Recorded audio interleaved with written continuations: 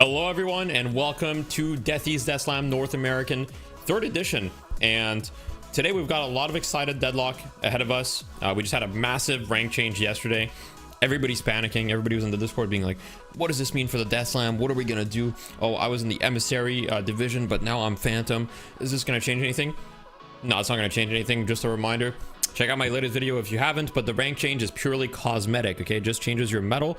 The MMR system that they use behind the scenes to actually matchmake has not been changed as far as we know. Obviously Valve hasn't told us, so we don't know for sure, but we're pretty confident. Are you excited, Ryan? Did you check your new rank? No, I'm about to. I was literally just going to oh yeah, I completely forgot. So I'll do that as a live reaction to what rank I'm at, but I imagine it's decayed still anyway, so Lord knows what it's going to actually show up let as. us know. Let us know, and while you do that, I'll prepare the public for what's happening today. So today we've got a very excited day.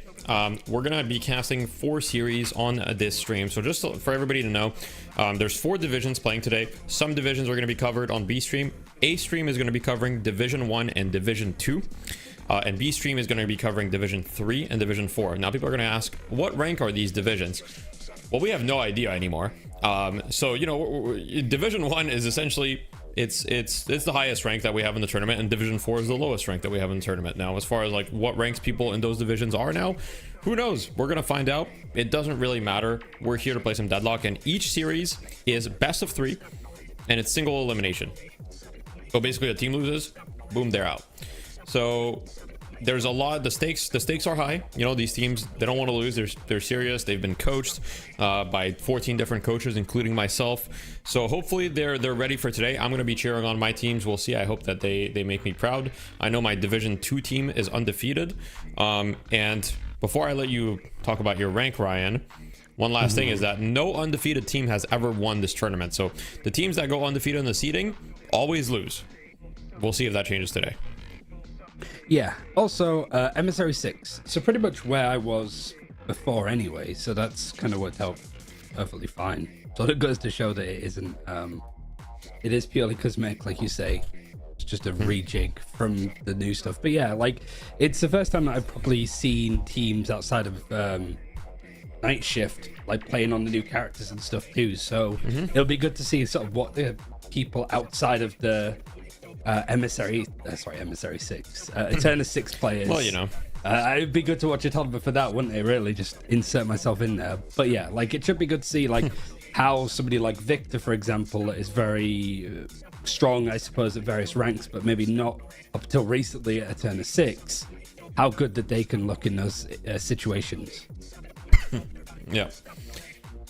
So we're gonna get into the draft shortly. For everybody at home, I am sick right now, so if I ever cough or something, please forgive me. Very bad timing, but you know, we gotta carry on, and we love deadlock, and so I'm caffeinated, I've taken meds, I'm hydrated, so I'm ready to go, and I'm sure that after today I'll feel terrible, but right now I'm just thinking about deadlock. So we've got Soldier Our Boys versus Deadlock Nest Monsters as our first matchup. Now, as far as drafts goes, I really have no idea what we're in for. I don't really know what these teams are going to prioritize. I think that pretty much across most divisions, Kelvin is pretty feared, but I've been seeing a lot of scrims where he doesn't necessarily get banned, and so I don't know if these teams can properly abuse him, and so I'm guessing that we'll just see like a lot of comfort picks, but we'll see if there's like a trend today, because we're going to get a lot of games, so we'll get to see if there's a trend. Yeah, it sort of feels like one of those instances where I think the last time that we watched some of the action, there was a lot of like Geist back then, because Geist was the raid boss character. Right. For somebody like Kelvin, I can imagine it being like a first phase pick, but I don't know if teams are going to sort of ban them out. Pocket's going to be first. That sort of makes a lot of sense. I don't know how much these teams sort of know each other from scrimming or playing in previous like Death Slam tournaments or the league. Yeah. So it's a good chance that if you recognize some of the enemies on the other team and you know that they play characters like Pocket, it might be good to get that out. Yeah. So Pocket has been banned. All right, let's be real. Pocket's not a fair hero right now. Pocket hasn't been a fair hero for some time, but anyway, just the affliction, the amount of damage that this hero outputs, like, you know, it's impossible to kill this hero.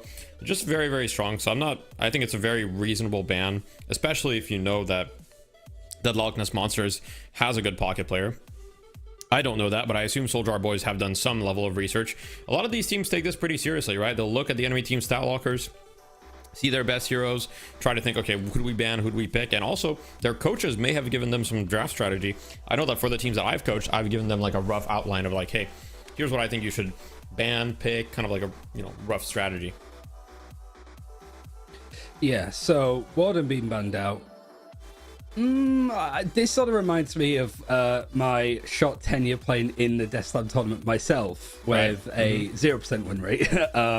But it did feel like characters like Warden, Pocket to a lesser extent, but Seven, just team fighting characters that honestly are just very good at being carries, but not necessarily the carry character. But also just a good way that if you're practicing as teams to be able to go like, all right, we're playing around the urn, we're playing about mid-boss, we're playing around objectives, so let's have an ultimate that sort of fights in a big area, so if we need to fight for urn, we can get a warden and stuff. But it means also, oh, we don't have those ultimates, let's separate, let's use this time to farm. It is just a very like binary way of approaching the game when you have these kind of characters that are also just very strong in their own right. Right. And my cat is here to distract me from the draft. So I just need to, you know, shout out to my cat. This is Stella for everybody watching the stream. Stella is, you know, she's on the stream. I don't know if my wife can hear me, but if my wife can hear me, I would recommend she tunes into the stream. So she sees Stella live in a minute as there's a slight delay. But anyway, we've got Kelvin first pick. No surprises here. You know, Kelvin, this hero is basically like, what, like you said, strong team fighter, but he can also be played as a carry. Now, I don't know if people like realize how strong Gun Kelvin still is. He's still broken. I'm just gonna say it right now. I was actually talking to Wander about this yesterday. Now Wander is like living on a different planet and he thinks that Kelvin's lane is bad, so I'm exposing you, Wander. Anybody that like Kelvin's lane is one of the strongest in the game, and Deadlock Nest Monsters responds with Shiv, which makes sense because you don't want the enemy team to get Kelvin Shiv. We know how strong that combo is traditionally. A lot of healing, very strong lane together, great synergy, and so they picked the Shiv. And I would guess that we're going to see either some form of frontline or some form of CC come out for Deadlock Nest Monsters. And Infernus, I don't think has been picked too much in these tournaments, but I actually think he's really... Oh. Just as you said it. I love Infernus here. I mean, I feel like the combination of the two of Shiv and Infernus here is good in its own right? Just being able to dot somebody down to susceptible execution health. The Shiv means it's going to be hard, certainly if either of them got heal bane and you go dot damage into Kelvin, doesn't matter how much you're healing during like his ultimate, you're still going to have it reduced somewhat. Yeah. And toxic bullets. Sure. I mean, Infernus just is a good pick. And also, I'm pretty confident that Infernus is the strongest, like, typical carry hero right now. I think that as far as the carries go, like, if you're thinking about, like, you know, heroes that just shoot their gun primarily, I think it's like Infernus, Wraith, then Mirage, then Seven. I think Seven is kind of the worst of them all right now. That's just my opinion, of course. But Seven, in these games, does tend to be very strong because people, you know, struggle to buy knockdown. Now, these teams have had about 2 weeks of practice at this point, so hopefully by now they know to buy knockdown against Seven, right? But you never know. Yeah, it's I just opened up the chat there as well. Sorry, it's been a no, it's all good. Day. It happens. Paradox is good. This is the one area that I think does maybe differ from even now. It feels like back when I played in Death Slam, around the time that the tournaments were happening there for like Night Shift and stuff, Paradox Holiday were like first phases, first bans and stuff. Now people are moving away from it a little bit more, like maybe to go for stuff like Doorman and Monkril, stuff that's similar but not quite the catch characters. So it is interesting to actually see that like Soldier Boys are almost drafted properly. If you were like an Eternus 6 team, Eternus 7, like these guys would be on. If I saw this in Night Shift, I'd be like, this is looks fine, normal. Looks normal. But and it's just also like as well. playing to your advantages as well. Like if I'm Deadlock Nest and Monster here, I'm just trying to starve Soldier Boys of any form of like carry that they could potentially get. Yeah. I think that this is a great start to the draft from both teams. Now, if I'm Deadlock Nest Monsters, I'm not gonna lie, I'm picking Victor. Okay, Victor, look guys, I can't keep it hidden. Okay, Victor's OP. I'm sorry. Okay, I didn't know how good Victor was gonna be after all the changes. And I'm sorry, like I didn't keep my spreadsheet updated. I've updated my spreadsheet. Victor is S tier. I'm spreading the news now. Use Listic build. It's OP. It's unfair. But they picked Moen Krill instead, which, you know, it serves as a front line, serves as CC. I don't dislike it. I do think that a lot of people are sleeping on Victor, myself included. Now I'm no longer sleeping on Victor, though that hero is not okay. And then, yeah, Moen Krill, I think a good option with what Soldier Boys are putting down. Like good mobility, good survivability against if you get caught by any of the various stuff that Soldier Boys has. Yeah. Don't really have ways to kill this Mo, right? Like it is a pretty good Mo game in the sense. Banning the Wraith here makes sense. Like I said, I think after Infernus, Wraith is one of the strongest carries this patch. She's particularly strong if you pair her with, if you pair her with Paige. Like I said, my throat's a little rough, so I might struggle sometimes. But yeah, if you pair her with Paige, I think she's really, really strong. Wraith gets like double barrier stacking, right? So meaning, what I mean by that is if she gets a Paige barrier plus Wraith TP, she actually has like 1,000,000 HP. And then on top of that, she really benefits from the attack speed from the Paige barrier that she gets on her. And so I think it's a really like strong combo together. Now, I don't think that they were going to pick Paige, but Wraith is still really, really solid. So I like the ban, especially since Deadlock Nest Monsters has already secured their carry in Infernus. They can start kind of like getting rid of the other ones. And then GT, actually, somebody that, again, it feels like this is the hardest way to sort of like cast the game, Deathy, because it's like context to do with like there was a patch and then the last couple of weeks, like, you know, GT be like, it's weird that GT's this low in the second ban, but it is a different group of people playing in the tournament, and also like it was different from Night Shift last week, and then there was also a patch, so it's a little bit like I guess GT would have been nice, I think, for Soldier Boys to have themselves. No, like it feels like you might be cutting off your nose to spite your face, but also Deadlock Nest Monster could definitely make use of this character at the same time. GT has also fallen off in priority pretty significantly, especially in Night Shift as well. Recently, just due to the nerfs, right, as you said. So a lot of things still up in the air. I think GT's still good. He still has like a role for sure. I think GT is like a really good counterpick to certain heroes, like for example Pocket or Mina, right, where you just get that like super high burst into the Pocket or Mina, the heroes that are super squishy. And we see the Bebop from Deadlock Nest Monsters now. I'm looking at that team and I'm seeing a lot of beef. Like these guys are not easy to kill. They're very, very tanky heroes. On the side of Soldier Boys as well, Billy and Kelvin, we'll see what they pick next. But, you know, I think that any hero that does percentage damage would be really good here. I would love to see perhaps a Vindicta for the side of Soldier Boys. Now, there is a little bit of counter synergy with Kelvin, so maybe it's not the most wise. One hero we haven't seen a ton that's kind of been on the up and up is Calico. She got some pretty significant buffs. She's quite good right now, but we see the Ivy coming out. Yeah, I mean, again, it feels like Ivy would be at the top of the list. So for Soldier Boys, you have a lot of flexibility. Like the fact that like Ivy could just be an M1 character on this team and just be that carry. You've already got Kelvin, you're starving Deadlock Nest Monster from more like supportive options. It does feel like you could potentially, I don't know how much like support Bebop is still a thing, but there's always that shot. And even then, does it matter too much? I also like the Mirage for the same reason. Like you sort of mentioned, like percent damage. Any form of shred damage as well is going to be like handy. And then actually having Ivy and Mirage to just macro around the map, protecting, making sure that the waves are pushed, going back to walkers if they're being split pushed. And I just basically being able to rotate any and everywhere on the map faster than Deadlock Nest Monster can do. Yeah, I do really like this kind of Ivy Mirage combo. Now, here's the thing. If I'm Deadlock Nest Monsters, I'm striking right back, and I'm picking... Okay, so there's a couple visions you can go. I do actually quite like the Calico, but I love Haze here for Deadlock Nest Monsters, personally. Haze tends to be kind of a soft counter to Mirage. I like the Victor as well. Like I said, this hero's OP, so getting Victor 5th pick, I mean, look, I'll take that any day. I do think Haze is a good way to kind of finish off their draft. It gives them a lot of things that they need. They already have some catch, but the Haze, if you buy Slowing Hex or Silence Wave, is kind of a soft counter to Mirage, because it makes it really scary to push those side lanes, right? Because you never know when a Haze is going to pop up invisible, just go on you. So I love what you said about the mobility of the Ivy Mirage going around the map, getting a lot of plays going on. That's a really like good thing for Soldier, and I think a counter to it would be the Haze. Now, if I were to think about another angle, the thing that you could say about Deadlockness Monsters is like, okay, maybe they're lacking a little bit of teamfight CC. I could see, not really sure what I would pick here for that necessarily. Let me think. Oh, Doorman. Yeah, that's actually good. I like the Doorman.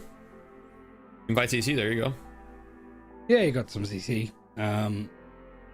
I'm wondering a little bit about damage for Deadlockness Monster. Like, sure, your Infernus could build up, but even for laning, how good is this team for Deadlockness Monster in, like, separating them out into 2 sets of 3?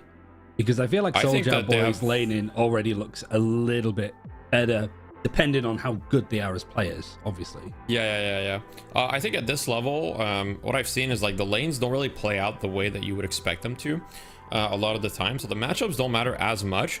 I think Deadlockness Monsters have a lot of the kind of like, let's see, how do I put this politely? Big chunk guy, so to speak. So for example, Victor You've got the plural, is like, right? Yeah, big chunk guy. Victor is, he's very hard to deal with, right? But he's not necessarily going to snowball the lane, but at the same time, how do you kill a Victor? And they finish it off with the Lash. So I'm actually a little worried for Soldier Boy's lane, because Lash's lane got hit a lot in the latest update. Like pretty much everything that made his lane decent. I wouldn't say he was a strong laner before. I would say he was decent, but everything that made his lane decent got nerfed. So Mystic Shot, Cold Front, Quicksilver Reload, Mystic Burst, all of those items got nerfed, like literally all of them.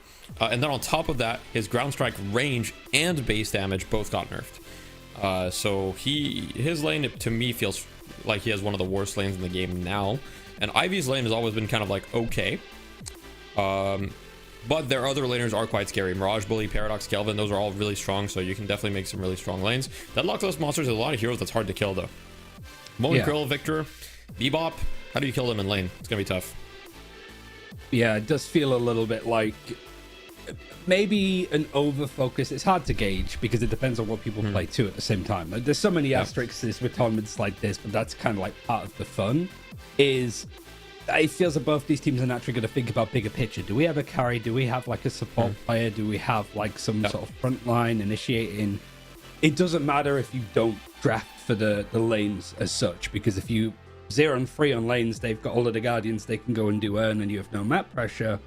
That's still a very difficult position to come back from, but not impossible, because these games can go a lot longer than your average night shift game would.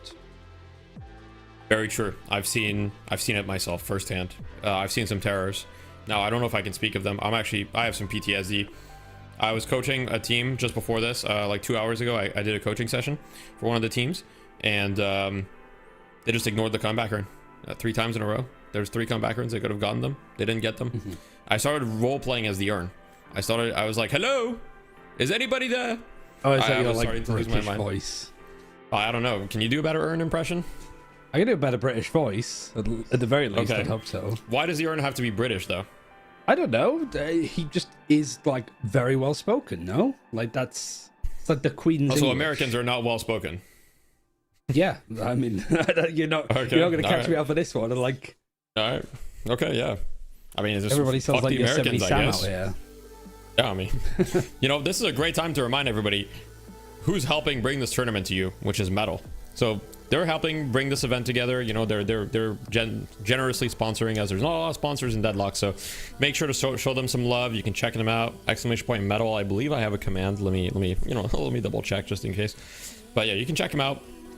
Show them some love back for them showing love to grassroots Deadlock esports. We're doing something that not a lot of people are doing, giving these players an opportunity to play on the big stage and feel a little bit like esports players themselves, even though for anyone tuning in, these are not pro players, right? This is Division 2. Division 2 before the rank adjustment was around Archon. Now I believe that Division 2 is probably more like Phantom, I would guess. Phantom Ascendant, maybe. Division 1 is going to have some Eternus players in it now, most likely, after the rank readjustment. So that's going to be interesting. But, yeah, I believe we'll probably get in-game pretty soon. Let me just double check that. Soonish, yeah. Okay.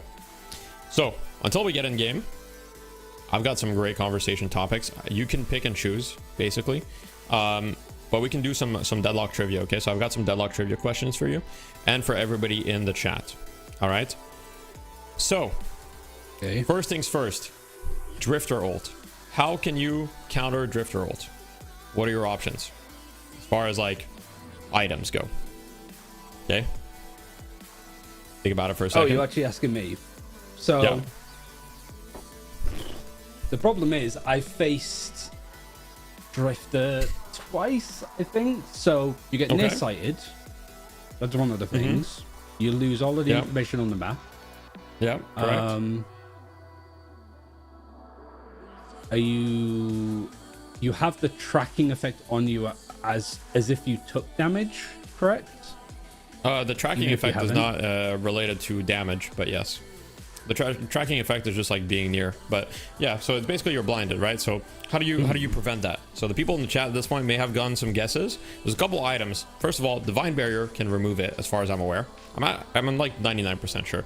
If you put divine barrier on yourself or on someone, it removes it because it's an ultimate. So boom, can remove that. You can counterspell it for those that didn't know. So when Drifter says like the voice line, if you counterspell shortly, like I think it's like at the beginning of the voice line, you can counterspell it and not get hit by it, because look, we all hate being blinded for a million seconds, right? So that's another option.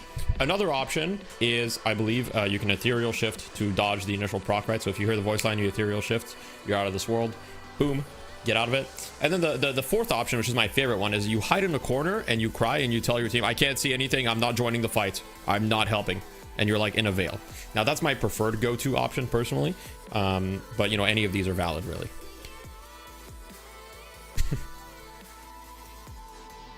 I mean, counterspell seems to be. Is there an ultimate that counterspell doesn't work for? No, no, but yes, Dynamo is the one that's the most like janky. Technically you can counterspell it, but you have to get out of the, like, counterspell only lasts 0.8 seconds, right? So you have to get out of the black hole within 0.8 seconds. So I guess if you counterspell Warpstone, you might be fine, like right away, but you don't have a lot of time. So I'm pretty sure that it's actually, I don't even think you can Warpstone right away.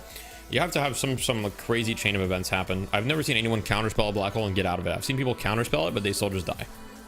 Yeah. So, you know. Delays the inevitable. Yep. All right. So we are going to get into the game very shortly, so no need for more deadlock trivia. But if you like deadlock trivia, stick around, because I've got some more things planned for later in the show. But we've got our first game of the day, Soul Jar Boys versus Deadlock Nest Monsters. Very excited for this. I'll go over the roster for the Soul Jar Boys. I don't think that the names are correct yet, but we've got Flo, Umbi Cortex, I believe that's Steam Skull, Mana, Fly, and Steve S. Now, as far as the names, always give it, 30 seconds to a minute while we fix them. For example, you can see Fly is on the goat right now, but yeah, we're gonna adjust the name, so don't worry about that. Oh, that's not Fly, actually. I think that might be Flo, but the flow slate has not been reached. What I'm more surprised at is that Soldier there. I was going to say, like, that took a while to pause. I feel like yeah. Look, we gotta work on the team synergy, guys. Like, if Soldier Boys is like slowly reacting around the map, we know why. And their computer turned off, so I'm not confident in the Soul Jar Boys anymore. Like, they don't even notice when their teammate's gone.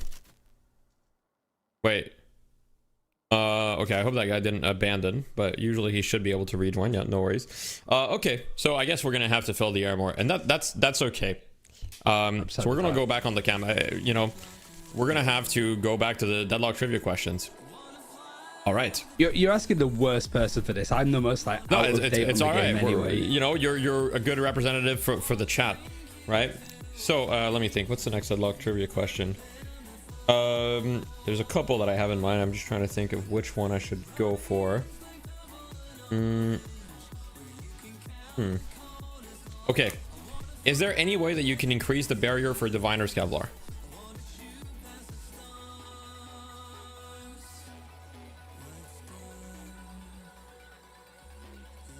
Anyone in the chat? By the way, if you guys want a Death Slam mug, you can type exclamation merch while you're thinking about this. And I've got the old design, which has got the slam on it, but you can get the cat design. Sorry, my camera doesn't autofocus, but yeah, I've got an old DSLR. We do what we can. I have to do all the settings manually, but I think it looks pretty good. But yeah, so while you guys have thought about that, what's your final answer, Ryan? Yes or no? Like, is there a way to do it? And if so, what? So it could be no. It's the item that was spirit that is now a vitality item. Correct, yeah. When you use an ultimate, you gain spirit power and barrier. Correct, yeah. Interesting.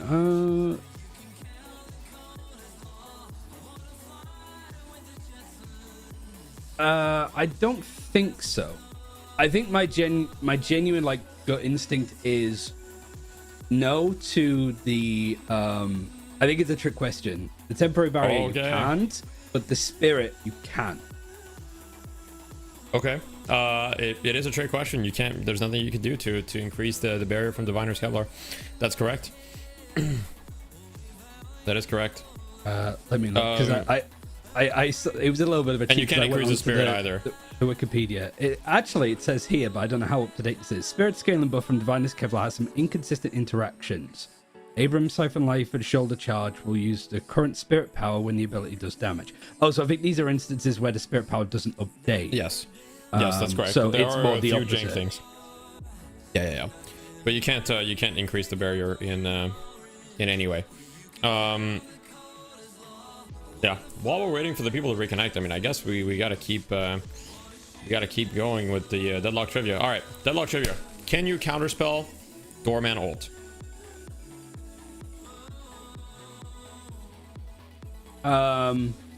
Which part is like when he initially goes to put you have to answer it. Yes, you can. Like I've seen instances. I don't know if it works out well, but I've seen people try to at the very least. Like either when they fall into the Nether, or when they run out of time, or when Doorman's about to send them to the Shadow Realm off the back of the right. So you can't counterspell the initial cast of it. You'll get sent to the hotel no matter what. So you literally cannot escape the hotel. In fact, I've dodged it before with Pocket Suitcase, and then it still sends you back to the hotel for some reason. So yeah, you can't actually dodge going to the hotel as far as I know. Maybe, I don't even think you can E-shift it. I really don't think there's anything you can do to dodge being sent to the hotel other than interrupt the Doorman cast itself. With a stun of some kind. You also get out of range as he does it as well, because there is a bit of a wind up. No. Okay. No. You cannot get out of range. Like the only thing that and you're stunned during the wind up. You can't actually interact. However, you can counterspell the damage of it, right? So there's two things that you can do. You can either counterspell as you're getting into the doorway to escape, or you can counterspell when the timer's about to run out. However, the void thing that you were mentioning has been patched out. So now if you go in the void, it just sends you back to the beginning of the Kana hotel. So you can't counterspell into the void. Yeah, that anymore. was some Mandela effect thing, because I did see players doing that to dodge the Doorman ultimate. But then when I actually played Deadlock the first time with Doorman, they had that in that if you fell, you got reset to the start. To me, falling and taking damage was never a thing. And so I was like, did I just get gaslighted by everybody? I didn't realize that this was something that was like patched in or out. Yeah. All right, so we got info. The player's power flickered, waiting for the router to load so that they can join. So it might be a few minutes. So I mean, we've got plenty of time for some very, very interesting deadlock trivia. So I've got a couple more interactions kind of planned out. So let me just load up the game so that I have I have it in front of me, because I have a bad memory and I didn't write these down because I don't know. I didn't plan for enough time. Sorry, I didn't plan. Okay, so let's do a scenario. You're playing against heroes and they have heavy bullet damage, okay? And you have 6,400 souls. Okay, which one? Okay, let's ignore the amount of souls, but when you're playing against heroes that do heavy bullet damage, are you better off buying plated armor or bullet resilience? Let's ignore the on hit part. Let's say they don't have any on hits. High bullet damage. Yeah, so like let's say you're playing against a Haze, right? Or okay, let's not use Haze because technically she has an on hit, but let's ignore the on hit part. Let's say you're playing I don't know, against Yamato, gun Yamato, for example. Okay, she doesn't have any on hits, she just hits you like a truck. Are you better off buying plated armor or bullet resilience? It is a little bit one of those, like it depends what character you're playing. back at them. It doesn't actually depend what character you're playing. You don't reckon? It does not. There's an objective answer here.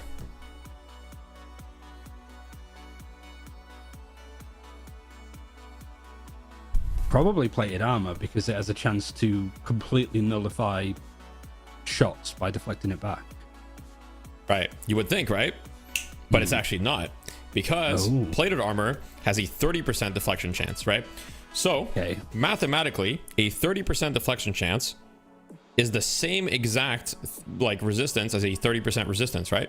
Because when you think about it, you're just ignoring 30% of the damage. But getting 30% bullet resist is essentially ignoring 30% of the damage as well, right? Now, obviously, there's a lot of equations. Like, for example, if they have a lot of shred, then it's a little different.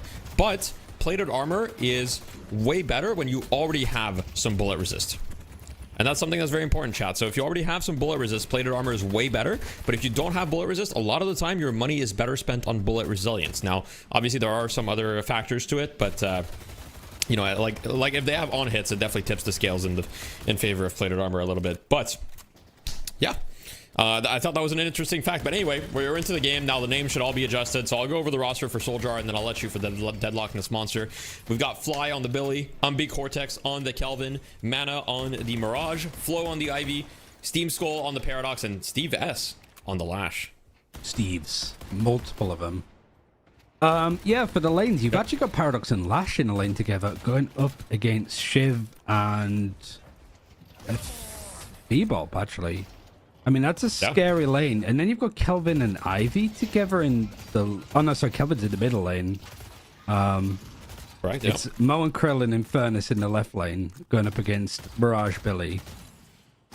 But it is Ivy Kelvin mid as well. Yeah, Ivy Kelvin mid is a little weird, I will say, but it's not that bad. One thing, so I don't know about these teams because I didn't coach these teams, but some of the teams that I coached, I basically told them like, hey, who cares about the lane matchups? Just lane with the same person every time, because you're not a pro player. And so what's going to win you these games is like if you play well with your lane partner, as we've got a hook onto the Paradox, but we switched away from the Paradox, unfortunately. But now Billy's going on the Mo and Krill.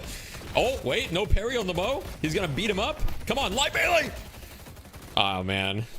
No light melees. You gotta go for a couple of the smaller whacks. But yeah, it's like Ivy Kelvin. It just feels like if you do Kelvin Billy, that's a really strong lane because it's almost like the Kelvin Abrams of Yonder.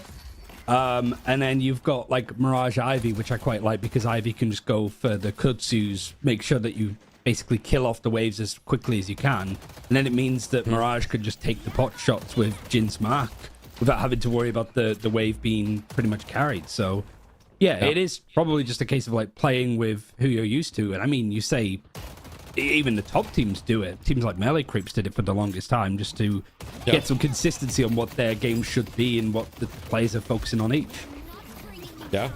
We've got some interesting aggression here from the Ivy Kelvin lane. I mean, yeah, I was a doubter, but they're being pretty aggressive and getting a lot of damage. Now, the problem with kind of going against this Victor lane is that Victor kind of wants you to shoot him, right? Because when Victor is low HP, well, first of all, he needs you to shoot him to you know, scale his get his pain battery. But also, when he's low HP, his second ability barely hurts him, and so he just heals like a ton from it.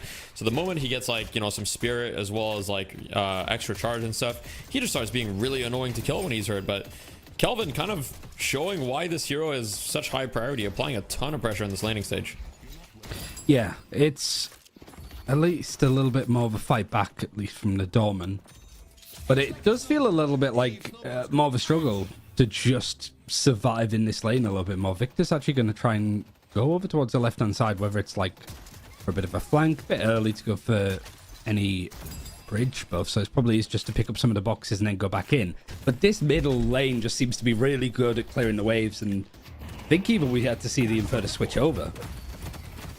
Yeah. Infernus with the improved spirit taking down Fly. Jeez, he's got 2 Jin's Mark stacks on him though. Mirage got a 4th one, should be able to just pop it and just kill him. He's not activating his Jin's Mark. I mean, I guess cool guys don't look at explosions. This guy's not looking at his Jin's Mark. He's like, I'm gonna like delay your kill for some reason. Fair enough, sure. Pushing the wave without his Billy, so that's okay. I'm so proud of this Mirage build though. Like, I look at this Mirage build and I'm like, this guy is definitely following like a Lightbringer build probably. He's going Mystic Shot, Extra Spirit, Healbane. I mean, this is meta abusing at its finest. I love it. I mean, you got Lightbringer actually just showing off the tech for everybody nowadays, but it is also like a bit more focus on the spirit damage because it means that Ivy can just go pure gun, which seems to be hard to gauge at this point for Flow because I think this is just a buy order for Ivy for the last 15 years. But you would assume that it would just be building into like an M1 character considering the rest of the cast on Soldier Boys. Yep. Yeah, we'll see. But you are right. The Ivy build has not changed. As we've got a Moe and Krill ult going on, but Tornado away as the Billy ult to strike back. Gonna pull him back into the tower. Both of them. Oh, it's massive, but the tower's got no hands, not swinging. Moe and Krill 1 HP though. Can he get the score off? He can. Just barely living. Infernus tries to ult to counter it. Fly will be going down, but both of the players in Deadlock Monsters are extremely low. Can Mirage clean up? Doesn't look like it. He was able to at least trade Moe and Krill go down. And I think Biswick would have been fine there if it was more the fact that because he went for the combo, it was the Guardian immediately starts shooting him because he's doing damage to one of the nearby allies. If he did do that, I think that play would have worked out perfectly. It was just unfortunate that nobody else was taking damage from the Guardian or somebody was in front of it to try and block it, parry it potentially. It was definitely an odd interaction as we've got this Bebop starting with Mystic Burst, perhaps going a little bit more spirit oriented. We'll see. At high elos, gun Bebop is kind of the meta, but I know that in the lower elos, people like the spirit Bebop sometimes, so maybe he'll be going that route. I guess we'll see. Yeah, he seems to be Enchantress Barrier. Yeah. He's only got 4 stacks currently, but I mean, looking at the characters that you could potentially go into, it's going to be hard to get the follow-up, but not hard to actually catch either of them, really. I mean, wait, we got a big hook on Paradox into the tower, but the swap, good swap from Paradox is going to be leaving here as Lash looks for an ult, but Bebop Lash's arch nemesis. Steve S taking him down. Lore accurate gameplay by the Lash. Very proud. I mean, it was pretty much a checkmate moment, hiding from the death slam and just striking down on him whilst he was low HP. I mean, it seems to be the thing as well of just nowadays, like, there is a lot worse options for actually keeping your health tapped up. Like regen doesn't feel as strong, healing right doesn't feel as strong. People aren't exploiting rescue beam to get that as like your first item and just healing yourself. True, that's not really happening so much. I mean, there's definitely still some regen being bought in the laning stage, but not as much as we've seen in the past. You're correct about that. We're going back to this lane, but so far, I mean, both teams have kind of struck back and forth, and a good start to the game. Not really any team pulling ahead, so we've got good matches, and that's really what it's all about, right? Is getting these good matches for these teams to kind of be able to show off their skills. As the Sinner Sacrifices just spawned, and we see the teams, let's see how disciplined they are, right? How fast are they going to be on top of it? So we're already seeing people all over the map kind of going for these Sinners. I'm seeing the Bebop, the Infernus, the Billy. So, guys, in your pub games, go for these Sinners. They give you a lot of buffs, they give you a lot of money, and they're very important. Now, just a case of seeing how the rest of the laning phase is going to go. Got the Sinners starting to show up a little bit more, as well as the tier 3 camps. Not really seen any cultists, but again, it sort of feels a little bit like this is kind of the rank where you're not going to get full use out of it, unless you're looking to farm, potentially. Yeah, I guess we'll see. I'm interested how many, I'm interested in if we'll see some sort of item meta develop as the Shiv just kind of takes off Paradox's head there. Bebop actually 1 HP right now. Lash looking to assert dominance once again. The hook onto the Lash. The Bebop still 1. Steve gets Echo the Gecko, but the Shiv should be able to clean up. He's got full rage. This is a life strike Shiv. We've got melee Shiv back, guys. I don't think it's that good, but can he catch the Lash? Oh, good movement from Supik. He's on the chase. A little bit of an ADHD moment as he's freaking out, but he hits the dash, hits the knife. Lash is 1 HP. Steve, can he? I think you got a heal from Healing Trooper and he lived. Oh, he was able to get out. I mean, that was a perfectly timed peel as well that came in from Steam's skull. No. If he had actually gone Dagger Shiv, it wouldn't have been too much of an issue. But he has so life far, I strike. think all of the Guardians are still up. This is, again, kind of what we expect. It just feels like it's going to be a little bit harder to actually get neutral lanes of a 2v2 into anybody's favor because the matchups aren't ideal. And even if they were, that doesn't inherently mean that you're going to just win out the lane. I'm curious to see. Actually, we're seeing the Billy and the Mirage move over towards getting the bridge buff, and I think they actually even stole a couple of Sinner Sacrifices as well. Yeah.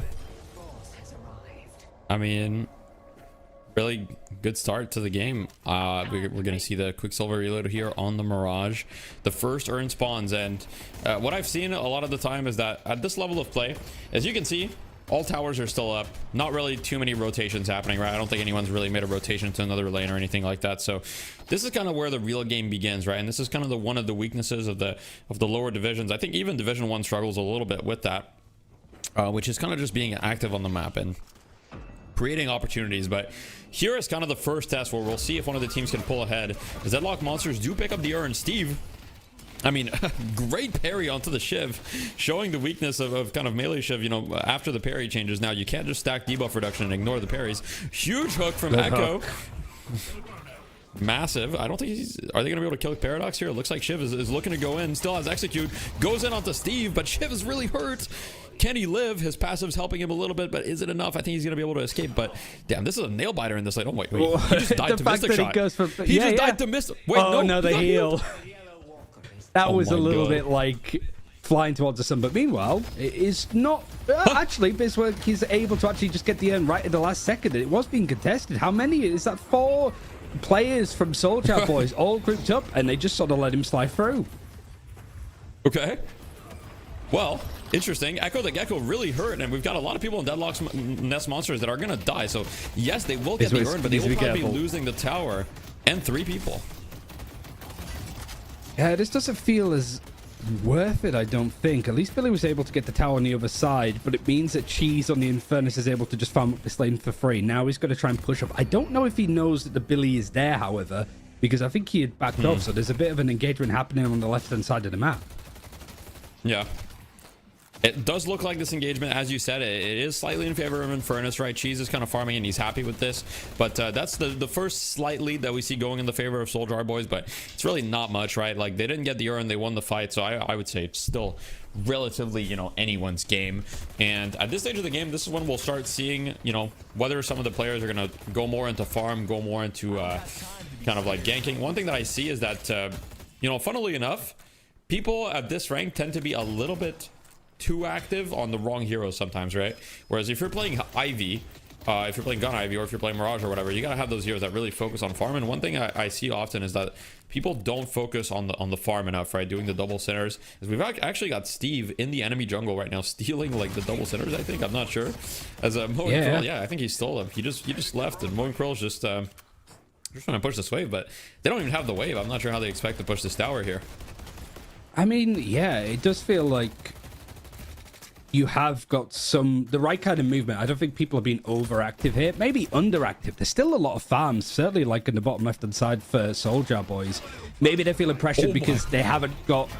They just need one more Guardian before they get a flex stop, but they've also lost an urn. I mean, the Billy's going to try and go in with the ultimate, pulls people back, and even pulls the Kelvin in to just make sure that this is a rougher battle for the Bebop to be winning out. He goes down, a really nice sort of set play that came in from Deadlockness Monster off the back of 2 ultimates, and they're able to take the 3rd and final Guardian. I think this is a fine trade. I mean, yeah. Overall, I think if you're Deadlockness Monsters, you're definitely happy with that. That's definitely a fine trade. I mean, in fact, I think you're on the you know, on the winning end of that. So definitely looking good for them. We've got a bit of a Spirit Doorman, so it's not Gunman. I know a lot of people at home think Gunman is OP.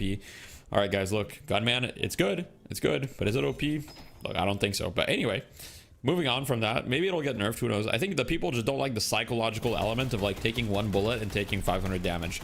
That's really like, you take 1 bullet and you're just like, yeah, you lose so much health. Oh my god, wait, Kelvin Nade just like stole that from the Mo. The Mo was just farming and Kelvin just yoink.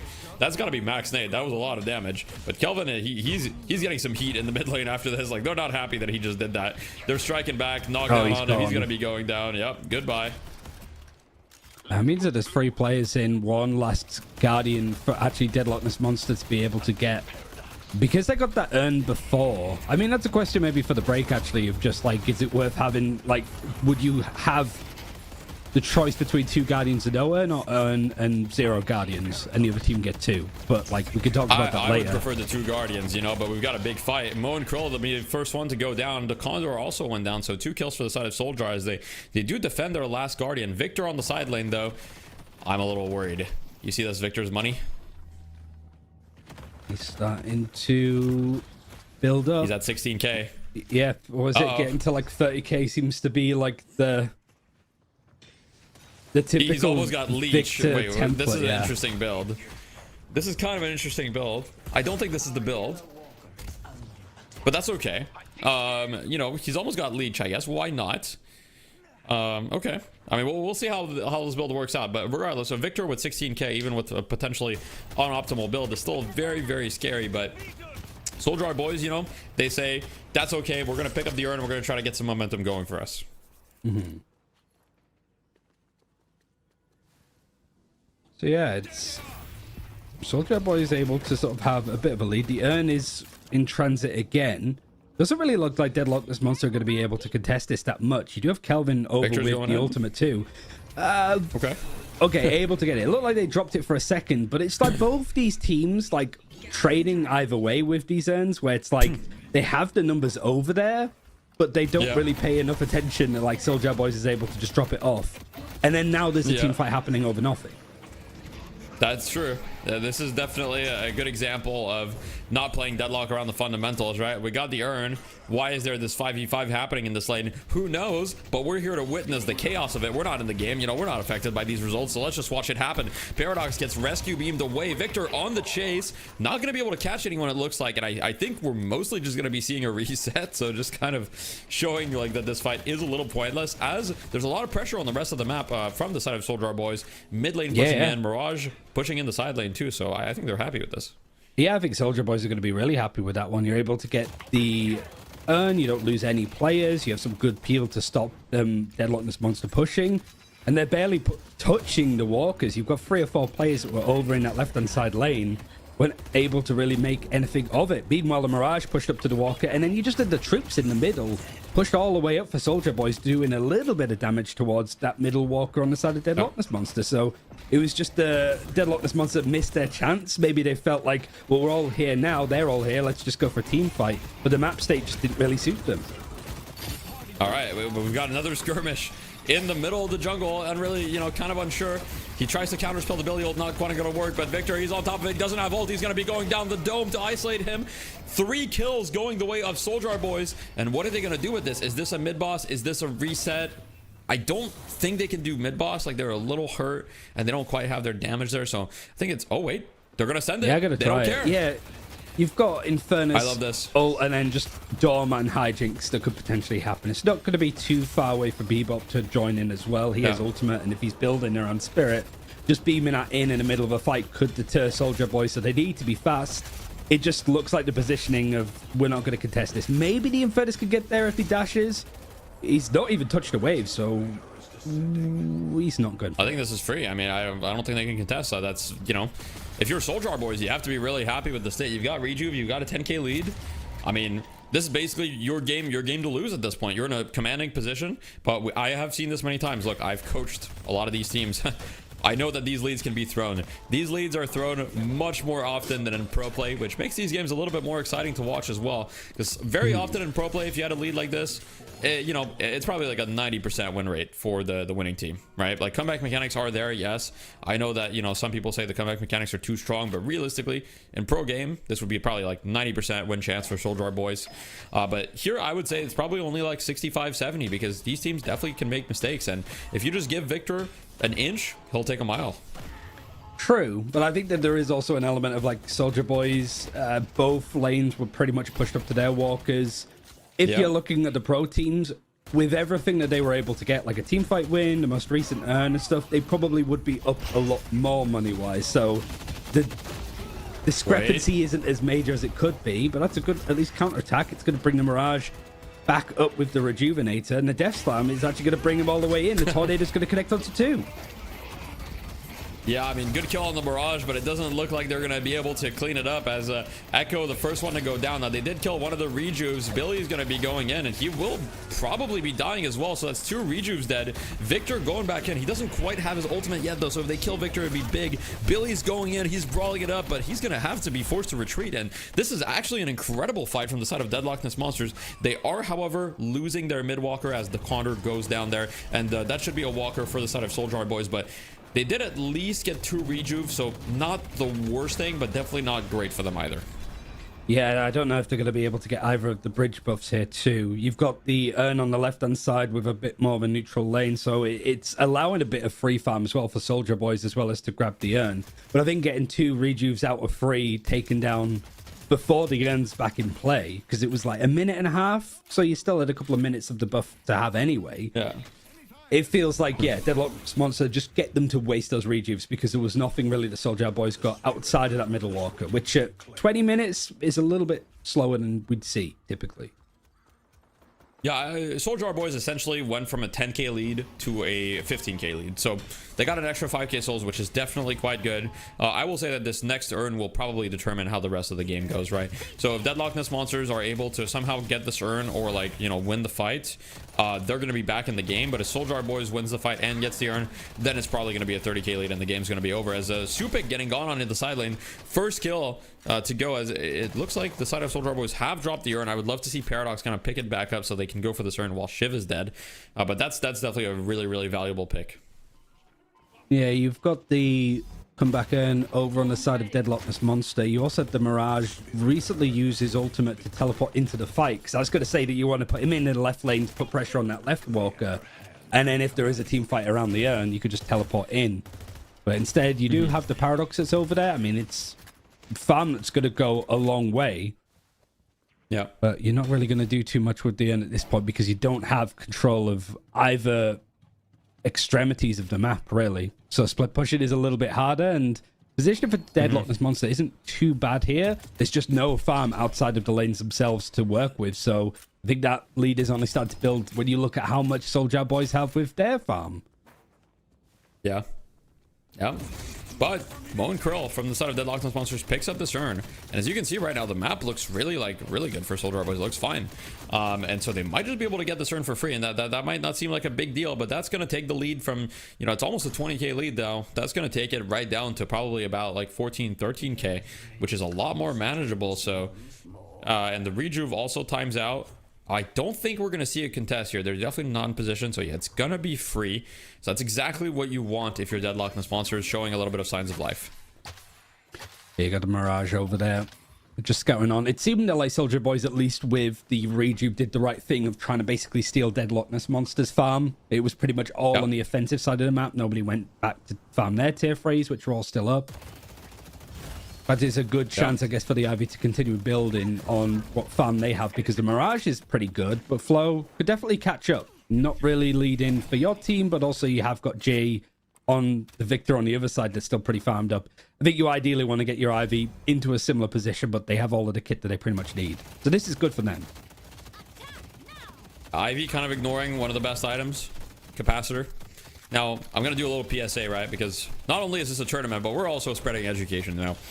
Ivy's damage was nerfed by roughly 25%. Roughly. Her max DPS was taken from, I think, 134 all the way to 107.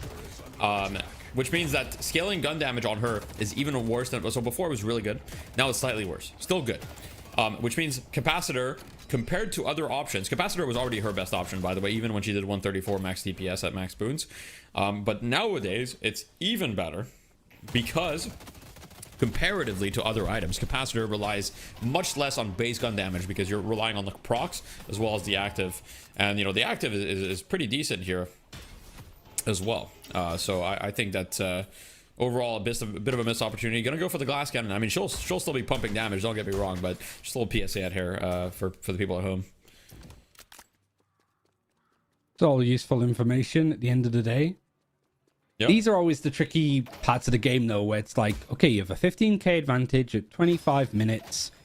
Yep. Again, feels like you want to be playing around the urn, the bridge buffs. Both teams really have no clear objectives to go for, but this fight could be pretty much everything if Team Virtus wants to go for the chase here.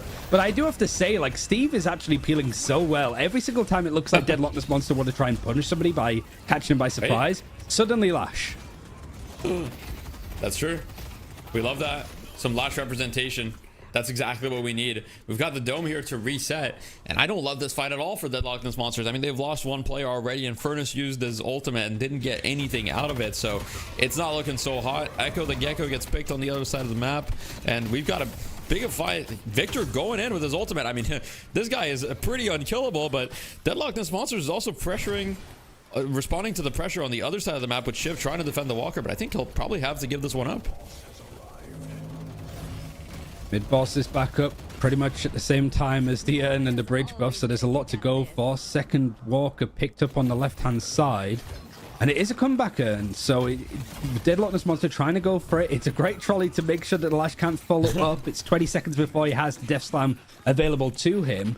But it's actually the fact that Soldier Boys are able to pick up the urn themselves. But because the middle and left wave are so shoved, there's a really good chance of them going here. You've got the Victor that's going to try and split push, fix the waves on the right-hand side. And with the urn, they're going to try and do mid whilst Deadlockness Monster waited around the comeback urn. This is really genius. I mean, that's good gameplay for especially for Division 2. And that's one thing I want to highlight is that when these teams enter the tournament, they're just regular matchmaking players. When they come out of this tournament, I've seen it time and time again.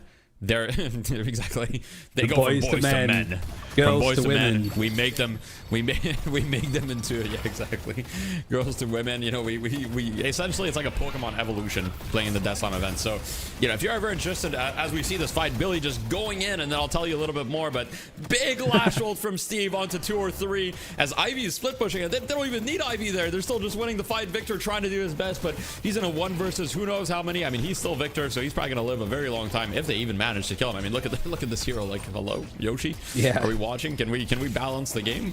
Like, Victor does die once, but he's just gonna run away and he's gonna be fine probably. Wait, he might actually be caught. No, he's out.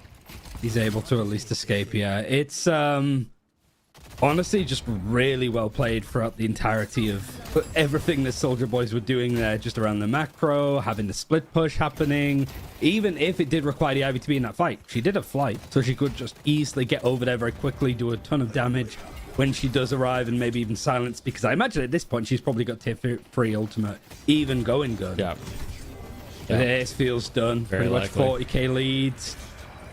I mean, I think they just get into the pit. I think they can just end. I don't think there's anything that the defending team can do, really. What trump cards do they have? They have Inferno Assault, maybe, but it's gonna need to be a massive one, and there's so many tools to deal with that. They almost have Kelvin Dome, and they have Lash Ult again.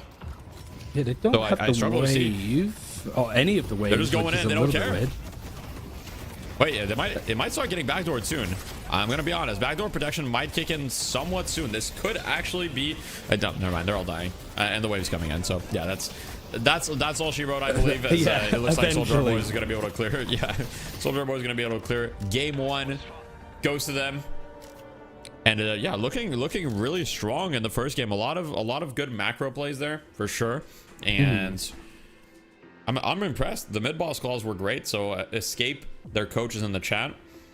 So, you know, Escape clearly did a great job with them, teaching them how to do mid-boss, teaching them how to end the game. I think what they did was better than a lot of the teams that I've coached as well. And I gotta say, they're looking pretty dominant. Yeah, I mean, it did feel like it was quite a neutral game from the lane in. Even like the first turn, you kind of let that slide through from the other side. But ever since then, as soon as they could sort of go on some of the decision making in the late game for macro, it was pretty much just all them. And I really do like the way that Steve's played the Lash. It did feel very much like, I'm going to bait you. As soon as they try and fight you, I can just death slam them in, pull them back into a fight. Up against someone like Victor, where he might have a second life, for example, you can still punish that a little bit more, make it really costly if they do try to be offensive. And really, that's what it felt like. Just that Sapphire, every time that they tried to catch somebody by surprise, it was call an ambulance, but not for me, for the other side.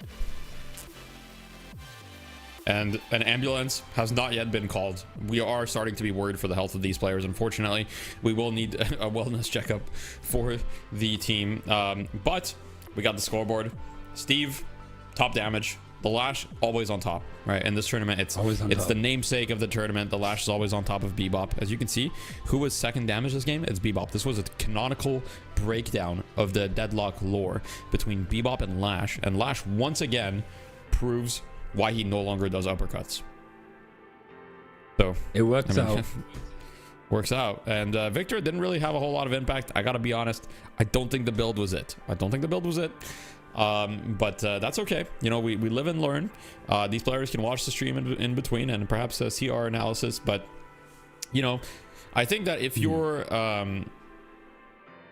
why do I blank on their team name? There was the Soldier Boys and yeah, that's it. That's the only like note for Kashi. Like if we could have the team names up, because it's a best of 3 as well, so it's not like we're going. That's just it. We're going to see a little bit more of these guys play. But yeah, Soldier Boys are Deadlock Nest Monsters. Okay, no, I've got it. It's a Deadlock Nest Monsters. I don't know why I just blanked, but yeah, the Deadlock Nest Monsters. I would be a little worried going into game 2. Perhaps you don't give Steam his lash. I will say his impact was very significant. Dare I say, perhaps he even carried.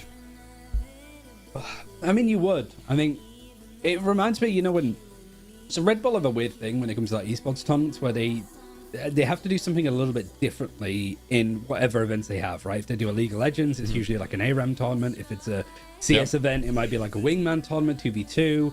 For Valorant, it would be like home ground. So it does feel like this is kind of like the Red Bull tournament of, because it's Death Slam, Lash is twice as strong, and he is almost like Red Bull, hit us up. Yeah, like an ancient to use himself. That he's just, you'd have maybe 4 players and then Lash taking up 2 slots. Yeah, someone in the chat, you're going to see that late, but the next game is very, very soon. We're basically giving the players a quick little break. We're going to go into the next draft whenever it's ready, essentially. So it'll probably be a few minutes. Okay, sorry, can you repeat that? Sorry, go for a break. Right. Yeah, we're gonna go for a short break. I'm a professional, by the way, so don't worry, guys. Everything is being handled professionally. I mean, this is literally how you do it. Like, this is what everybody says. Like, how do you get into casting? It's doing stuff like this. Like, we're gonna see a lot of like casters volunteering their time to get some reps in for Deadlock before it really kicks off. So you're the same, Deathy. You're always a student. That's the main thing. You're never an expert. You're always a student. That's correct. So before we go to a short break, if you guys ever want to join one of these events and be a player and get coached by high-level players for free for 2 sessions, as well as, getting a better experience in matchmaking, playing, finding new friends, teammates, join the Discord. That's where we have all the announcements. Discord.gg/DeathSlam. I will put a link in the chat as well. Yeah, let me just, rephrase that. But yeah, we're going to be going to a short break, going to be running some ads, and we'll be back very, very soon when the next draft is about to be ready.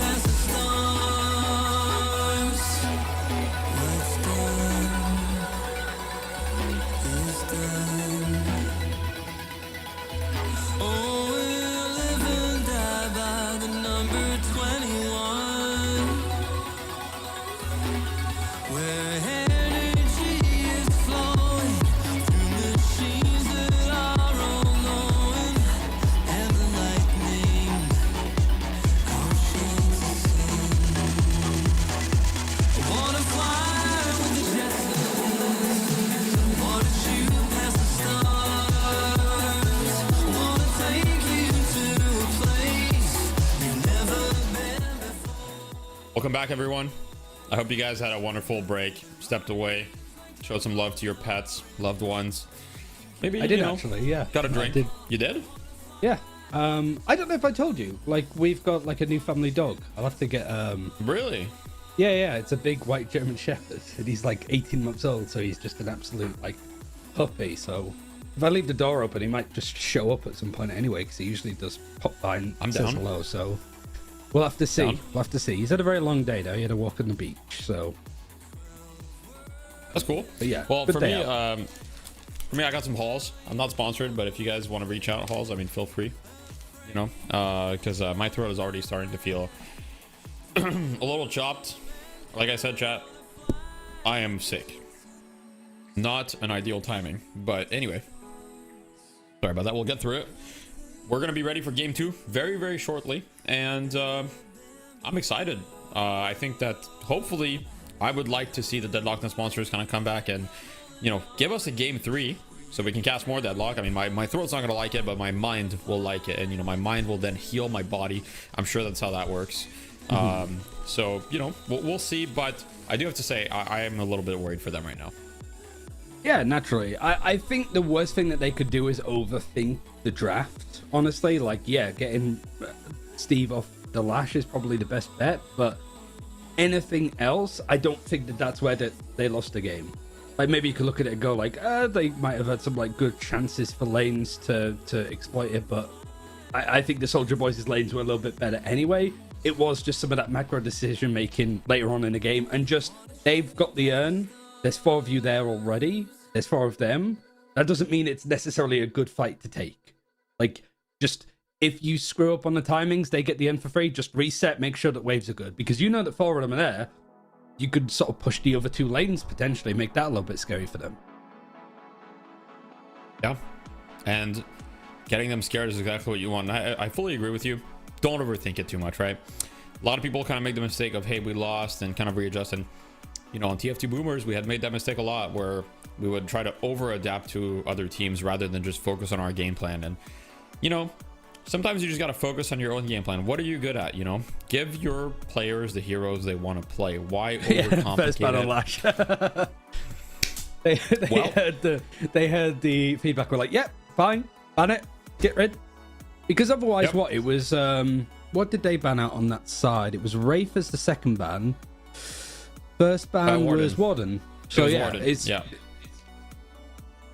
And so Soldier Boys, it's the same bans, because it was Kelvin and then it was GT.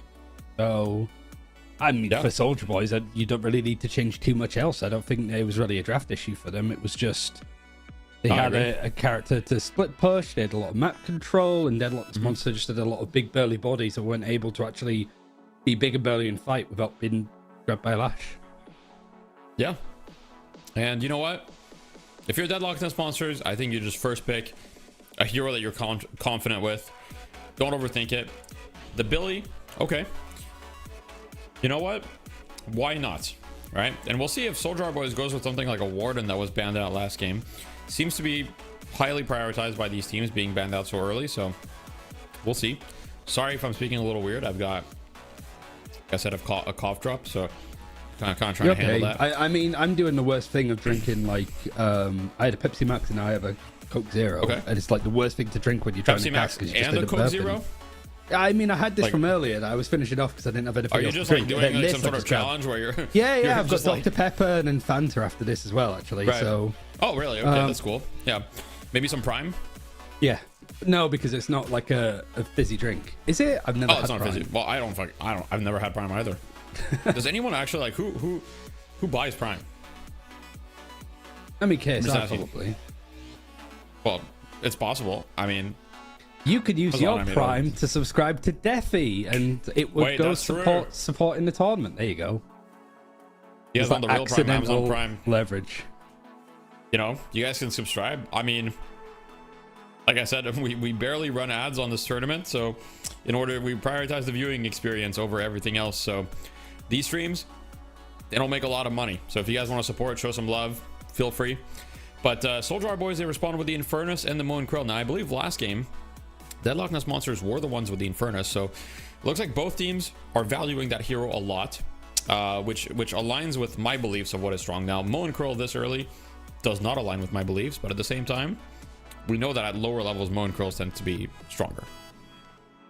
I mean, it could be a character for Steve, to be fair. Like, if it's somewhat adjacent to what he'd get from Lash, and if it isn't, if this is just a Lash 1 trick, I think just sticking him on Moan Krill is fine. I think anybody to an extent. I'm not saying Moan Lash players Krill's don't have easy to hands? play.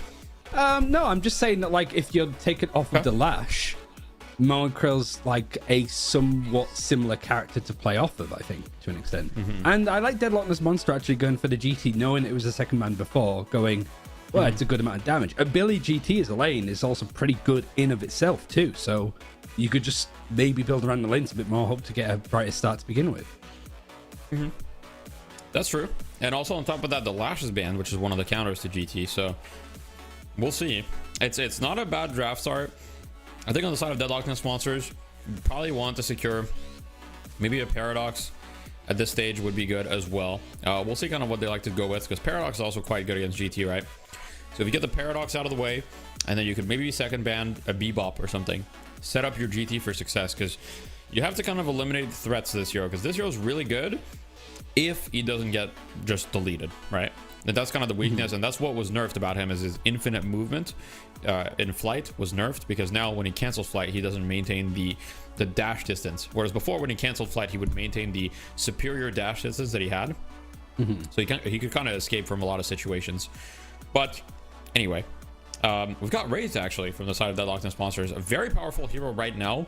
Perhaps they were afraid of it getting banned, because I do believe it was banned second last time, so picking it early to make sure that they can get it. I'm quite surprised that, like, Soldier Boys here, I think Ivy might be a good shout. I know that they picked it 4th last time, but they don't have access to the Kelvin like they did last time. I mean, Pocket is also available to play, because I thought it was Kelvin and got banned out, but obviously it was in play from Soldier Boys in the last game. It was the Pocket that was first banned out instead. So, yeah, looking at it, like, what we're missing Shiv, we're missing Paradox, we're missing Kelvin, obviously, because he's been banned out for, like, that first phase. I think like a Paradox potentially could be a good choice for Soldier Boys here. You've already got some form of catch, so you don't need to worry about it too much. So maybe having... they are going to go for the Paradox. I was going to say that, or maybe go for the Pocket if Deadlock Nest Monster were a little bit scared of it. Yeah, Pocket not really being touched so far. I do think it's a good pick for probably either team. I think it's probably a slightly better pick for Deadlock Nest Monsters than it is for Soldier Art Boys. Now, you are kind of starting to get a lot of spirit damage on the side of Deadlock Nest Monsters, so I'm a little... I won't say worried, but you might want to diversify your damage types a little bit more, right? So you've got that. For second bans here, I think if you're Soldier Art Boys, you could consider, you know, banning some of these pick or teamfight heroes. They go with banning the Warden. I don't know how I feel about that. I mean, I think it would be an okay pick for Deadlock Nest Monsters, but I don't actually think it's that good into the heroes that Soldier Boys have, right? Like, Infernus tends to be pretty good against Warden, in my opinion, but we'll see. You know, maybe they're just afraid of it seems that Soldier Boys is just banning the big teamfight heroes like Warden, Kelvin. So, a decent strategy. On the side of Deadlock Nest Monsters, you have to ask yourself, what is Soldier Boys missing? I do think that you probably want to ban the GT counters, if possible. ET counters are left in the pool. Bebop, if they like to play that. I don't think it was Soldier that played Bebop last game. I think it was Deadlockness Monsters, correct? Let me check. Yeah, it was. Yeah. And the Bebop was top damage, but it was a Spirit Bebop, and it you know, even though it was top damage, he did go 1 and 8. Now, obviously, KD is not everything, guys. But yeah, they banned the Ivy. So Ivy is one of those interesting things where she's fallen off somewhat significantly at a high level, but in a lot of the games that I've coached, she's still dominating at the lower levels. So even Gun Ivy still dominating. So we'll see. One of the teams that I'm coaching has an Ivy player, Justin, that, you know, is pretty much perma spamming Ivy. So it'll be interesting to see. But I think she's the best character for, if there's one character to just pick and play to grind your way up to a turn of 6, I think it's Ivy, because she's just so versatile. You can play her in various different ways, and it's not like you're cheesing anything or forgetting about any element of the game, like laning, macro, team fights, gun, spirit, it's support. Like, you can do it all as Ivy, and it doesn't feel like you're playing, you know, like melee Shiv. And like, I exploited the shit out of that when I was like playing up to like Phantom or whatever, where you just sort of play through one facet of the game only. So yeah, I mean, I think she's good, especially when you have got the Kelvin out of the server as well. And Soldier Boys are going to go for the pocket despite it being their first ban last time. So they're happy to have it. Maybe we're scared the Deadlockness Monster might want to try and potentially grab it in the first phase. They didn't, so yeah, it's going to be open for them. That's true. And Pocket being picked here. I don't love the Pocket into the Deadlockness Monsters lineup so far. I'm thinking there's a lot of scary things for Pocket, right? Like, Billy has a slowing hex, that can be a problem. Grey Talon does a lot of damage, Spirit Burst. Wraith ult, you can dodge it, but sometimes you can't. So quite a bit of scary things here for Pocket. The hero is still like really strong, so it's not a problem. I think it's still a good pick. Depends on how good you are at the hero, right? It's one of the heroes with the highest skill ceiling in the game.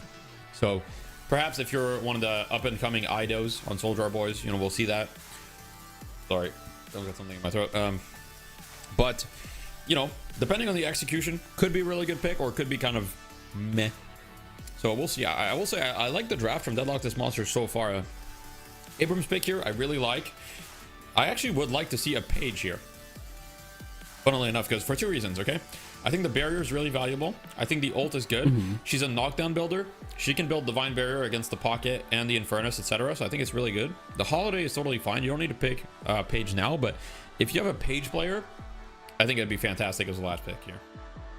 Yeah, I think the Holiday is good because you don't have access to the Mount Krill like you did last time too, so you're missing a little bit of like catch. And even though I did go well for Deadlockness Monster last game, the Mo still did connect onto a lot of enemies. It was just that those enemies were then picked up by the Lash on the other side. Like, there's always a bigger fish, is kind of how it felt. So now Soldier Boy's having 2 last picks. Maybe a bit of like frontline, a bit of tankiness. Like, Shiv's still available if Soldier Boys want it, but they didn't really have a tanky lineup last time. It was just the Billy that they had, which is obviously on Deadlockness Monster's side this time. Yeah, I think Soldier Boys have a lot of different options to go with here. One option that would be perhaps a little bit underexplored is Geist here. I quite like the Geist. I think that it's good to stand up to a lot of these heroes. They go with Yamato, which is not bad either. Yamato Haze, okay. I don't hate it. I'm a little worried for the playstyle that we'll see from Haze. I think she's got potential, but I don't know. Depends how you play her. We'll see. I think a lot of it will be dependent on the Haze's performance. If Haze can have a good game, she can be really good against GT, right? She can kind of snipe him out of the sky, just sneak up on him, etc. But it's going to depend a lot on this Haze, because I like the Yamato pick, but the Haze is a little bit of a wild card here. Yeah, it's potentially a little bit squishy. It's if Soldier Boys can build up a lead, they could just be really offensive with how they play. But in those kind of team fights, you don't really have something like an Abrams that could just take a lot of the threat and attention away from everybody else. Maybe Yamato can sort of build a little bit tankier in that approach, but I just feel like team fights, Deadlockness Monster have a lot more going for them, either with just like CC or just brawlier characters, or GT just pot shotting away in the distance. Maybe here you could, so what was left before, like Doorman, Victor, Bebop, like Doorman, yeah, I think it was like a good final thing to go for. I'm quite surprised that Mirage wasn't available, even picked for either side, because it felt like not having the Ivy, that you have a bit more like macro control, which is what Soldier Boys used to win that last game, to be honest. Yep. So Deadlocked Monsters did have the Mirage last game, not the Mirage, sorry, the Doorman, and it did decent. They also had the Mo and Crow. Mo and Crow didn't really have a whole lot of success last game, so we'll see if Soldier Boys is able to have more success with the Mo and Crow than Deadlocked. I can't speak. Trying not to lose it. But yeah, anyway, you know, success here and there, you know, who wins, like blah blah blah. I'm just gonna save myself the speech and drink a little bit of water. Sorry about that. You good? Okay, so final showdown. My prediction here. I'm gonna go ahead and predict I think Deadlocked Monsters won the draft, so I'm gonna go with Deadlocked Monsters winning this game. But Soldier Boys looked really strong last game. Yeah, so thinking about how the draft went last time, I think Soldier Boys had a better draft last time, but it was quite neutral going into the 10-minute mark.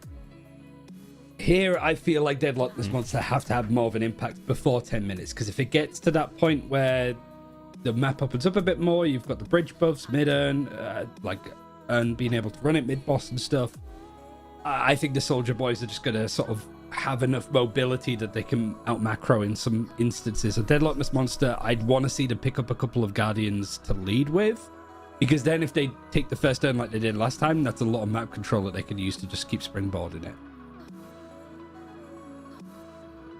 True. All right. So let me check how close we are. Do I have to pull out some Deadlock trivia? We'll see. I'm assuming the players are getting ready in the lobby right now. Yeah, I think they actually so have them going like to the set lanes as well, which is nice. Really? Judging off the pictures that Kashi's putting in the Discord, I think he is getting them to be in their assigned lanes to begin with, but I don't know for certain. And that's not guaranteed. That's not guaranteed. It's just seeing who's Got playing the info. Well, Ryan, what'd you have for breakfast? You don't even remember? Nothing. No, I didn't have anything for breakfast today. That's late impossible. riser. What do you mean? Well, I had sandwiches why and that's I broke my impossible? fast at like 3 p.m. Because breakfast is not a time. You're breaking your fast. You always have breakfast. What if I'm always So what'd you eating have and for never breakfast? breaking a fast? Well, you're not eating while you're sleeping, are you? I might not have slept for long. Maybe I'll wake up every hour and just have like, I don't know. You've got like your snacks. Yeah. Wake up. In the middle of sleep. Yeah. I just eat whatever's on my desk on the left-hand side. Okay. Yeah. Were you setting up to build onto a point, or was that just like an attempt at small talk? Well, you know, I just figured, what do British people talk about? I'm like, surely they talk about breakfast. It's usually the weather. Oh, the weather. How was the weather? Quite warm today. It's been some days where it's been pretty cold, but yeah, recently it's been, last couple of days it's been good. I think it's about to get very, very cold here, like at the end of this weekend. So, yeah.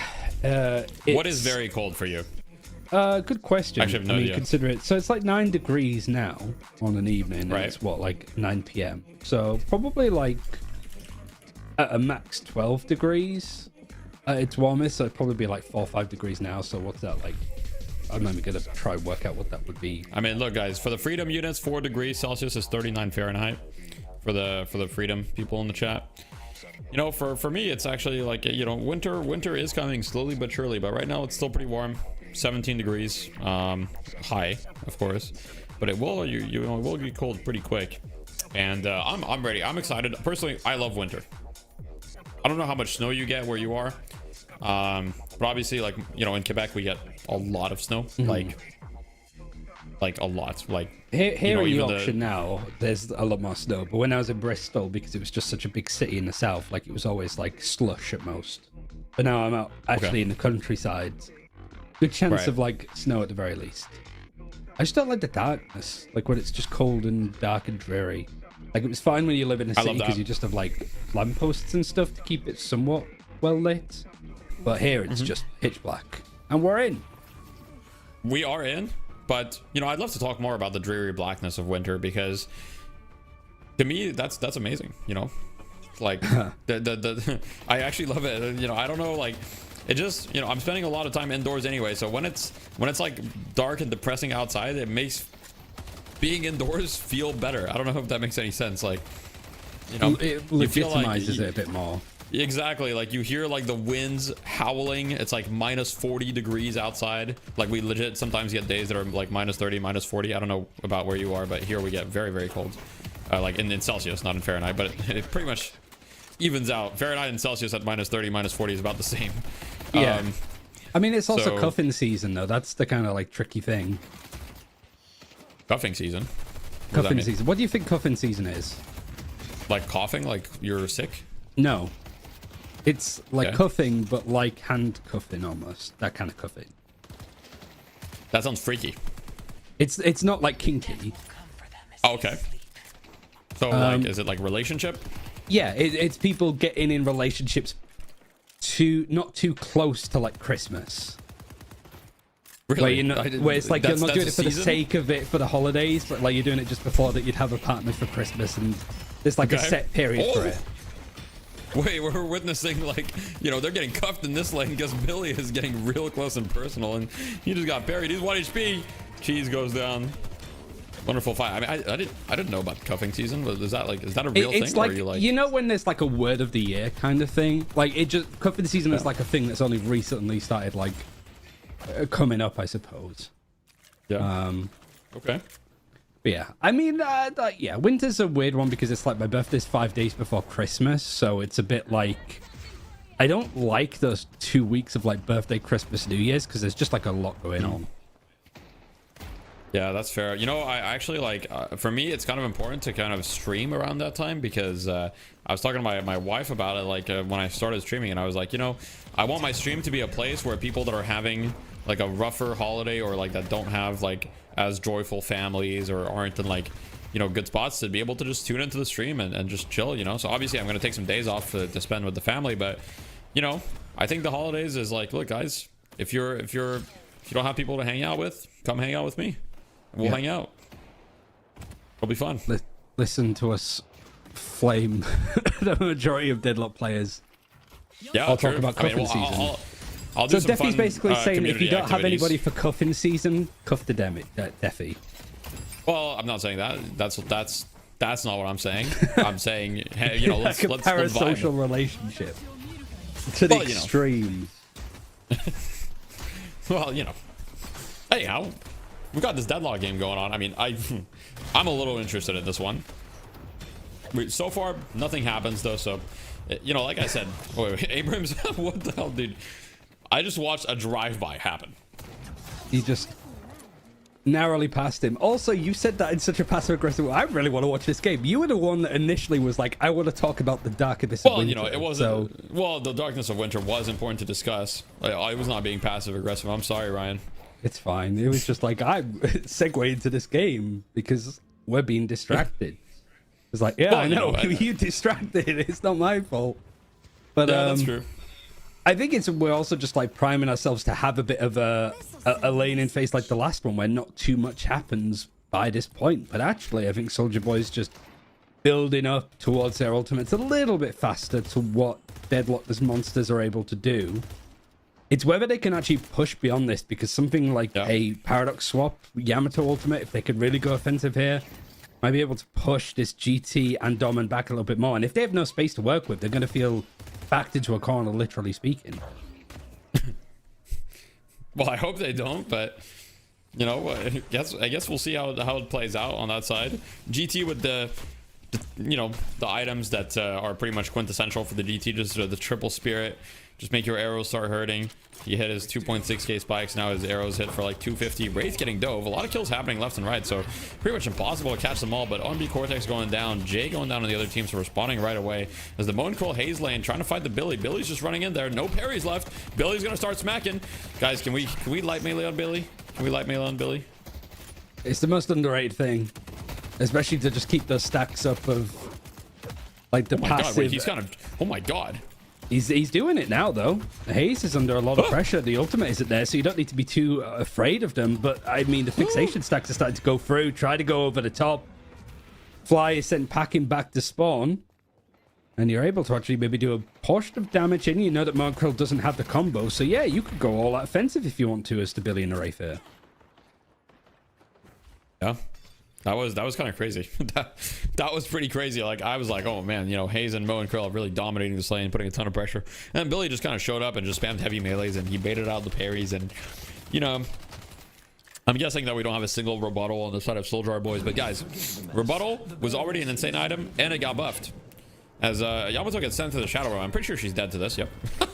I was just checking because That this is is so pretty, funny. this says a lot, I think, about the quality of the players that we have in this tournament. There's only 2 players that are playing the same character from the last map for this one. Really? And that's the catch characters, actually. Steam Skull on Paradox and the Condor on the Doorman. Everybody else is on totally different characters. Good hero pools. We love seeing exactly. that.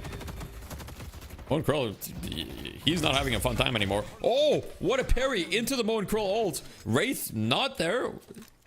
And yeah, Wraith just, all right. I was like Wraith could maybe do something, but no, she was chilling. Just seemed like maybe a little bit overzealous, over aggressive, but the Moan Krill just came in perfectly to sort of peel and actually start the counter attack. Does mean that the Wraith kind of gets to farm this lane a little bit more, and a boost was used, so it's not going to be too long for Billy to be back in this fight. Meanwhile, Abrams has found his way through Pocket. You do have the ultimate coming through from Infernus Amana. More just having to back out a little bit more as he was under a lot of pressure. But that is also the lasso used too, so the catch at least leading into one, but all of the boosts now starting to be used. It's not going to be too long for Pocket to be back. Yeah, big swap here in the mid lane. Doorman getting swapped, but will it result in anything? We've got Yamato diving as well. Great Talon, 1 HP. Yamato going to be cleaning him up. Paradox doing a little bit of damage on the Doorman, as Steve on the Yamato going to be backing up a little bit. And, you know, Steve looking pretty good on the Yamato as well. Take him off his lash. He says, no problem. I'm just going to play the Weeb Lady. And Doorman escapes with just a sliver of health. You actually have the Affliction. Just the tail end of it, I think, was on Echo the Gecko. But it's now at least a little bit faster for Soldier Boys. They're able to get that first Guardian now. And I sort of said it before, like Deadlock this Monster, they have really good characters for the laning phase. They want to be winning out here. It's another great combo, actually. Flo's been able to stack a few of these together. Plus 7, plus 50, or whatever it is now. yeah. And then they were able to... It was in the lane that they got the Guardian on, so no punish there. They're actually going to keep this wave shoved in. And just in time for these Sinner Sacrifices to show up for the Haze. Yep, and Hayes is like, yoink, mine, as Holiday gonna be going down, but Abrams is like, do not touch my little poochie Holiday. I'm going in on you, Infernus. He's got life strike. He's being aggressive, and he just turns for the sitters. That was so anticlimactic. He just like walks forward and he's like, well, actually, Infernus, I don't care about you anymore. I'm gonna be taking these souls, and he does take the souls, to be fair. So nothing wrong with that. Infernus still quite low. Abrams going for the denies. Okay, I like the positioning. I like this. I mean, it seems like he's just holding the wave because, I mean, Holiday's going to be back in a second. You're able to take their Sinner Sacrifice. You've got stuff on your side of the map too. So farm-wise, he's starting to build a little bit more to Soldier Boys. 1 more minute before we actually have the bridge buffs available. And it does feel like for Deadlock this Monster, at least able to trade out a Guardian would be nice. And considering that they lost the one on the left, I'm quite surprised that they're not putting more focus over here. Instead, they're letting the Haze farm up just even more. They're at 8k. Hayes is getting to, you know, dangerous net worths, as we got the bird on Steam Skull, 1 HP. Can the arrow clean him up? Oh, tries to go through the veil, barely misses. Mo and Krill, he's got rage in his eyes. Mo and Krill is 8.4k net worth, by the way, not just a Haze. This guy is rich. Ooh, nice round the arrow, very, on the very other close. side. So at least Jay's able to be a little bit more threatening, especially when we start to see these team fights build up. But it's 15 seconds towards the bridge buff, so nobody's actually moving over there yet. I think the Billy's going now, but that's about it. Actually, both bridge buffs might be going Deadlock this Monster's way. Yeah, it looks like we've got a Mo and Krill ult here in the mid lane. Yamato ult popped as well. Doorman 1 HP should be going down here shortly. Does go down. Mo and Krill parries the tower, dies on the Great Talon. Massive spin, looking like a little Beyblade right there. Great Talon 1 HP, looking to fly away. Should be going down as well, as Billy counter initiates with the Holiday. Big rotation under the tower. Oh my god, what a response. As right away, they're just going to start cleaning him up. Billy's going in. He says, do not. He gets parried. And oh, wait, the Holiday's in. Wait, he's still alive. I mean, he's got the spirit buff as well. You've got both of the bridge buffs in action here as they both just kind of collapsed in on that middle lane after getting them. So now you see Soldier Boys trying to get the Guardian on the right-hand side, but that's been pushed back. This is really good from Deadlockless Monsters. They were on the bridge buff, but the fact that it's so central into the map, they saw that there was this big fight happening in mid, able to just peel for it and win the team fight and able to actually trade out a Guardian. Yeah, I mean, honestly, like we talked about it last game, how these teams move around the map a little bit less and all that stuff. And, you know, this game, I guess they heard us and they're like, you know what? We're going to make these rotations happen. We're going to be in the driver's seat. Wraith's got 5,200 unspent. So she's probably going to spend some money. Yep, she just does. That's great. I was getting a little concerned, but ends up working out. We've got Spirit Dormant again, it looks like. And 1 tower advantage for Deadlockless Monsters. They've got 1 more tower. Ooh. It's free in the blue lane for Soldier Boys, though. They want to try and get this one now. Go for something a little bit more scary. But weren't able to try to work out exactly where everybody's gone. But yeah, Dorman was able to just get out, protect himself from the Infernus ultimate. Unfortunately, Bisnick goes down. I think I'm just over-fighting and over-facing in that left-hand lane. Yeah, Billy, once again, going on this haze. No parry on the haze. Billy cleans her up. Yep, no problem.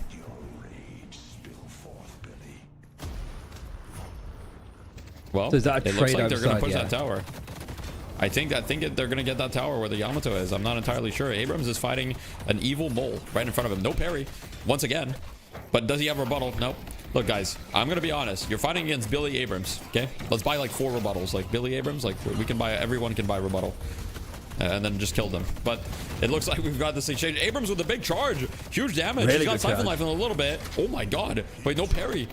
There's been no parries from the Mo. There it is. That's the first one I think that we saw from Mo and Krill. No, he parried earlier. He parried earlier as well. And it was on cooldown. But, okay. All right, well. Guys, I think Melee might be a little OP in Division 2. Just in Division 2. Just full stop, just I'd say. I guess so. I mean... These hands. It's kind of crazy. The Wraith just comes in. As expected again. Classic Wraith gameplay. I mean, what? Hello, guys. Finish this. I don't know what they were almost being too polite. No, after you. No, after you. I insist. No, after you. Neither that was so funny. Yeah. Oh, man. But we've got, I mean, this has been incredibly entertaining already, just this game. And, you know, it's a different type of fun than the pro games, but, it's very entertaining nonetheless. As Hayes, good parry on the tower here.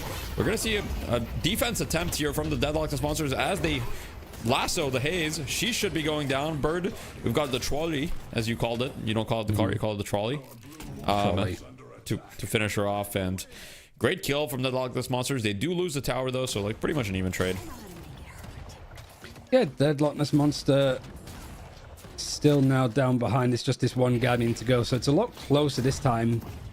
You have got a 6k lead. The urn hasn't been touched at all, and that was something that Deadlockless Monster actually had working for them in that first game. The first urn went their way pretty easily and pretty quickly. It's 5k difference now, and the fact that 2 players are down from Deadlockless Monster. Soldier Boys did get the mid boss around this time last time with a couple of picks. It's not too unreasonable to say that this would be a good option. It's just that the wave's kind of crap. Yeah, the waves are not in a great spot, and Yamato's going to be able to escape the hotel. I don't know why, but every time I see the Doorman Hotel, I just think of Hotel California. And we've got a fight here on the other side of the map. I mean, it's just constant brawling here. Wraith trying to escape. She's got a big bag on her, it looks like. 1 HP, got to be dropping that bag. Ooh, that's 1,000 souls. And, you know, Deadlockless Monsters were looking extremely dominant in a very winning position, but now they're behind 2,000 souls. You've even got Biswick using the ultimate mod to just scout out information, work out where this Yamato is. Because, again, it feels like you get a pick like that, you might want to try and go for that mid-boss. It's too early for the Abrams to go for, like, a fully tiered out, like, ultimate or anything like that. You don't need to worry about the ultimates at all.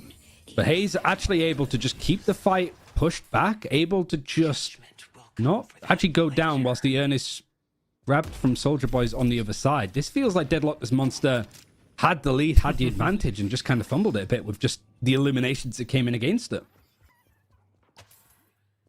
Yeah, I mean, Soldier Art boys, it looks like they're always kind of getting those picks in the mid game as we've got the Abrams charge onto the Infernus. No parry because he thought he was going to get stunned. Infernus really, really low. Flame dashing away. Abrams cleans it up. A nice 400 bag goes his way. So really valuable pick there from the side of Deadlockness Monsters. Striking back. The game is still dangerously close. Could really go either way. Right? So this one is definitely not over. Abrams ult onto the Moan Crow. Wait. I feel like the Moan Crow wasn't even close to that ult. No. Just wait, oh my god, Steve is 50 HP doing the sinners. Oh my god, he's got 50. Wow, imagine if he died there. That would have been so tragic. He's it's worth the risk for the majority of times. I can speak from experience. I have also died trying to do sinners. There's no way. I mean, okay, I believe I've showed you the clip. I showed you the clip. Oh yeah, was it in that Slam tournament?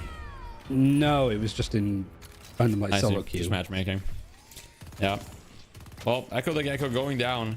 Soldier Art boys once again securing their lead kind of in the mid game. Now we've got Hayes here in the middle lane. Billy gets ulted by Pocket. Gonna be going for the chain gang here onto 2 players. Can he survive? He is afflicted, so he's gonna be taking a lot of damage. Very, very low as Hayes on the bridge. I don't think she sees the Billy anymore. I think she lost track of him somehow. And then she gets sent to the hotel. Brutal. Yep. I think they were able to get out.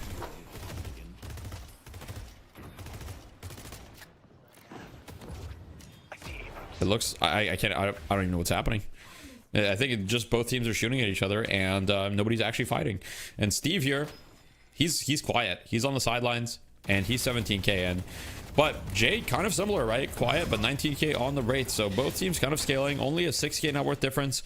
I mean, really just one fight changes the entire game. So no commanding lead for either one. I will say that in terms of Walker damage, Soldier Art boys, if they get an opportunity, this Walker on the side is half HP. Oh, wait, melee cancel from the Abrams. Okay. Bringing the melee cancel tech back. I mean, it was never gone, but a lot of people not using that anymore too much. As we've got a fight here.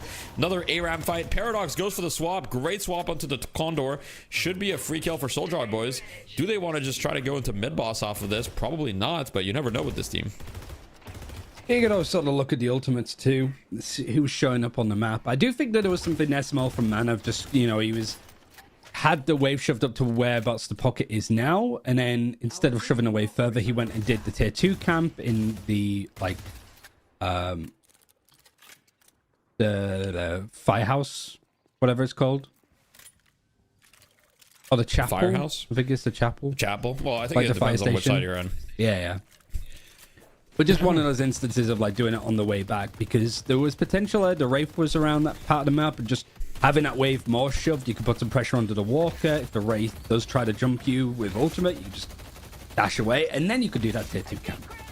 It just, at this point, you've got such good presence on the map with the Yamato on one side and then like Infernus, Hayes, Pocket on the other.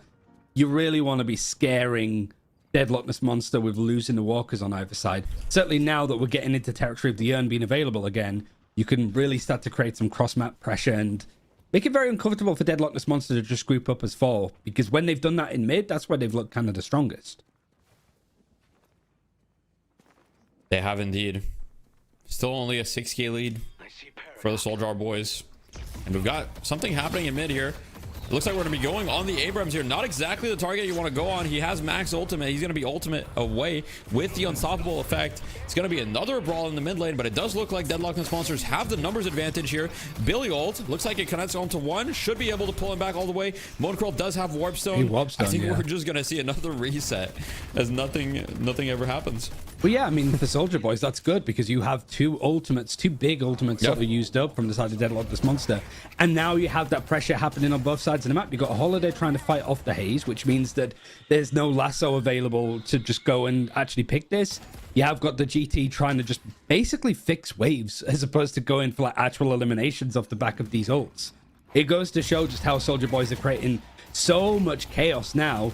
And this is maybe the 3rd time that Echo the Gecko's been caught out, potentially, like at the start of these engagements. I think before he didn't get away with it as much because he's played Bebop and nobody wanted to get close to him. But on Holiday, Soldier Boys are not afraid to actually go and pick him off if he's out of position. Yeah. No team really able to like really get any significant play going for them. Soldier Art boys, like you said, they're keeping the pressure. They're hitting those side lanes. They are kind of like in a winning position. but they haven't quite been able to close it off. But last game, you know, they were in the similar position. They were able to close it off, so we'll see if they can pull off something similar. Holiday here going for some aggression, but doesn't have lasso. This seems a little bit disjointed, perhaps not, you know, the correct timing, but nothing's going to happen once again as we see both teams just kind of resetting. And that's been the story of basically the past like 4 minutes, where teams are going for plays and we've got a reset, but the Moan Krill ult onto the doorman should be enough to swap just for good measure. I mean, perhaps a little overkill, but I do believe that they should be able to kill this walker. We do have a GT bird coming in though to help. Good damage on that, but the walker should be going down shortly as Haze does go down, and Paradox is 1 HP diving for the walker. She's going to die, and if they lose too many people here, this could be mid boss for the side of Deadlockness Monsters, so they have to be a little careful as Soldier Boys are also pushing mid at the same time. Have to be a little bit scary. You might be able to trade a walker on this left hand side though for the Billies, so it's not the end of the world, I think, for Deadlock this monster. I'm really surprised that the Billy's not pushing this a little bit more aggressively though. Like, there is an element, I think, of some of these players played a little bit scared. I think the Billy, even if he goes and fights a walk and goes down in the process, that's still a decent trade in the end, because right now you've just shoved a wave and lost a walker for your troubles. Yeah, I mean, I'm kind of surprised that Deadlockness Monsters wasn't able to get more out of that. That really felt like a bit of an overextension for the side of Soldier Boys, but Soldier Boys have been kind of in the driving seat this whole game, kind of dictating the pace. They're always the ones that are initiating the fights and the picks, and I will say the one kind of great thing that's happening for Deadlockness Monsters is Wraith is scaling. But once again, as I spoke about initiating, we've got Haze going in, trying to get a pick, but Doorman responding with the knockdown, interrupting her ultimate. And we're going to see yet another reset. But I'd love to see Deadlockness Monsters kind of be dictating the pace for once and try to get something started of their own. Yeah, like here it feels like, you know, you've got a lot of players here. If you're in Soldier Boys' comms, you know that there's a lot of people who are trying to fight the urn. You're doing the urn themselves. Like, I want to see Mana just shoving this wave as hard as he can. He's up against an Abram, sure, but if you could bait out him to actually use his ultimate, either to try and go in on you or get away, that works out really nicely. But you just need to be absolutely shoving the ever crap out of all of these lanes. Say with a pocket, like, even though it's on that side, you've got the walker, just make it so Deadlockness Monsters have too much to do at any given moment. Being in the driver's seat really has like this kind of psychological advantage that I teach my teams. And they are going in on the Infernus. We got 5 people on him. He's gonna ult, but it's too little, too late. He's gonna be going down, and that's exactly what they need to do now. We have a little bit too many people here, and it does. Okay, so Abram's kind of ulted in. Perhaps a misclick. We're gonna give him the benefit of the doubt. Not really sure, but they did send too many people there, right? Because they're gonna lose the mid walker. They are trying to strike back on the side walker here, so they might be able to trade. And if they trade, it's not so bad. And it looks like Soldier Boys are considering going forward even further to get the lane guardians here. And they're like, okay, there's a lot of people. They're gonna go in the Holiday. Holiday's gonna be going down, so this is all over the place here. And we'll see how Deadlockness Monsters responds to this aggression. Yeah, I mean, I think it's a good shot because you were able to get that like final flex slot.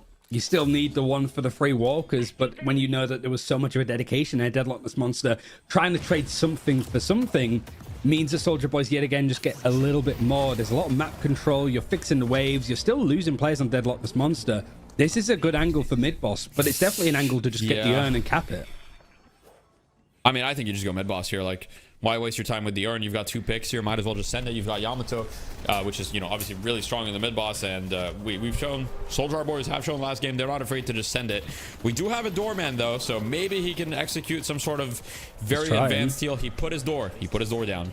Everyone is watching the Condor. This could be his moment. This could be it. We've got the trolley coming in. Nothing happens, unfortunately. Not able to do much. He tried though, as he's kind of getting chased right now. He should be able to be okay, or not. I actually don't know. I think he might be in trouble. He's fine. He's just gonna run away. Yeah, work it out, hopefully. But you're able to get able to get the mid boss. You need to fix a little bit of the waves, but there's a couple of sinner sacrifices to be able to take. You have also got another urn popping up in a second. So, you know, bridge buffs, they're going to pick up the urn now. It's a bit awkward now for timing, because if you drop it, it's going to switch over to the other side. Sure. And they did pick up the urn, not letting the next urn spawn. The next urn would have been even anyway, so kind of whatever either way, right? Not a huge deal. You could argue they should have let the next urn spawn. Hayes is kind of taking a lot of damage from this urn just because it's been in play for a long time, right? And at this point, it kind of starts to hurt you. And they did change that in a recent patch where now it does 1.5% of your health as damage. As you can see, Hayes lost essentially like 1,300 health for that. I mean, not that it matters because she has fortitude, so she's going to be able to heal that right back up with Fury Trances. We've got the Moon Crow grab on the Wraith, perhaps a little bit early though as he gets counter initiated on, and they were doing the urn, so I don't think they were ready for that play at all. Moon Crow really hurt. Can they clean him up? Good lasso. First life down. We're going to see if they can get anything else going or if they're happy with that. 2 members of Soldier Boys are not present at this fight, so this should be a good fight for Deadlockness Monsters should they choose to take it. But it looks like we'll mostly see a reset. And one of the players that you're missing is the Yamato, who's the most farmed on your team, or at least was. And then the Paradox, who does have the paradoxical swap, that is just on the other side of the map, not looking to try and go for a pick or be involved in this like Warwalker fight. So whilst it has been Soldier Boys that have been in control, like so far this series, not only just this map, there are a couple of instances where it's just min-maxed, I suppose. Make sure that the right people are in the right places, because there you have a swap on the right kind of target. That fight doesn't go as awry as it does for Soldier Boys. Yeah, that is true. That is true. If the Paradox was there, it could have been a completely different story. But here, this is really where it could all collapse for Deadlockness Monsters, right? If they don't manage to stabilize and not lose too much from this rejuve, that will probably be the end of the game for them. Inferno's being incredibly aggressive, and the amount of damage that this hero just outputs it's pretty disgusting. He's going to be able to, you know, he's just going to back up, but Holiday took so much damage just for showing yourself for even a little bit. So now the lead building up to be a little bit more one-sided for Soldier Boys, but I wouldn't say that they're out of the woods just yet, especially after like the urn being pretty much right at the point, I suppose, where you're gonna have to wait another 2.5 minutes if you're Deadlockness Monsters. So you're just struggling for stuff to do, really. I do like the Haze trying to just sort of push up a little bit more, maybe catch the Doorman by surprise. Considering he's on his own on this side of the map, he needs to be very careful. Oh boy.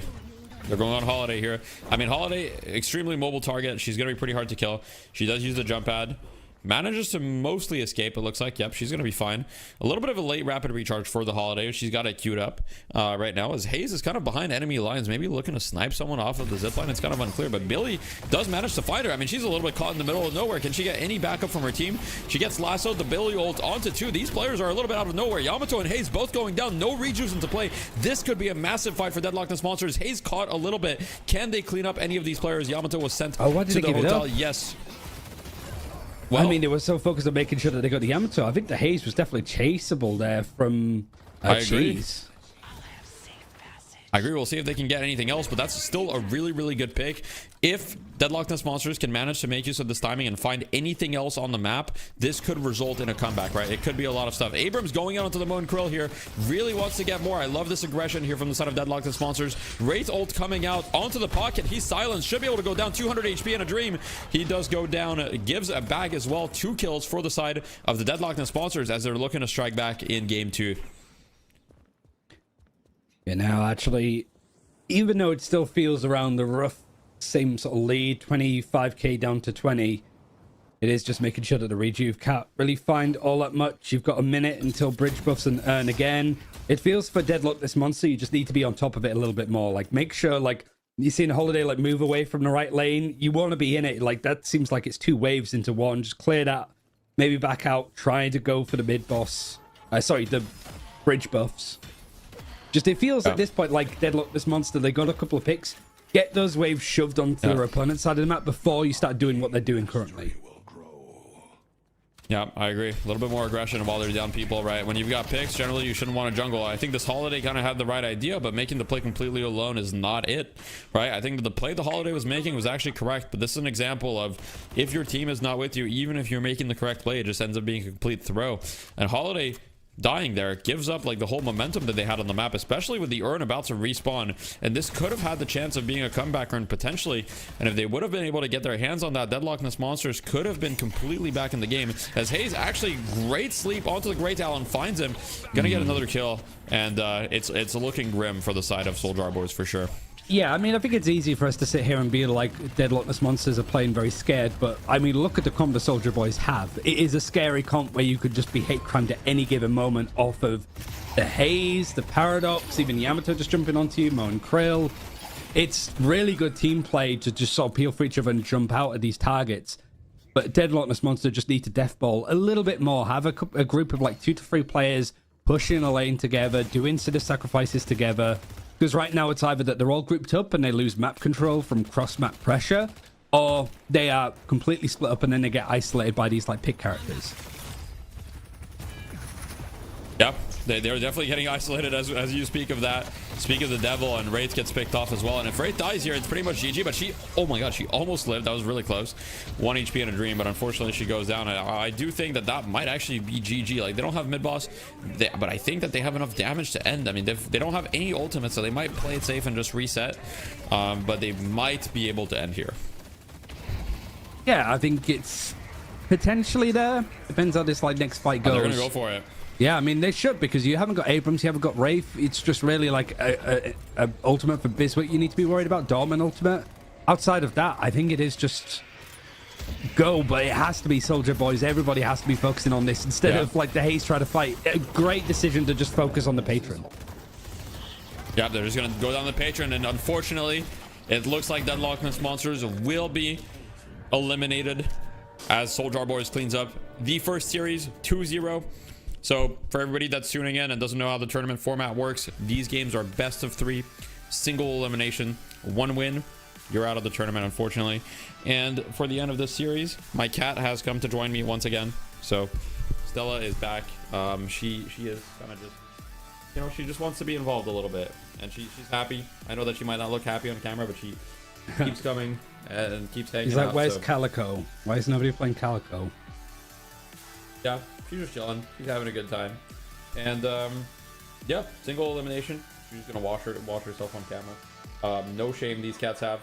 But yeah, unfortunately, Deadlockless Monsters are eliminated from the tournament, and the Soldier Boys move on to the second round, which I believe the second round is the quarterfinals, if I'm correct. So is it 32 teams? Could be exciting. In a division. It's not 32 teams. It's for this division, there's 12 teams. So I believe that 4 teams get, sorry, I think 6 teams play each other.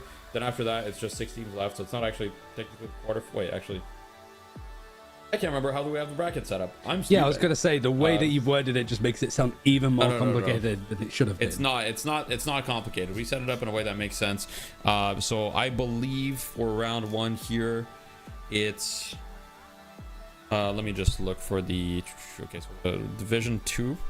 Division 2 has a total of this. I think some teams just got a bye round. Oh yeah. The top 4 seeds just got a bye round. So basically round 1 is the top 4 seeds don't play in round 1. So basically 4 teams get a bye, and then in the second round it's the quarterfinals. There's 8 teams. So they're all 12. There are 12 teams total. It's just the first round we get a bye round. So as you can see here, right, we've got some results for Division 2. It looks like we actually were the last match to finish, so all the results. So we should be able to move on to our second series of the day pretty quickly, which I believe Ryan will not be joining us for that one. We'll be switching casters for that one. Yeah, and also, you know, we got to give Ryan a break. You know, yeah, I mean, I don't mind casting a you. couple of series, but it's just like, oh yeah, you're starting at 2 a.m. in the morning. I'm a bit like, okay, I might run out of 2 steam a.m. in the here. morning? Okay, we're not. Yeah, I know, but we did last time because we had like true. super long series and stuff. But yeah, like That's for true. days like this, it's nice. It's always nice to cast a bit of Deadlock, especially when it's like outside of seeing the same 3 teams over and over again, you know? Yeah, that's true. That's true. Diversity. I mean, the upcoming also tournament from Night Shift, shout out to them if you guys don't know. A little shout out to them. Night Shift is hosting a tournament this coming weekend for North America, so not right now, but in a week. That's going to be a $10,000 prize pool, and then the week after they're going to do $10,000 for Europe. It's going to have a lot of teams. I'm going to play in it as well, so you know that's exciting. But we'll be seeing probably a bunch of new teams kind of form for this, so should be seeing some new faces. And if you want to see top level Deadlock, it's their Twitch is Deadlock Night Shift, so that's where you'll want to head over next week. But anyway, for this week, We are gonna be going on a break after looking at the scoreboard, so we'll get the scoreboard first. Let me pay out the predictions. So everybody that voted for the Soldier Art Boys, I'm gonna give you guys your Twitch points in the predictions here, and yeah, we'll take a look at the scoreboard, then we'll probably go to a short break, and then after that, okay, well, actually we're skipping the scoreboard. Yep, we're going straight to break. Never mind. So thanks for hanging out with us, guys. We'll be back very shortly with the second series of the day, so don't go anywhere. We're actually going to be moving to Division 1 for the second series, so we're going to be seeing the best teams of the tournament. Thank you for hanging out with us, Ryan, and everybody say bye to Ryan. Always. I'm always down. See everybody on Wednesday. Bye. Bye. Bye-bye.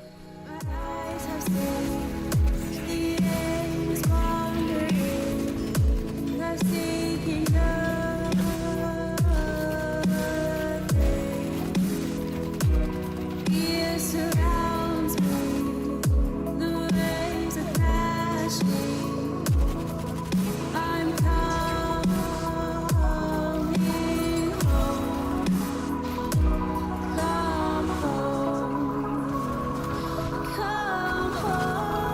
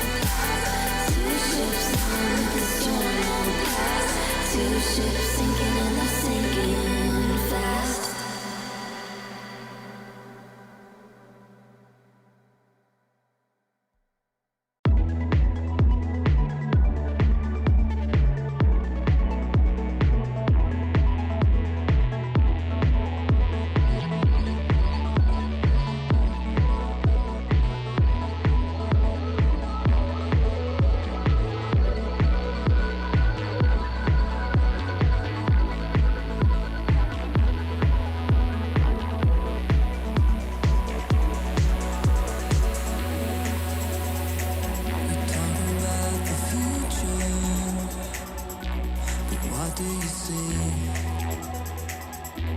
Is it an ocean of color growing exponentially? What keeps me up through the nighttime, keeps me dreaming through the day? Is that the goddess of wisdom is only a block away?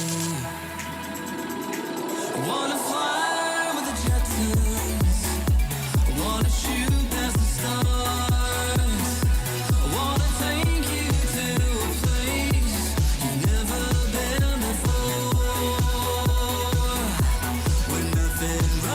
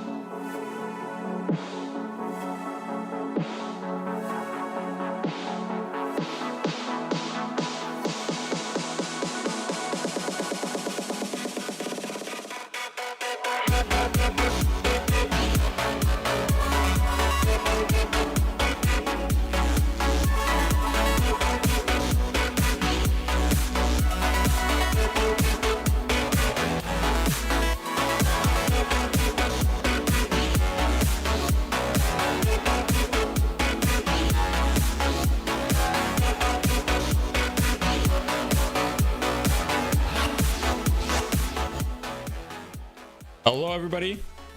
That's not Ryan Central. Don't listen to the visual, Yeah, but that's Bit okay. of a visual You change, look a little guys, don't worry different. about that, you know. Yeah, I Look a little did different. my skincare a bit, you know, did my hair up. Right. Same glasses though, pretty much, so might as well Makes be the sense. same guy. So we've got Kakacho joining us from OC. Those of you that watched the Death Slime OC event, you might remember him. If you don't remember him, you know, how about you introduce yourself a little bit? Yeah, so they call me Kakacho. I'm probably the primary APAC caster at the moment. Follow the scene very heavily, you know. So shout out myself, I guess. Shout out women as well, you know. Can never Right. forget. But yeah, I'm excited for tonight's games, Deathy. I guess maybe this afternoon's games. Time zones are always a little bit funny when you're working around. I mean, right now the it's world, afternoon. but- It's 4:44 p.m. for me. For you, it's like 4:44 a.m. Correct? Yeah, it's a little bit rough, but we'll make do of it. Maybe I won't scream too loud, or the neighbors might call the coppers on me, but we'll we'll make it work. Yep. So we've got a little bit of time until the next game. Sorry for the long break, guys. There was like an absolute just best of 3 going to game 3, taking 50 minutes, but we've got the results here. There's one Division 1 series that isn't over yet, which is No Names versus Darrow's Disciples, but we are going to be covering Lane Janitors versus Sinner 6. So that's going to be fun. It's going to be an exciting game. Unfortunately, Deathy's Disciples, which is a team that I coached, were eliminated in round 1, so they lost 1-2, and it appears that the third game was actually like a 50-minute game, probably. So doesn't really get any closer than that. So excited to see what we're going to see in this second round here in Division 1, and I've got a little bit of deadlock trivia while we wait for the draft to be ready. So I prepared some questions. This time I came prepared. The first question that I have to you, and you can answer, Kakacho. Maybe you know, but maybe give a little bit of time for chat to guess. So we'll give you guys 30 seconds to guess. And then after that, Kakacho, you can give your answer and we'll see chat. So Inhibitor gives minus 35% damage, right, on the person. Now, Infernus passive gives minus 25% spear damage. Do these stack additively or multiplicatively? You guys have 30 seconds to answer in the chat. This is a good one. I'm pretty proud of myself for this one. That's a good one. That's a good one. Bit of a I'm gonna throwback to repeat. when Inhibitor was a pretty standard buy in fairness, you know, for the boomers of us in the call. Do they stack diminishingly or additively? Inhibitor and Infernus passive. What do you guys think? See? All right, we'll give you guys 10 more seconds, and then after that, Kakacho, you can give your answer, and then I'll give the correct answer. So, all right, time is up. What do you say? That's a tough one, but in my mind, it's got to be multiplicative. Like if it scales additively, like everyone would be buying this item, like we used to back in the day. And I'm assuming there's a reason we don't do it anymore. You know, the pros know the math behind everything, and yeah, that would be my shot at that one, Deathy. It is additive. It's not multiplicative. So, Damn. unfortunately, yeah, it's additive. I think most people don't realize this, but yeah, if you have an Infernus with Inhibitor and you do spirit damage, and he, you just do no damage. It's true. Yeah, that's insane. It's pretty strong. It's pretty strong. Yeah. So it's not multiplicative, funnily enough. Now, most people would think it is multiplicative because most things in this game that are percentage wise do scale multiplicatively, but I believe that Yapistism had a video about this and it's actually additive. Correct me if I'm wrong. I'm 90% sure about this, but I could actually be wrong, so I don't want to spread most misinformation, but I'm fairly certain that it's additive. All right, so I don't know how much more time we have, but I've got a second one. This one is a bit easier, okay? And it's, does Siphon Bullets activate healing tempo?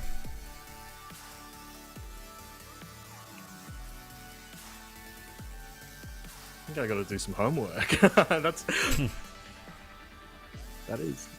You were in the kitchen for these ones, Deathy, because these are some fun Does questions. Siphon Bullets activate healing tempo? I thought I was gonna have an easy time after that Divine Kevlar question, but you've definitely gone back to back into it. Yeah. I got some tougher ones. Well, yeah. Looks like we all gotta do our homework, chat. That's it, quite interesting to think about though, because is adding health to your health bar count as healing from like a game mechanic perspective? It's a hard Well, question healing to booster answer, doesn't yeah. work on siphon bullets. I can tell you that. Yeah, exactly. And you Healing would booster imagine does not work on siphon.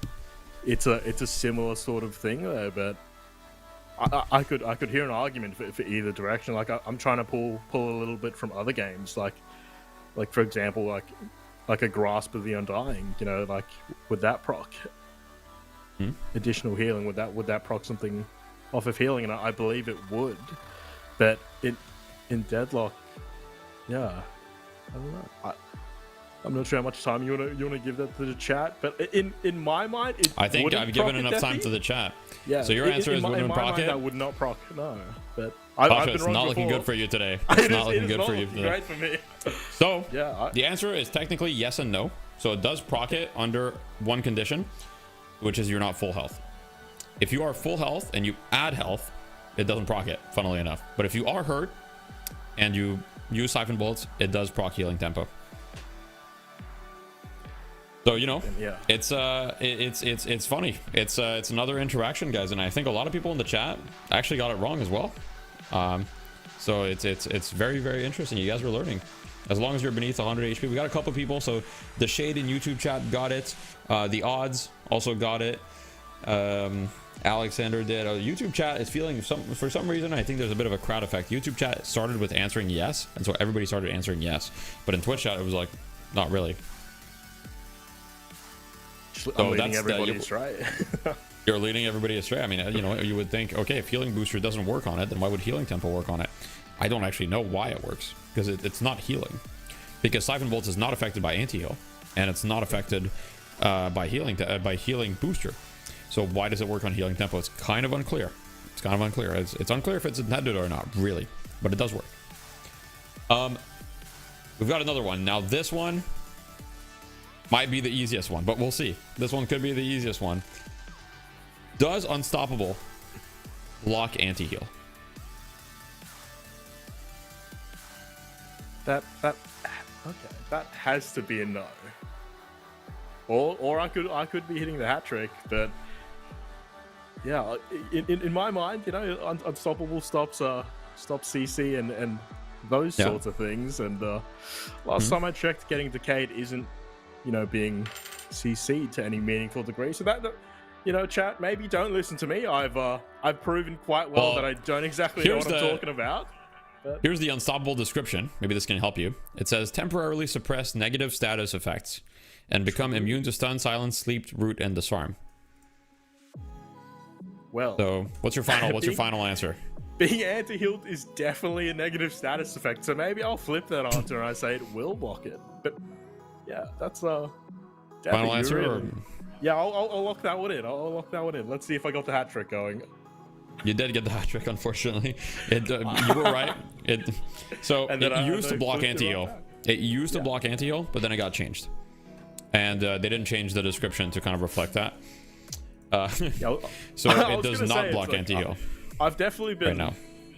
I've definitely had a rough time after popping Unstoppable, but you know, you trust the item description, and I trust it a little bit too much. But anyway, getting into this draft, Deathy. We do have the draft, so that was all for my trivia questions, by the way. If we had to buy more time, I was out of trivia questions, but I do think they were really good, right? Like they were everyone learned. Yeah, that was really solid. It's always fun when you get to get into the nitty gritty of things, especially in a game so young. You know, like I'm sure if we got to talk to the actual devs, half of them wouldn't even know the reasons why they had those interactions. That's just kind of how the pieces fell. Yeah, it's true. I mean, usually it's like something was OP, so it gets changed, and then everybody forgets why it gets changed. So Unstoppable used to basically be bought on a Warden a lot, like it was super meta, to like prevent the anti-heal, and then you had Warden ult being like just crushing everything, and then they changed Unstoppable from doing that. And Yamato was also super meta back then, right? So Yamato and Warden just like hey, no anti-heal, and then they changed it. So yeah. That's you know, Saya in the chat said no. Saya knows. I mean, yeah, it doesn't stop anti-heal anymore, but it used to stop anti-heal. It used to stop anti-heal, and yeah, Yamato and Warden with Unstoppable were definitely you know, owning a lot of games.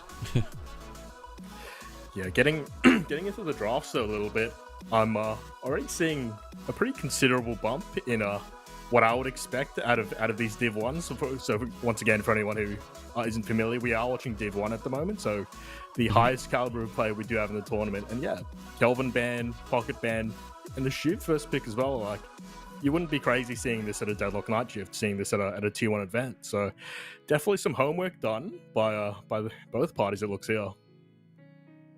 Yeah, I mean, Mina has not been picked yet in the D2 game that we casted earlier. I don't think she got touched. Very high skill ceiling. I love the answer from Center 6 of Grey Talon against Mina. Really, really solid answer. Picking the Bebop as well. Okay.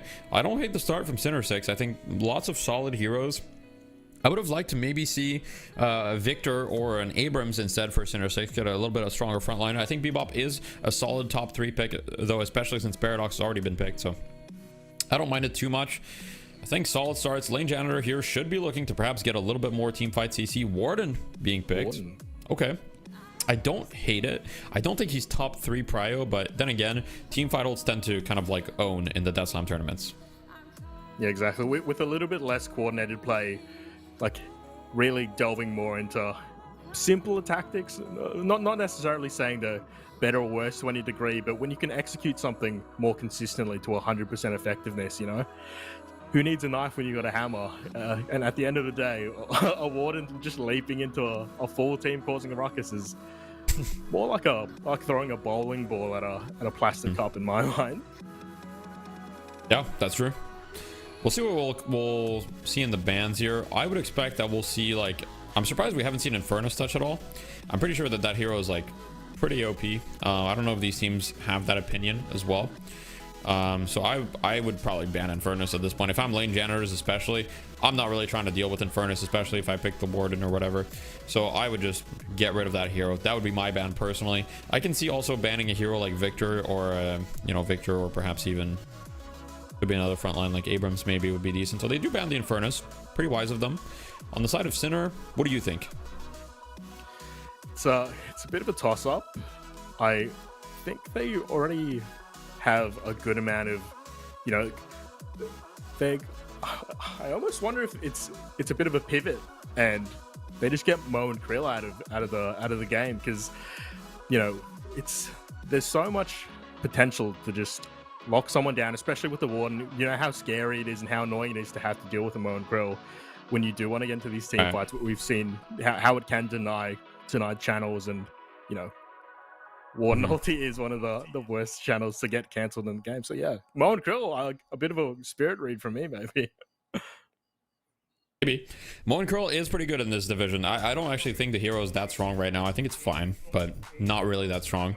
Yamato is an answer from lane janitors. I don't love the Yamato pick here. I'm going to be honest. I think it's okay. I think Shiv generally is kind of like a soft counter to Yamato. I think it's really good. Billy coming out of center 6 really quickly, so they already knew what they wanted. No hesitation there. They just needed another frontliner. They get Billy. I think Billy's still really, really strong. Gives them a little bit more gun damage. Gives them the front line. There's still a lot of options. I think center 6 here, you need some sort of carry. I mean, Billy could fill that role, right? But you could also pick Wraith here, would be an option. Or you could go for a more like roam heavy hero. Against some of the team on lane janitors, I think that Geist is actually a decent option. Life swap ignores both the Yamato ult, right? Because the Yamato ult gives it a lot of resistances, but if you just swap her, it doesn't matter. And also, it's quite good against Warden. So they do go for the Wraith, a more traditional approach. Nothing wrong with that. Yeah, definitely. One thing I do want to note as well is I wouldn't completely write out the chance of even like a Page potentially being picked up here on the sides of Center 6, particularly with the Billy. I love to see it. We've been seeing this a little bit coming up in our OC, in our APAC scrims as well. The power of Chain Gang as almost like a pseudo Vortex Web in these mid-game team fights can be such a swing into captivating read. So especially when there is a little bit of more of a focus on player prowess and maybe what these guys are just happy to play in their solo queue games. I know everyone's been having a lot of fun with these new characters. If there's ever a time to show off all the reps you've been putting in on your solo queue Dormant games, maybe exactly the same thing. There's a really good opportunity to maybe flex something that your opponents won't be expecting. That's true. I mean, at this point, I think it's preference, right? Like, if these teams don't have expansive hero pools, you just pick whatever you're good at for these last picks. So we could try to predict. I don't know what these teams are good at. You know, they'll kind of figure that out. I would love to see on the side of lane janitors. I think they have a solid start to their draft. They'll get 7 Drifter. Okay, I don't hate it actually. They have so many team fight ults, right? It's like press forward to win the comp, like Drifter ult. This might be a support Drifter with like the ult build. I think it actually is, because they have so many greedy heroes. I think this is gonna be a support Drifter. I've seen that one floating around. Yeah, I mean, like late game, you've got the duration extender, you've got the refresher. That's like 3 people who can't see their screen for upwards to like 30 seconds. It's definitely pretty disgusting. And when the team coordination isn't exactly at that top pro level as well, it can just completely destroy any chance at coordinated play. And I mean, that's exactly what they're going to be trying to do. Magician, though, a cheeky little last minute pickup, will be good into that 7 in particular. Excited to see that one. Yeah, I mean, you can steal 7 ult, Drifter ult, right? Yamato, Warden, so many good ults to steal here. So I actually love the Sinclair pick. We haven't seen a lot of Sinclair. I think it's really creative. I will say, I think lane janitors have a much easier draft to play. Oh, sorry, I have a cough drop in my mouth, so it's a little hard to speak, but I need it. I'm sick, for everybody that wasn't there. Yeah. That's it. I have to agree with you entirely. Like, Sin is definitely less of a front to back, a little bit less snowball potential in their team fights. They're not just going to necessarily run at you like the lane janitors can, just completely roll them over. But you know, there's definitely potential. You know, pretty good pick. Ultimates across the board, just between, you know, Owl, between Bebops and Tykit. Billy can hook people in, Pseudo hook people in with Chain Gang. Wraith as well, always having that potential to just catch someone off guard and have some follow-up with the team there. And I mean, we've all been hit by a Sinclair magic missile that's had a little bit too much travel time and been one-shot before. So yeah, it'll be exciting to see how the players in Sinner 6 pilot this one.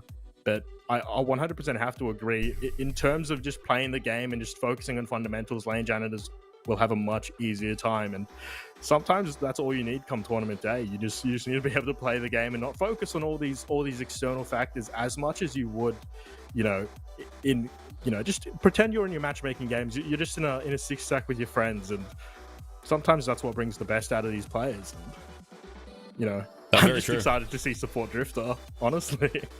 I mean, if it is support Drifter, we don't know what they're going to pull out, right? It could be anything. So I do agree with you. Just like, stick to what you know, right? Just play with your boys, play with your friends, just play Deadlock.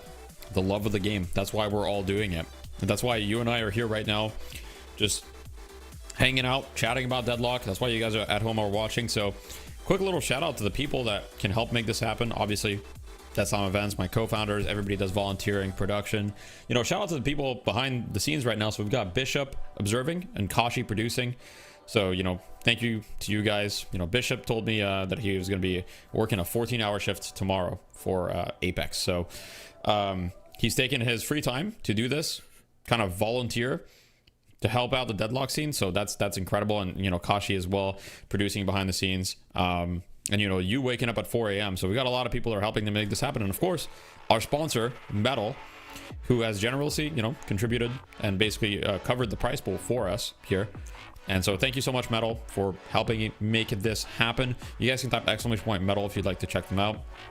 It's not an affiliate link or anything, but, you know, they've been really awesome to work with for us. They've been really nice, nothing but supportive, and they just want to help foster the community in a grassroots esports like Deadlock. And I think that, you know, a lot of companies are kind of hesitant, so it shows a lot about what Metal kind of like wants to represent, that they're willing to support these types of events at very grassroots where everybody's just kind of doing it for the love of the game. So really excited to see this game and see more Deadlock today.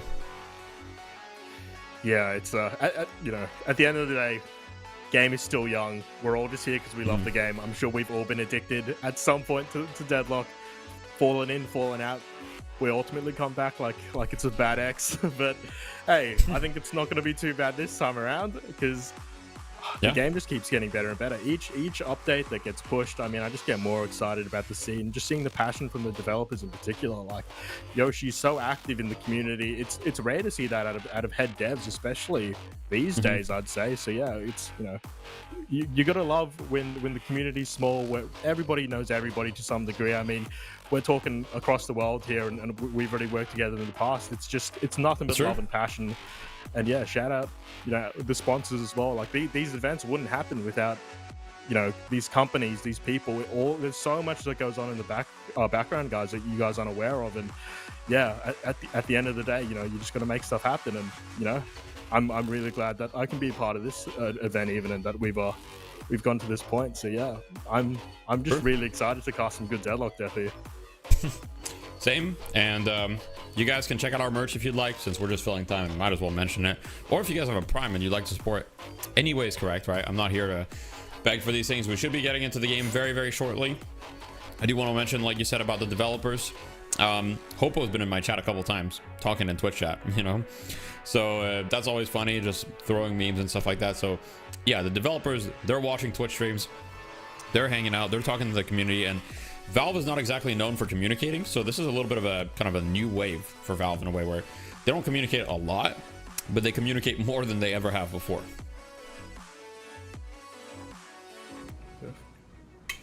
And we will finally get into this first game for me at least. Second series of A stream for tonight. But I'm excited to see a little bit of banter in the chat. Everyone's feeling good about themselves. That's true. Center 6. I'm going to be announcing their roster in a sec once the names are filled out, but we're going to give, a minute. Oh, what's going on here? We had a little bit of confusion. Uh-oh.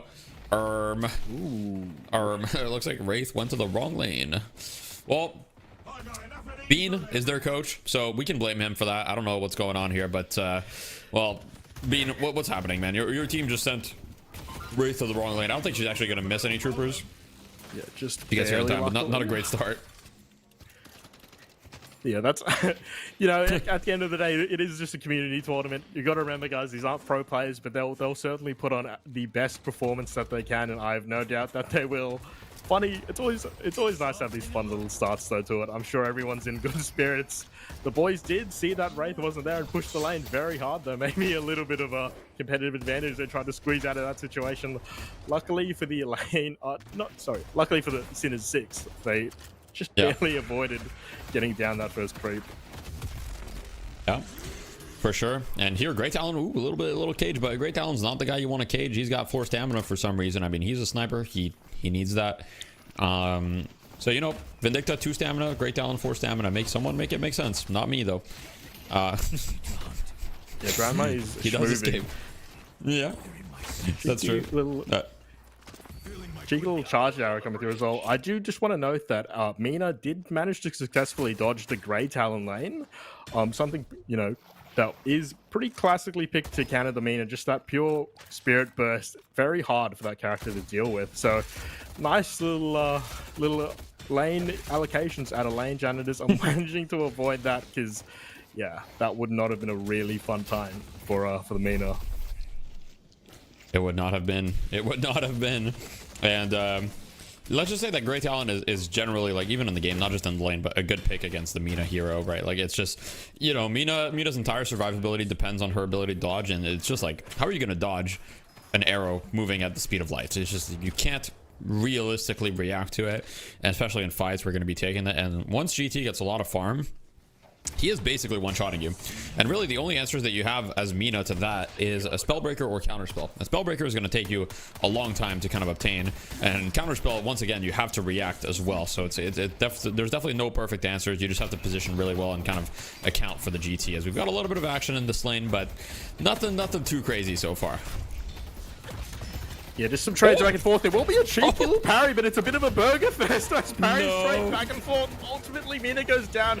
Expire will drop, and is he going to look for more? The tower dive comes through. Yamato, is he able to parry? Nothing to be done. Will just get shot, and ultimately, Gong will get a cheeky little double, I believe. There, or at the very least. Or is it Goon? It could be Goon. Could he be a Gooner? I don't know, but he was definitely on top of Mina. That's all I know. Yeah, he was on top of more than just Mina there. But speaking of Mina, wanting to get straight back into it, a little bit of a trade back there. Unfortunately, not able to pick that one up. And action, Deathy, we're seeing it straight out the gate. Yeah, we're gonna get the instant replay here for anybody watching at home that missed it. One parry into the other parry, and then Mina just gets completely blown away. And Goongong just trying to get some aura here, and his name is actually Goongong. I can't. There's a lot of them, but anyway, he goes for the dive and kind of aura farms in front of all the viewers, and you know, those are the types of moments that are so fun in this tournament. Is, you know, these players they're just kind of your average guy. I mean, they are definitely above average, like they're good players, but getting the opportunity to kind of go for those sick plays in front of so many viewers, like I just know for a fact that we're forming some core memories for these players right now. Yeah, no doubt. And speaking of Division 1, it's God. I'm really happy to see that the parry key actually does work in this division, so there won't be as much Abrams melee charging going on, hopefully, as we continue the series. But it's always fun to see. It's always in jest, of course. Yep, and it looks like this tower is going to be going down like pretty shortly. Like, this lane is nothing short of a disaster for the side of lane janitors. I mean, you know, they've got lane in the name, and they're not living up to their name right now. They're definitely not cleaning up this lane, as Bebop also taking a lot of damage. So lane janitors looking to strike back in the opposite lane, but you know, you definitely don't want to be giving Shiv and Billy such a good start. Some of the strongest heroes this patch, in my opinion. Both, I would consider them to be at least a high A tier, potentially S tier. So you give them a good start, it's going to be really scary. Yeah, Billy's ability to really rotate early as well, particularly when he does pick up that chain gang and make things happen, will be something we have to watch out for as the game progresses. But cheeky little... it always feels so rough when you do get hit by the Spectral Bolt, guys. And yeah, I mean, Magician showing why he used to have ridiculous prowess, particularly in the middle lane. Definitely fallen off as the game has progressed, but I do like to see the Sinclair coming through. Yeah, crazy happening. Yeah, I mean, the Sinclair is like, it's one of those heroes where I think if you have a really good pilot on it, it's still viable. He just kind of suffers in the mid game where he struggles to do things. Because we've got the Bebop ult here, looking for the zoning. The hunt begins. Those players are they're not invisible, but they can't see. But it's actually kind of wait, huh? First item, rescue beam. Okay. Well, it is definitely support drifter. That answers the question. Well, I think that's copy. We'll see, but it's support drifter. We've got the bird here going for Minaha. A lot of damage, but you know, not gonna be able to get the kill, and she's just gonna heal right back up. Maybe not so comfy though. Drifter going down. We'll get traded straight back for the Bebop though. 1-for-1 ultimately. Argent looking for a bit more. We'll choose to get out of dodge there. Cheeky little 1-for-1. But as we look at these Guardian health bars so far, only 5 minutes into the game, unfortunately didn't quite catch who picked up runes. But yeah, this is a lot of very damaged Guardians on the side of lane janitors. Like that Shiv Billy lane, I think is about to explode if things are not settled sooner than later. As the Guardian will go down, and that's going to be straight into a tower dart, I believe. Chain Gang is available if he chooses to use it. And you got to remember that slowing Hex into the Mina with the ultimate is very, very notable. Not letting her dash around or get one. Will ultimately get another. Yamato, though, maybe looking to have a bit of a trade back opportunity here, ultimately choosing to fall back as it is time to change the world. Warden all over that Guardian. Yeah, it was a little bunny ulting. He does just get deleted by the Gambler on the Sinclair. I don't know why, but it just makes sense that Sinclair would be a Gambler. You know what I mean? Like, this feels like canonical. Like, I can add it to my head cannon. But they do defend the tower just barely, right? And they look to strike back as Warden has no ult now, so they should be able to get some damage on this tower. I believe 7 doesn't have ult either. Yep, that's correct. So but they're going to need to back up as Warden just respawn. And the Gambler, 1 HP on the Sinclair, looks to TP. Warden on the chase. Bunnied. 1 HP. Oh, goes down. 7 manages to get him. Yeah, no, that will be a Guardian falling very shortly as well. Bit of a trade back and forth here. Game still extremely even, which you love to see. Wraith does get swapped. Not silenced just yet, not that early in the game. A little bit of good movement there. The card trick will get him out of dodge, and yeah, just barely escaping. Bebop just zoning ult, you know.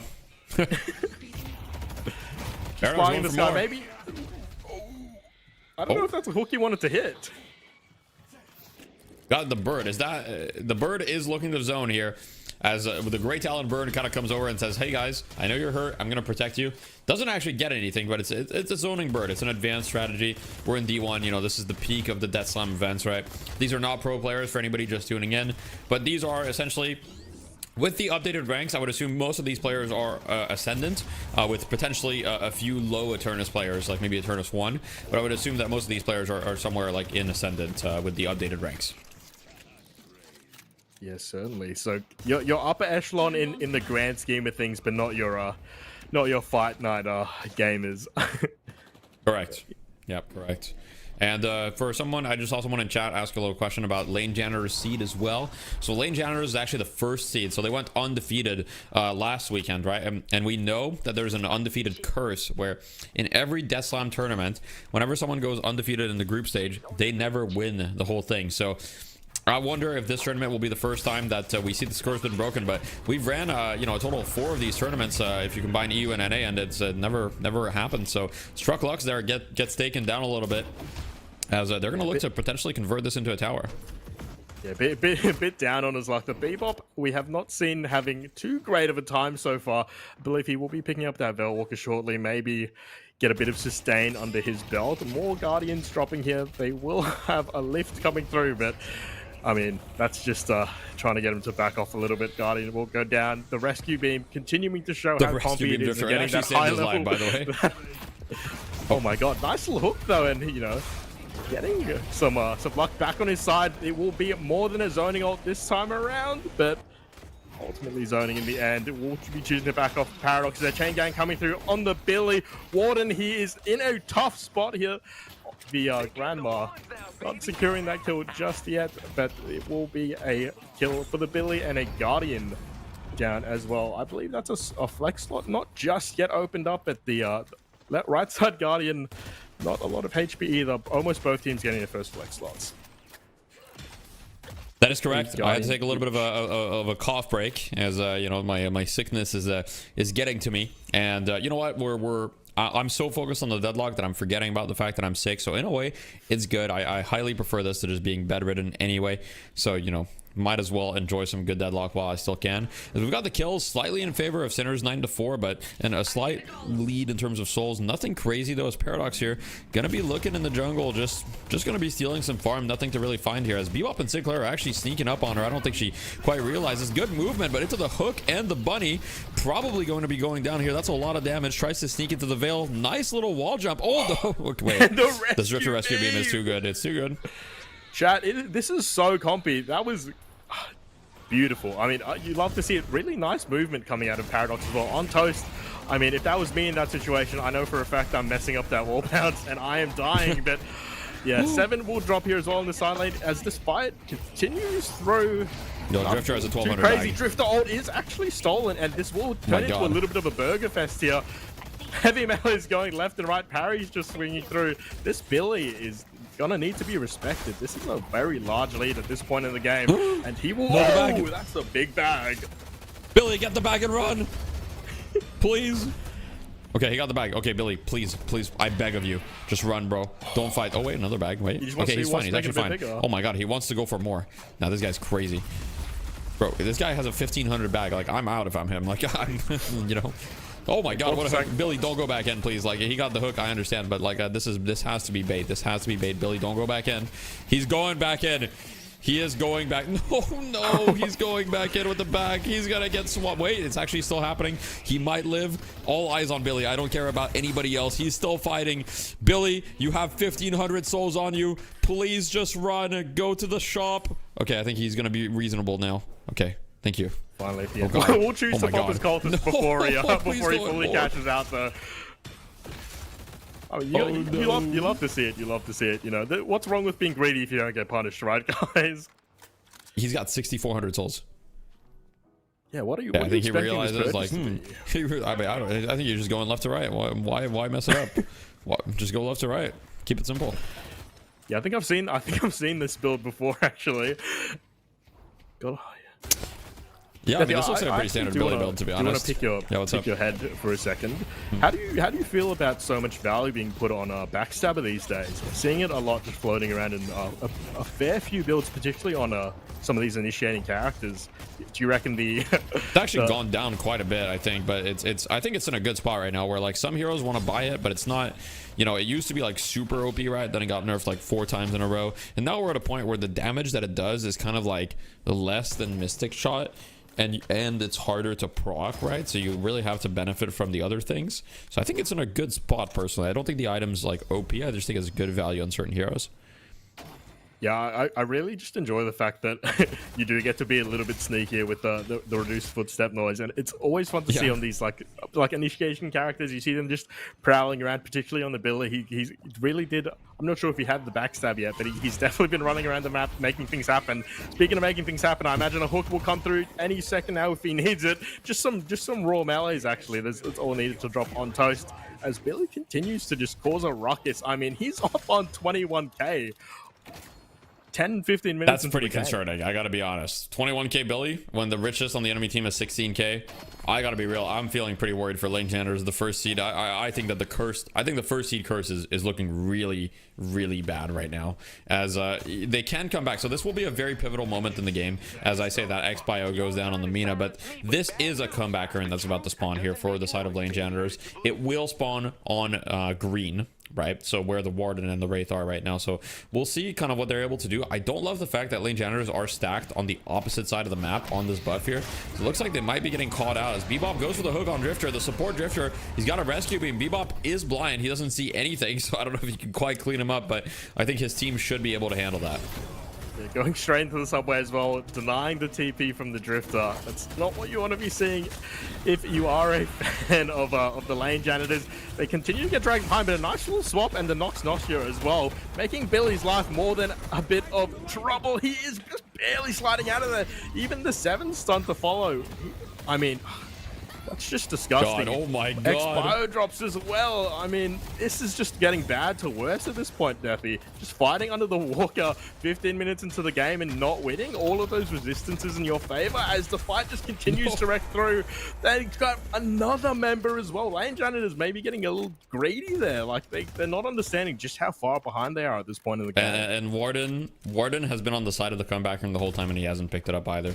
So I think lane janitors are falling apart a little bit here, even on a macro perspective. I think Warden should realize very soon, like, hey, this is a comebacker and I should pick it up. I don't like the speed at which he's going to this urn. Like, he's kind of taking his sweet time. He does end up getting it. It's not completely over for the side of lane janitors, but it is 21-7. Sinclair has literally 0 green items, but it doesn't matter. His bolts will one-shot you. And right now, Billy 8-0, Shiv 5-0, and these heroes are not easy to deal with. Yeah, Sin is looking like they're maybe potentially choosing to fight on this comeback urn as well. So this is going to be a bit of a fiesta here, I'm going to imagine. Bebop getting real low to start that off. Citrus doing what he needs to do, but maybe not enough. Will pop the shadow form, but I mean, Gong, or so Gooing Gong, Gooing. I'm not too sure what I want to call him exactly, but he does fall ultimately. Rescue Beam, Drifter continuing to be compy as hell. And lane janitors are having a nice little swing in their favor, finally having a bit of brevity in this game. Yeah, this Wraith is a problem though. She gets the Walker, so it's everything that goes in the favor of lane janitors. Sinner 6 strike right back. Drifter does get the TP on the Wraith though, and Wraith has no TP, so this should be a kill. Good melee on her, gonna be able to clean her up. So she does get the Walker, but she doesn't escape with her life, as there's a little bit of an engage here. Oh wait, oh my God, what just, huh? I think she thought she was safe, but I guess she wasn't. Yeah, Mina just absolutely deleted by the Owl. And speaking of deleted Bongo, he is staring down at the Warden ulti. Has already used Bloodletting as well. It's going to be a little scary here. A bit of healing from his, I believe he had a restorative shot, but Billy straight back into the action. Actually, nice little parry, reading the headbutt instant light melee. Gong maybe biting off a little more than he can chew. The game is stabilizing, and ooh, that would have been crazy. That would have been an insane hook, and I mean, you got to go for those when you're on the big screen, right? If you hit that, if you hit that, you can clip it, you can chip it, you can frame it for the rest of your life. So you might as well just go for those. As we got a little bag, Bebop, he's like, I'm not interested in that bag. I'm just gonna walk past it. Who cares, really? And maybe it would be genius to bait the bag. I think nobody realizes there's a wait. Bebop found it. He found it. And he got it. Okay, I was a little worried. I was getting a little worried, but what you have to understand, guys, is that we're seeing from an outside perspective. Like their comms are probably hectic right now. They're probably thinking, okay, how do we get ahead? And it looks like the side of Janitors may want to take this fight here, as they do have numbers. This could be a bit of an overextension from Pinner 6, but I mean, Billy is extremely strong. Paradox first one to go down, but 7 ult strikes right back. Billy on 800 HP, trying to run away. Will he manage to make it out? This would be a massive kill if they can get it, but it looks like Billy will run away, and only 1 kill in favor of the Sinner 6, and Lane Janitor not be able to win that despite being up like 2 members. Yeah, that would have been a pivotal moment to get something back, get the Billy off of the map, who is swiftly approaching 30k. Might I say, as we tick closer to this 20-minute mark, that is unreal. I mean, Billy just picking up every bag that he sees at this point.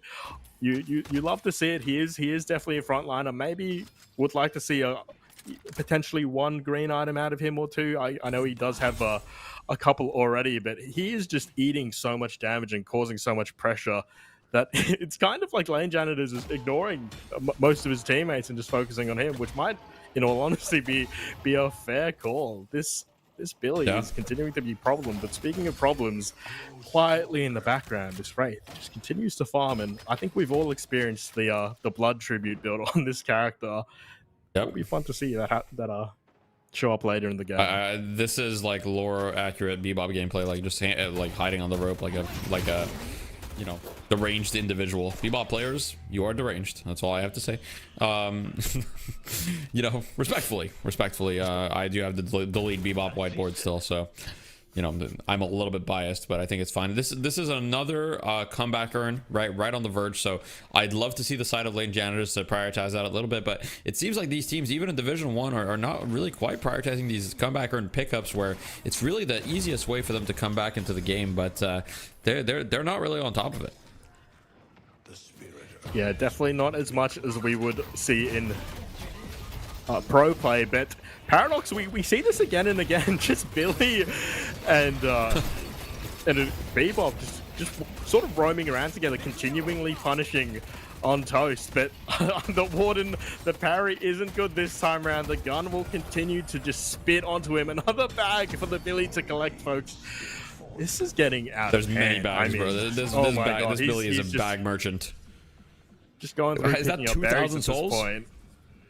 He's got 1950 unsecured right now, Straight to the and he's just gonna go mid-boss mid as without well. spending. Like, can we spend?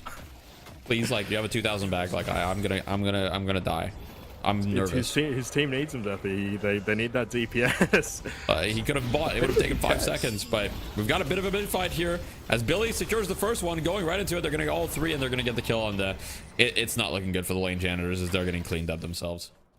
Yeah, a bit of a half committal there as well. Mina, after getting Wraith ulted, immediately choosing to get the hell out of dodge. 7 maybe not catching the memo quite as much, getting into the pit after all of the rejuves were already committed, I believe, or were already secured. But nevertheless, comeback earned once again, just sitting there chilling for the Lane Janitors to hopefully interact with it at some point. Maybe even Bebop. Will Lux pick that one up and deny it from Lane Janitors? A little bit of a high level macro play perhaps, as he does pick that up. I kind of want to see Sinners just go for the deposit themselves though, and just force this fight. I mean, you have Rejuve, you're massively up. You have your cooldowns coming up shortly, like Chain Gang coming through. Owl will come through soon as well, but maybe Argent will get caught out on the side lane. If there's ever an opportunity to get a Rejuve out, maybe even secure that double kill. He's good. Permanently get a player off the map, but Lux just raw depositing the urn. Yeah, it's not looking good. I mean, Lane Janitors, they're just kind of getting ran over right now. And, you know, Goongong on the Billy, he's proven to be a menace. And I'm starting to think that this game may just be completely over. Like, Lane Janitors don't have a whole lot of ways to come back into the game. And it's very, very scary with this Rejuve, as X-Bio going down on the Mina once again. And I don't think we've had any success from this Mina pick. I really don't think most players on Lane Janitors have had a game at all, unfortunately. It's kind of been just a very, very like one-sided on the side of Sinner 6, as Wraith gets a Walker on top of that. So they're just kind of getting everything on the map. Homeboy Woods goes down as well. So now it's a 40k lead with still 3 rejuves in play, as they're going to go more Yeah, just looking at base guardians and probably even look to down the patron at this point. Billy is just a raid boss. Goongong can do whatever he wants. Chain Gang comes through, but his health bar is getting to some dangerous numbers here. Parries will continue to rain through, but nobody to punch them. Yamato Shadow Form. I mean, it's really interesting to see that, because in the draft we were talking about how we expected lane janitors to have a bit of a more, you know, basic game plan to just follow through, and the only thing that we've seen is Billy and a Shiv win lane and then just continue to roll that momentum throughout all 3 lanes of the game and just swing things so much in their favor. 25 minutes. I mean, these are insane numbers, especially for a non-hyper coordinated team environment necessarily. Over. To just end that game instantly. Yeah, I mean, incredible performance from Sinner 6 there. I would say, like, that was really impressive. That was solid gameplay. They played their lead well. I would say that they were a little bit undisciplined at times of getting caught up, but Goongong was so far ahead that even when he was in like a 2v4, he was just aura farming, and he kept living on 500 HP. He kept getting every single bag possible. So, you know, it's I mean, just look at him. 11, 1, and 13, 23k damage. He's basically got the rainbow stats, right? Like, the only stat that he's missing is the objective damage, which he got outdone by Argent. Argent still, you know, Argent played a PvE game. I mean, you look at the stats, 2, 2, and 2, 6,000 player damage, but the objective damage, Argent was on the money for that. So overall, really, really solid game 1. And, you know, unfortunately, none of the picks for the side of none of the picks for the side of lane janitors really worked out, and the undefeated seed loses their first game. I do want to highlight though, Drifter first item rescue beam. I mean, I'm in love with it, honestly. That's been my highlight so far. Just seeing those saves and, you know, that little bit of healing at the start of the game. Let's see more of that. I want to see more of that as we get a little bit of a cat business. Yeah, Stella has joined us again. So for those of you that haven't seen the stream earlier, Stella is one of my cats, and she likes to join the broadcast sometimes. Now, you know, she's a little shy, so she's just kind of chilling. But anyway, you know, can we get some meows in the chat for the cat representation? But yeah, she you know, she just basically, she comes, she wants to settle on me and hang out. But unfortunately, I'm busy, Stella, so I'll have to let you go. But she can, you know, maybe look at the camera, see what's going on, maybe look at the chat, and just hang out a little bit. But yeah, that was a really, really solid game 1 from the side of the Sinner 6, and I'm excited to see more from them. I mean, you know, given this, if you're lane janitors, you went undefeated last week, maybe your scrims went well, you go into this game 1, you just get completely stomped essentially. You know, you got to be feeling the pressure, because you lose another game, you're out of the tournament, right? To remind everybody, this is single elimination. So there's really, you know, a lot of pressure on these players, and these players, they're not pro players. They've not necessarily have competitive experience before. So the nerves are definitely in play here. Yeah, I really do want to highlight the fact that, yeah, it was just really high tempo play. But either way, folks, we won't keep you too long. Sending to a break shortly, and hopefully it won't be too long that we see you for game 2.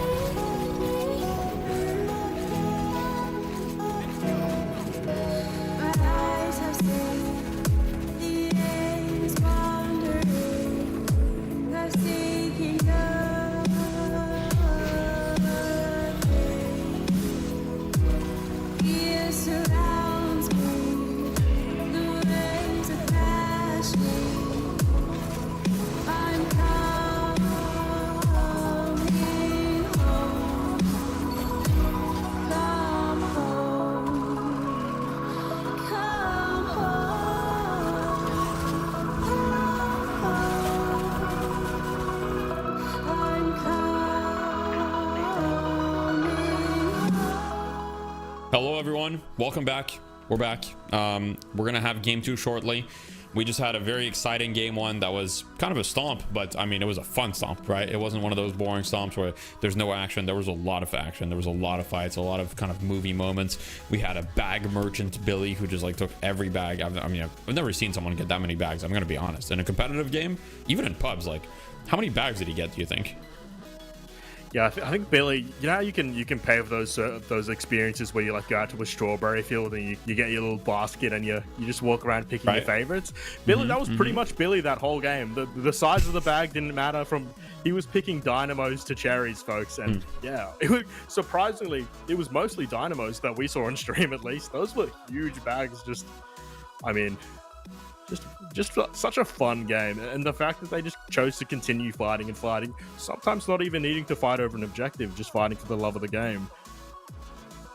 Fighting for the love of the game is certainly always fun. It's always fun, but unfortunately it costs dearly for lane janitors. Now, if you're lane janitors, one thing that you have to be careful of is kind of over adjusting, right? Because you just got stomped and you might be thinking, oh, we need to ban this Billy, we need to ban this hero, blah blah blah.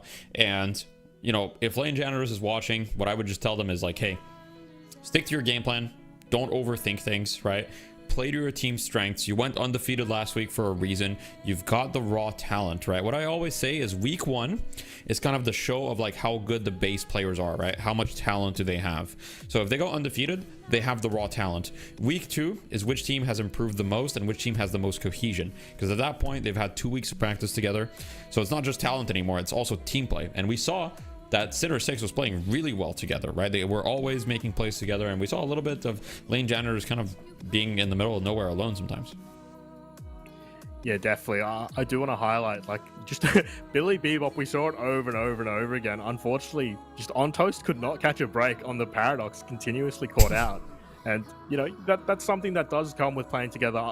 I'd hope that, you know, these players have been scrimming, obviously working with their coaches, and maybe that's something that was highlighted. You know, if you win your lane heavily, like, transfer that on the map. Don't just keep walking down your lane. You know, you're not in your average pub game. You can speak to these people. You can make plays happen, and plays certainly did happen on the side of Sinners 6. You just love to see it.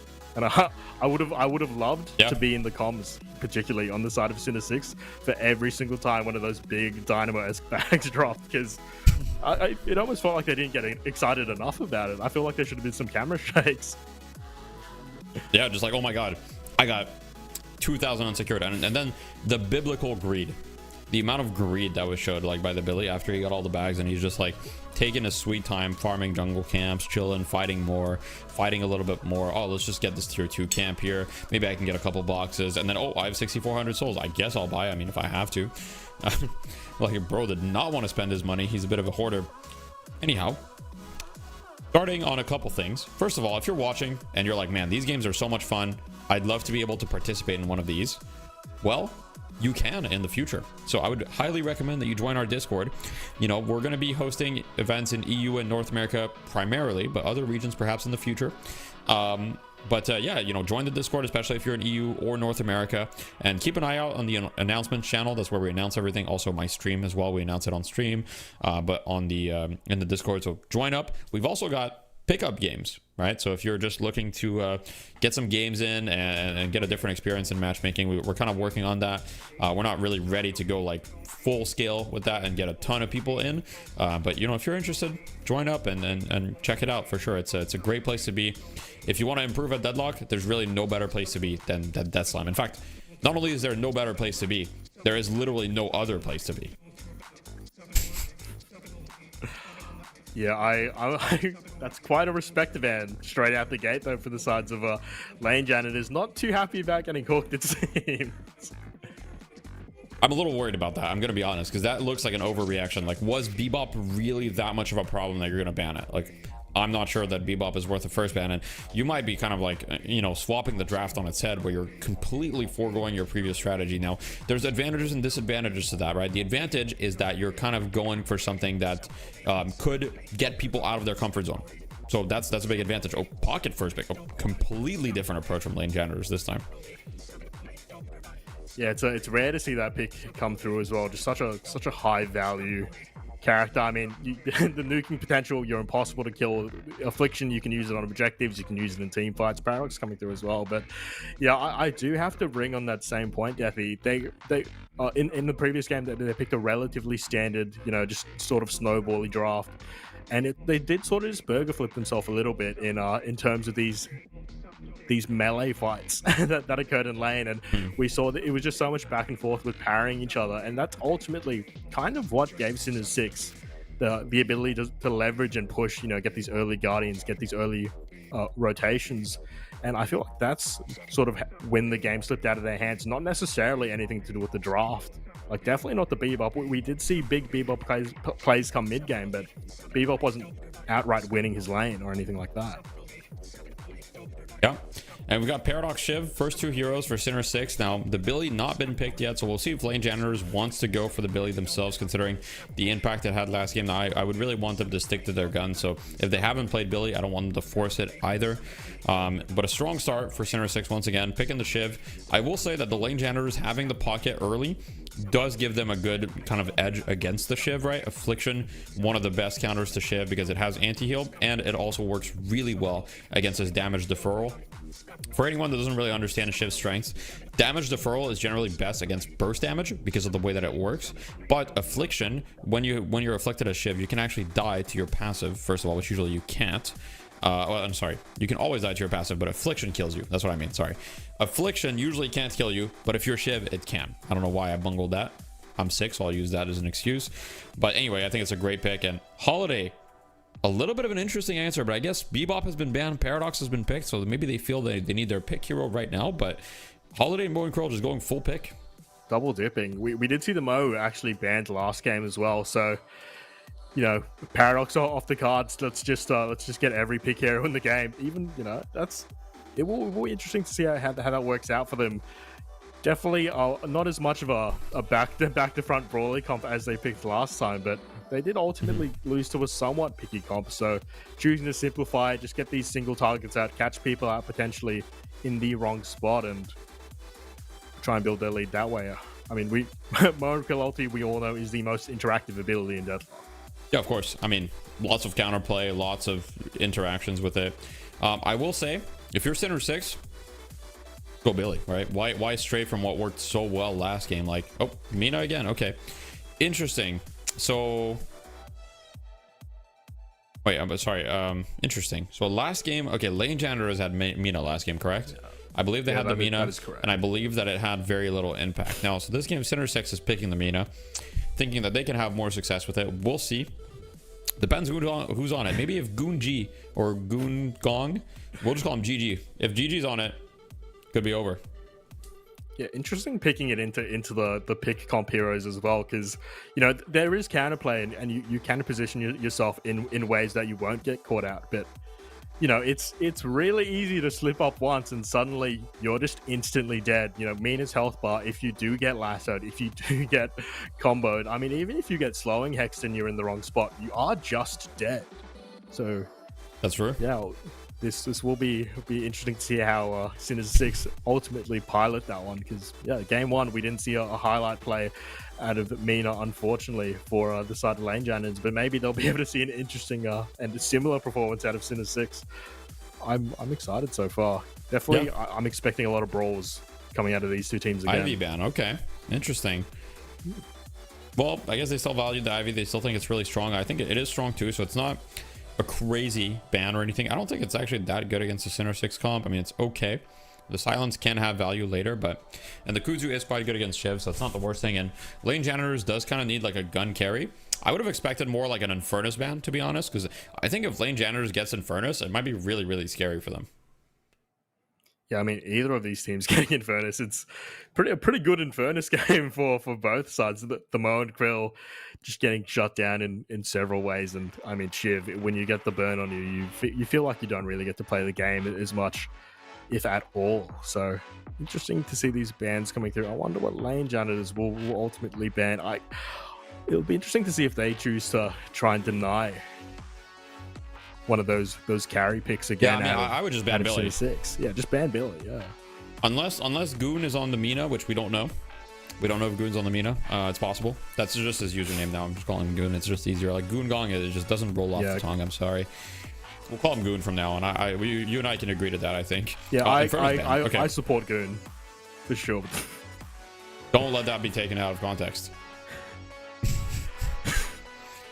In fairness, yeah. You're the king of getting things taken out of context. I mean, you remember the shout out women? I mean, a lot of people like that clip. Yeah, well, you know, I stand behind that. You know, you shout out women, shout out everybody, guys. You know, shout out Deadlock as this game goes on. In fairness, man, you were talking about it, and yeah, it's interesting to see because I almost wonder if that would have been something they would have wanted to pick up themselves. Both teams not really having a gun carry just yet. I mean, yeah, options are viable. I think if you're Center 6, you just pick Wraith, like or Mirage. Both are good here. I think Wraith is a pretty decent option. I also wouldn't hate like having a Page later. I think Page is actually like quite fine. So they do go with the Wraith. I think Page is a good combo with Wraith, and I think it's actually fine against most of lane Janitor's heroes as well. Kind of having that barrier is going to help you a lot, and also you have a natural Divine Barrier builder against Pocket. So I wouldn't say no to kind of like a 6th pick Page for Center 6 here. I don't think it's a priority, but later in the draft, I think it could be interesting. Yeah, we've seen it picked up even in Deadlock Night Shift as well. So it's not something that we can stray away from to just slow it to your play. The top cream of the crop is picking it as well. Just the ability to just completely win out trades no matter what in lane is just pretty disgusting. And she's one of the few characters that enables you to do it. Maybe in the whole cast, I can't think of anyone else who can really do it so effortlessly besides Paige. Yamato Mirage, though, as you were talking about, as some gun carry alternatives in Furnace, Ivy out of the game. Yeah. Yamato was looking pretty good last game as well, so happy to see that one picked up. I'm a little worried about the Yamato pick. I'm gonna be honest. I think there's a lot of counters on the side of Center 6. Like you look, Mina Silence could be a problem. Paradox Silence Wall. Shiv has usually, like right now, Shiv is building like Spirit Snatch, and the Execute is a problem as well. Wraith Silence. I mean, you can dodge it, yes, but like you have the potential of getting silenced. So I don't know if I love the Yamato here. I kind of feel like there's a lot of counters. In Center 6, going with the Warden. I believe last game the Warden was on the side of the lane Janitors. So interestingly enough, it kind of feels like these teams have swapped drafts a little bit to an extent. Some of the picks, not all of the picks. Yeah, the Paradox, Wraith, and Warden were all on the side of lane Janitors last time around. Yeah, so... But anyway, you know, we'll see exactly what happens. Oh! Hey, they're listening. They are listening to me. I'm not their coach, but Center 6, they see the vision. I see the vision. I believe Bean coached them. European player. Bean's on one of the, I think probably top 4 or 5 European teams. He's on a good European team. Great player. You know, he might be with the Paige vision, because Paige, not that popular in North America at the moment, but in Europe, she's had a little bit of like a reset in the last week. In Night Shift, we saw her come out a couple times and look pretty good, and she has great synergy with Wraith here, especially because of 2 things. One is the barrier, obviously, to protect her, but the fire rate that barrier gives is really good on Wraith because of the way that Wraith works, which is full auto, gives you damage per bullet, meaning fire rate scales your damage really, really high. Honestly, I'm just looking at this draft, and I am so afraid to team fight Center 6. Yeah, like you just have a vampire flying around in the sky. You have a Shiv running at you. You have a Warden running at you. You potentially have these Knights coming through, stunning your whole team. You've got Captivating Reed holding you on a spot. Wraith can just free shoot. There's so much pressure coming out of Center 6 if they do get these nice clean team fights and they get the engages that they want. But yeah, Calico. I'd imagine a bit of a Mage Cat sort of build coming out there. I like the Calico here. I think if you go Silence Wave, you have a lot of Silence Wave or Slowing Hex. Both could be good, but you have a lot of catch potential on some of these heroes, right? I do think that Silence Wave is kind of mandatory here against the Center 6 comp. You're going to want to have like at least 1 or 2. And, you know, Paige, Mina, like if Paige and Mina are caught out with a Silence Wave or a Slowing Hex, they can just die instantly to Calico. So I like the Calico pick here. Yeah, actually getting a little bit of a pick potential themselves, but you know, alternative to Haze to a fair degree. Just I think the more I'm learning about Deadlock, and the more I'm just learning about what sort of builds really just take the cake. Spirit Snatch is just an insane item, and any character that can build Spirit Snatch and really utilize it to its full potential just has so much strength in so many facets. So yeah, I'm excited to see, you know, like the Yamatos are building it, you know, Calico in particular. I want to see how Calico is built because, like, you know, shout out to an OC player, shout out to Nikus. I play with him all the time, and he's a demon in the queues. He's been playing so much Spirit Calico recently, and I haven't seen him lose a single game. You just one shot people with these gloom bombs after you hit your combo. It's disgusting. 2 points in Gloom Bomb has been kind of seeing a resurgence in the meta early, but you know, with the Gloom Bomb AoE buff, like it's actually really easy to hit them in lane now, whereas before, I mean, it got like 2 AoE buffs in a row, I believe, but you know, initially Gloom Bombs was kind of seen as this kind of like, and this ability is like decent, but it's not that good, and then it's received buff after buff after buff, and now it's at a point where it's actually quite a good ability, like very strong, not that hard to hit, I would say, and yeah, we'll see exactly how it plays out.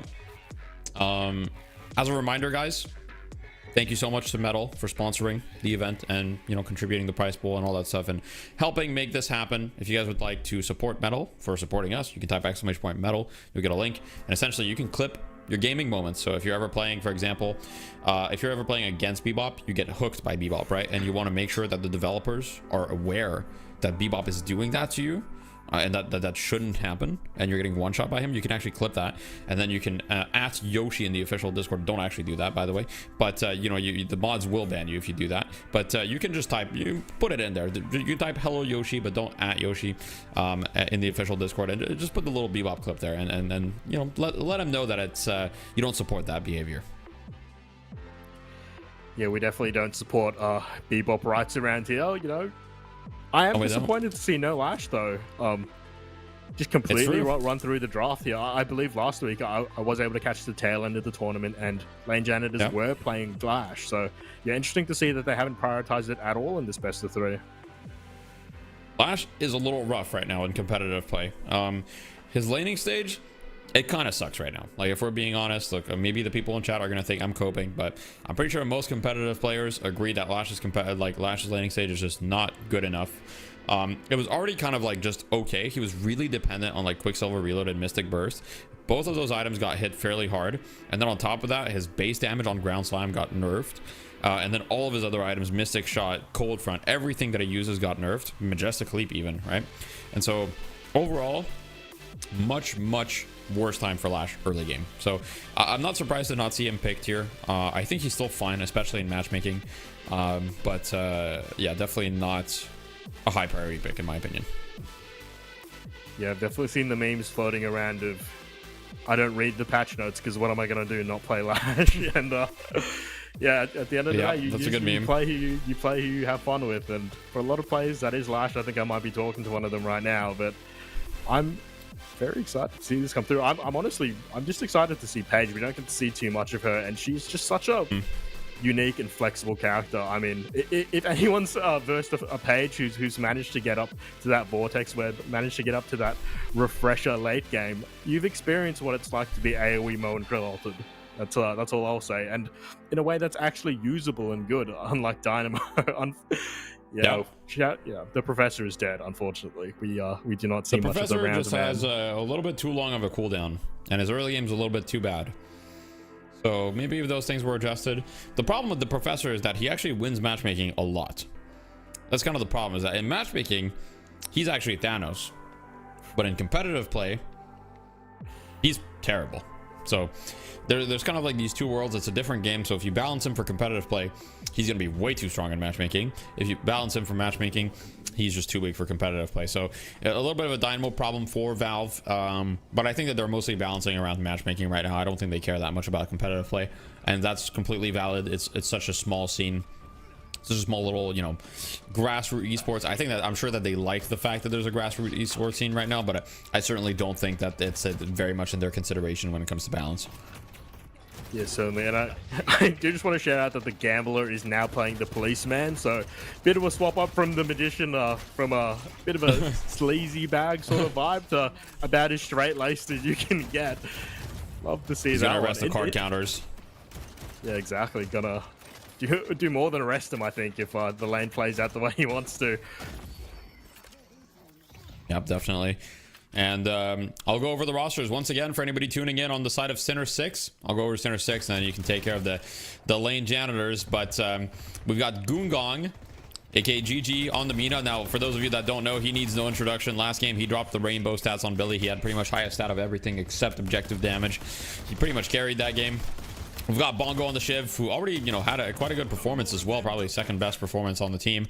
They dominated lane together, so it looks like, I'm not sure if they're laning together again. No, they're not. They put Paige and Shiv together. We've got Gambler, the Gambler on the Warden. Pixel Mix, I guess, on the Paradox. Sorry, not sure how to pronounce that. We've got Argent on the Wraith and Strucklux on the Page. Yeah, and running through lane janitors, we've got Citrus on the Yamato, X-Bio on the... Oh, excuse me, just a little bit of a cough. Nyx on the Monaco, looking to combo people up. My Configs, pretty fun name, that one, on the Pocket. Pretty suitable character.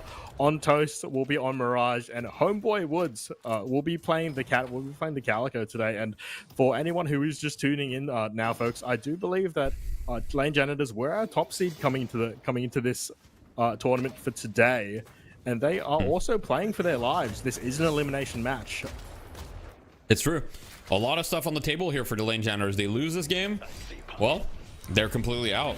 And the stakes in terms of prize pools are not really that high. Like it's roughly, I think, a little bit over $600 per player. No, sorry, not per player, per team winning, because we've got 4 divisions, and every division has a prize pool. So we've got a $2,700 total prize pool, but then it gets split into 4 divisions, and then that gets split into 6 players per team. So anyway, it does get split, but it's not really about the prize pool for these players, right? It's about the honor. It's about the kind of pride of winning a tournament. Anybody in chat that's ever competed in anything, whether it's sports, esports, anything at all, you kind of know the beauty and the feeling of just winning something and having worked hard for it. And I'm sure that all of these players have put in the work. They've been coached. For anybody that doesn't know how this works, quick little recap is basically the way that this event works is every team has a coach, and they get 2 coaching sessions. So it's kind of like a way to fast track your deadlock learning, and so it's really, really, really fun to watch these players progress.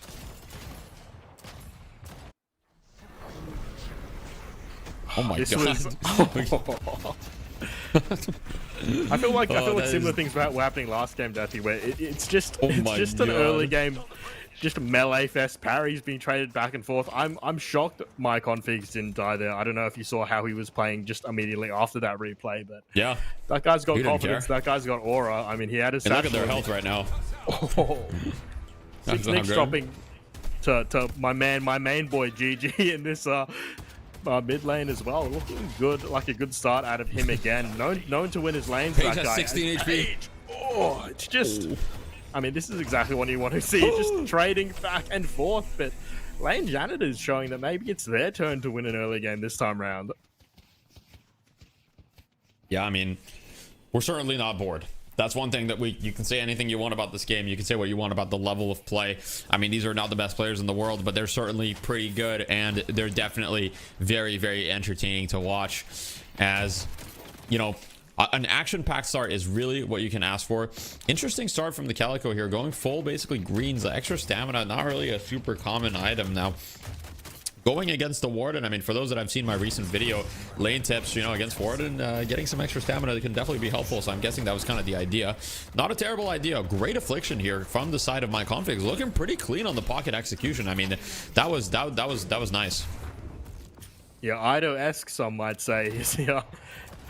Gets out cleanly there, but a lot of members on the side of Sinner 6 are extremely low at the moment. These trades not favoring them so far, but I mean, it doesn't take too much to swing something in either one's direction. Satchel comes through, Coat comes through, no kill to be found there, but I like how aggressive my Configs is playing. Like, he has no regard for the safety at this point, and I mean, it's so fun seeing how this pocket sort of meta has evolved as the game's got on. Majestically, first side of the horses come through. Satchel is popped. Parries are popped as well. Unfortunately for Bongo, no one punching him this time around.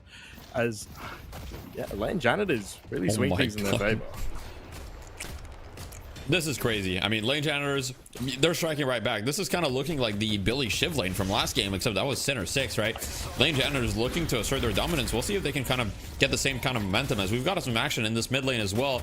On toes going incredibly low on the Mirage, but it's going to be the Page going down in the side lane to my configs, and they're just really looking to snowball this lane, as we've got roughly like they've got a very significant lead. It's about 1.5k on the Yamato and the pocket, and just a lot of action. Yeah, and if there's a character that might be even scarier than a Billy with a lead, it is Pocket. Just the sheer one-shot potential, the roaming, the fact that you just cannot touch him if he's playing his cards right. I mean, my configs is setting himself up in a position to potentially carry this game if this lane continues to go as well as it is. Homeboy Woods, a bit of a precarious situation for him. He will slide out. Nice little bit of movement from him there, you know. We love to see the players utilizing the engine to the best of their ability. Yeah. I mean, Source Engine is so peak. Like, I'll say this time and time again, but there really is, like, for competitive like shooter games with mechanics like this, there really is no better engine. And I might be a bit of a Valve shill, considering I've played like literally all the Valve game for thousands of hours, including even Counter-Strike. But the movement in this game right now, I personally believe that there is no game with better movement than Deadlock right now. Like, I don't think it's close even. No, Deathy, I have to agree with you. As someone who did come up most recently from Apex, I mean, the movement in that game felt amazing as well, but Deadlock almost feels like it's got a whole other level of depth to it that it's almost hard to describe. Just between the dodge rolling, you know, the jumps, the stamina usage, the edge boosting. I mean, we've got a whole wiki dedicated to movement, folks. It's something that we haven't seen in a game before, at least not for a very long time, since maybe like OG Counter-Strike. It's wonderful to see how the game evolves and how the movement evolves. Oh, Homeboy Woods just striking from the back. Gets one kill. Not going to be able to quite catch the Mina, I think, as Mina teleport is back up. Going to be chasing, though, as Pocket comes into the fray, and my configs just really popping off this game. Already 7k net worth, becoming a problem for the enemy team, shutting down Goongong, and I really think that's going to be a key factor here for lane janitors, is can they shut down Goongong? Because last game they were not able to, and he got every bag. But if they do this game, he was really kind of the star player. So does Center 6 have somebody that can pick up the slack if he doesn't have an amazing game? I guess we'll see. Yeah, 100%. I mean, configs just really running around the map and making use of some of that burger fighting. That it did happen. Nice swap comes through into the tower. Parry will be used, but my configs is immediately as we sing his praises will get dropped. Ultimately, in the end, biting off a little bit too much. I think they're getting a little too greedy, as Page will get pressured out. I imagine Yamato will just... Ooh, actually, a bit of a turnaround, maybe. This is... I mean, I just love to see these close fights. It's scrappy. Both teams looking to back off here a little bit. Shiv looking for more. Will he get it? Power Strike comes through, does go wide this time around, and I love how neither of these guys are choosing to back off. They could easily disengage this fight at any point, as he does slide in and hit the parry, but it's too little, too late. Multiple members are here to support them. That Guardian will go down, and Exploit, he's I'm really, really surprised he's choosing the fight. 100 HP to his name, I mean, and he just wants to get his traction off. I mean, I respect it. He's trying to get the damage. He's going to go Surge of Power next, you know, getting a little bit of fire rate and extra damage on that barrel, most likely. So very, very scrappy. Once again, like you said, it's very fun to see these scrappy little engagements and teams fighting it out and seeing who's going to come out on top. It looks like Wraith is going to go Cultist before Tesla. Not necessarily standard. We also see Wraith has bought quite a bit of items before going for the Tesla, but I will say Wraith's early game keeps getting buffed like every patch. Her lane is actually not that bad anymore, in my opinion. It's like her lane is actually fine. I don't think she's like a strong laner, but she's definitely like pretty good. As we see once again, my configs being super active, perhaps a bit too active. He had a really, really good start, but he's actually going to be going down to Goongong as, you know, despite Goongong kind of being shut down a little bit and my configs being ahead of him earlier, he's now back 2k up on him, and it looks like you can't shut down this guy. Yeah, you say that, but I do just keep looking at the team comp on the side of lane Jan as Homeboy Woods immediately shuts him down. Not too many cooldowns for him to work, so I do imagine he's going to fly by the parry just in case he will get out of dodge. But yeah, Goongong will only get have a more difficult time as this game progresses, in my mind. Like the Mo and Krill in particular, like I imagine he has to be hard looking for this Mina when we get into these mid-game team fights.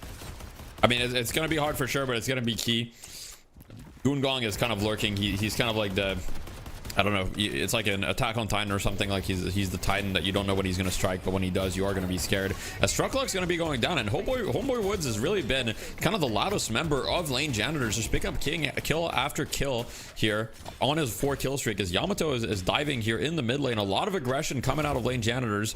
My config's going to be going down in the pocket once again to Goongong, so a little bit of a matchup thing where if you get silenced by the Mina, it's very, very difficult to pocket. Yeah, 100%. I do like to see that Homeboy Woods is having a bit of performance, because he was unfortunately a bit quiet last game. Gambler will look to turn things here. A lot of life still coming through with the last stand as he continues to get engaged on, actually. But they do have the damage to follow this up. Several members low. The reload has to come through. No cooldowns to be utilized just yet on the side of the Gambler. Flask comes out. A lot of low health bars. Ultimately, will he die to Mark? I'm not too sure if that was popped just yet. He will There was no Mark. Walk away licking his wounds, and scary little fight there. Oh my barely god. Getting away. This guy's also 1 though. Everyone's 1 HP. Homeboy Woods also escapes with 1 HP. I mean, well, this is insane. Just never stops, Deathy. He just never stops. These boys want to put on a show for us. And I think it might be a little bit of they just get bored as well, honestly. I don't know if any of you guys play your matchmaking games, and if something doesn't happen soon enough, you just gotta walk in and fight. And at that time 6 in each team, just gross. So much damage. I mean, that's what you said. You talked about the Spirit Calico. I mean, it does do a lot of damage, and it's quite scary. Yamato ults here to respond to the aggression. We've got the Page ult stunning 2 people. Really great aggression. Yamato taking a lot of damage, but she's got the resist. She will be going down anyway. And that's just 1 kill, but that's 1 kill going the side of Center 6. And if you're lane janitors here, game hasn't been going very well for you, and this is your elimination game, right? If you lose this one, it's over for you. Pocket's going to be going in here, but Goongong on the Mina looking to clean this guy up, and he will be going down, and Goongong is looking for more. He's got his ultimate, goes for it, perhaps should be able to maybe get the holiday here, trying to go for more. He's doing a ton of damage, 300 HP left to his name. He's going to have to look to reset here. Yeah, on Mina, you never have much HP to play with. Homeboy Woods, though, does ultimately kind of just walk in and secure what he needs to, hopping back into the shadows to get away safely. It's I feel like we haven't had a moment to breathe yet, Deathy. The game just continues on and on. I mean, I'm sick. My throat is like, yo, what are you doing? And I'm like, look, sickness can wait. I've got deadlock right now. Okay, so I can be sick after. I can't afford to be sick right now. We got to lock in, because right now lane janitors pick up the urn, and they've just evened it out, by the way. It's just a 1k lead now for the side of Center 6. So 1 or 2 picks. The lasso under the walker. Paradox going down. So lane janitors doing a much better job of staying in the game than in game 1. Definitely. On Toast as well, just notably had control of the urn there, choosing to just drop it, go back to his side lane, do Mirage things. I mean, it was, I believe, literally every other member of the map besides Wraith on that side lane. But Monaco, he will walk up and get the combo, but is he too deep in no man's land? Homeboy Woods, 10 HP to his name as well. Bongo ultimately drops. He will slide away. There's no owl drone this time around to be worried about. Just, the fight does not stop. Nice, cheeky little mode Krill ulti, the most interactive ability in the game. Yet again, I love to say that, because, you know, there's just so many things you can do about it. Yeah, I mean, you can counterspell it. Not ready. Yeah, sorry, there was nothing else really. That was about it. That's, you know, there was really nothing else to say. You can counterspell it. That's pretty much it. You can unstoppable once you have enough money, but other than that, and even counterspell, you have to react to it. But I will say, there is nothing more satisfying than counterspelling a Moon Crow ult, because you're just like, haha, you little mole, you little sucker, you try to ult me, and I just counterspell it. It just feels really satisfying. But anyway, you know, tangent over as Xbio getting picked. I will say Xbio, it's been, you know, it's been a little rough for him these games on the holiday, but he's definitely in a more supportive style, right? So it's not all about KD, and he has gotten some crucial lassos, but he will be going down to Goongong, as Goongong is 18k net worth. Once again, he just keeps pulling away with this. Yeah, Goongong might be the GOAT. Not literally this time around, but maybe figuratively. Mina will always have impact. But speaking of impact, my configs, he is going to bring some damage to this team fight. Will drop Paradox ultimately. Warden running in though. I believe he did just catch the tail end of a snare there. Not exactly what you want to be doing when you are popping that last word. Not able to get too much value here. Goongong will look for more. Will actually pop the ulti as well. Homeboy Woods. Oh my god. Just unable to use anything. It has just 10 HP. Will ultimately drop finally. And Sin is 6, right as Lane Janitors was starting to even up that game a decent amount. Have another big swing. I imagine this is going to turn into a free earn as well. And I mean, they want to close this one out 2-0. Yeah, that's pretty disgusting. I'm gonna be honest. Like, Goongong is looking pretty unstoppable, but the game is somehow staying really close despite Goongong. Like, if you look at his net worth, you would think, wow, this game is like extremely one-sided. Great suitcase from Pocket, dodging the Wraith ult and then afflicting her right away. MyConfig's looking to turn around the game for his team, but he does get shut down by a Wraith ult and drops a big bag. Not what you want to see. This earn fight could be everything. Whoever wins this can maybe go mid boss. As Goongong, he's going in. He's looking to do a lot of damage. Gets shut down by the Mirage a little bit. Has to be careful. Strucklux gets the earn, but Goongong goes down. Citrus will be responded to by Bongo, and this fight could mean mid boss for either team, so they have to be really careful. We've got Homeboy Woods, he's in there. The parry does not quite connect. He's looking to get some more gloom bombs in there. Page trying to retreat. Paradox gets caught. First kill to go down as they're looking for more potentially, as Shiva is behind enemy lines. I don't know if they quite realize that. More gloom bombs. The cooldown on this ability is not real, and that's going to be a fight 1 for Lane Janitors, but Center 6, they got the earn right before that, so they're not too unhappy about that.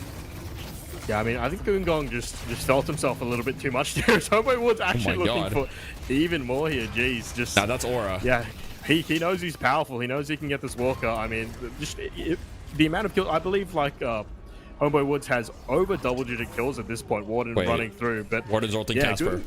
Goongong using his stamina to dash through the Veil into a Maurice that has ultimate as well was just maybe the most disrespectful thing I've ever seen in my life, and he did get punished for it at the end of the day, but I mean, that's aura. Yeah. That was a pretty insane fight, and Center 6 are still in the lead, but it's really not like that significant anymore. It's only a 4K, so it really could be anyone's game, and I really want to see Lane Janitors kind of pull this one through. As we've gotten an invade here from the Holiday on top of the connects the lasso on the Paradox as Yamato's just beating her up. Is it going to be enough damage? Can they clean her up? They should be able to, but this is going to be really crucial. It's taking a lot of time, and the rescue beam comes out. I don't even know where she is anymore. I don't think they do either. Yamato keeps going in. She's 1 HP. Oh!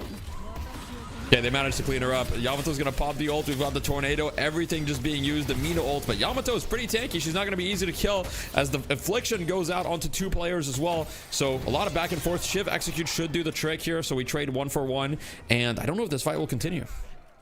Yeah, I imagine it has to be some level of back off called there, but that was a really long little scrap on the double punching bags there. I mean, it does get slowing Hex, and like we were talking about it earlier, that's all you really need to kill this character. Does have dashes available, and nice little movement actually sliding out of that dash there. Goongong will just barely get away. You hate to see that if you are a fan of the Lane Janitors. The Moen Curl, I mean, seeing the Vampire just slide away is the last thing you want to be seeing. Wraith, though, getting a pretty good side lane pressure once again, but I do imagine we'll be dying for this walk-off, choosing to get some of that shit. Well, maybe she'll live somehow. I don't know. Maybe we can see some creative escape paths from her. It's not impossible, but it is looking unlikely as there are 2 enemy players kind of roaming about. She is actually making quite a wise choice, just kind of hiding and buying as much time as possible. She does get the ult on Holiday, but Moen Curl strikes right back. As you could said, a lot of counterplay. She's actually doing a lot of damage. There's a non-zero chance she wins this 1v2 as she decides to man up in front of the big stage for the clip. 147 HP to go. Looks like she will get cleaned up by Pocket, but that was really close, and she bought a lot of time. Yeah, there was more than just the world. I mean, I think we're about 1 card away from Wraith just outright double killing. They're really good to just split them up with the ultimate. I think maybe even a bit of a misplay to use that combo there, but he would have died if he didn't use it. So just clean play outright as Goongong adds yet another list to his name. Nox Nostra will come through. Unfortunately, no one really to be seen there, but he continues to grow this Mina. Oh boy, Woods. Yeah, and Ava is just going to be running so away. fast. I mean, this Calico, you know, the hero still moves pretty quick. I mean, I got to be, oh, nice silence wave onto the Paradox. Like, no, that's my farm. Don't take that. You can't take that. You're not allowed. I will be taking the Sinner sacrifice. Doesn't want to stick around for the buffs. Reasonable. And I mean, this game has been really close. I think it's all really going to come down to, can you kill Goongong? If I'm Goongong here, you have to go some sort of defensive item. I mean, I think you have to go debuff remover. Like, they have too many silence waves and slowing hexes for you. If you don't go debuff remover, I think it's too greedy. Let's see what he buys. It does look like he will just be not going debuff remover. So if he loses the game because of this, if he dies because he doesn't have debuff remover, you know, Beans, you're the coach. I expect you to have a talk with him. That's all I'm gonna say. Yeah, guys, just because it's off to the side and it says optional next to it doesn't mean you don't have to buy some of the situational items in the game. You don't always have to buy left to right, as Goongong just continues to only purchase to increase his DPS. Fair enough to a degree, but man, he was barely escaping these previous fights when he was extremely up. Lane Janitors continue to only close the gap. I mean, Homeboy Woods has really been my highlight of the game so far. Was a little bit quiet in that first game, but has just continued to really show what the cat can do. I mean, the Mage Calico is unreal. Silence Wave into forgive me, I forget the ability of his the name of his second ability. But into the Gloom Bombs. Leaping Slash? Just, yeah, the Slash, yeah. Leaping Slash. Yep, Leaping Slash, correct. It's just a one-shot combo most of the time if you're not a relatively tanky character.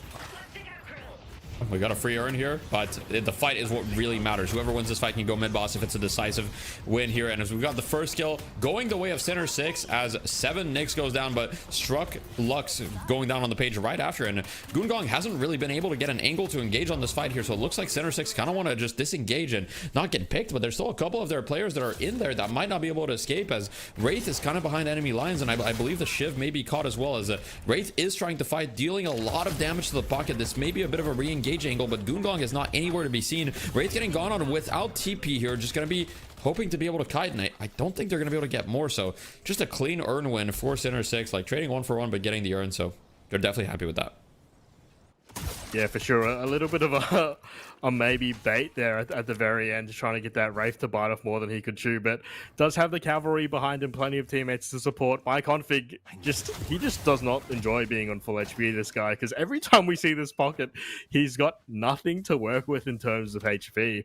But he did escape last fight, and you know, he continues to bring the value, just farming, doing what he needs to do. Was really, you know, quite heavily carrying this early game so far for the side of Lane Janitors, but we haven't seen too much out of him so far in terms of this mid game. Speaking of people who are making this happen in the mid game, though, my Homeboy Woods is a threat every time you see him. He just comes out of nowhere from Calico, from the Ava form, and I mean, it's terrifying, especially if you are one of these squishier characters. Yeah, and you know, looking on Bongo, I was looking at the Shiv build, and unfortunately, I can't really approve. You know, it is kind of the kind of 0 damage Shiv challenge, as he's got you know, pretty much every defensive item possible, and he's got 2 healing items. But his damage is quite low. You know, no shred. I mean, he's got Mystic Wall, actually, so he's got a little bit of shred. But anyway, we've got a little bit of a fight here as Pocket looks to engage, but it's probably just going to be a disengage. And really, at this point in the game is hanging on a knife's edge. One team can get a good engagement, turn it into mid boss, and it doesn't really matter that there's a 12k lead difference. And it looks like Center 6 want to collapse on these people here in the side lane. They don't quite manage to get the initial catch, but Goongong is going in, looking to change that. We've got the ult here into the page 3, actually going to catch the Mirage, should be going down fairly quickly here, and he does. Absolutely degenerate. The cavalry coming through as well. There is a combo to turn, I mean, but it is just on a page ultimately. Her cooldowns were used. Like, she's not providing too much more to that fight. A pick trade off there, but I mean, I'm trading my page with no cooldowns for anybody on the enemy team every day of the week. This will definitely turn into a mid-boss, I'm assuming. The boys slowly making their way to the middle of the map. I mean, as a Homeboy Woods might be able to buy some time for mid-boss here. Like, it's possible. Like, if he delays enough, it could do it. But you're right, it should be a mid-boss. I mean, yeah, this Calico could turn water into wine with his performance so far. I want to see what can be done. In my mind, they do contest this. They are slowly moving towards. Yamato does have ulti, but it might be too little too late. Not really a fast rotation. Shadow Form popped, but is it too late? Will fall, and this will be a parry fest for sure. Parries out left and right. Unfortunately, on the side of Lane Janitors, every single rejuve secured for Sinner 6. The Shadow Form is not enough to just continue parrying over and over, and the swing gets even bigger. Goongong gets even bigger. I mean, these walkers He's are a little bit drop. too big to handle now. He might have reached critical mass on Goongong here. I hate to be the bearer of bad news, but I think that this is looking quite dire if you're a Lane Janitor fan at home. I mean, let's see some love for the Lane Janitors in chat. Any friends or fans or anything, show some love, because this has got to be tough for them. They were undefeated in the seeding, and now they're fighting for their tournament lives, down almost 30k, 22k, and with the enemy team having a rejuve, they're gonna lose every walker. They're gonna lose the urn, and it's gonna take a miracle for them to come back in this game. Yeah, Homeboy Woods putting on about as good of a performance as you can, but not necessarily playing a character that can hard carry these team fights. Really doing a good job getting these picks. I mean, my config, unfortunately, has just really been shut down quite successfully this mid game. Mo and Krill, it feels like Mo and Krill and Holiday don't have enough damage behind them to really get value out of these ultimates. Like every Mo and Krill ulti we're seeing, it's not really decisive, unfortunately, for the side of Lane Janitors. And Divine Barrier picked up will just continue to make life harder for the side of Mind config. I mean, that will just be a cleanse on you some can very always save your important Mina characters. now, right? Yeah. Like you just keep it for Mina every time. Like if they slowing Hex or whatever, you can remove any debuffs. So you just put the barriers on her, and if your Mina lives, I mean, she is extremely farmed. I don't really see how you can shut her down. So I'm gonna be honest. The only way, if I'm trying to look at the positive side, right, Sinners on the side of Lane Janitor, they need to take a fight around this last walker, I think, and try to get some of the rejuves there, and then like try to do as best as they can on the fight. But I don't really see any other play for them. And like this fight, oh god, the Yamato gets cursed. Oh, the swap does not connect, so that's a good start. You know, the swap and curse kind of wasted here. The walker will be going down very quickly, and it looks like Lane Janitors are going to be forced to retreat. Yeah, just push back into their base deeper and deeper. No rejuves to be burned. It's exactly the situation Sinner 6 want to be in. Just continuing to push up. I mean, Warden's just happy farming back camps, it looks like, over there. Doesn't even need to be pushing the base at the moment. Goongong doesn't get caught out, though. Even if he does, but it is just ultimately a rejuve at the end of the day. Burning will not get him knocked out just yet. My god, man, Page ult. ulti is just... It's just crazy that the lady get into this game, and Goongong doesn't need to buy green items because his green items is currently holding a book, I believe. That's true.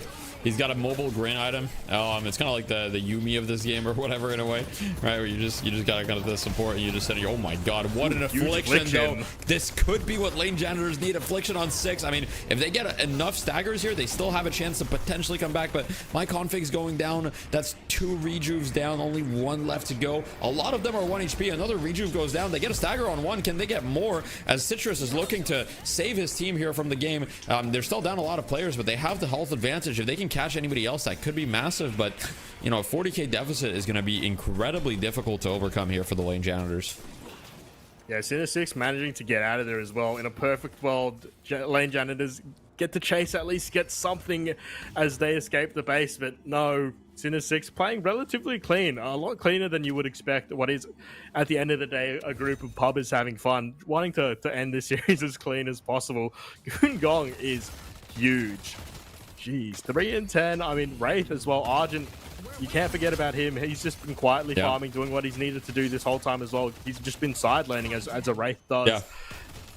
It's just looking gross as this game scales on. I mean, you know, basically, Argent is essentially like an insurance policy. This game, right? He's like, he's not really been super impactful, but he's been extremely consistent and just doing what needs to be done. And you know, if like for example, Goongong isn't able to carry this game, then Argent will pull right up, and now he's so farmed that he can also carry this game. We do have a Moon Crow though initiating on the Paradox. This could be a massive kill as they do get it right away. That's exactly what they needed on the side of Lane Janitors. I'm a little worried as they're quite split on the map here. The Yamato and Holiday need to be careful not to get picked. I think that they need to look for another pick, but their best way to come back here is to kind of like keep staggering the enemy team, looking for these picks, forcing this Walker maybe a little risky here as they're going to get collapsed on by Lane Janitor, by Sinner 6, and if they get collapsed on it, I'm afraid that it could be over for them, but they are trying to reset here. Can Sinner 6 catch them? Yeah, they're not afraid of fighting down at this point. The deficit is quite strong, and more importantly, all of their carries are extremely online. Citrus will be a little bit of a tunnel rat cosplay at the moment, trying to get this earn across the map. It is favored, but is it really favored when Sinner 6 owns the majority of the map at the moment? They're still down one player.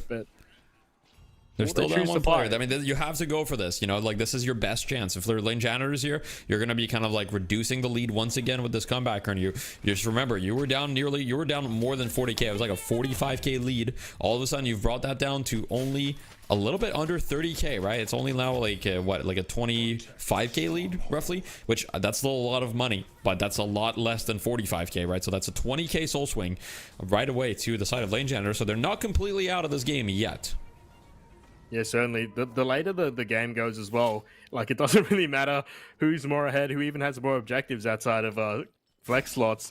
If the game, if it's like a 50-minute game, whoever wins a nice clean team fight will just ultimately win the game. So, yep.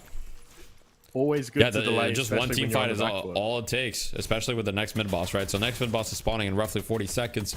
You see the timer at the top. If you're looking to get that mod, you can type exclamation mods in my chat.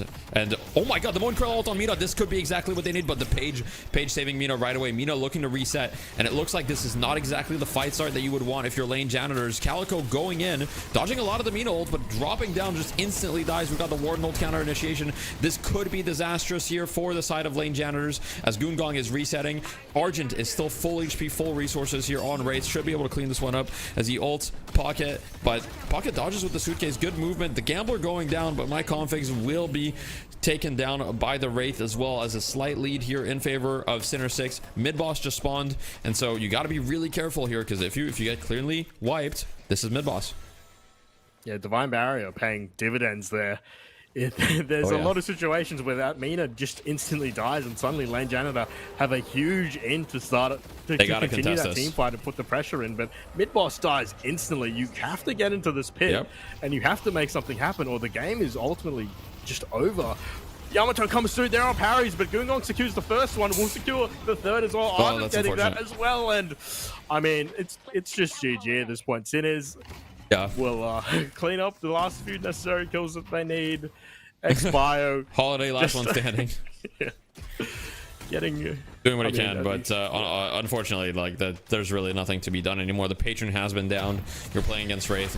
They are calling the GG on the side of 7x. Good parry though. Just, you know, showing him who's boss. Like, hey, you can win against me, but you're not gonna win this fight. You're not gonna win this parry. And Wraith's just kind of instantly destroying the patron. Perhaps that's a little fast for how fast the patron dies. I mean, look, I'm not the developers, right? But you may want to consider looking at that. That might be a little. Is that okay? Like that it dies that fast? I don't know. But you know, we can talk about that another time. As very dominant performance. I will say that this game was a lot more back and forth. Like this game could have gone either way until the side of not Lane Janitors, but what am I saying? Why can't I? I think what you're alluding to, Deathy, is I think Sinner 6. Come mid game, there was so many opportunities where I feel like Lane Janitors were just so close. Like they were like 200 damage off killing Mina.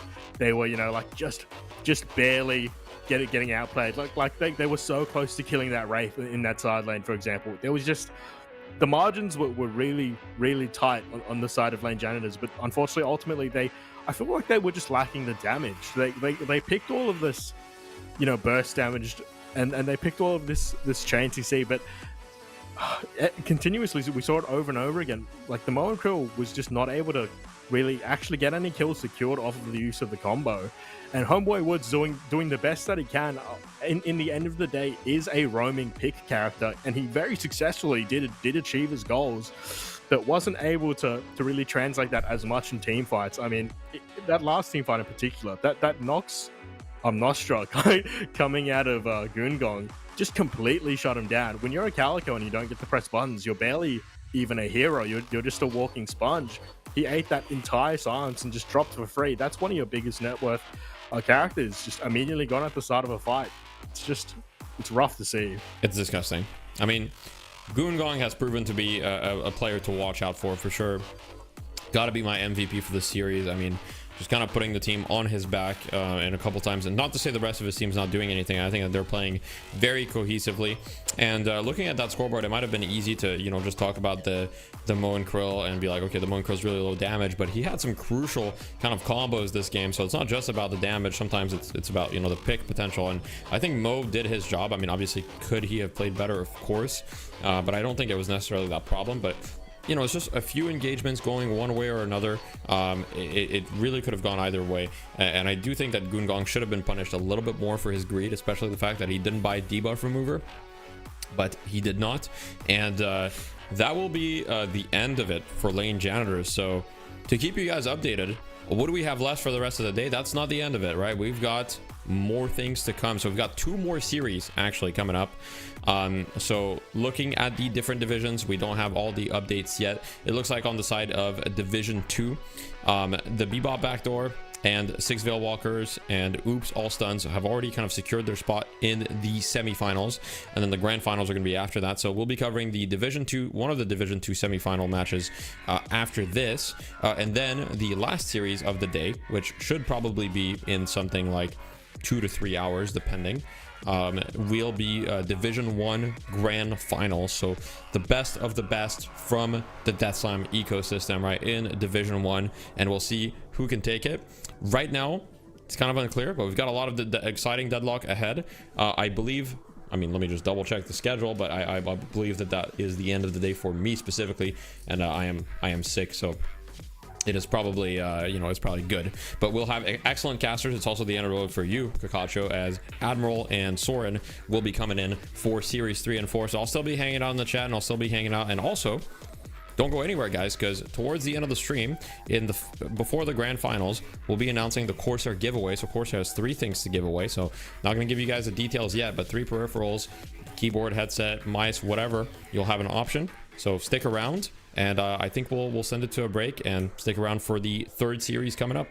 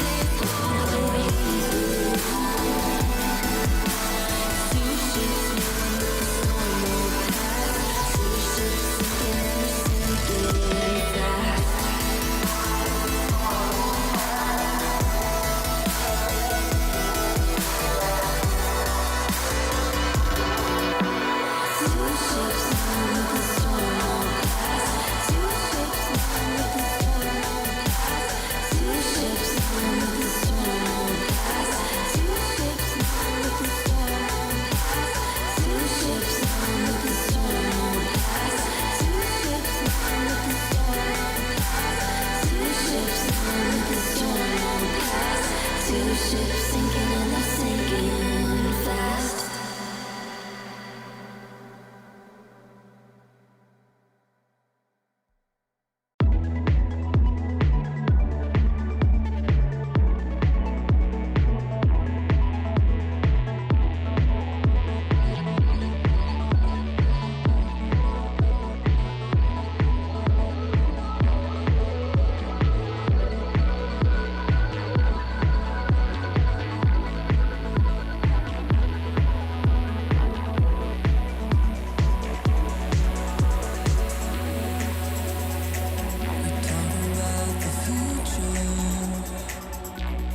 What do you see? Is it an ocean of color growing exponentially? What keeps me up through the nighttime? Keeps me dreaming through the day? Is that the goddess of wisdom is only a block away? I wanna fly with the Jetsons. I wanna shoot past the stars. I wanna take you to a place you've never been before, where nothing rhymes like purple and orange, where you can count the coldest law. I wanna fly with the Jetsons. I wanna shoot past the stars. What's done is done. Oh, we'll live and die by the number 21, where energy is flowing through machines that are all knowing, and the lightning outshines the sun. I wanna fly with the Jetsons. Wanna shoot past the stars. Wanna take you to a place you've never been before, where nothing rhymes like purple and orange, and you can count the coldest law. I wanna fly with the Jetsons. Wanna shoot past the stars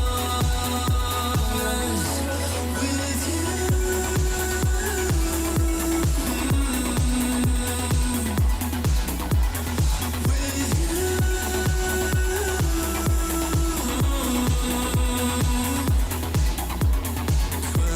Words in my head, only valuable unsaid. A phrase in my mind, for better all mankind. I wanna fly with the Jetsons. Wanna shoot past the stars. Wanna take you to a place you've never been before, where nothing rhymes like purple and orange, where you can count the coldest law. I wanna fly with the Jetsons. Wanna shoot past the stars with you. With you.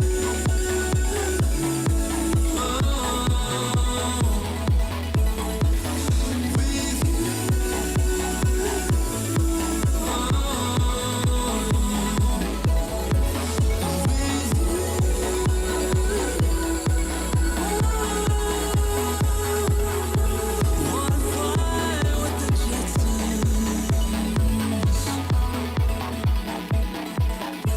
Wanna shoot past the stars.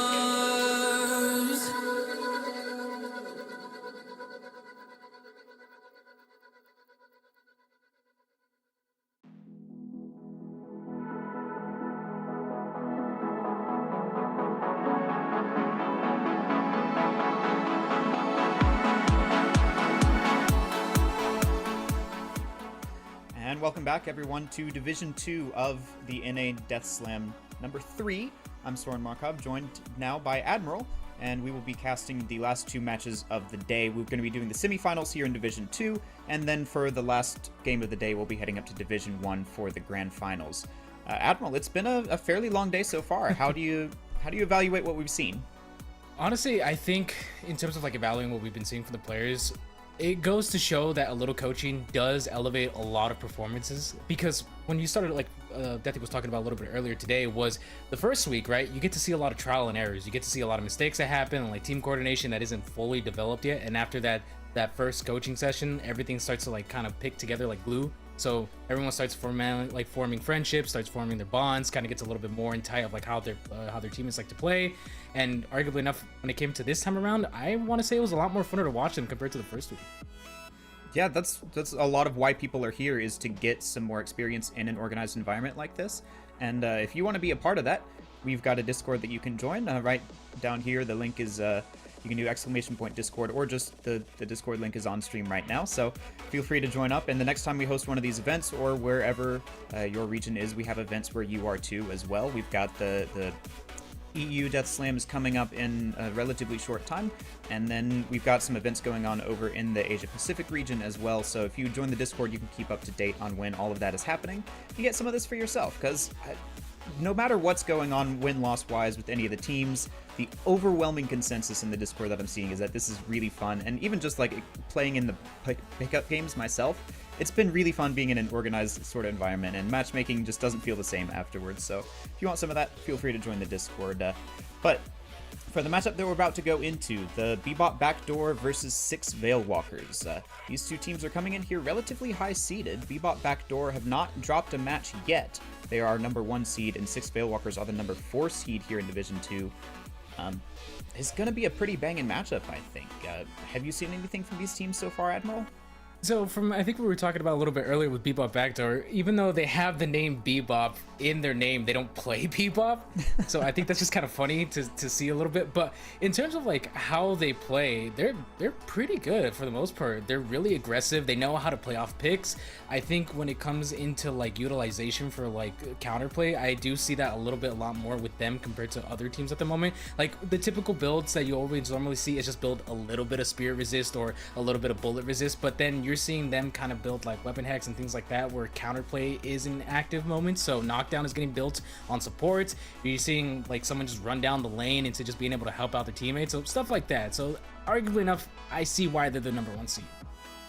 Yeah, these teams are not slacking by any means, so the number 1 seed is something to be feared. But also, the number 1 seed has not yet won a Death Slam, either of the first two in a total of 3 divisions between the 2 tournaments. No number 1 seed won any of those, so Bebop Backdoor, with that curse hanging over them, are going to be in the 2nd spot here on the side of the Sapphire Flame. We're seeing the picks come through pretty quickly here. We're starting off with a Mo and Krill ban, interestingly.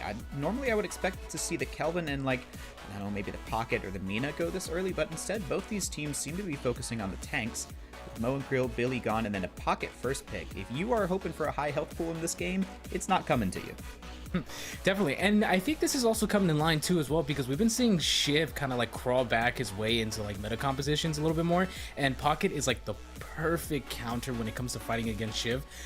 For those who don't know, his passive ability can keep him alive for so long, but against Pocket Ultimate, that is going to kill him. That's going to 100% guarantee his death. Against most heroes, Pocket will just take you down to 1 HP, and you have to run back to base, but at least you can. With Shiv, the bloodletting will finish him off, so Bebop Backdoor say, alright, that's 2 tanks gone, we're going to pick 2 of the remaining ones and kind of stiff you with the worst of the bunch. So the Shiv is still open here, but interestingly, so is the Kelvin. That's a hero that we've seen kind of be a bit of a boogeyman throughout all of the divisions and all of the days so far.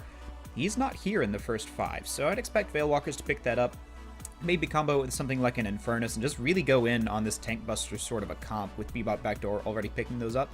Also could just see the Kelvin Shiv though, because as you said, Shiv is making his way back into the meta, and Kelvin Shiv is a duo pretty much as old as Deadlock, so some pretty strong options open here to Veilwalkers. Maybe the Yamato was a bit hasty from Bebop Backdoor. I think in terms of being able to get the Yamato in the pick for Bebop Backdoor is just kind of more or less securing something of a comfort pick. I mean, arguably enough, we are seeing Vindicta for 6 Veilwalkers here, and I think in terms of this, we are seeing 2 kind of characters right now that are mostly staples for a lot of these matches. I mean, Yamato, Vindicta are characters that we always end up seeing for the most part. In part, Vindicta typically always gets banned as well, because again, time and time again, we see this character get built the most irrational way possible and be a nuisance every single meta, so there's no way of like going against her. right? So, but it actually turns out that the Vindicta is actually going to be not the pick for this one, so that's going to be an adjustment on our end here. But however, nonetheless, though, I think if this is the case, then that if they're going to be picking a little bit more comfort things, I'm surprised that we aren't seeing Shiv or, like you said, Kelvin, because again, the most annoying duo that you could deal with is one that can constantly put pressure on your team, and the other guy who can constantly keep healing the guy who's putting pressure on your team. Yeah, both Kelvin and Shiv have a really good mix of survivability and damage. They're able to poke you out with the Ice Beam and then the Knives, and then really go in on you with the Ice Dome and the Execute once you get up to that 3,500 soul mark. But then also, you've got the tankiness of Shiv, the healing of Kelvin, and the Ice Path to just stay above you and have a barrier between all of your damage and their body, so it's just really tough to do anything either way to survive or to poke through all of that damage and healing, so we'll probably see that come through, I imagine. Vindicta, I was a little bit surprised to see it go this early because she's fallen out of favor with some of the recent patches. Not quite as strong as she was, still definitely gets value if your team can play around the stake effectively. I've also seen Snipe build be effective on some occasions, but it really does take someone who's dedicated to Vindicta and knowing how that character plays to make her shine. She's not quite as much free value as she used to be, but when we get back into these picks, I'm expecting to see something a little more traditional. Yeah, I completely agree with you on that as well. In terms of like who's gonna be having the pocket Vindicta, that's also just kind of a random decision as well. But I think it's also kind of interesting that you point out Vindicta has kind of slowly fallen off a little bit though. But it is a comfort pick for a lot of people. Like I said before, that stake. Again, if you have a very good like team dynamic, team bonding, like all this initiation that like, your team can just easily follow up, Vindicta stake is arguably the most annoying thing you could deal with when it comes into team fighting, because nothing like being able to CC people for like a second just really does matter in those 0.5 seconds of a fight. Yeah, it's if you get staked, there's not a lot you can do to try and get away from just being run down by the rest of the team, so in those sorts of situations, Vindicta functions less like a traditional gun carry, which he has been in some metas, and more like a Holiday or a Mo and Krill in like the pick sort of slot. So if we do see Vindicta, I expect to see it much later in the draft than second pick, but instead it'll be that Shiv. So here you go. There's the Shiv into the meta, and surely we're going to see this followed up by a Kelvin. Funny enough, for those who actually pay attention to my hair, that I used to rock a pompadour all the time. The pompadour is gone now, so I ain't rocking the Shiv style no more. So, but I will say though, I am happy to be seeing Shiv being played back into this comp again. It's one of the more fun characters, I want to say, properly in balance, but I think that's just kind of like the fun part about Shiv is that no matter what, whenever you see him, it's kind of like a coin flip on the person who's playing them, because it's either the Shiv is going to immediately destroy everyone, or the Shiv's going to bomb and lane, and Shiv's just there for fun. Yes, Shiv's one of those characters who's tough to balance for the dev team. It seems like he's either really good or really bad. Right now, he's sort of on that good side. I wouldn't say that he's dominant, but these teams are starting to show us why he can be dominant. So it'll be the Shiv Kelvin, of course, and then Bebop Backdoor. I like this pickup with the Infernus. You've already got your tankiness sorted out in the front half of your draft. Now this Infernus is going to help put damage onto the Shiv and Kelvin. That Afterburn is going to tick away at the Shiv's health bar, and of course combined with the Bloodletting means that he won't be able to fight very often. And Infernus is kind of going to be the late game carry, which it seems like every comp just needs at the moment. So heading into the second phase of bans here, I expect to see Veil Walkers start to take away some more of the damage, and Bebop Backdoor take away the carries, but they're gonna go with the 7 here. I feel like is a bit on the weaker end of the carries this patch. Yeah, there hasn't been necessarily seen a lot of 7s recently. It's because they kind of hammered him down a little bit these past couple patches as well. I mean, it's one of the also characters that they have a lot of difficulty balancing with, because one little slight decimal change for the character really shows that any pointage percentage that goes a little bit more into his favor can dramatically affect him as a whole. I mean, his ultimate's really strong. It's a huge area denial. I mean, it also has a secondary ability within the ultimate itself that does a huge spurge of damage. A passive that's just a gun passive that's also just really good. I mean, it's Tesla bullets every 30 seconds, and then just a good AOE ball of effect, and then also a single target stun that if gets buffed essentially just targets a multiple radius of anyone within it. So again, it's a character that's kind of in this weird place that if you buff him a little bit too much, he's too strong, but if you buff him a little bit too little, or if you nerf him, he's kind of just useless. Yeah, and I feel like that's kind of just because 7, his niche has always been that he is one of the best farmers in the game. And so if his numbers are just a little bit off, then all of that farm gets multiplied by however much he's got going for him. So any little mistake in the balancing gets really shunned with all of the camps that he can take. But it's going to be 6 Veilwalkers trying to ban out the pick here for Bebop Backdoor by banning the Paradox, but they just take the Holiday, and I think they're perfectly fine with that. So maybe just a bit of a miss there, because now Veilwalkers are a bit short on their own pick characters. I expect to see maybe the Mo and Quill here as a bit of a combination of tankiness and pick for them. We could potentially see the Bebop against the Bebop Backdoor, but instead it's going to be the Mirage for a bit more damage. I like that pickup as well. I feel like they were missing one of those more traditional M1 just run at you sort of heroes.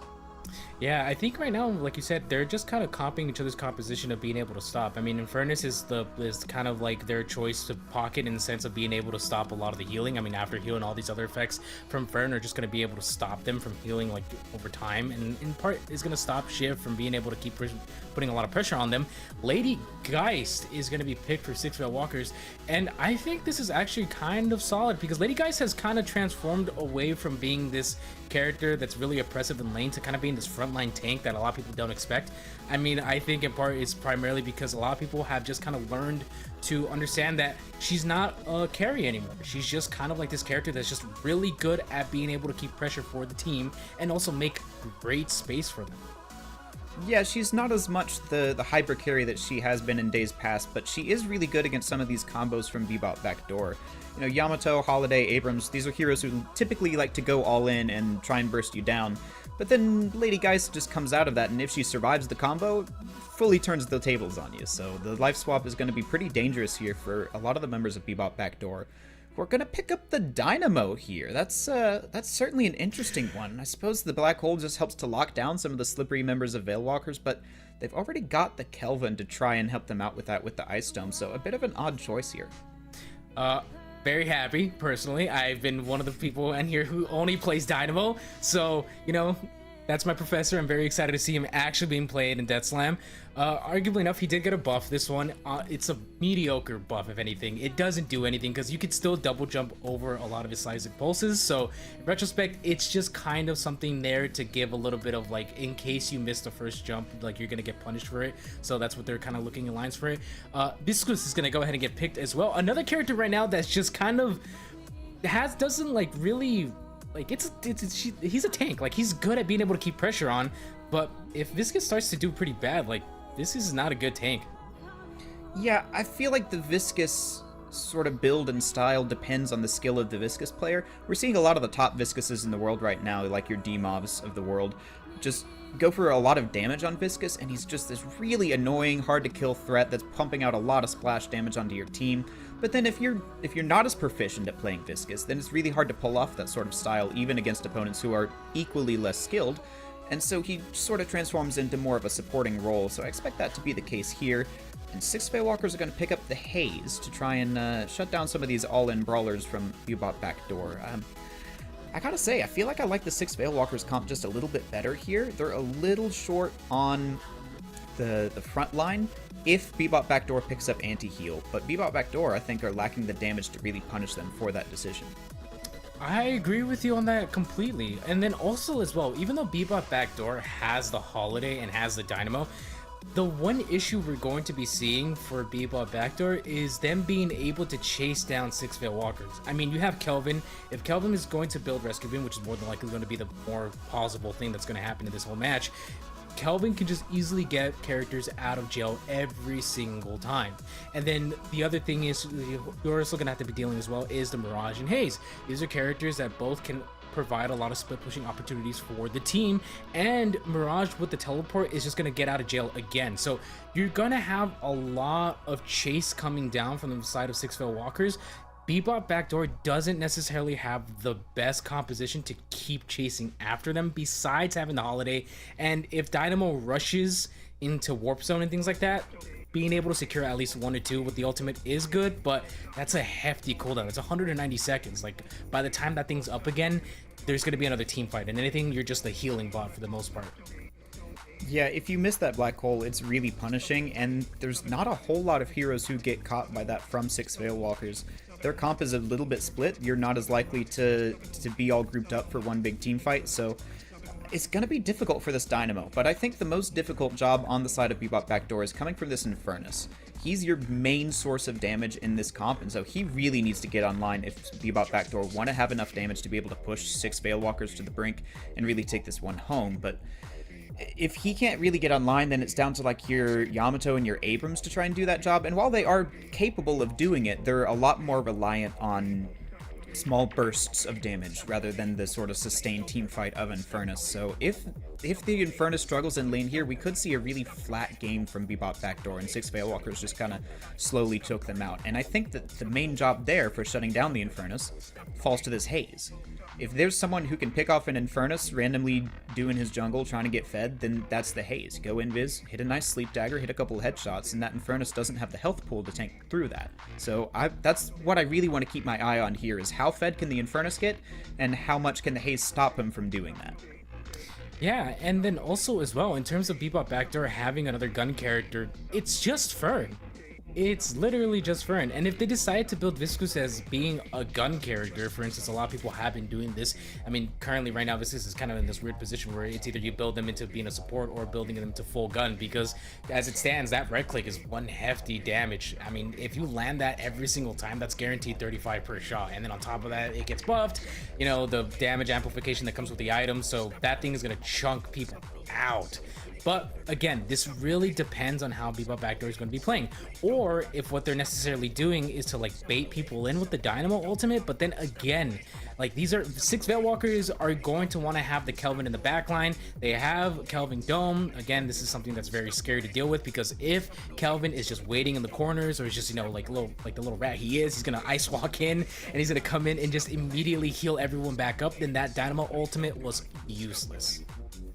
I feel like one of the strengths here for Veilwalkers is not being a grouped up comp, and that's who Dynamo wants to punish. But 6 Veilwalkers have like really 5 strong 1v1 duelists. Kelvin, it depends on how much prio the team gives him for farm, but every single other one of the members of 6 Veilwalkers, like Kelvin and Pocket, are probably the weakest 1v1ers, but Shiv, Mirage, Geist, Haze, they're all happy to be taking these little skirmishes one-on-one, whereas Bebop Backdoor, really the only person you've got who wants to be doing that role is the Yamato, and maybe your Infernus, depending on how much farm he has. So 6 Veilwalkers I expect to play really shifty and try and invade a lot of jungle and take these small little engages rather than group up for big pushes onto a walker.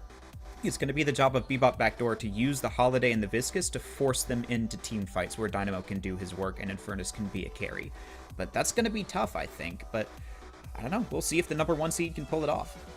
Yeah, and I agree with you on that as well. It's just being able to get chased down, because again, this like Yamato's the only character currently in this composition for the Bebop Backdoors to have like a really good solid chase, right? Fern's like abilities to just be able to dash out and get out of, like, again, it's another get out of jail free card. It's more used for initiating, damaging, and then just getting out. It's like a little cartoon. It's like a Looney Tunes run, right? That's like the best way to describe it. You just kind of like whoop-de-wop around them for a quick second and then just run out of it. But that's kind of always been his main source of damage when it comes into starting fights. Like, you go in with the dash, follow it up with your afterburn, and then just, you know, poke them out, throw out your cocktails, and then initiate the fights again. But if you're chasing people down and you're chasing down Kelvin, Shiv, and everyone else, that's going to be one rough matchup for you guys.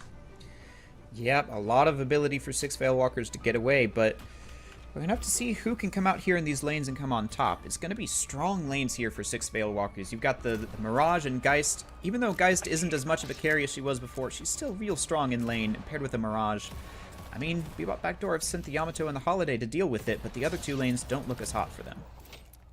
Yeah, and then right now as well, I also kind of want to point out that for the lane that Dynamo's in, he is going to be paired up with Abel, so who's playing Fern at the moment. That's a better composition for him at the moment, because again, if you decide to put him on with, like, say for example Abrams, Dynamo's going to struggle, and that's kind of like the last thing you want, because the one thing that you always want to keep in mind when it comes to Dynamo is he's there to help out the gun carry, and then on top of that, he needs to be in a good state of farm in order to be useful, because if he's not buying compressed cooldown by the 20-minute mark or the 15-minute mark, then your Dynamo's falling behind real quick.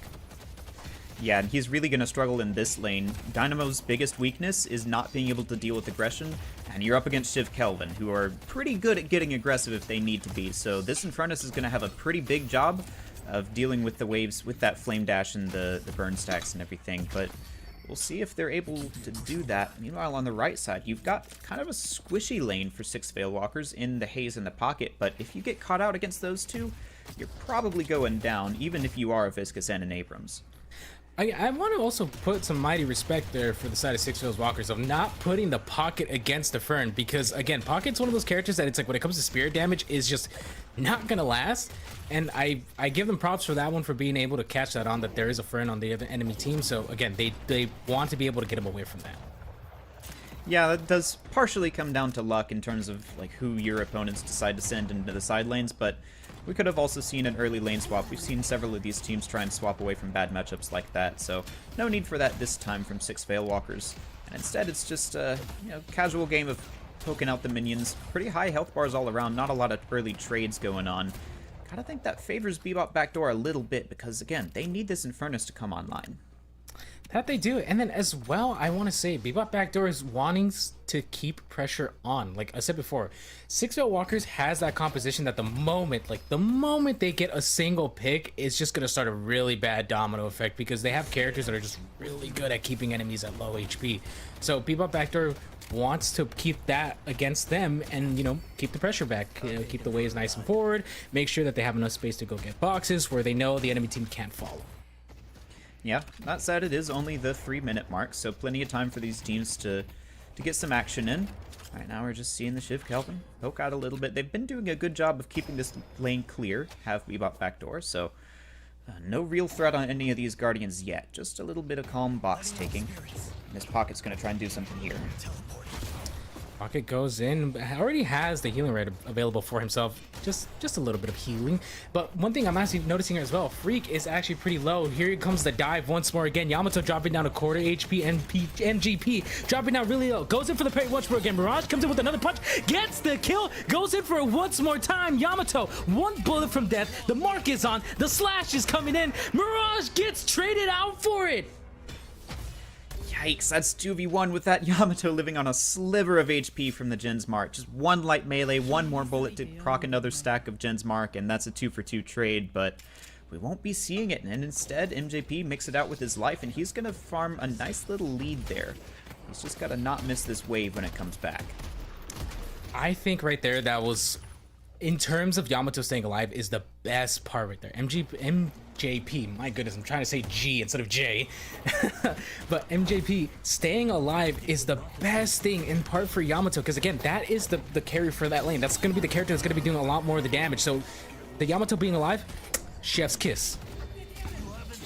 Yeah, just a little bit of over-aggression there. The Mirage gets ticked by the Guardian, and then the Yamato manages to play very nicely around the cover and come back with a heavy melee that doesn't get parried. But hey, that's why this is Division 2, I suppose. Sometimes you throw out a heavy melee and it just works. So these teams now, we're seeing a bit of aggression from Bebop backdoor on that mid lane with their small advantage. Everywhere else seems to be pretty neutral. I would have expected Veilwalkers to be a little bit more ahead right now in that left side lane, but instead things are just kind of calm as we come here into the buffs. Veilwalkers, a lot better set up for this than Bebop. Yeah, that's a bit of timing issues right there for them, as that's going to be buffs going for them. I think right now both these teams are just kind of really respecting what they have for each other. They're not trying to get the early picks, because I think once everyone gets their ultimate in the side for both of these teams, that's just kind of like their activation point. I mean, 6 Veilwalkers has 4 incredible, terrifying ults to play against, and then one of them that just keeps them alive, and then just one that's just really good at rotating. So again, in terms of trying to see who kind of hits Q first, 6 Veilwalkers is in the better position of it, and Chubbs actually uses the assassination. Yeah, not entirely sure what happened there. Maybe it was just a modular with a really quick reaction on that quantum entanglement being able to get away. But yeah, that assassinates down, which means that this Dynamo has a little bit more freedom here. He can survive on low HP. He just has to be really careful of that dash. The Shiv got close to him once and chunked him down a little bit further, but now that they've got space in this lane, it's the Infernus who can start to put pressure on. Again, just kind of a bit of oh my god, that's one of the downsides about playing Dynamo, is I understand this Dynamo's frustration right now of just getting 6 daggers back to back. You're a big boy. Cover doesn't help in this game when you're Dynamo. Kind of the Mo and Krill problem of you need a bit more than one box to hide behind. But that's what happens when your body gets blown apart in an astral gate and you have to repair it, I suppose. Just one of the very few downsides of that happening to you.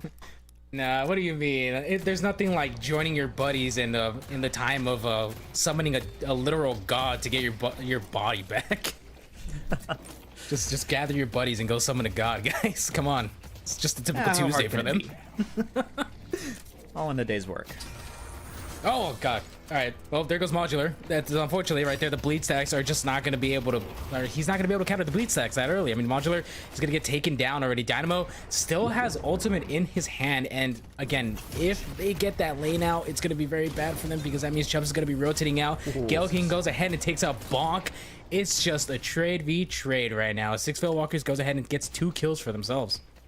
Yep, and that's going to result in some Guardian pressure. This left side Guardian already looking pretty bad. That's going to be the Kelvin Dome out now.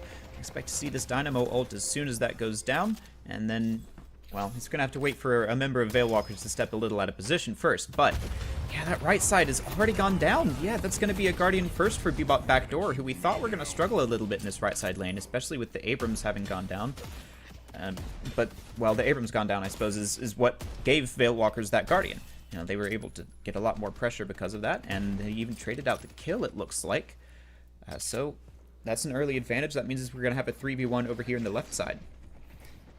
Something that's also been recurring as well is just going to be seeing like the 3v1s and 3v2s. And one thing I will say that it's kind of starting to become a common occurrence. So they don't stay in the lane too long if you're doing this, because the soul starts to affect your teammates, and you don't want to necessarily like reduce your teammate's soul by like 1k. Yeah, this is the danger of having this 3-man setup, is that you are likely to get a bit more pressure, but you also hurting your economy in the long run. So you have to get in there, make it quick, and then you're also giving up a lot of farm on the right side here. You see this Pocket and Haze going around as a duo, just cleaning up all the camps, and that means that this Abrams can't really step forward to do much. So that they will get a Guardian for this though, so that is a successful gank. Now the Viscous, or someone at least, has to roam somewhere else and find more value elsewhere before the Haze and the Pocket do too much. Yeah, I think right now the Bebop Backdoor is looking pretty healthy right now, just being having those early Guardians up. I mean, again, that's just a little bit of delay for the side of them, so that way they can go ahead and take some farm, you know, make sure that their positioning is a little bit better. And then on top of that as well, it prevents 6 Veil Walkers from going into their camps as well, because not only that, they have to stay for their objectives. Yeah, that's the story of taking objectives in Deadlock, is that really you don't do it as much for the souls early game as you do for the space that it affords you. And we're seeing that right here with Yamato getting pretty aggressive here on these Sinner sacrifices, but the left side has been abandoned here. There's just Dynamo to defend a Guardian, and that means that it's going to go down very quickly here. Shiv Kelvin, yeah, you were able to hold them off for very long, but solo Dynamo's not holding a lane against anybody. No, he is now, however, but it looks like he's trying to see if he can get the shift to bait in for the ultimate. He wants to be able to quantum it so that way he can stop the targeting for just a quick second. The invulnerability is coming in. He doesn't get the bait for it. Here comes the ultimate, the black hole on the shift to keep him alive. But again, as we spoke about, the dome is going to keep the shift alive. Chubbs is coming out alive for this one. Modular, with just quarter HP alive under the walker, is going to be hiding underneath it like its mother. But here comes Yamato coming in from the backside as well, doing some great damage onto Chubbs. The Shadow Form follow-up, the retaliation once more as the pressure keeps coming on. Chubbs is taken down. He can't be out-healed. Chubbs immediately starts to fall right back. Does have the healing right in pocket, unable to pop it off. Gets immediately taken down. The power slash also again goes for the parry. Comes in for the hefty punch once more, and then JP follows it up with 2. 2 quick kills here for Bebop Backdoor, and might almost be traded out here on the right side. Abrams is going to have to get out pretty quick here. Bonk Fever doing a good job of just staying alive with the ultimate. And 6 Veil Walkers weren't able to find anything to take advantage of that. There were 3 members of Bebop Backdoor on that left side lane, only 2 Veil Walkers, and nobody found anything else on the other side of the map. I feel like they need to start committing a bit more to this mid lane here. It looks like that's the only Guardian remaining for Bebop Backdoor, and then there's one for Veil Walkers over on the right. But anytime that you have a mismatch of numbers here in the map, you have to make sure that you're doing something on the other side to take advantage of your own numbers advantage. So now we're going to see the mid really start to be traded out here. A lot of damage going both ways.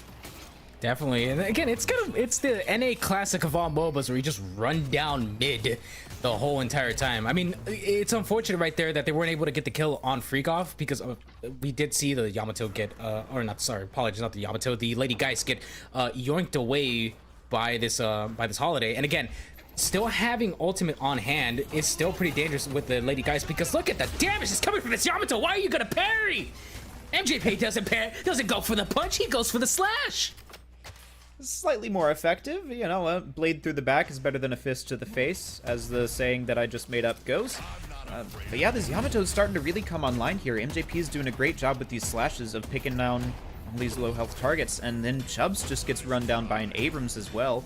That's a matchup that you'd expect the Shiv to be a little bit favored in, but Bebop Backdoor doing a good job of getting the kills where they can, and here comes Infernus. He's going onto this Haze, who talked about how squishy she is if she can get got on here, and there you go. That's 3 members of Bebop Backdoor all collapsing onto this Haze, and it looks like they're trying to take this Guardian.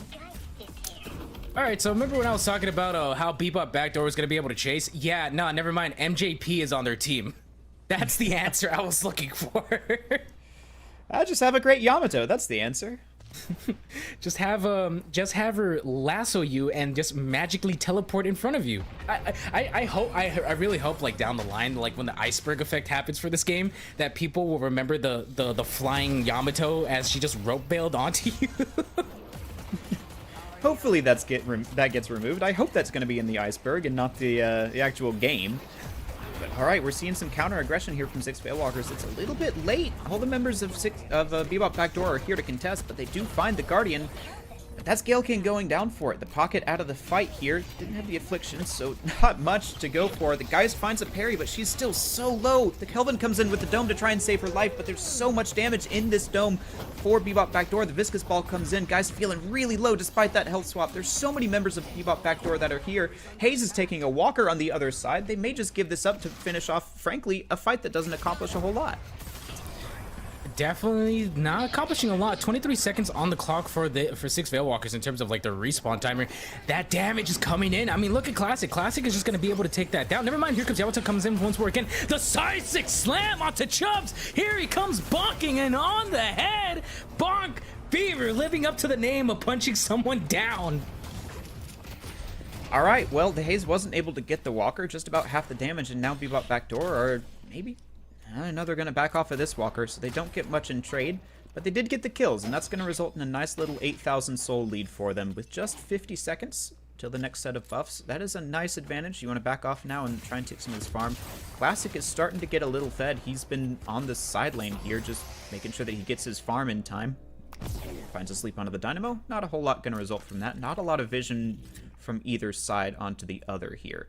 Just kind of everyone roaming around the map. There's a lot of center sacrifices up here. I'd like to see some members go for that. This Infernus really needs to start coming online. Definitely he does. And in order for them to be able to counterplay against Classic, I mean, this is one of the things that we typically see for Haze is just, you know, sitting around invisible, taking all the farm, eating it up, and then just becoming a nuisance about 20 minutes when you realize that they're just immediately gunning you down for about half your HP for 3.5 seconds. Hey, Yoshi, keep buffing Mouse 1, why don't you? Well, something that's not just pure Mouse 1 is this early Curse. What an interesting buy here from Classic. That's going to help against some of these channeled ultimates from Bebop Backdoor, like the Dynamo Black Hole, but also especially against MJP. If they're having troubles with this Yamato, someone with Curse and a lot of damage can come in and make sure that she doesn't get her ultimate off before you can burst her down. So, a very interesting early buy here, and then a late Majestic Leap from Gale King. Normally we see this item pretty rushed, but he's got it online now. This tells me that he's maybe looking to play less of an ult bot pocket and more of like a combo in and out. I think it's also, I agree with you on that as well, to rushing into the curse, because this is kind of like around the time that we get to see like one counter item being bought in, right? So normally it's the Silence Wave. That's the cheaper buy. Then you start getting the more expensive options when you realize that the character needs to be shut down a little bit longer, because again, that's the counterplay that comes into for the game. But what I'm surprised at, wow, that was a great knife. That was a great sleep just around the corner from Classic. A little bit of a distractive moment right there. But I was saying before, I'm kind of surprised that we don't see a silencing wave coming first with it, because my goodness, or not a silencing wave, a focus lens being come in, because again, that's like the typical motto for Haze. Yeah, you would normally see the silence wave or the focus lens just to do a bit more damage, but I like the curse here instead. I feel like focus lens just doesn't quite last long enough, and it can be taken away by debuff remover. Curse cannot. It's the only item in the game, I think, that disables all of your items as well as your abilities. So this is turning into something of a fight here, but Abel's the one who goes down first. That's not a great start if you're Bebop backdoor trying to get aggressive, and neither is two people on your Sidewalker. Definitely Abel getting taken down from that as he tried to get a little bit of farm for himself, you know, get a fed. That's what we love to see. Here comes a black hole, immediately going to get procced onto it, onto the Lady Geist, who still has ultimate, tries to get the ultimate procced onto the Dynamo, who rolls away. Modular, great black hole to be able to prevent Freak Off from going ahead and popping that swap. And that's what we said about the Lady Geist, is that she is great at coming back from these all-in combos, but she has to survive them first. That time, the Dynamo was able to get away immediately after the black hole, and he couldn't turn in time to get the Yamato, so Freakoff just kind of falls flat there and does stay a little too long on that Walker. And here we might see another example of staying too long here, as Chubbs just gets caught out. Holiday Lasso into the Abrams charge means that is a free Shiv, so now almost two-man advantage. Freakoff has now respawned, but certainly a pressure advantage for Bebop backdoor. They can try and look for some of these Walkers, or I think I prefer just taking the urn. It looks like we will see Kasnoon on that Holiday go for it. Yeah, taking the urn is the better choice right here. You know, keep the waves a little bit pushed up. You know, get some space between. Oh, the curse is going to get immediately procced onto Dynamo. Dynamo's running for his life. Run, my man. 300 HP. Comes in with the Quantum. The bullet damage is just going to cake him out. Modular's going to get put down. Classic comes in for a little bit of another fight. Abel comes in with the ultimate as well. Keeps the pressure on, but it's not going to be a trade for the side of Bebop backdoor as they lose their professor for the fight.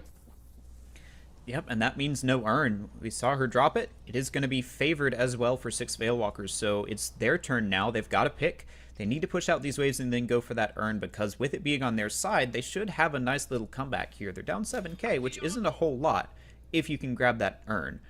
But on the flip side of that, Bebop backdoor can just grab it and keep it in base and try and hold them off for a little while. They just need to keep this advantage until the next time they can try and find someone out of position here. It seems like there's a lot of brawling going around this mid-bridge.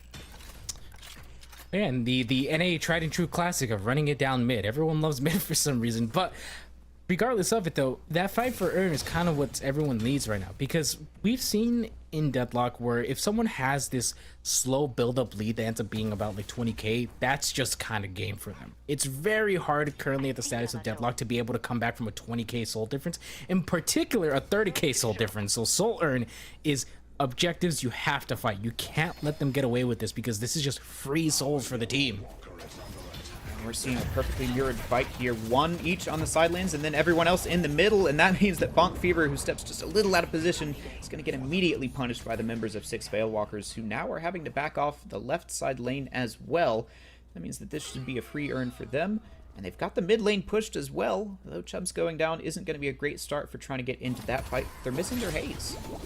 Not a good fight all around, but a lot of pressure is getting being pushed on by 6 Veilwalkers here, and Bebop backdoor is trying to keep the pressure on themselves. I mean, look how much damage some 6 Veilwalkers has been doing on the side of Bebop backdoor. So that Walker is almost down. Dynamo cannot hold off against a pocket, in part a pocket with ultimate by himself. Regardless of it though, Bebop backdoor wants to keep the pressure on. They want to be able to keep these lanes nice and pushed, and here comes another fight. MJP comes in on this pocket. He wants to be able to hunt down the kill.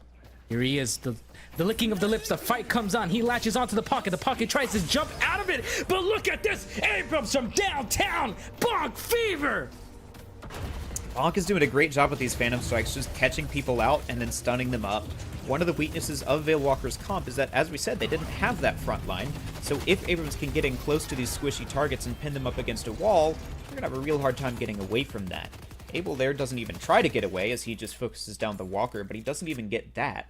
So now we've got Bebop backdoor to try to take this even urn, but they're going to be down their Infernus, who, as we said, is going to be a lot of their damage. Although, having said that, MJP seems to be doing a lot of his own. Definitely. I think this is just going to be a fight between MJP and Classic in terms of who's going to be able to secure the most single kills for it. I mean, even though Classic does have the curse in his hand, MJP has a really good ultimate that just stops CC for a couple seconds. So again, if that timing is right, that's really good for the side of Bebop Backdoor. And once again, the urn is going to be brought back. Here it is, the backpacking right back. We love to see a little backpack on Viscous. Yeah, but in the middle of all of that, you had the Haze and the Mirage just kind of pushing that left lane, and nobody from Bebop Backdoor was there. So just a small macro error from Bebop Backdoor, not realizing that that wave was pushable. And that's a free walker, really. And Haze and Mirage are going to be two heroes who can rotate to this urn very quickly. 6 Veilwalkers punished a little bit for getting aggressive here. This Kelvin's down to half HP, but he's still got all of the tools available to him to keep alive. And if he's lassoed, though, great Holiday Lasso means that Chubbs is out of this fight. No Kelvin Dome for the urn for you, and they will dunk that urn and take a walker on the left side. So a great little moment here for Bebop Backdoor. If they can get just a couple another picks, this could be mid-boss. Ooh, unfortunately, wasn't able to latch onto him, or actually did. That kind of looked a little confusing because they latched onto the minion there for a second. That kind of confused me. But regardless of it, though, that's walkers. That's objectives. That's what we essentially want. Like, this is the thing that a lot of people struggle with when it comes into being able to secure things. You want to be able to keep that soul pressure on and not be so different from each other. 10k is really good. But as they go in for mid-boss, Dynamo still has ultimate in hand. Will Modular play in the Veil to wait for that curse to proc? Because again, Classic still having it in hand could really change the game for them. Bebop Backdoor doesn't need to use it. They managed to get it. That's going to be 3 rejuves for them. Yeah, 6 Veilwalkers chose not to fight that and instead just take the second walker. I feel like that was maybe a bit of a mistake from them. They had people there to be able to contest. As you said, this Dynamo Black Hole would have made it difficult for them, as well as the Viscous and the Abrams generally just existing. But you almost have to fight for that, because now Bebop Backdoor have a 4-minute timer to just kind of do as they please around the map. As soon as they get these waves shoved out, they're going to be taking all of your farm, maybe looking for a walker that you just took from them. And really, that second walker isn't all that big a deal, especially because that one was already pretty low from earlier. So Veilwalkers maybe not prioritizing the mid-boss right there, and we're going to see if they get punished for it over the next 5 minutes or so. But this should be a lot of space from Bebop Backdoor. Bebop Backdoor kind of has to start to be able to keep the pressure on for them for the objectives, because primarily speaking, they 6 Veilwalkers having the Haze, who is currently at 28k, and Riptic, who is on Mirage, who's at 29. Those are scaling characters. Those are characters that are just going to get more nightmarish as the game goes on. And if you're not finishing the game by the 35-40 minute mark, that is going to be scary, because that means you're going to have to be using so much utility, so much resources just to be able to secure the 2 kills on 2 gun characters. It's a nightmare already in its own. And here it is, Dynamo fighting for their lives, caught in the domed Shiv. Shiv is going to be able to fight this out, but it looks like this doesn't come into their favor. Still has the Quantum in hand, gets it procced out. Here comes the double, but unfortunately stops it because doesn't get the pocket in time. The fight's still going on. Fern comes in from underneath the bridge, wants to be able to chase the pocket. The gun damage, the afterburn, the effects is on. He's not going to be able to chase him right down it, but look at that damage. Holiday's coming in from the heavens, from the building rooftops above. The cursed apple itself, and Gale King gets taken down. There you go, that's 2 picks for Bebop Backdoor, and they haven't even used any of these rejuve charges, so they're just gonna all in on this mid-walker. There you go, that's the first one down. MJP goes a little too deep. Not even the Shadow Transformation able to keep him up there, but they've got so much space that it doesn't really matter. So this is gonna be another walker for them. Dynamo, it looks like, is even going for that third one. Now buffs are up, so Bebop Backdoor is starting to run away with this one. Veilwalkers need to be pretty careful here. Oh, really low HP, getting out with just a sliver of life left, but here it is, the lasso at the last second. It's going to be able to take out Mirage. Riptic gets traded down. Freakoff comes in for a little bit of help, support and help, and also gets traded down. 6 Veilwalkers is down 3 players at the moment. The Bebop Backdoor still having rejuve for 1 minute and 20 seconds in their hand. They don't care. The Phantom Strike from down below onto Shiv. Bonk really wants to prove the name of being able to bonk people on the head as he keeps pressure on this Shiv. They're just going all in, and Veilwalkers keep staggering out, which means that Bebop can keep going in. Like, they are not taking the time to reset, or at least not finding the opportunity to get away. Cass Noon has done a great job on this holiday, keeping people in the fight when they don't want to be at any cost. And then Chubbs has just not been able to find the value from these rescue beams, so it seems like Bebop Backdoor are just going to back off now, but they've certainly gotten enough value for this rejuve. They're now going to take the buffs, take all of the different center sacrifices around the map, and Veilwalkers now are down 30,000 with not much way back into this game. We saw there just really an out macro from Bebop Backdoor. They knew when to take mid-boss, and they knew how to get aggressive with it. Veilwalkers got a little out of position, and they were just punished for that, and that's leading to all of this snowball. Additionally, we're not seeing them really pick up a lot of counter items. Classic with the Curse is about the only one that we've seen, but no rebuttals from any of the team that we've seen so far. No way to get rid of these debuffs that they're putting on them, and then nobody who's even really building a lot of resistances. Like, surely against Abrams, Viscus, and then a Yamato throwing out melees occasionally, you would buy, rebuttal or something against these heroes, but we haven't seen a whole lot of that from 6 Veilwalkers so far. No, we haven't. And right now, I think 6 Veilwalkers is also going to struggle because Bebop Backdoor is just taking so much farm from them. I mean, again, when you're having a composition that's really relying on the 2 gun characters being farmed and your farm's gone, there's only some, I mean, at that point, it's just waiting into lane and just waiting for your waves to crash. So I think all 6 Veilwalkers needs is one good team fight, so that way they can secure mid and kind of put themselves back on the table. Because again, right now we are hitting that 20k soul difference, and that's the kind of like the tipping point of this game where people start to realize it's really hard to come back. Yep, but this is going to help narrow it down here. They've got the urn. Getting Rescue Beam dragged along is going to help speed this up. It's a favored urn for them. Bebop Backdoor, I think, would be pretty aggressive to take a fight here, especially with a lot of their members over on the right side. But it looks like they're going to go for it. This Viscus can hold them off until they get there. I think this is going to be the make or break for 6 Veilwalkers. If they get this urn, they might be back into the game. But if they lose it, Bebop Backdoor will take the first phase patron and probably from there have enough advantage to close out the game.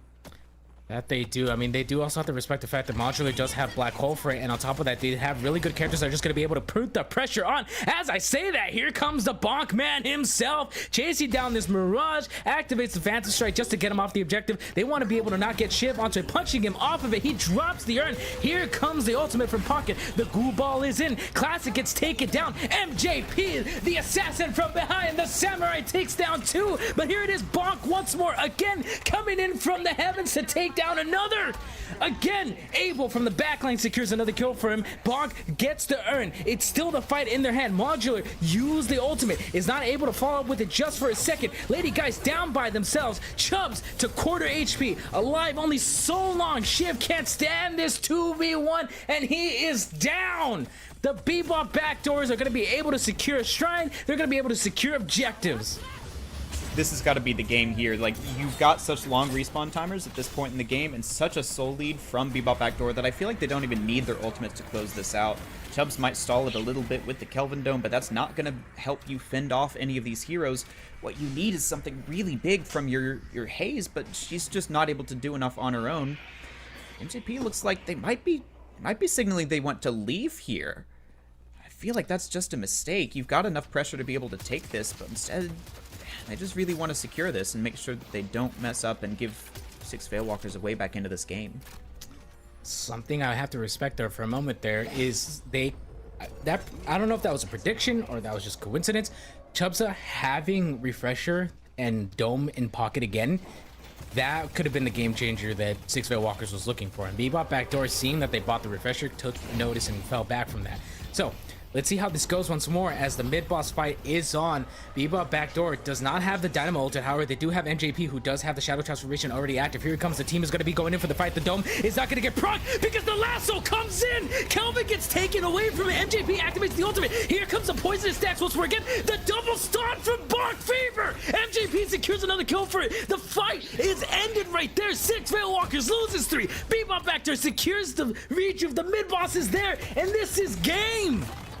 It definitely will be at this point. I wasn't looking at the mid-boss timer when Bebop Backdoor backed off, but if they were, then well played to them, recognizing that mid-boss would be up soon. And Veilwalkers, yeah, you had to go for that one, but it's a fantastic holiday lasso that keeps really their win condition out of the fight there.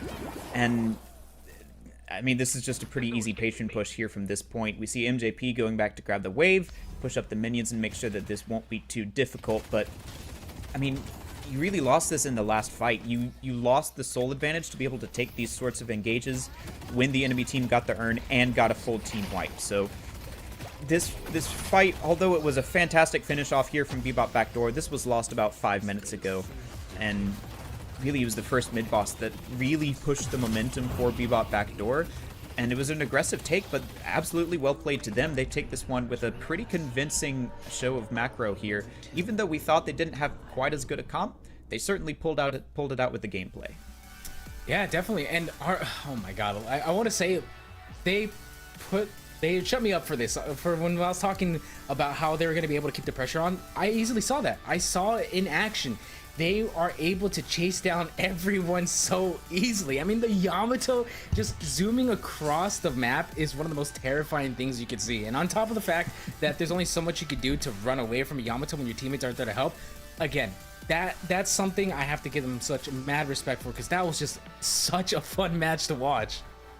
Yeah, we expected the 6 Veilwalkers to have a bit of an easier time in these 1v1s with their heroes, but then past about the landing stage, they just never really felt like they were confident in them. It was always MJP with this MVP sort of performance from the Yamato, always taking those 1v1s that he needed to put the team ahead, and really just put the rest of the team on his back. Like, we saw very good team play from the rest of the Bebop Backdoor as well, proving why they are the #1 seed. Lots of holiday lassos. Bonk Fever, as you pointed out several times, going in with the Phantom Strike, really helped secure a lot of those kills onto the squishy members of 6 Veilwalkers. But as you see here is MJP with all of the kills, all of the damage, and that turns into all of the souls.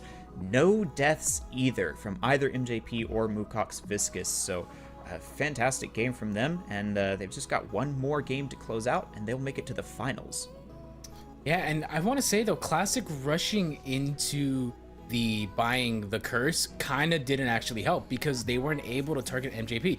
Again, they were instead targeting the support. We saw Dynamo get picked off for the most part by Classic twice at least, and as a result, that kind of didn't really put them on the map per se. They were trying to stop the Dynamo. I understand that primary function of being able to single out the character that singles out multiple people at once, but when you're using the curse and MJP comes in, zipping in, and manages to follow up, Shadow Transformation's still there. Like, what are you gonna do? You're just gonna have to accept fate and die by the sword. Yeah, you live by the sword, you die by the sword, or I suppose in this case, live by the curse and die by the sword.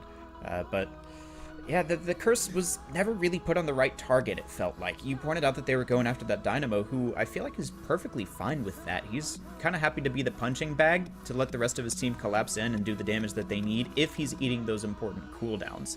We saw the Haze also pop the ult a couple of times and not secure the kill, which just meant that the rest of the team, again, was able to follow up onto her and get the carry out of the game. So Bebop Backdoor with a really great understanding of how to take these fights, but we'll see if that is able to continue into Game 2 here as we show you the replays from Game 1, presented by Metal.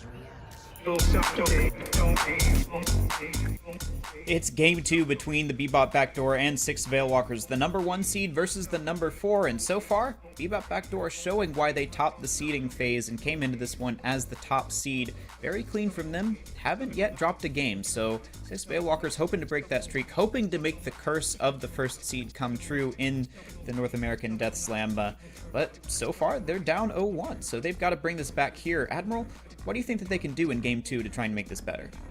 You know what? I think it's to stop focusing so much on the hyper carry. I think they put too much power into giving both of the characters, primarily the Mirage and the Haze farm, and as a result, everyone else wasn't able to kind of like be in a position to catch up. And I want to say that the person that they should have been kind of in the position to be able to allow to fight more often or be in a position of power should have been the Shiv.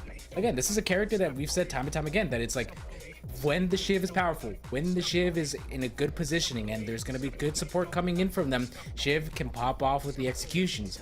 But they instead turn to make the Haze the primary carry, and as a result, Haze is one of those characters that's only really good at single targeting. But compared to Shiv, who is caught out in a sticky situation and can fight multiple people at once with dash and then the follow-up and then, you know, the passive ability that comes in when he has his ultimate, multiple chain executions. I mean, all that in that little package of a man can do so much.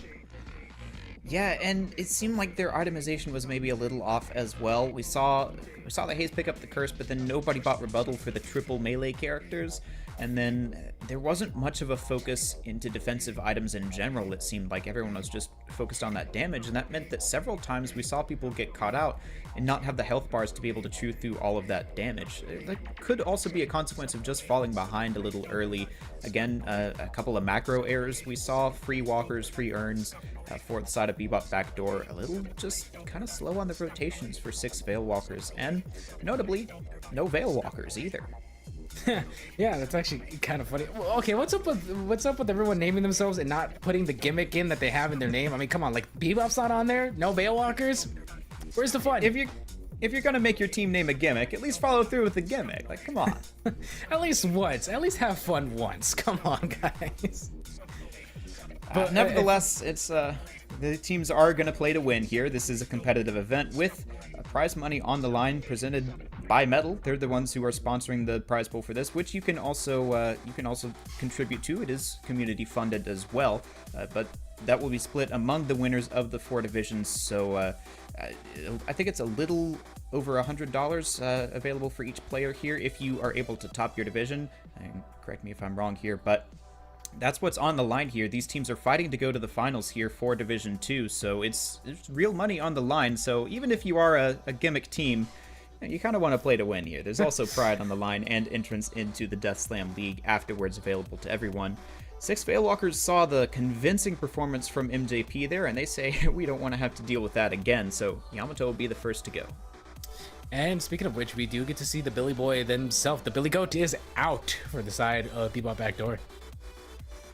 Yeah, we saw that ban last time as well. It seems like Bebop Backdoor just have a lot of faith in the Billy. They don't want to see him against their comp. And then 6 Veilwalkers will have the first pick again. We see the Pocket, which had some effect, at least last game, but it seemed like they didn't get a whole lot of value out of the damage from these afflictions. And the rest of the team just wasn't able to follow up, and Pocket was never able to get ahead on farm either. So we'll see if they're able to correct that this time. Bebop Backdoor, I expect to come back with a similar looking draft, but maybe they take the Shiv this time instead of the Yamato. I think it's very interesting that 6 Walkers keeps having this pocket pick in their hand. I understand if they wanted to prevent Bebop Backdoor from having the anti-heal effect on it, but we kind of didn't get to see Pocket pop off for the most part. I mean, the pocket afflictions were only so often, and on top of that, they only managed to get like 2 people at once.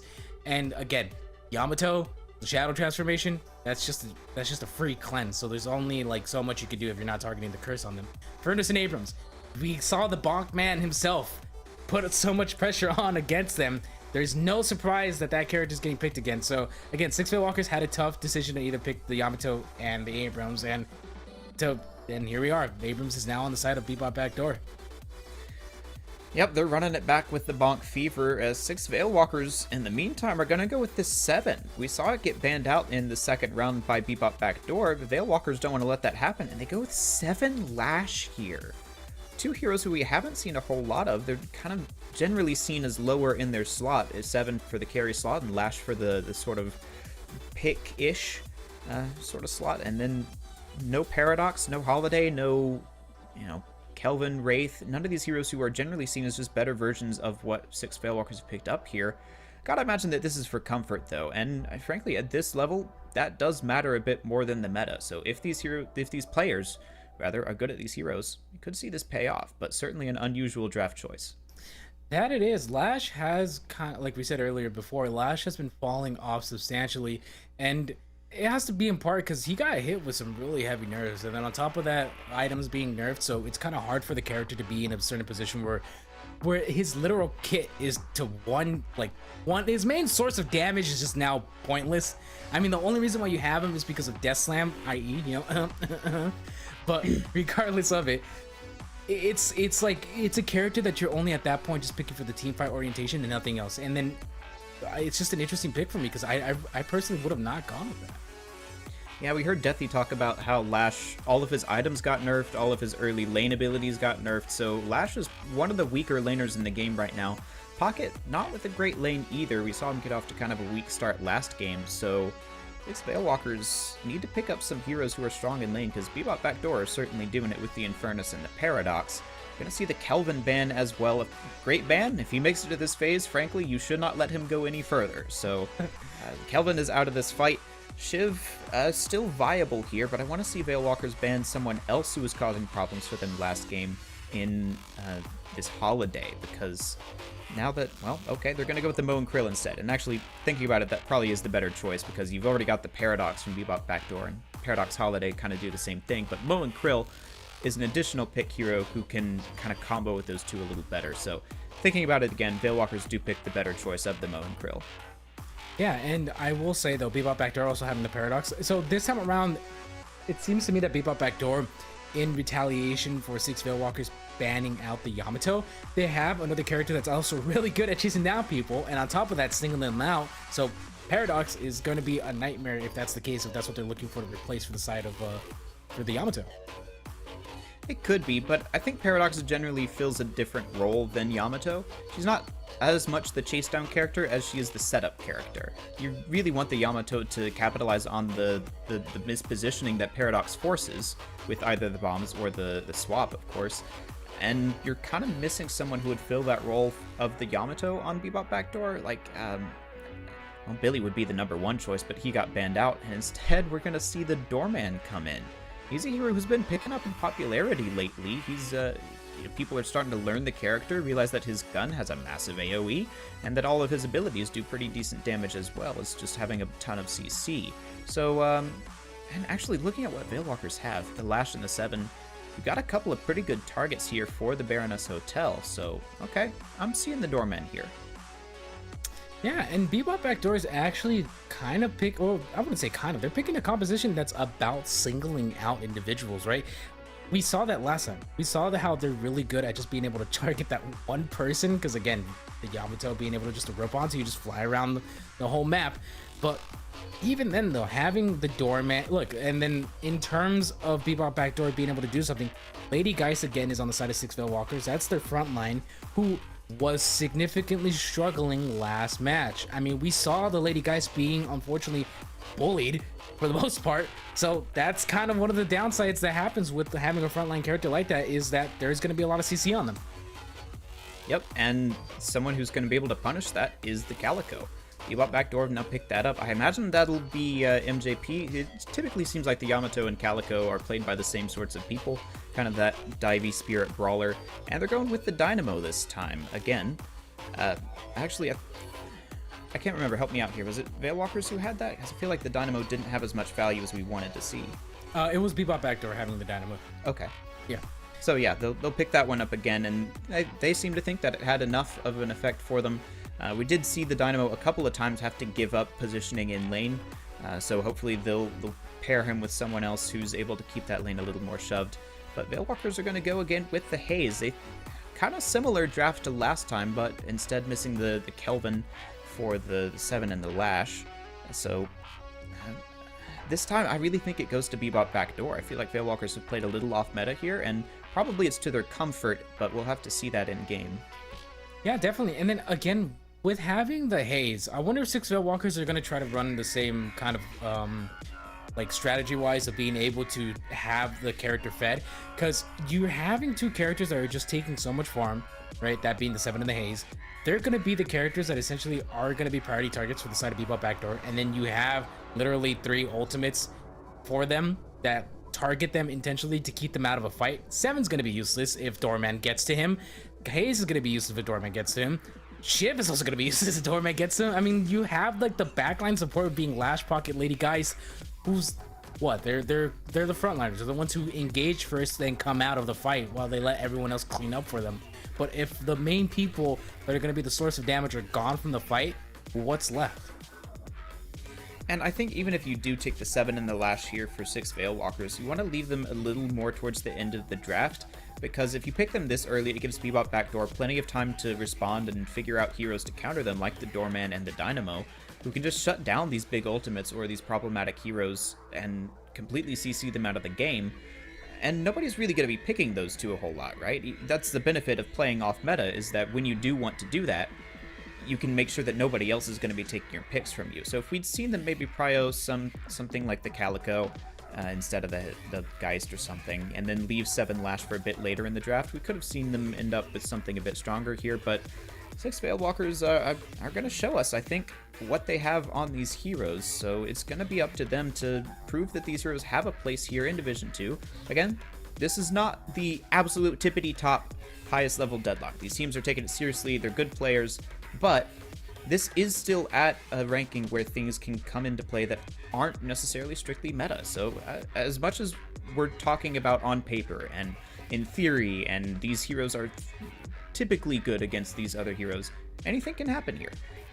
Yeah, definitely. Again, like as the previous casters were talking about, like in terms of also like Dynamo being a character that's not necessarily good for compositioning, or like the pro scene, for instance, it's still a character that does get played in regular matches, and there's a reasoning why. It's because primarily people, much like myself, like to single bully out people.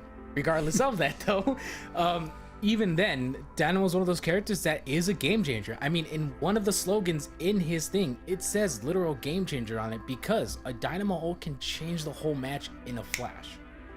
That is the thing that you have going for you with the Dynamo pick, is even if he doesn't get a whole lot of value most of the time, if you just have that one good black hole that gets enough people from the enemy team, he can shift a fight, and that fight can shift the game. So there is always that X factor of having to play around this guy who's got this silly little black hole coming for you. Just a little guy with, gravity-crushing singularity. But that is the X factor that you see in Dynamo sometimes. He's able to swing these games out of nowhere, even when he doesn't find a lot of value elsewhere.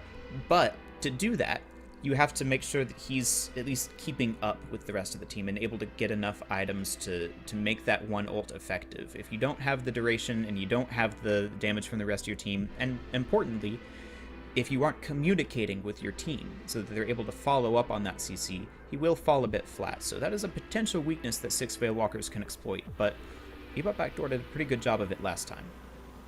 Yeah, and again, they were essentially just letting the Dynamo be the brunt of a lot of the abilities. I mean, Curse was put onto him several times. Again, they're relying so much on the fact that they're scared of the reality of the Black Hole. Black Hole, again, being the literal game-changing ability for this character. But if you're prioritizing the Black Hole, you're ignoring the fact of other characters being there and being able to help out the Dynamo. Again, we saw Bonk just teleport in every couple seconds out of nowhere. Yeah, Phantom Strike's a good item. He rushed it pretty early, and I imagine we'll see the same thing here. But just looking at the lanes for Bebop Backdoor, I feel like it's a bit weaker this time. Also, I just noticed, in neither of these games have we seen Mina. That feels like one of the dominant heroes of the meta right now, and she's 0 for 14 so far in both of these games. Yeah, and in terms of picks. I think, you know what, I'm kind of tired of seeing Mina. I love the character. She's fun to play with, not against. Quote me on that if you want. But I'm pretty happy with the character kind of being put into the backseat, because again, we're seeing other characters be on the limelight, and like we said earlier, this isn't the pro scene. You know, these are people playing for for fun as well. It's a nice little prize pool that comes out at the end of it. But regardless of that, these are people who are also playing their comfort picks. Yeah, and that means that we're going to see a little bit different laning than we might usually. We've got the Haze and the Geist here in mid, going up against the Calico and Paradox. Some pretty strong poke there from Bebop backdoor, and then left side lane we'll be seeing a similar duo from them. We've got the Infernus and the Dynamo, who at least were able to keep the wave away from the tower last time. But against a 7, I feel like that could get a little difficult. He's got the power surge to be able to keep you away from his minions, just doing a bunch of damage if you peek for too long. And over here on the right, kind of a brawler matchup here with the Abrams versus the Lash and the Shiv, and Doorman poking in from the sides. Yeah, and one thing I will say though, oh, I just realized with the Doorman being with the Abrams here, that's kind of an interesting, I've never really seen that kind of like dual lane up before. It's a character that pushes people away and one that charges into you, so I kind of have to say that's a little rough for the side of Bebop backdoor. And yet I can see a bit of vision with like setting down a door somewhere that they don't expect, and then the Abrams charges you into his team. So I don't know, maybe a bit of potential for synergy there if they're very vocal about coordinating that. But also it's just a lot of CC. You know, you can get aggressive here because you've got the charge and you've got the rest of Doorman's kit. Where he comes out a little late there for the Lash and getting a bit of punish here. Oh, that Shiv is one bullet away from death. Chubbs dropping down to that sliver of HP. Mukak unfortunately doesn't get the kill for that. And I think it's funny of Mukak just being able to turn the corner and comes in with the judo chop as Doorman. Yeah, we're not expecting that one. So the Lash Chubbs did a fairly good job of getting the parry, but not good enough, it seems, as this Geist has gone down to low HP already. The poke coming in from Bebop backdoor is immense. They're doing a good job of it on the right side there with the headshot booster on the headshot farmer, and then over here in mid with all of the spirit poking these two. Maybe the left side is the only one that we're seeing them not have a lot of cryo in. Yeah, and I think part of it has to be with the fact that, again, you are having a Dynamo. Dynamo is a bigger boy, and like we were talking about earlier, 7 having that passive ability of just having, you know, pocket Tesla bullets. So it's just one of those things that just kind of bullies out Dynamo from pushing up a little bit forward, because, again, he's kind of a character that you, in the early stages when the stomp comes in, it's pretty short, so you have to kind of close the gap out. Yeah, and that's going to be difficult, because as you said, both these heroes have a lot of ways to punish that. So it's just going to be the Dynamo and the Infernus trying to clear the wave and keep them away from the tower and hope to not die.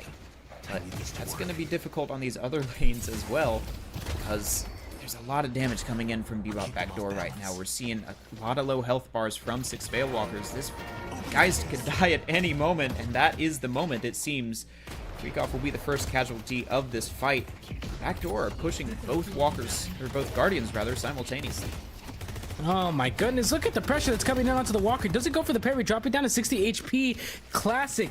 Also sitting at 60 HP, comes right back up to 130. Healing themselves, does have that little bit of extra regen for themselves. So that was just a great dive from Bebop backdoor. But look at that, oh, the power shot is coming in, but unfortunately, no kill is secured. Yeah, just sitting there at 1 HP. Took a bit too much damage from the Guardian as he was going in there. Did cast Nune, and doesn't get punished for it, though. So just free kills here for Bebop backdoor. They're trying to get aggressive and make something happen. It's just those two so far. And they're maybe just pushing it a little bit too much with that Guardian pressure. They just, again, we're back into the point where both these teams are respecting themselves. They're looking for the damage. Here comes the size of Sam for the Abrams. Goes in once more again. Lash is going to flog right out of there. Doorman tried to see if they could go ahead and send someone into their reservation. Mukak able to go ahead and check in Chubbs. Chubbs is dropping down really low, quarter HP. Here comes Abrams waiting for him. Bonk wants to be able to put a little bit of a bump on his noggin, but he can't do so. That Guardian is still there. Just not quite enough to bring that Shiv down, even with the bloodletting afterwards. It's kind of a failed dive there. That's both of the ultimates out from Bebop backdoor, but I like that they were taking that initiative while they had the ults, and 6 Veilwalkers didn't. Right, they pushed their wave a little bit extra. I think they had that one kill. And so they had their ultimates first, but they weren't quite able to do anything with them. Now it's going to be Veilwalker's turn to do that. They've got all of their ultimates coming up. The Affliction already used over in that left side. But it seems like Dynamo and the Seven, and the Infernus rather, were able to get away from that still healthy. That they were, but look at this. Fern is really low. Seven does have the Storm in his still like he hasn't used it yet in his pocket, but never mind, doesn't even use it. Gelki comes in with the teleportation modular really low. They're just gonna steal up some farm, get this Seven nice and chunked out. Recrypted again. This is kind of the stariness that we saw of Seven coming in once more. Seven is that character that if you kind of don't necessarily farm out pretty early on, he's gonna fall off quickly. Yeah, but he's able to do that while he's not able to push the Guardian. They did a really good job of recognizing that they can't get damage on the Guardian, and so they can just take that little search camp.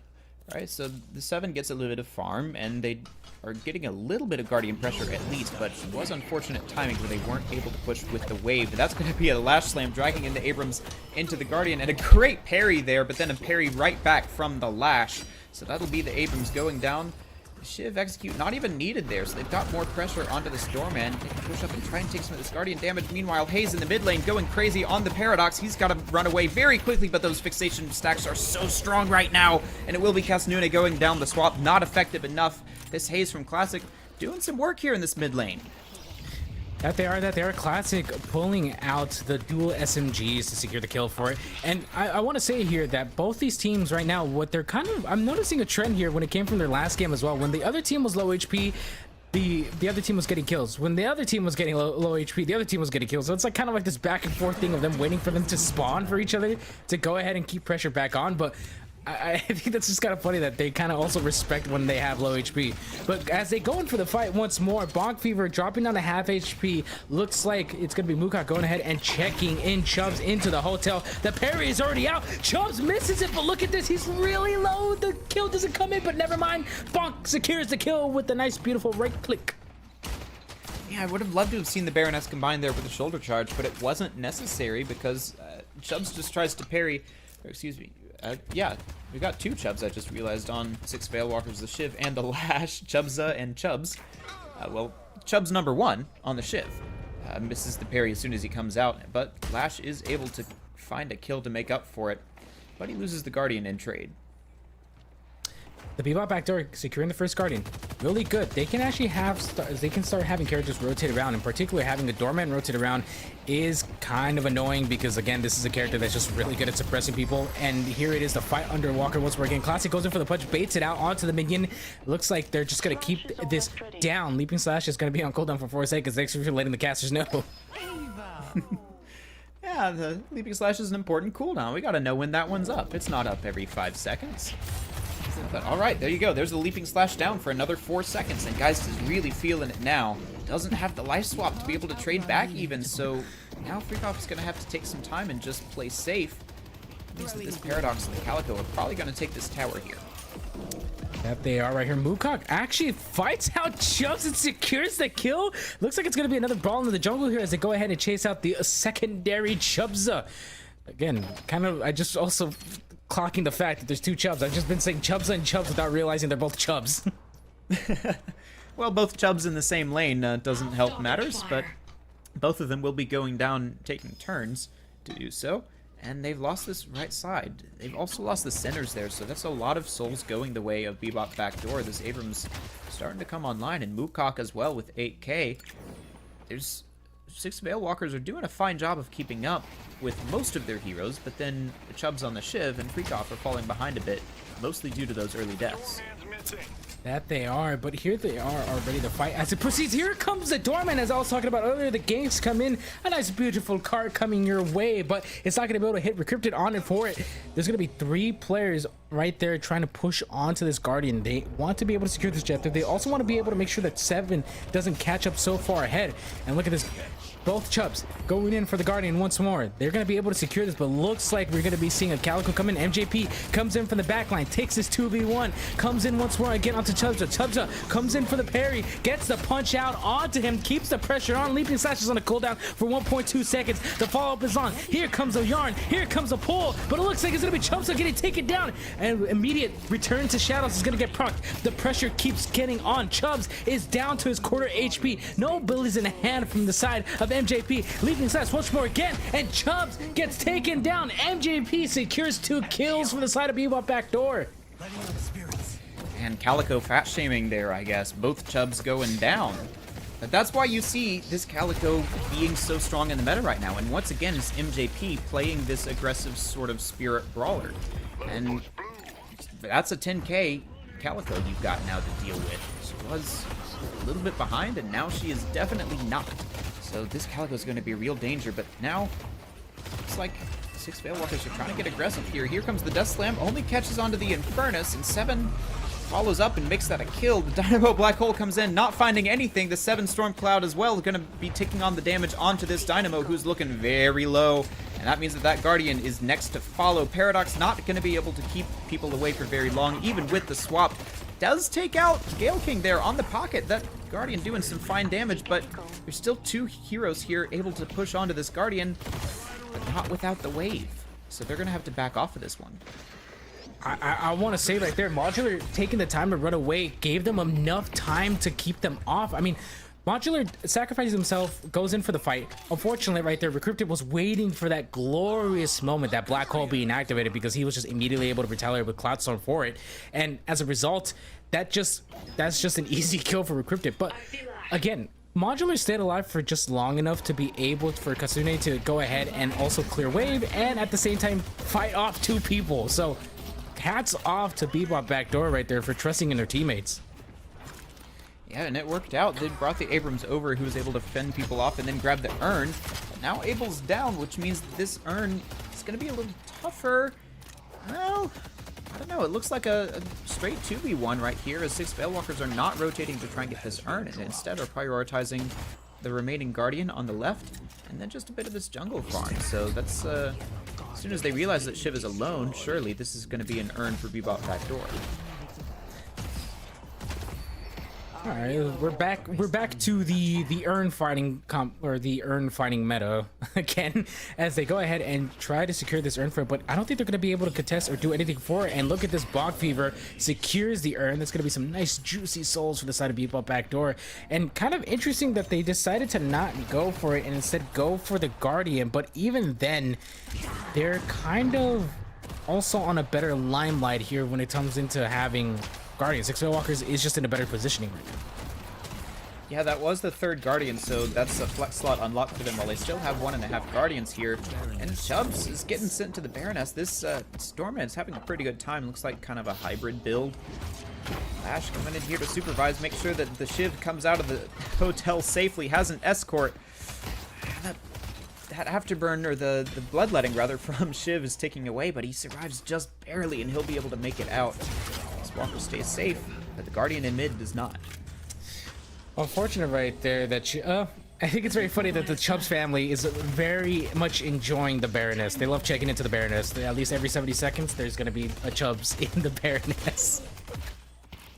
Well, when it's the 2 Chubbses in a lane against the Doorman, that's kind of the only people who can eat that cooldown. But yeah, as the map starts to open up now, we expect that the Doorman will have other targets to check in, have a spa day, nice and relaxing there in that one little hallway. Gotta say, the Baroness is a bit of an upgrade.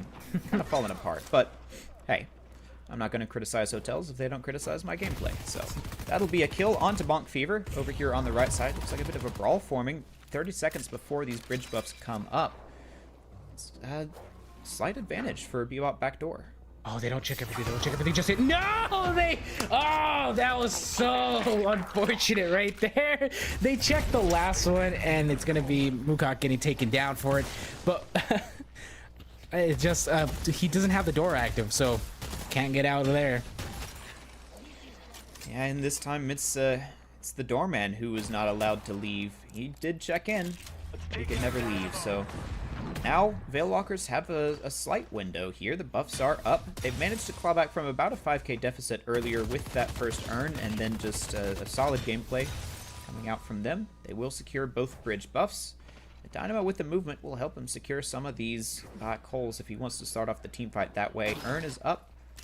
Looks like Veilwalker's not choosing to take it for now. And there comes the Abrams. Ooh. Kind of an interesting interaction right there. Here comes Dynamo once more again. He wants to be able to secure this. Does not have Warp Stone in hand, so it's going to be very tough for him to close that gap. I will say, last game I don't think he built Warp Stone either. I think he only just had Guardian. Well, he's got it now, and that will help a lot with finding these ultimates. Still this left side Guardian available for 6 Veilwalkers. Bebop Backdoor trying to pressure it with 2 of their stronger heroes, and now bringing over the urn as well. That means that there's going to be a 2v1 on that right side. Bonk Fever going to have to hold off 2 at the same time, but that means that Bebop Backdoor are going to get this urn pretty much for free. That's several times now that we've seen 6 Veilwalkers a little slow to rotate onto these important fights like the urn or like walkers. So maybe just slow communication coming out and people not realizing that they can make it to these fights. But now this is going to be a fight here. Veilwalkers are advantaged. Veilwalker is right now. Here comes the charge already. Mukok gets taken down because Gelki comes in from the heavens. The pocket man himself with the briefcase is going to be able to get 2 kills. 6 Veilwalkers is in a better positioning here. Look at this as they go ahead and push onto the walkers once more again. And Shiv falling down. The rope climb is on. Here comes Calico. Here comes MJP from downtown. He's going to be able to chase him across the cursed apple, flying through the sky. He wants to be able to secure the kill onto the slash. Still has a dash in his hand, but doesn't follow it up. Instead, he falls right back because they know that there's a Shiv in the back line. MJP comes in from the back line as well, but here comes Bonk Fever, who wants to be able to bonk this Shiv on the head once more again. Dynamo comes up from behind Modular, goes in for the knockup, and it's going to be Modular securing the kill onto Chubbs. In the middle of all of that, those 6 Veilwalkers have found a second, well, their first walker, I suppose. This is the first walker of the game. That's a 2 flex slot advantage now for the Veilwalkers. And again, we see this curse from Classic. This time, no Yamato to really think of here, so it's... you gotta imagine that it's mostly just for Modular, or for the singular target that Hayes wants to focus down in a fight, but this is a little bit why we saw them fall behind last time, is that this Hayes is good for the 1 kill most of the time, but if it's a team fight, then she just kind of gets dove on, and if you're not building for a more supportive playstyle, then that's a lot of your damage gone in the fight just from 1 pickoff. So Bebop Backdoor will finally get this Guardian, but I'm liking where they are in the game a bit better right now. It's even on soul count, but I think Bebop Backdoor have a better strategy right now. Oh, the cursed Modular is by himself. Never mind. Here comes the Paradoxal Wall right there. He still has ultimate in hand. He wants to be able to secure it. Headhunter does get procced out to it. He's really low. He's pretty low on the HP. The curse is going to get procced out to Cryptic once more. But look at this. The damage is on. They take him out. 7 is down for the fight. They wanted to be able to secure the kill on Modular, but they turned it around. Headed to Broadway. Yeah, 6 is 7 just not able to find the damage that he needs there, and he's got a pretty big head hitbox, so it's easy enough for able to stack up those burn procs. Now they're getting aggressive here. They are chasing all the way into this. Not even really a fight that you want to take, but they're here. They're going for it. The Lash Slam puts them in further than they wanted to be, but the knockdown makes sure that he doesn't do too much. Kazmune and Bonk Fever will go down, so now a 2-man advantage 6 Veilwalkers have. The Calico is just kind of solo farming on the left side here, so it's going to be an easy cleanup for Bebop Backdoor. And that means that they're going to have a little bit of alleviation here on these waves. They're not going to be able to push too much, but they will be able to at least make sure that their walkers stay safe. And it looks like they're going to try for a mid-boss as well. That is 100% a secured base boss right here for the side of 6 Veilwalkers. Bebop Backdoor went to the back door a little too soon, guys. I mean, they still have objectives up, so, you know, caution. Well, they hurt us on stream, you know? They wanted to try and live up to their namesake. They may not have a Bebop, but they can at least try for the back door. Unfortunately, didn't work out for them that time, and they're going to give up 3 Rejuve Crystals for it. The Calico here, a valiant effort from MJP, but just not enough. That Shadow Transformation, or Return to Shadows, not on Yamato anymore, is not enough to be able to secure anything, and even this Paradox coming in here, you gotta feel like this is just staggering from Bebop Backdoor. This is not a fight that they're likely to win, unless they can get the Stormend down early. This is not looking good for the side of Bebop Backdoor. We've seen this before where teams start to trickle in for the effect 1v1 as they try to go in to secure the kills, but I don't think this is even worth it. Here comes the Dynamo ulti just to be able to stop Crypto, but it doesn't matter because Rejuve is still in their hands. He's gonna get brought back into life. As I'm saying that, Abel is cleaning up 1-2. Gale King gets taken out. Classic is down for the fight. Box Fever goes ahead and box the lady herself. The Geist is gonna get taken down. Abel is gonna get immediately assassinated on. It is a 2 versus 3. Cryptic wants retaliation for the Dynamo for being able to take the Rejuve, but he is not going to be able to secure the kill. He's going to go in for the fight again. Never mind. This Dynamo wants the beef. He wants to be able to secure the kill onto the 7. He goes in for the fight once more again. Here comes Abros from behind as well. Cryptic comes out with just a sliver of HP. Lash comes in from behind. There's going to be a kill on Bonk Fever. Not able to get the death slam. The Quantum stops him for just a second. The healing is on for Modular as he runs away back into Walker. No rejuice for the side of 6 Veil Walkers as they all fall like dominoes. Yeah, you gotta be careful here because now a bunch of members of Bebop Backdoor are coming back in. They've respawned and they're gonna try and catch someone here on this right side, as well as Calico coming in on this Lash who's used all of his cooldowns. The Death Slam didn't land, and that's gonna be a Walker falling, but they will be able to catch Chubbs' Shiv. A great response, honestly, from Bebop Backdoor. I thought that they would just trickle out and fall to pieces, but they were able to fight through the Rejuvenators from 6 Veil Walkers, despite having to use the Black Hole on, frankly, just the 7 ult. Not what you want to be seeing, but it worked out enough for them. They were able to at least keep parity, which is really well done when you've got 3 more lives to get through. But now, the soul lead is about even. You didn't lose much from that. You did lose a Walker on the right side, but that's really all you have to pay for your trouble. So now you've got the Urn, and with Shiv out of the fight, you should be able to even get into a lead here. Yeah, I want to be mad respect. Oh, here it is. Lady Geist is going to go ahead and check into the Baroness. That's going to be Bebop Backdoor trying to see if they can do something for it. The silence is on. The timing doesn't get proc from the Paradox. MGP manages to secure the Urn, so it looks like they're just going to get a little bit of pressure for them so they can have enough space to deposit that. That's souls. And again, Bebop Backdoor has been doing a really good job of just being able to secure these souls. They have not been tampered with whatsoever. And that damage from Fern, when Quicksilver Reload is going to get proc. He doesn't have dash to get out. The 7 Sun is going to get immediately proc onto him. He's dropping out really low. He's going to get chased right down. But look at this. They don't realize that there's going to be a big blue man, Bonk Fever, right behind them. He's gonna fight down to 3 people. The detective is in a really tricky spot at the moment. Is he gonna be able to get out? Goes in for the punch, unable to secure the leap jump onto it. Bonk Fever comes in and he's just gonna get taken down. No, the parry is out. Not gonna be able to secure a kill for him. Recryptic doesn't get the kill, but it's gonna be Chubbs. Yeah, no counterspell means that Shiv Execute is good for the kill. On the other side, though, we're seeing a different 3v1 play out. The pocket went down, Gale King. And so it's just Chubbs up here to try and defend this, but he recognizes that there's nothing he can do there. Even the Death Slam probably not enough to carry that. So he just backs off, plays for his life. Meanwhile, the rest of his team is effectively pushing up in the other 2 lanes. So Bebop Backdoor now have a backdoor of their own to worry about. 2 members still on respawn means that they've got to defend this Walker. Oh, this is a little tricky right here. Bebop Backdoor losing the Dynamo. Shiv is in the literal Baroness above the grounds. Chubbs is stuck underground. I guess he wanted to stay. Yes. Yes, he wanted to stay in Baroness. Yeah, that's just clipping through the floor. You can see the Baroness because it's physically located under the map, but I don't know exactly what happened, but Chubbs seems to be using the unstick feature unsuccessfully, so I think this is going to be a pause to see what the admins have to say about this and if they can resolve this issue, because it looked like the unstick wasn't quite working there.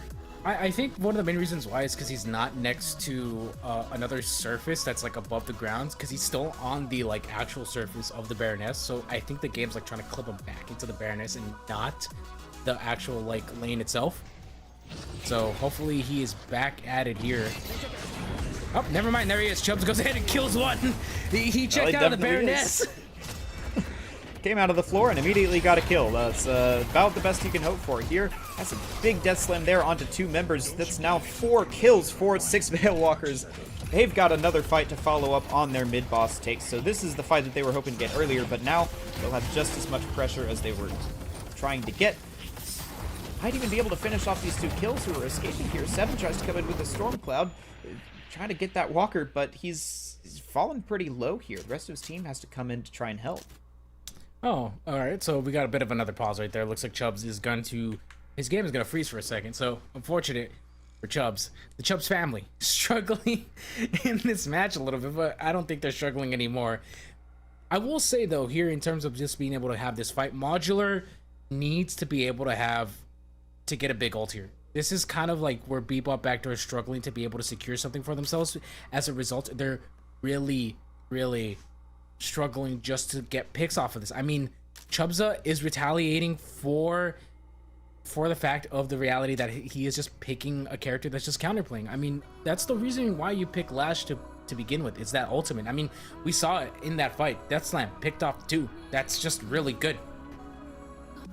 Yeah, he's had a bit of a struggle trying to find people with his ultimate, but that fight he did find the 2 that he needed to, and now it seems like 6 Veilwalkers are just playing for that team fight. Like, they're not getting bogged down in these isolated little skirmishes. They're bringing the full team this time. Their rotations are improving in real time, and that's what we like to see. You know, they're playing to the strengths of their comp, and it seems like Bebop Backdoor are just falling a little bit behind.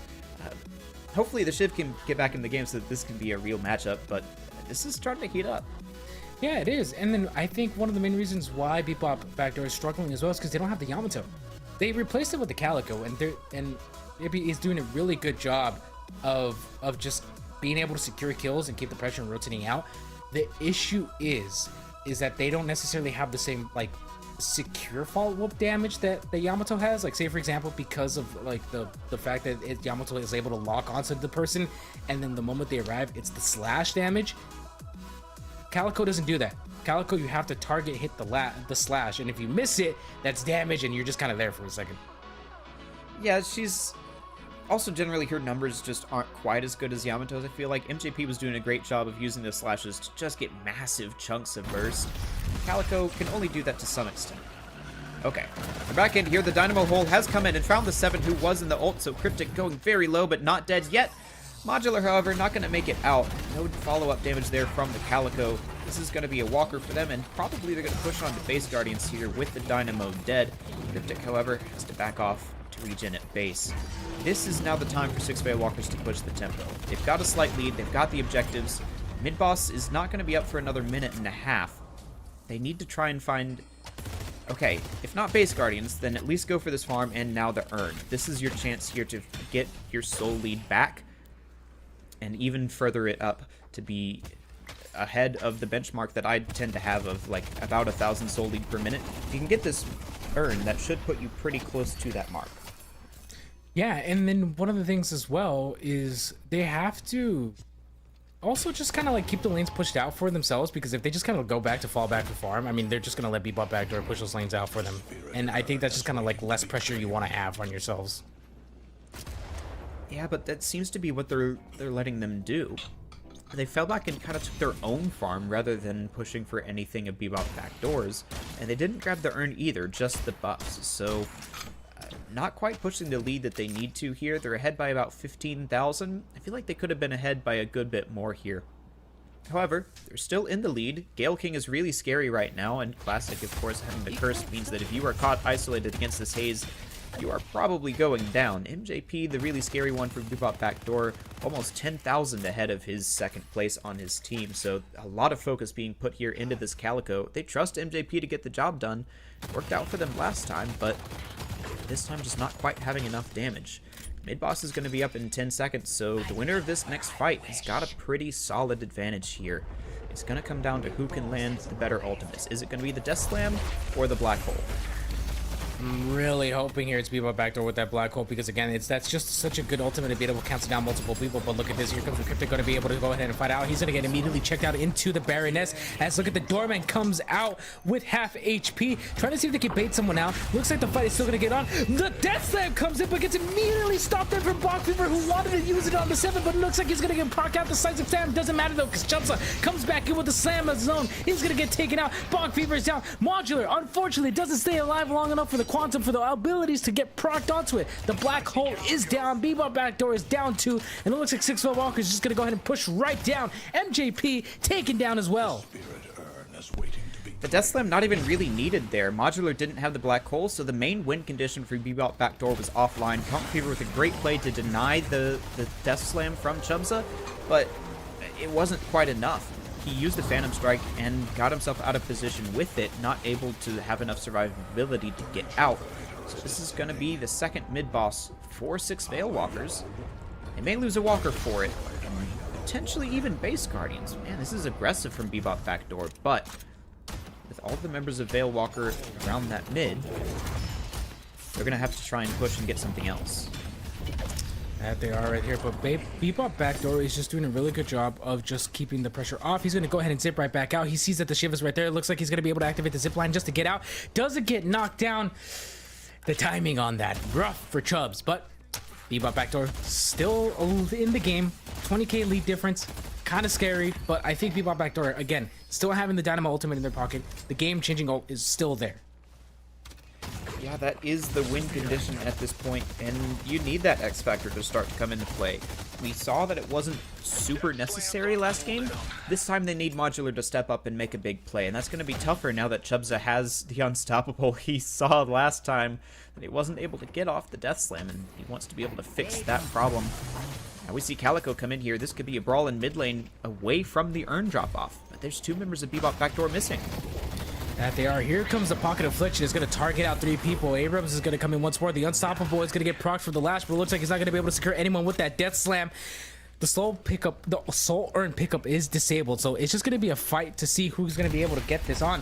Here comes Seven from the sidelines. He's going to go ahead and send out the Dynamo. Dynamo's going to proc the Guardian Ward onto this. Modular is going to fall right back for it, and the pressure is still keeping on. Bebop Backdoor is going to run back into their base. They're leaving Modular alone here. Modular has to get out of there before he gets immediately taken down. Yeah, but while this is happening, 6 Veilwalkers have successfully adjusted and said, okay, they're not going to let us fight here, but we can still take this Urn, force something to happen, or else we just get further ahead.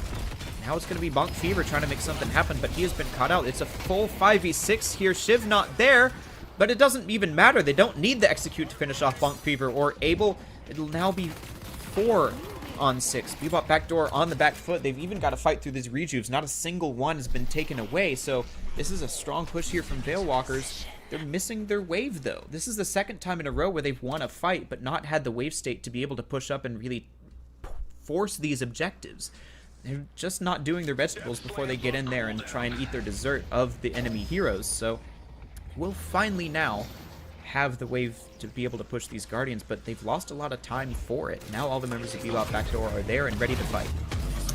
Oh, here it is. The Pocket is going to get procced into the ultimate. Interesting choice from Modular right there to try to secure the kill onto the Pocket. Not even worth it, though, because he's going to be able to secure it and get out of it. The Death Slam from Chubza as he comes in once more, being able to secure a beautiful slam onto the Bebop Backdoor is down 4 players. This is looking very good for 6 Veilwalkers as they go ahead and just annihilate the shrines. The Guardians are down. This is not looking good for the side of Bebop Backdoor. They don't have any other ultimate to be able to retaliate against them. 6 Veilwalkers still having the Death Slam in their pocket. 57 seconds on the clock till that rejuve comes right down, but I don't think this matters anymore. 6 Veilwalkers is looking so good right now. They can just easily walk in there and finish this game off as the transformation is still on. They're looking for it. Look, here comes Chubza once more again. He does have the Death Slam in for it once more again, just to get one. Here comes Mr. Bonkman, gets taken up, but the Paradoxal Swap gets proc, and it doesn't even matter because the Sapphire Flame is down. That's just too much damage. Anytime that you have Rejuve Crystals and a whole lot of gun characters, you can just kind of sit in the pit and make something happen. There wasn't enough CC from the members of Bebop Backdoor to try and get them away from the Patron, and the Paradoxical Swap was nice to deny the Death Slam, but it just wasn't enough there, and so that'll be 6 Veilwalkers, evening it up 1-1. So we're going to go to a game 3 here. Admiral, we saw 6 Veilwalkers change a lot here and come away with the victory. What do you think was the thing that really turned it around for them? I really think the thing that turned them around for them was the Death Slam. I think having that kind of ultimate that's just really good at targeting multiple people and putting them in a certain position where you could fight it off, and then having a 7 who just literally hits one button and just, you know, takes their hand off the keyboard for that 5-second duration of that ultimate. So that's just constant damage. Area of denial, area of effect. You're not being targeted as a 7. Again, you have the capability to buy knockdown, and you have the capability to be able to target the 7 when you have the Paradox and the Dynamo, and on top of that as well, a Phantom striking Abram. So the possibilities are there. And the doorman, as I clearly forgot about as well, who's able to check in people into the Baroness. So you have so much capability of shutting people down. The issue is that you're not shutting down the correct people. Instead, you're shutting down the characters like Shiv and Lash, who in all honesty didn't necessarily do a lot until the late game. Yeah, this time they didn't have as much success finding the squishy members of Six Veil Walkers. Instead, Bebop Backdoor were focusing a lot on the tanks. It was Bonk Fever and Chubbs. Chubbs was on the other team. The Shiv and the Abrams. No, it was Chubbs. It is I'm getting Chubbs. my names all confused here. Yeah, Chubbs and the rest of the Bonk. tanks were getting pretty heavily focused, and that's really who you want to be taking a lot of your damage. And Classics Haze was staying a lot safer this time, not as able to get focused down, and so they were just putting out damage in a lot of these fights. So it was a much better executed game plan here, I think, for Six Veil Walkers. And again, crucially, the lack of Yamato on the other side. MJP's Calico was a threat, was putting in the damage, but it wasn't quite as effective as the Yamato. So a pretty effective first ban there. And I want to see if they continue that headed into Game 3. But before we get there, we're going to have the replays brought to you again by Metal.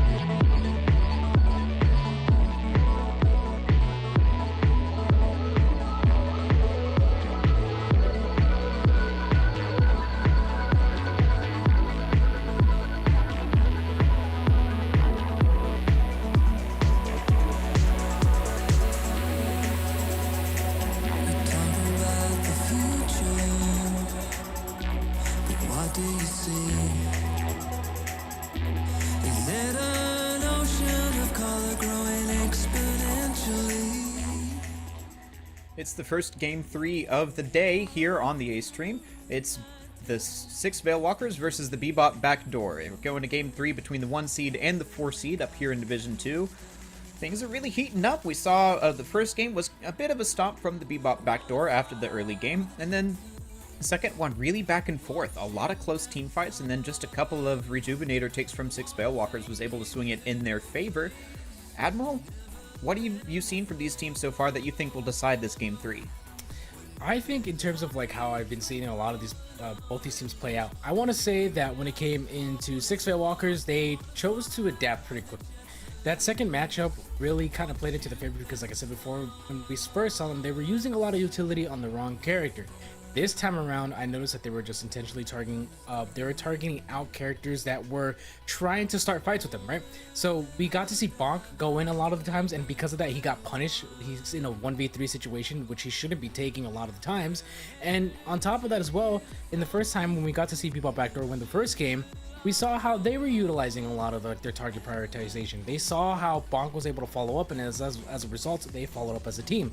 So I really hope that what we get to see from both of these teams is that they essentially respect each other in the first laning phases of it, and then go from there into the counter building, rather than just going like, hey, I'm gonna target that one person because that one person is my issue.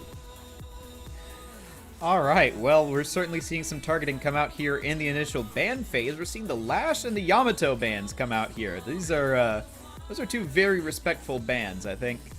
The Yamato, of course, was the MVP of Game 1 in the hands of MJP, and then Lash, we felt like did a pretty good job there in Game 2. A couple of key death slams, as well as just having good impact with the regular ground strikes. So both of those heroes will be out here. And instead, it'll be the Pocket first pick, same as usual, but this time going over to Bebop Backdoor, and 6 Veil Walkers will pick up the double tank in Abrams and Billy. I feel like I really like this here if Bebop goes something like Infernus Kelvin, because you've got a lot of damage there who can take down these really chunky health pools, but at the same time, this is the first time that Bebop Backdoor have let through the Billy, so we could see someone pull out a pretty nasty goat here on 6 Veil Walkers. Yeah, definitely. And I think it's kind of interesting that this time around we're seeing 6 Veil Walkers have the Abrams be on their side, and then the Pocket's going to be on the Bebop Backdoor. So it's kind of like a bit of a role reversal here. But also, one thing I want to take notice as well is we are seeing 2 hefty boys, and there's a Mo and Krill in 7. All right. All right. Well, it seems like 7 is not just a comfort pick for 6 Veil Walkers. Bebop Backdoor, I think that they can take it to a victory as well. And this is going to be the first time we've seen Mo and Krill between these two teams as well. So 6 Veil Walkers took away 2 of the tanks. Bebop Backdoor took away a 3rd one now. So both teams have a bit of chunk to them. Got a bit of chub, if you will.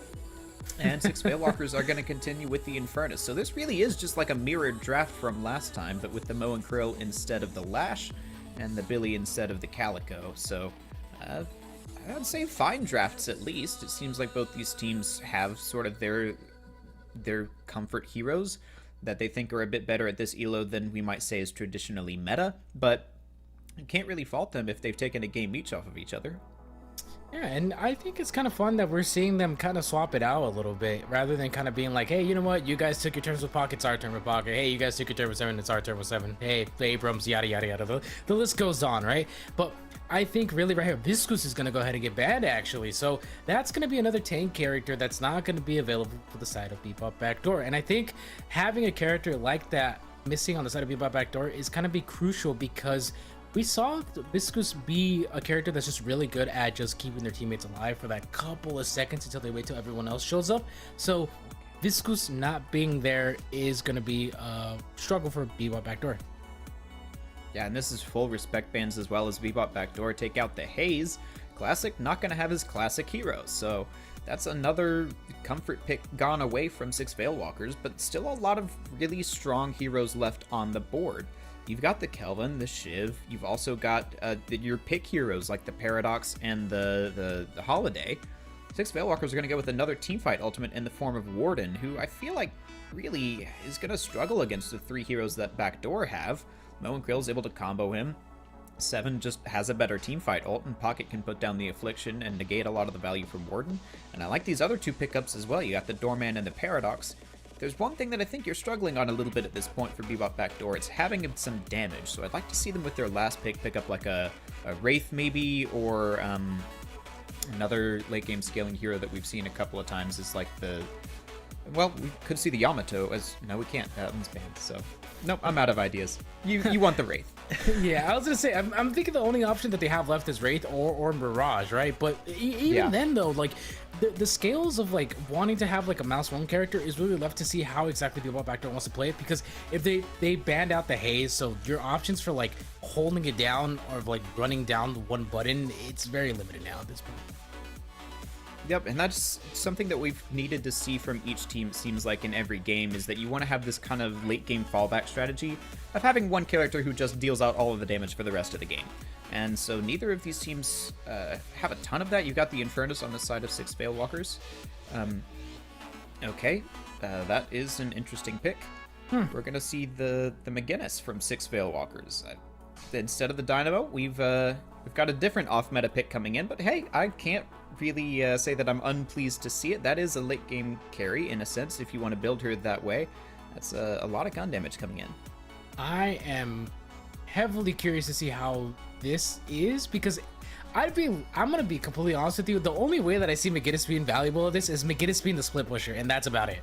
I don't see McGinnis being useful in team fights. I don't see McGinnis being able to to stop what's happening there. Besides having to cut off line of sight, that's about it. But regardless of it, I think McGinnis is just gonna be the split pusher for 6 Veilwalkers. Yeah, I agree. There's not a lot of value that she's gonna get against this team comp. You can use the wall to shut down Mo and Krill ult, I suppose. But really, you'd prefer to have a lot of your farm go over to the Infernus, which that's kind of the main way that you can play McGinnis right now, as this heavy farm gun hero. But who knows? Maybe someone from 6 Veilwalkers has a really mean, ult McGinnis or something like that. Or maybe they're just playing her as a hard support in place of the Kelvin, who went completely unpicked here, as well as the Calico. So it'll be Bebop Backdoor picking up the Victor instead as the last pick. I heard Deathy earlier say that he thinks Victor's pretty strong right here. Haven't seen him picked yet, but we'll see if Bebop Backdoor can make it work. Yeah, and I think Victor's really strong in compositions that require you to get up front and close with him. Like, for example, Abrams and Billy are going to struggle killing him. Because, again, these are characters that don't necessarily do a lot of good burst damage. They do damage over time because they're light mailing, heavy mailing, and that's kind of like the thing that ends up happening with him, is these are characters that just like to duel it out. Victor literally has an ability that he cries for 30 seconds, and then you're taking damage because he's sad. Aura of suffering. Everyone around me suffers from my depression. Well, yeah, the Veilwalkers do have this kind of run at you comp, right? They've got a lot of tankiness and a lot of just straight up front damage rather than utilities. So Bebop Backdoor are going to have to play around that, but they've got the tools to do so. They've got the Pocket, who can put down an Affliction on a big brawl. They've got the Paradox to pick off isolated heroes, and then the 7 to also lay down a bunch of damage in an AoE and deny Veilwalkers the ability to interrupt a space. So I feel like if there is a way to interrupt this, it's going to be what Bebop Backdoor have. But at the same time, I feel like in this level, a little below the elo where I normally play my regular matchmaking games, the run at you strat is pretty successful. So 6 Veilwalkers here might have just come up with a strategy that works in this level of play, and that's going to be what wins them the game, but we'll have to see how that works out for them. Yeah, and I think it's just going to be seeing who kind of goes off for the first objectives as well, because, again, I think primarily speaking, if you're picking the Warden for the teamfight ultimates, I don't think that's good, because you're there's the doorman, right? There's the shut-off character that's going to be able to stop the Warden from being able to following up. And I think, if anything, you should prioritize you having the Warden and McGinnis be the split pushers to be able to keep pressure on, because Warden just ulting down Walker is just one of the most annoying things in the game at the moment. So it's going to be a character that's going to be able to secure objectives for the team. And then on top of that, it's an ultimate that stops people from kind of progressing forward into them, because, as the tried and true Warden tradition of whenever that last stand activates is to immediately move your mouse back and forth left to right as fast as you can, because there's a reasoning why we don't ever cut to that POV of a Warden, because, man, you are going to get a headache for 30 seconds if you just look at that gameplay. Yeah, you're just trying to get everybody in the field of view at once, right? You gotta get as much lifesteal as you can, but yeah, you make a good point about McGinnis and Warden being good split pushers here. We didn't see the Mirage picked up for the Bebop Backdoor, and Ivy is also missing from this draft, so not a lot of tools to answer that other than just having good macro, which we've seen these teams slip up a couple of times each in, of not having someone available to protect the walker that's under threat. So if you just have these two heroes on the side lanes constantly getting your waves pushed up, maybe that'll help, you know? But then you're also gonna be able to get enough pressure to take a team fight like this. And one of the main ways to punish 6-man deathballing is just let them have the one wave and go push the other two. And then you're getting essentially twice as much value as they are, theoretically.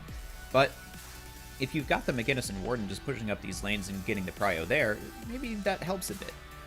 Where I really want to see 6 Veil Walkers take off, though, is early in lane, because I feel like they've got a lot of damage that can be effective early, and then Bebop Backdoor don't as much. They've got, like, the Paradox and the 7 who are decent in lane, but then Veil Walkers have, like, Warden, Infernus, Abrams, Billy, even McGinnis is able to do her job in lane and force the tower. So this is going to be a pretty strong early game comp, I feel like, from Veil Walkers.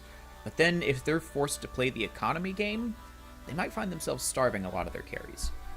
Yeah, and I really think, again, it's kind of like how we were talking about last game, where they kind of focus a lot on the Haze and the Mirage taking up most of the farm, and what ended up happening was the domino effect.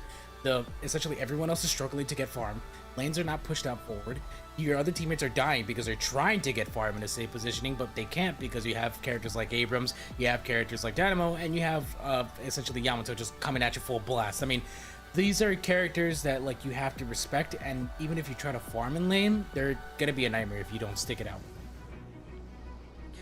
Yep, but with a lot of the comfort picks from these players banned, we'll have to see how they do on slightly more off-meta picks. I gotta feel like Gale King is on this McGinnis because they didn't get the pocket this time. Like, maybe this is, maybe he's got a bit of a narrower hero pool, but... Alright, a little bit of fun in the voice chat, but, yeah, here we go. Oh god, the meowing, the pawing, the gooberness of it all. Deadlock players, am I right? Hey, let's say that it's better than you know, some other players where essentially toxicity boils in their blood. That's true. That is one thing that it's better than. Alright, well, we're seeing some early just poking going on here. The Abrams is down to about half HP here from Chubza. Some effective poke going on there from the Paradox. These other lanes a bit calmer. I'm liking this left side matchup for 6 Veil Walkers. They've got the Infernus and the Billy against two heroes who aren't able to keep them off very much. Victor will be able to sustain for a little while. Doorman's got some, like, poke, but really, when it comes down to who can push the tower better, it's gonna be this Billy and the Infernus. So I want to see these two win their lane pretty easily. The right side might be a little bit tougher with the 7 and the Mo, just able to keep the Warden McGinnis off of it for a while, but if you get one good wall into a cage, it could be really deadly for those two. So again, I think that generally 6 Veil Walkers are advantaged in these lanes. Yeah, I want to say it's a little bit scary for them though. However, again, having the Lady Geist and the Abrams in that lane when against characters that are just really good at poking them out, you have to close the distance with these characters. So having both characters that need a certain amount of distance in order to be able to pop off, kind of punishing. As we were talking about earlier, the wall and the lockdown combo doesn't get procced because of that slight little sliver that comes in through it. Yeah, just the wall not quite at the right angle to catch the Mo there. And he doesn't pick up the burrow quite yet, so wall is effective against him, at least for now. But if there's one character who you want to have in lane to be able to survive that combo of the wall and the cage, it might just be Mo and Krill, because the burrow gives him a whole lot of resistances to be able to survive that, lets him go under wall for some reason. Yeah, that's going to be a tool that helps them survive over there in that right side lane. That it will. Again, Mo and Curl, also a character that also just automatically heals every 30 seconds because, you know, push one button and bam, half my HP's back. I'm back in the game, boys. Don't worry about us, just complaining about literally every hero in Deadlock. That's how the game goes. But it's going to be Chubbs who falls first, and it's over there in that left side lane where we thought they might struggle a bit with the damage to be able to fend off this Billy and the Infernus. Not sure how that happened. Chubbs maybe just went a little too deep on the Guardian or something, but yeah, that's going to be 6 Veil Walkers off to an early death, and so Bebop Backdoor is starting to come ahead a little bit in these lanes. You see them pushing up with the wave in all of these 3 lanes.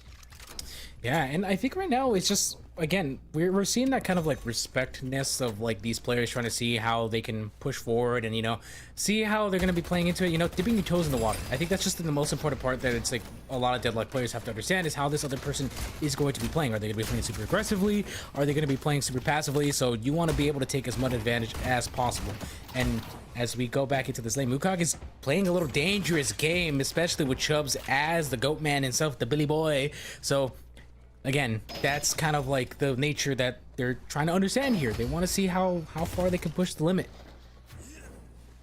And that's going to be important as we get up towards ults, because I feel like whoever uses their ults first in that left side lane is going to be at a disadvantage. Because if you use the Baroness Hotel, then you've got a free chain gang into an Infernus ult, and vice versa. You're able to lock away either of those two ults with the Doorman, so it's really just going to be up to, like, I guess Victor to sustain through everything as he normally does. Meanwhile, over here in this mid lane, that's a lot of damage coming onto this Paradox. Just stepped a little too far forward. But Freakoff is low, and so that'll be a little harder for him to make up that ground. Yeah, that it is right now. Chubbs is also at a pretty unhealthy position at the moment there. Again, Blasted is one of those abilities that it's like you also just got to also respect for it, because it does provide a little bit of stagnant health for the team. I mean, not for the team, for the individual. So again, like the ability gives him health for every time you melee, so timing of that is pretty important. And on top of that, every melee you do rejuvenates it just a little bit. And speaking of being able to go in for the melee, here it is. Chubbs that goes in for the fight, is not able to secure the kill on Kitsune, but is going to do some great damage onto him just to push him back just a little bit. That's the name of the game here, it seems, is just get pressure on so that they have to back off. All right, there we go. There's the Doorman ult. Chubbs goes down for it. Went a little too low to be able to finish off anything on the other side, but it was the Veilwalkers who used their ults first. And so, as I said, they use their ults, and then they get locked away in the Baroness. It looks like Victor ult was popped, so they killed him once, but then they weren't able to finish him off. This left side buff stayed around for a little long there. Neither team able to grab it effectively until just now, but now the Geist is able to come back with the gun buff and put down a little more pressure to maybe try and force something on this Guardian. A little bit of more respect right here. It's kind of interesting that we're seeing Bebop Backdoor and Six Veil Walkers kind of play this little passive gameplay, as Classic is going to drop down to quarter HP. Here comes the Spectral Barrage on it already, just to be able to make sure that Modulator doesn't follow up with it. The damage is solid, but not going to be able to secure a kill. It's just going to keep them at bay and also be able to check corners and make sure that they're not, you know, trying to do a little bit of a cheeky play.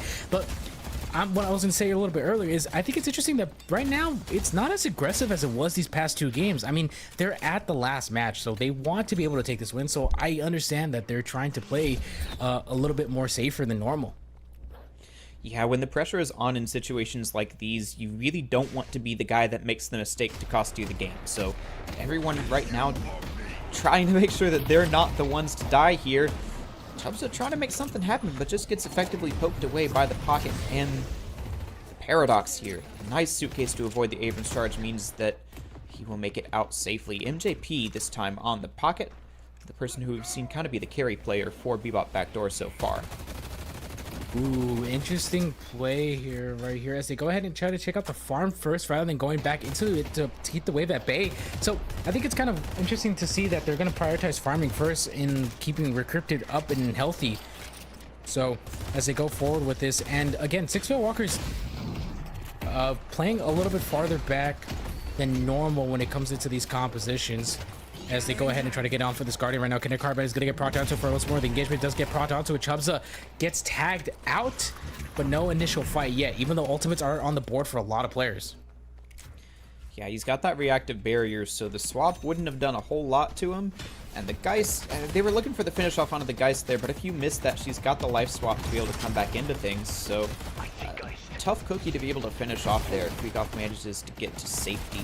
Meanwhile, over here on the right side, it's kind of the eternal stalemate between the Mo and Grill and the Mo and the McGinnis. But here we go. The Affliction is procced here onto the Abrams. Chubbs is going to go pretty low here. He's going to have to back off all the way, and with his landing partner dead, that means that Bebop Backdoor now have a wave to be able to push the Guardian. Chubza in a bad positioning, and Freakoff does get taken down. The swap doesn't get procced onto it, but look at this. Freakoff comes right back, Lady Geist in hand. It's going to do some great damage to Katsune and make sure that he gets a little bit of health out of that. But as we go on, switching on to the other lanes, the pushback is on. Here comes Muka coming in with the Doorman checking in. Escaped the Baroness in time, but here it is. Bonk Fever is holding on. Misses the timing on the bunk. Goes for it once more, and Chubbs gets taken out as he checks out of the Baroness. Yeah, not enough HP to be able to get away that time. This twice now that Chubbs has gone down to the Baroness invitation. But no follow-up from his teammate. And we saw sort of an unfortunate similar thing happen in the mid lane. Paradox was pushing that blue Guardian, but Pocket backed off to take some farms. So Chubbs there not recognizing that there was a Guardian for the taking, and Freakoff was able to get there and stop it in time. So just a bit of Guardian damage. No Guardians falling yet here around the 9-minute mark. Yeah, again, striking comparison compared to the last 2 games where we saw the Guardians fall at like the 8-minute to 7-minute mark. So again, both these teams really want to progress forward. Here it is once more again. The charge slam does get procced onto it, but it looks like it does manage to miss out on the Paradox as both these teams are just trying to at least secure a kill to get objectives, but neither of them can. It's just both teams going back and forth with the poke. Nobody able to get an effective engage because everyone is just so slippery between these two teams. Hellwalkers with enough HP pools to tank through most things, and then Bebop Backdoor with a lot of movement to be able to get away. So that's gonna kind of be the dynamic here is, does either team have the catch and the damage to be able to finish off the other side? Buffs are now up. Nobody was there in time to catch them. So everyone's now in a scramble to try and rotate. It looks like it'll be probably one apiece here, but a lot of fighting going to happen for these buffs. I am kind of confused there for a second. Did Chubbs just fall off of buff? I don't know. It looked like he might have missed a capsule jump to try and get up there. But here on the right side, with that buff secured for the Abrams, he's so tanky and he's just going to go in. Gets one kill, looks for another, but Seven comes in with the Storm Cloud to keep everybody at bay. It'll only work for so long. The McGinnis gets swapped through the wall. It does manage to get a kill, but the Guardian goes down. Yellow Guardian is going to get taken down already. Bebop Backdoor is trying to fight for this once more. Here comes a lockdown. Doesn't get proc. Barely misses it by a couple seconds. The fight is still going on. Classic dropping down to quarter HP. It's going to be MGP coming in from right down behind. Teleporting in. Is going to get slammed right in. But here comes a combo from Modular as they beat up the blue man himself. They are still not able to secure the kill onto it because he's one big, beefy blue man as he goes ahead and parkours his way out of it. The detective is still alive in the fight. Here comes the Spectral Wall to be able to block off some damage. It looks like they're going to go ahead and push his owners to the Guardian, but they're not going to be able to secure the kill as it just goes in for the trade v-trade. Unfortunate right there. Chubsa does have that spirit armor. He's going to keep himself alive. It looks like they're going to go ahead and just ignore that as the Guardian is at quarter HP. Classic comes around, tries to see if he can go ahead and get a biting ward from it, and it looks like 6 Foot Walkers keeps this Guardian alive. Well played there. The McGinnis using every tool available to just stall, and that's something that she's very good at. Picking up the early Tesla bullets means that's a lot of damage as well to try and rebuff your opponents. And now Abel's gone down in that lane, so it's not going to be as easy to get a push coordinated to try and take this Guardian. It looks like 2 Guardians apiece here, this mid lane going the way of Bebop Backdoor. And that opens up a bit of space for them to roam, but it's 6 Veilwalkers who push 2 people into this left side lane first. Victor's caught. Ooh, Victor's gonna get slammed onto the wall. Bonk Fever is gonna be fighting his titular character himself, the Abrams, as he comes right back. He's gonna be able to do some damage onto it, but it looks like Abrams does have that reactive barrier and that speed of shielding for it. He's gonna get cheered out once more again. Chubs up, falls right back for the retaliation. Here comes a teammate coming in with the bonk damage once more again. Chums in with the fight as well, but Furry comes in from out of nowhere with the ultimate, the combustion, just to be able to get the teammates off with him for a second. Does manage to get Bonk Fever to trigger his ultimate. The resurrection does get activated. Bonk Fever, half HP. Guardian alone has to be able to defend this once more for just a couple seconds as Abel comes in from the lane and is going to be able to see how this goes in for the fight as it continues. Yeah, this 2v1 over here in mid has put this Guardian very low. No damage on the left side despite the 3v2. They're looking for this pick. They find the guys with the carbine, but then not able to swap or really do any meaningful damage there. The troopers will take out the Guardian. A bit of a lapse in awareness there, letting the lane just push up onto your Guardian like that. But now that's mission accomplished there in the mid lane, and they'll have a bit more freedom to defend that left side Guardian. Also, giving the chance for everyone to go ahead and farm up, hit those sinner sacrifices, gamble your blood away, and then get some camps. Yeah, but this is 13 minutes, and we're seeing some of these Sinners not taken. I'm not sure if they were able to respawn yet, but now it's going to be the Moe and Creel who has to respawn. Modular goes down trying to combo out this Warden, but he's already got the last stand, so he's already chonking away at your health bar, and this pocket is not going to be enough to finish up here. MJP getting slammed into the ground by the Abrams. He'll be able to make it out, and McGinnis comes in to try and force the objective here. Ooh, big scary right here. Chubsa's just gonna come right in. MJP by himself, unable to do anything to defend this Guardian as Sixville Walkers keeps the pressure on. They're just gonna be going ahead and trading V Guardian. I do believe, I can't really tell, I think that Paradox is covering it, but I think Bebop Backdoor still has 2 Guardians in their hand. Never mind, Bebop, Guardian's down from mid. I just realized that, so there's no Guardian there. Yep, it's 1 Guardian to 1. As McGinnis, I recognize that build, so McGinnis one trick myself. That's the Dilly solo damage, a heavy farm sort of build. So this McGinnis is looking to play for the carry playstyle. They're going to need a lot of farm. So far behind their Geist, though, only at 10,000 means that this McGinnis might be a little less effective than she wants to be. That said, Abel has gone down, so there's a window here for them to push for this left side Guardian. It looks like they've got the 2v1, but over here on the right, that Guardian is so low that it just takes 1 slip up for this to fall. They have to be able to do it because right now that Warden is just a couple seconds from having last stand on it. Moe and Crow also having ultimate, but here it is. The pocket comes in from once more again. The Abrams once swore.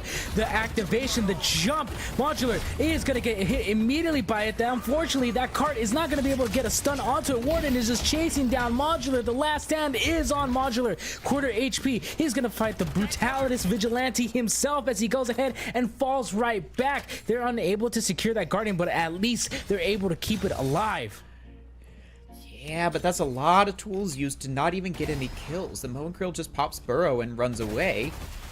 And the melee follow-up from Classic, it was a bait, but Modular doesn't fall for it. He just runs away. And that's a long cooldown ultimate gone, as well as Gale King using a lot of cooldowns to try and fend them off and not even really accomplish a whole lot. So now teams are just kind of resetting to neutral. You got 2 in every single lane.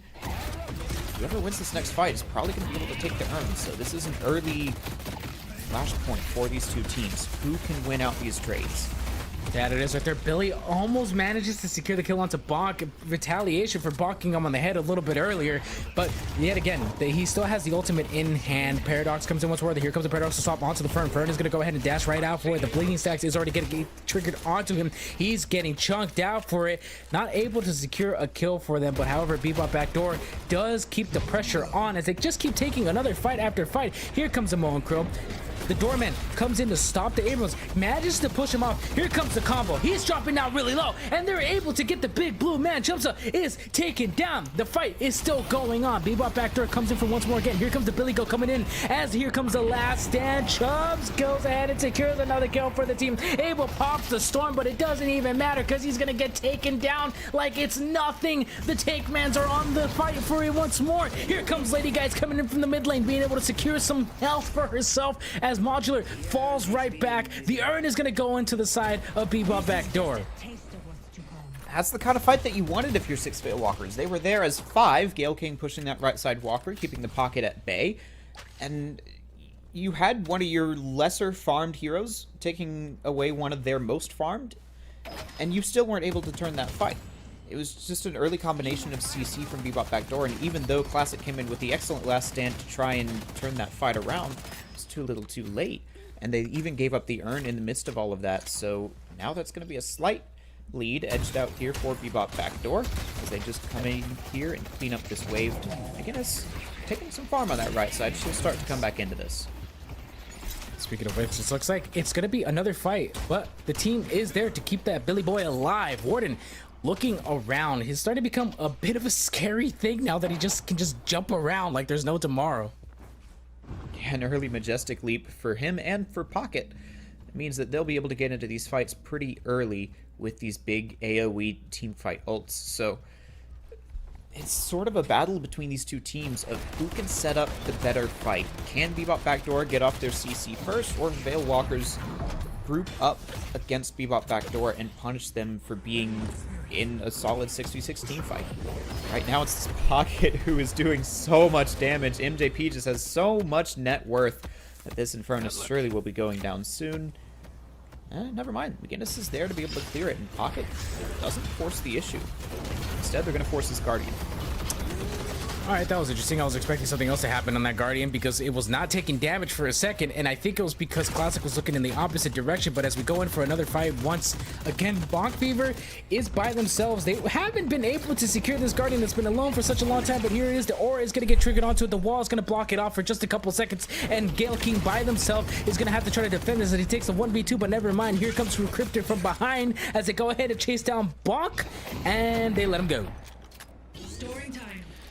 There's not many tools that can punish a 19k Victor at this point in the game, and Wall is one of the best ones, but he was used to trying to defend the Guardian, so yeah, just kind of have to let him go when your Infernus is not farmed enough to be able to deal with him. So that's all the Guardians down for now. Both teams with the ability to roam around the map a little more freely. Double Center's still up here for Bebop Backdoor. Want to see one of them take that very soon. It looks like from their side, they're looking at Bonk and MJP to be taking the majority of this farm, so we can get that soon. It'll be a nice little eco here, but instead, we're going to see some trades in mid. Once more, the NA Classic are fighting it through mid. This Mo and Crow is getting dunked out really low. He's got to get out of there before he gets killed out by the Lady Guys. Yeah, but they're just going to back out here. They recognize that there's more members of Bebop Backdoor there than they are, and they're going to try and collapse on this Victor, who is very out of position. Ooh, but it doesn't even matter because look at that HP pull damage on from the Victor. Bonk Fever is going to go ahead and get his ultimate triggered off. The Spectre Wall is going to get immediately activated. The fight is still on as they go ahead and get stunned out for it because of the resurrection. Bonk Fever is falling right back, but here comes a Decisive Sam taking down two, punishing them. The Billy Goat is down for the fight. Chubs is taking out MGP from the heavens of the cursed apple once again. Well, I guess you're not really out of position if you can just never die. That's what a 20,000 soul Victor will do for you. Buys the rest of the team enough time to be able to come in and turn that fight on its head because Veilwalkers have already used all of their abilities. This is going to be a 20-minute mid-boss for Bebop Backdoor. Not as fast as some of the ones that we've seen, but it'll be a solid mid-game advantage here. They may be giving up the right side Walker. Victor's got to get there pretty fast if he wants to stop a McGinnis. Has to be able to clear out the wave as well. It's going to be a 1v1 with the McGinnis. McGinnis gets, well, it pops the wall immediately, gets the Walker out as well. As we were talking about earlier, McGinnis is the thing that you want to be scared of because there she goes. She's just going to go ahead and split push like there's no tomorrow. It's going to get knocked down. Here comes Abrams from downtown. Chubsa is coming in, zipping in from the lane just to see if he can keep Gale King alive. And they're going to respect that. They're going to fall back. They're just going to go ahead and pick up the urn and see if they can deposit it. Yep, now that you've got the rejuves, you want to be able to force some kind of fight, so the urn is a good place to start. You may have given up one Walker, but Classic kind of gave up on that left side Walker before he was really able to threaten it very much, so you've only lost one. And now the McGinnis is going to go to the opposite side of the map and push the other one. So here we go. This is a free urn for Bebop Backdoor. Just a little bit of poking from Gale King to see if there's anything to be done there. It looks like there will not. So this is Bebop Backdoor extending their lead, just building it out a little bit. I think it's funny because for those who know who Funky is in the TF2 community, he'd be very proud seeing the McGinnis on this roster. I'm not as familiar with his game in TF2, but it seems like Bebop Backdoor's team are doing quite well for themselves here. They're setting up onto this right side Walker. They're trying to force some kind of fight, and here we go. It seems like Chubbs is the target here. Even Billy will have to back off from this engagement. Not very many members of 6 Veilwalkers rotating to try and defend this. Ooh, looks like Billy's gonna go ahead and get checked right into... Oh, Warden comes in from above. The Majestic Leap is gonna get triggered onto it as he goes ahead and activates the last stand. He's gonna be taking this 1v3. And keep in mind, Chubbs gets taken out, but look at that damage again. MJP from the heavens above is able to go ahead and burst them down to nothing. They're gonna be able to secure this Walker. It doesn't even matter that McGinnis is pushing this out because they're just gonna go and secure this objective as the team retaliates once more again. But look at this. I'm gonna bite my tongue for this. Paradox cannot defend this Walker by themselves as here comes the slam. Abrams gets knocked down. It doesn't even matter though because look at this. Here is Cryptic and Gale King just to do damage onto it. This this may be the only time you ever hear me say this, but they should have ignored the objective there for the kill. The Paradox was 1 HP, you had the charge available, and they didn't take away the rejuve as they needed to there. So instead, that'll be 4 kills for Bebop backdoor, and so they're just going to trade these walkers right back. There's nobody left to stop them. They've got plenty of rejuve buffs left to go to be able to take these. Victor here has 3 different lives, and so he is not afraid of taking all the damage in the world. He escapes on less than 50 HP. Not even punch the centers just because he can to feel something. And Bebop backdoor have all the tempo in the world. That he can, and on top of that as well, like, you have to respect the dead man. Like, the guy literally brings himself back to life like every 2 minutes. So if you're not killing him, it's like you're just letting him be alive for free. I think some might contest that with their definition of what life is, but yeah, Victor at least is able to function in this game. And now 5 members of Bebop backdoor are over here on this left side trying to get this last walker. Can Veil Walkers defend? They've got the Warden ult. Just need a good McGinnis wall. That's all you need to come back into this fight.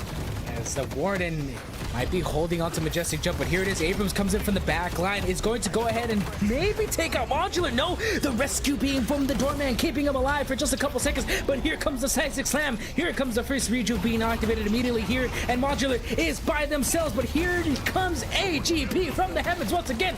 The proc of the ultimate is going to be able to secure the kill for them once more. But it doesn't even matter because his Mo and Crow is running down Gale King. Gale King falls right back underneath the Walker. The Walker's down to half HP. The fight is still going on. Rejuve is still in their hands. They have one more left for them as the fight still continues on. They want to be able to secure this Walker. They're going to be able to kill on Gale King as MJP once more again from behind, the sneaky little pocket man himself. The man, it gets taken down, unfortunately, as I was hyping it up for the moment. But look at this. Billy Goat, the Billy man, is coming in for the shrines on the Amber side. Bebop backdoor don't realize this and they have to go back and fall right into this. Victor comes in just to be able to get the Billy Goat off of it, and it looks like they're not able to secure the shrine.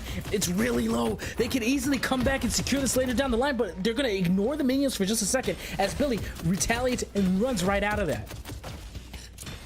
Does manage to make it out, and I don't know, there's just a little bit of ironicness there in the excitement of backdooring a shrine and just switching over to Chubbs and he's AFK holding M1.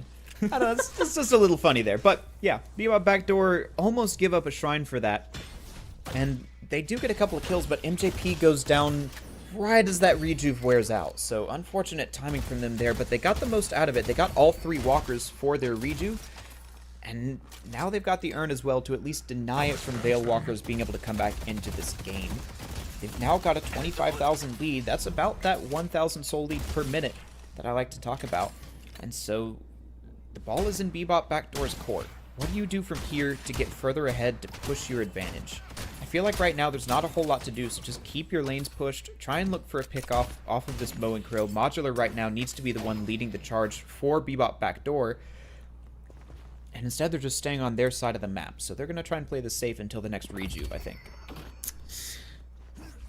They also got to respect as well that Jupsa is just following up every combo against the Mo and Grow. And something that I've been noticing as well is that they have not necessarily been allowing Modular to have combo active for such a long time. They've punished him every single time active has been triggered.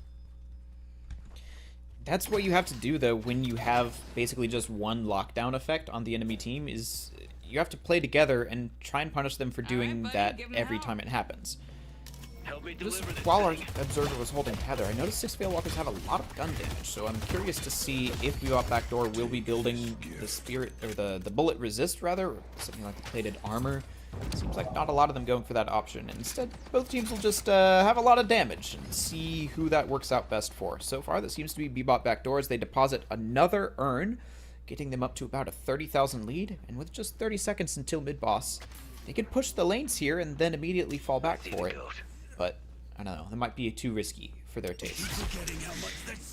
Indeed it is, as mid-boss is coming back up in 15 seconds, and I really think this is just kind of be the turning point for either or the teams here, because even though Bebop backdoor has a 30k lead on 6 Veil Walkers, anything can still happen. I mean, we saw Chubbs come in and try to take out a shrine and almost was able to get it because Bebop backdoor just literally let them backdoor them. But here comes a paradoxical swap on to Chubbs. Chubbs is going to go ahead and get silenced for it, but the team is coming in from behind. They're not able to keep up the distance with them. Here comes the Phantom Strike. Warden from the heavens above. Bob's ultimate last stand is going to get triggered onto it. It's going to get stunned out. Modular gets taken out. Gale King secures the kill, actually. The team is coming back in for the fight. Here comes the combustion. It's not going to be able to secure anything but just stun a couple people onto it. MGP gets taken out. The trade is on. Bonk Fever goes ahead and bonks someone on the noggin. McGinnis is fighting for their life here. She is trying her best to stay away from the emo man himself who takes the McGinnis down.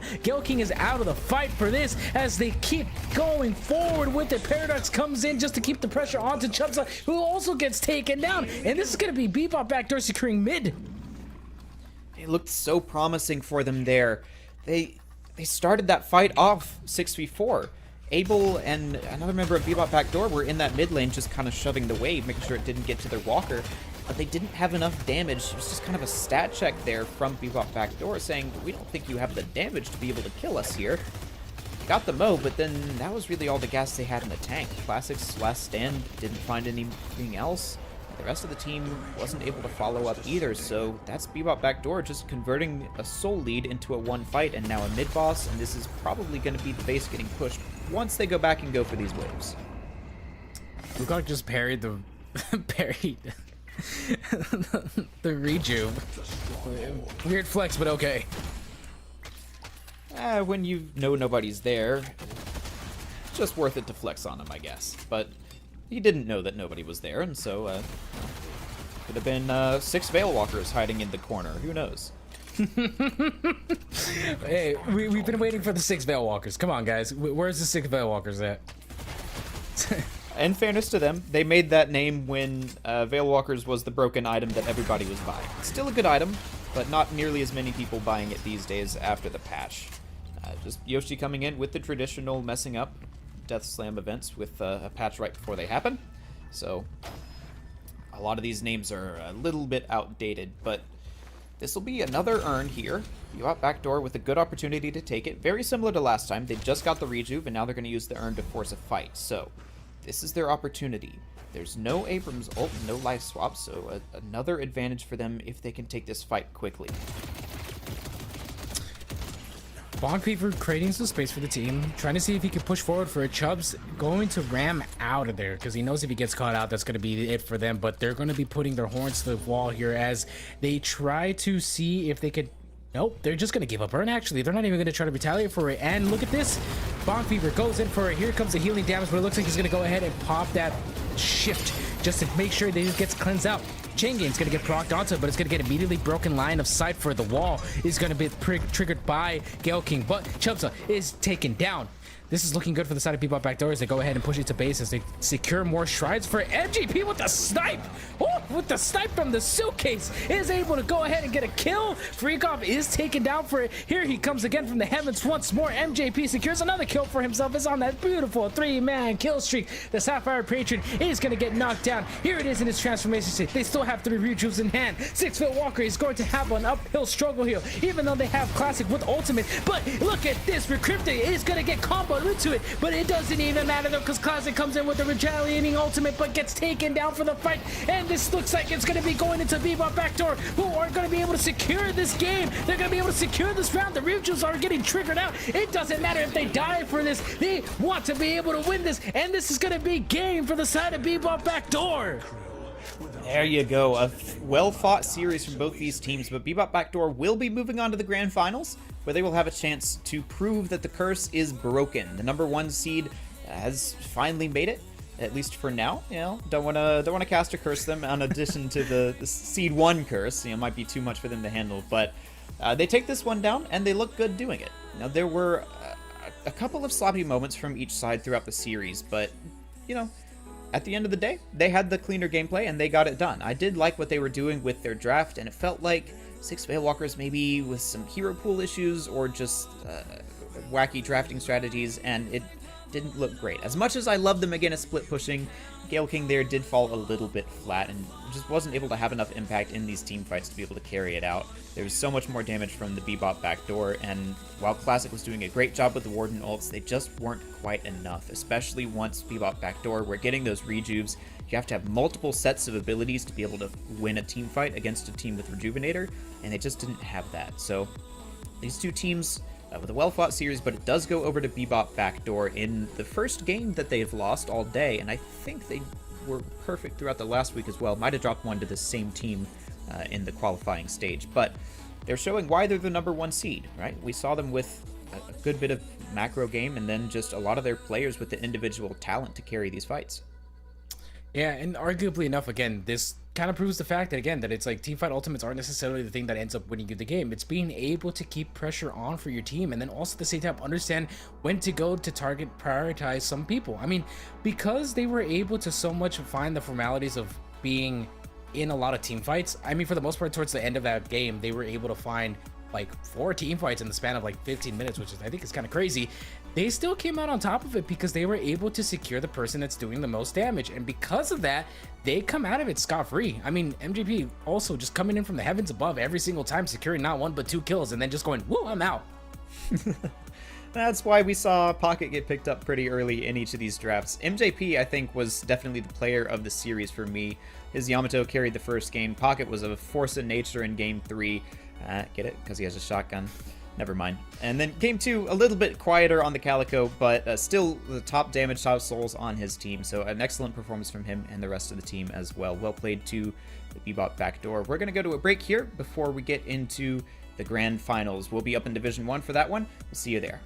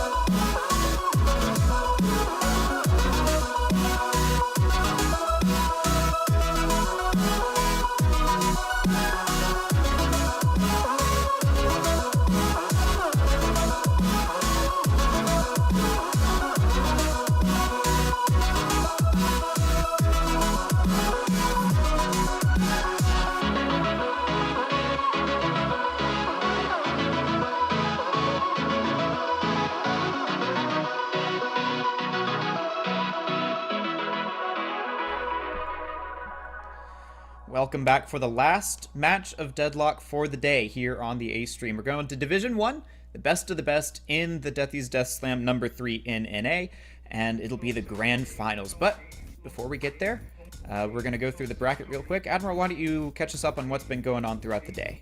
Yeah, so right now we're going to be taking a look into what's been happening for everyone. State of Decay, Ruby by Billy for Division 1 right there. And then Division 2, we do happen to see Bebop Backdoor moving forward within it. As we were talking about a little bit earlier, we got to see some great gameplay from them. And on top of that, they were able to topple 6 Veil Walkers for them.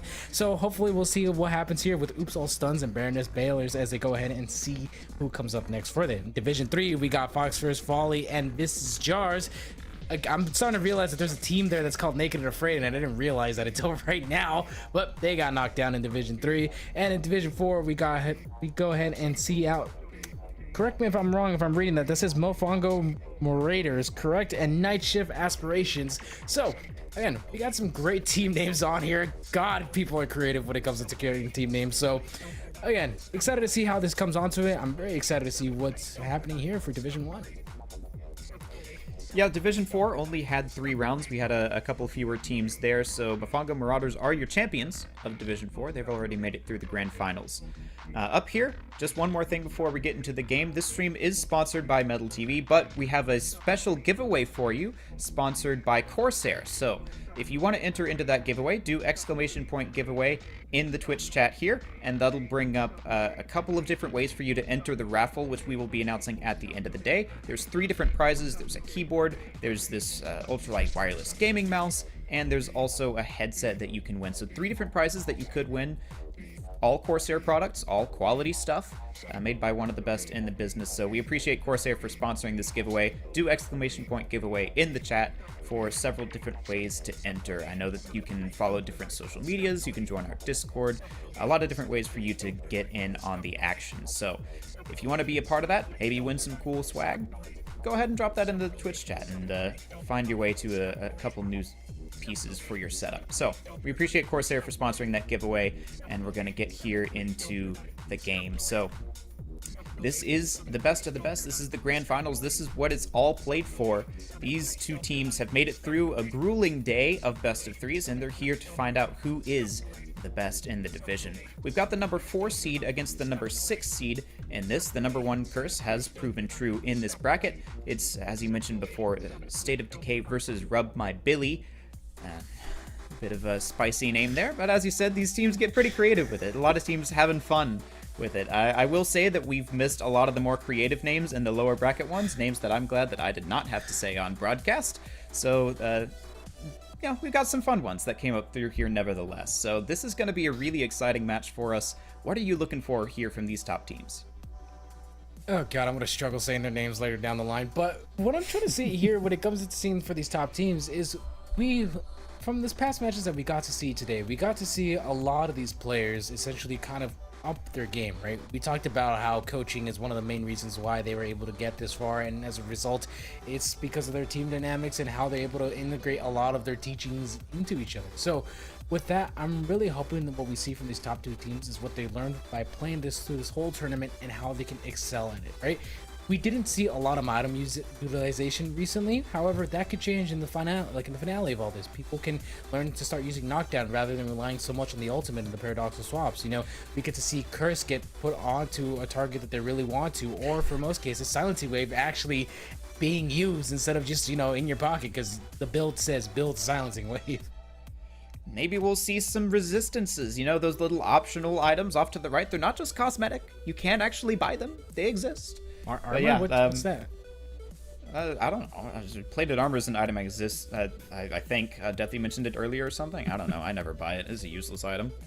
But yeah, these top teams are going to be a little more experienced in how to not only prepare a good strategy for yourself, but how to itemize and use different aspects of the game to counter what your opponent is trying to do. So these teams are in roughly the old Oracle range. Kind of like Oracle up into low Ascendant. Now these teams are going to be more the high Ascendant or low Eternus range with the new cosmetic update that we saw with the ranking changes. So these teams are kind of up there in matchmaking. There's some of the top players that you'll see out there in the pub queues, and they're going to show us exactly why that is.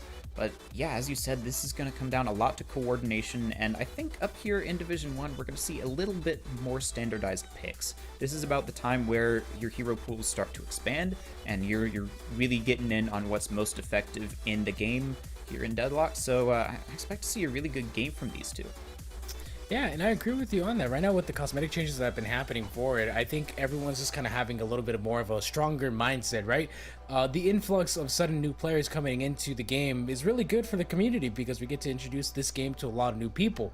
But one of the downsides that came into it was matchmaking wasn't prepared for this. As a result, everyone's just all over the place. I mean, my Oracle lobbies are consisting of people from like low elo to like high elo, or an entire team of Eternity 6 for some reason, because that's how matchmaking works now. But even then, though, the changes are what we're kind of excited to see, because again, it's giving new light to these players. You know, they got to see their new elo, and you know what? That's gonna hype them up. They're gonna be like, well, if I'm playing at this level, maybe I should try a little bit riskier, more plays. You know, we might be seeing, for some reason, a Yamato would jump instead of like an Abrams or something along the lines of that. You know, something gimmicky, something fun. Yeah, nothing in the actual MMR and matchmaking should have changed from this update, from what we understand from the very little that we got from the developers about this. But it does show you more accurately where you're at. You know, it's getting frustrating for a lot of people not able to rank up because the average rank was so low, because of all those new people dragging down the average MMR per player. But with this now, it's based on the number, the percentage of players that you're better than in the matches. So we will start to see this draft come online. Rub My Billy does have the Amber hand side, and they will be banning out the Pocket. This is kind of what I expected. We saw a lot of Pocket in the last series, and now we're not going to get to see any of him this time, I imagine. It's quite strong right now, and State of Decay will likely be going... Okay, they go for the Yamato, a bit of a different look from them, as opposed to some of the other things that we saw, but we've seen that Yamato can be a strong force in these games. So, nice early ban there, and we're going to see the Abrams first pick. I think it's kind of interesting to go ahead and secure the Abrams first. Oh, we see a Kelvin and a Paradox get picked out first. Okay, so we already know what State of Decay is doing. They're going to abuse the Kelvin. That's already on the forefront. All right. Yep, that's a very quick response from them. Interestingly, not going for the Shiv. I don't know if they have someone who's experienced on Shiv. Again, things still are limited by hero pool, but Kelvin Paradox is a good, strong start here. I really want to see Rub My Billy come back with the Shiv, because, again, letting those two go is dangerous. Could also see the Infernus, another one who we've seen pretty high up here. Or maybe we could finally have a gimmick team pick up what their gimmick is. We could see a Billy here. That's actually a reasonable ask, rather than having 6 Veilwalkers. Also, State of Decay. Literally, just having Decay as one of your items. For like the team. There you go. Just one person have Decay. That's all you gotta have. Just one person have Decay. Maybe 2. Spice it up. 2. But even then, though, maybe we can see a Billy for this. And I think they're going to actually... I was going to say they're going to go ahead and try to pick a gun-focused character for this one first. And they end up picking the Infernus and Viscus. And I think it's kind of interesting that we're seeing the supports and the tanks get picked out first before we see the carries. Yeah, that's sort of a more recent adaptation, right?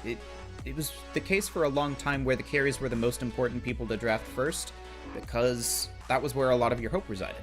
But then more recently, we've started seeing supports come up a little bit, and now we're kind of in a tank early meta, where if you don't take the best tanks, then the less good ones are, well, less good. We're finally going to see a Mina here from State of Decay. It's been a little bit since we've seen her. I don't think during our time on broadcast she was picked, not in that entire last match, but she is very strong right now in one of the stronger carry slots. So State of Decay with a very balanced first half of the draft. They've got a tank / support, they've got a pick character, and they've got a carry. So they're going to ban out the Bebop here, make sure that Rub My Billy can't take that, and then Rub My Billy just want to make sure that they can't go against the dreaded Shiv Kelvin lane. So that's now 2 of Kelvin's best laning duos taken away from them in the Infernus and the Shiv, so they're going to go with the Mo and Krill for a bit more catch. I think right now when it comes into State of Decay's composition and having the Mina on there, of course this is a character that's currently right now just the most popular it is. Typically even then, it's like even in regular matches you at least get to see one Mina. And Mina's like on the par of level when it comes to like Haze, right? You see them equally both in your matches, which I think is kind of interesting. Goes to show the player base and what they like. But even then though, I think in terms of like Mina, of like as a character who she really is, she's just so good at her burst, and on top of that she's just really good at split pushing. Yeah, but you know who's good against burst?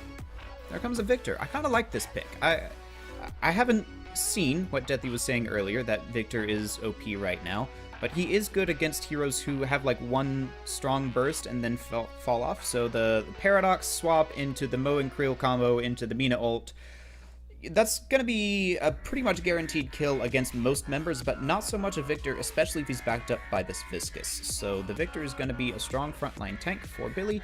They just now need someone who's able to actually get on top of the enemy heroes and make sure that they can do their damage effectively. So I want to see them pick up like a Holiday or something here. Might be a little bit crazy, but Hayes would be pretty decent against the Mina and the Mo and Krill. Might be a little bit fragile, but she's able to get some good sleep daggers against the State of Decay's comp.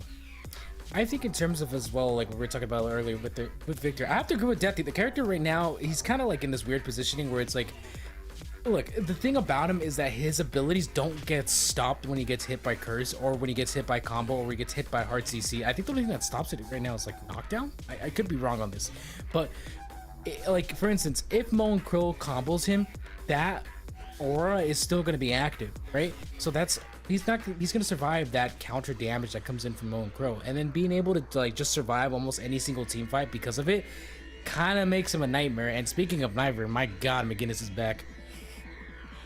All right, we're going to see if D1 can pull it off, because we just saw it fall a little flat in D2.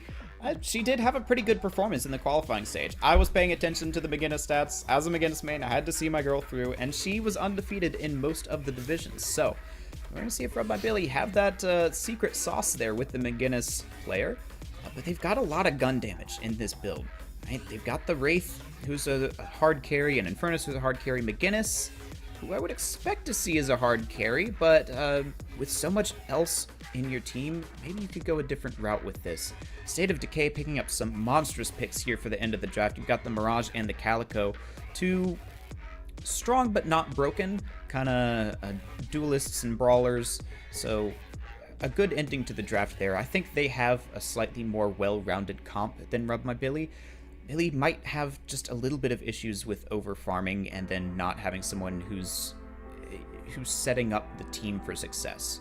Right, you're going to be very reliant on your Viscous getting some good puddle punches or your McGinnis walls to set up a lot of these team fights. Maybe your Abrams leads a charge, but you're going to struggle first to get your characters online to deal enough damage, and then to get the right position to effectively use that, I think.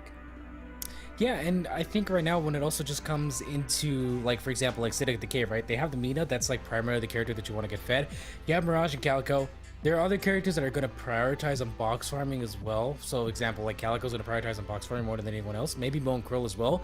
But you're both these teams are also kind of leaving, like, the carry characters to be the ones that are farmed compared to everyone else. And I don't know how much of I like this, because we saw in the last match when that came around for the Haze and the Mirage, the time frame that they were to be activated, because they were sitting at 27,000, didn't really help out because the rest of the team was behind. I think that might be an issue of character choice, though. Haze right now is not most effective as a carry, in my opinion. I think she's best as like a pick-off sort of support, rather than being the person that you prio for everything.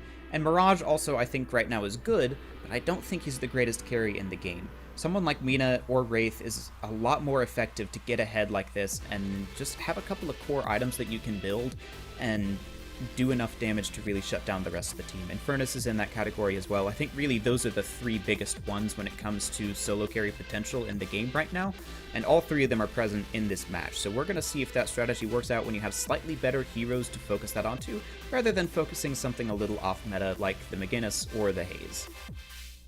Yeah, and I agree with you on that as well, that like even in terms of like having such a carry character like that, again, Rub My Billy doesn't necessarily have that like single target carry character, right? They have two split pushers, they have the Wraith and McGinnis, and then if they're deciding to make the Wraith the carry character, then are they gonna just prioritize having that person farm out? Because it's a character that's really gonna take walkers, so why would you not prioritize in the split laning ability? So again, it's really up to see how Rub My Billy decides to play this out, because they have 3 gun characters. Yeah, and that means that State of Decay are going to have a slightly easier time itemizing against this comp. Right, this is the elo where you can expect to be facing bullet resistance and plated armor and those sorts of items. Maybe a disarming hex or two from like the Calico or the Moe and Krill. Although, maybe Moe and Krill already has built-in disarming hex, so there's only so much that he needs on top of that. But it's a little bit better to diversify your sources of damage, especially in these elos. So State of Decay, I think, have done that a little better as well. So overall, I prefer their comp, but I'm excited to root for my girl McGinnis. I would frankly love it if we saw an ult McGinnis in this game. That would make my day, I think, because I think that's the most fun form of McGinnis, and we never get to see her anymore. Yeah, I have not been seeing a lot of McGinnises in general either. I kind of feel like the collapse of McGinnis just kind of came out of nowhere from like everyone being like, she's overpowered, like she's really good, like she could just gun you down, to being like, hey, we're back. It's just the McGinnis mains now. Like, I'm not gonna lie, I think I kind of miss having like the fun McGinnises instead of everyone just building gun with her. Yeah, unfortunately, gun's been meta for about 8 months now, but I feel like there was just that one wave where people thought Gun McGinnis was viable because the rest of the gun characters weren't as good, and then she's just kind of been about the same strength since about the item shop rework, maybe a little bit before, where we haven't gotten a nerf in 84 years, Yoshi. Please, give us something. Just remove the ult minimum range. That's all I ask. And make turrets flamethrowers. And give her an actual ultimate damage. And buff everything. Make her very good, please. I will love you forever. Thank you. But make her as we fly. focus... Yeah, why not? Why not? Just a flying McGinnis just coming around. I like to think that like McGinnis is the only character in this game who has like a helicopter, and it's just the McGinnis copter. Oh no, that would be almost as bad as the Thanos copter. Look at her. You can't tell me this woman does not build goofy things like this. There's some garage in the middle of the Cursed Apple that just has a helicopter in it, and she's just like yearning for the day for it to be turned on. McGinnis's workshop is the Area 51 of the Deadlock universe. Like, there's so much stuff in that workshop that no one will ever see and will never be useful, but, is really experimental stuff, so I'm sure that she has something that flies in there. But it won't be used in this game, unless the ziplines are secretly her creation after all, but as far as I know, there's no lore that indicates that. As far as I'm concerned, that garage does exist. Like, you cannot tell me that that garage doesn't have a helicopter back there. I am solely convinced now by the lore of this game that McGinnis has a garage where there's a helicopter, and there's also for lore fact as well, she built Dynamo's body, so I wouldn't be surprised that she could just do all this. And she's offering to remove Seven's suit and like electrified persona or something once they get done with the ritual, so she's got a lot of skill, but we'll see if that translates into a game win here for Rub My Billy, as she will be paired with the Infernus. Some combinations there with the wall and the flame dash, but generally just a lot of wave shove as well. So you see the Calico here already trying to make up for that by pushing this wave as hard as possible, just trying to get the early tempo. A little bit of early engagement again. I think what we're just seeing is the stagnant states of Deadlock, where everyone's just kind of respects each other in the early lane, see who kind of everyone's weaknesses and their strengths, and then also get shot like 7 times by Gooball, because let's be honest, that right click doesn't look like it's going to hit you, and then it does. Yeah. We did see the McGinnis start with turrets, and that makes me die a little on the inside. That's going to be a slight soul advantage going the other way to the Calico and the Kelvin in that lane. Here in the middle, Mina has taken down about half of her HP. Those Gooballs are putting in the work, but as soon as she gets that second wave in her and is able to pick up the rake, she'll be able to heal up fairly quickly. So Mina is one of the strongest laners in the game right now, not just because she has insane bursts when she gets like cold front and a couple of points in her her passive ability, but also because that rake heals full HP off of minions. So you have so much sustain and so much damage, and that is just a brutal combination for early lane. But over here on the left, a lot of damage, a lot of sustain as well between the Mirage Mo Krill. You got damage, you got tank, and the Wraith Abrams, same story. The tale as old as time, where big boys beat each other up. Oh goodness, but as opposed to big strong men, you've got a little frail lady, it seems like, here in Mina. She's still really hurting off of here. Viscous is pushing for everything that they can. The healing right not going to get interrupted here. Neither side managing to land a shot onto this Mina. There we go. It finally pops. It's down to about half HP, and that's translating into some Guardian damage here, but not a whole lot. Still only at 2.5 minutes.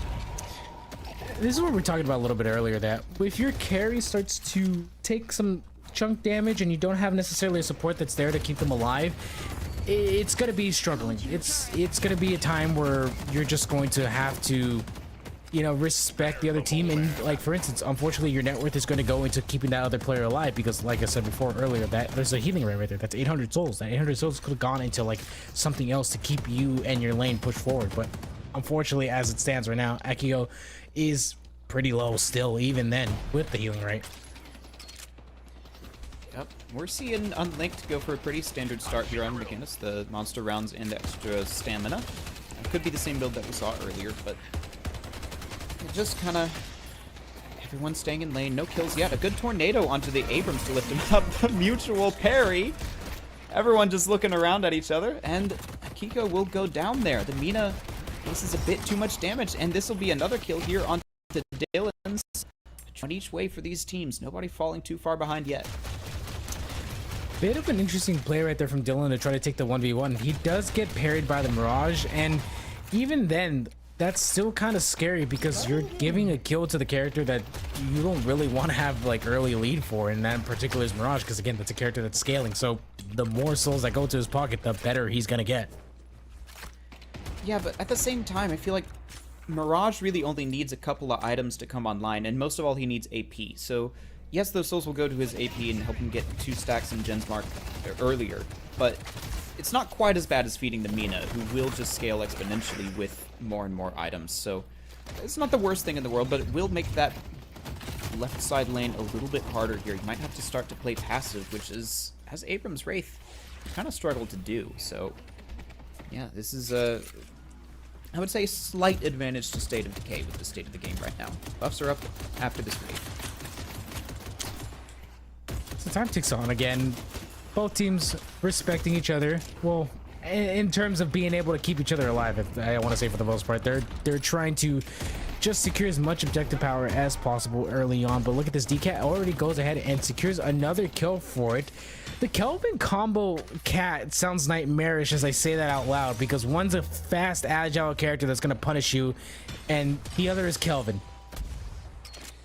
I'm going to say the other's Calico, because they both do that pretty well. But yeah, that's both buffs going the way of Rub My Billy, I think. I'm sorry, I missed that there. Yeah, Podracer picking up the Vitality here on the Victor means that he's going to be impossible to kill, even more than he already is. This will be this mid Guardian going down here pretty quick here, just after 5 minutes. Gwenshore will go down on that left side lane.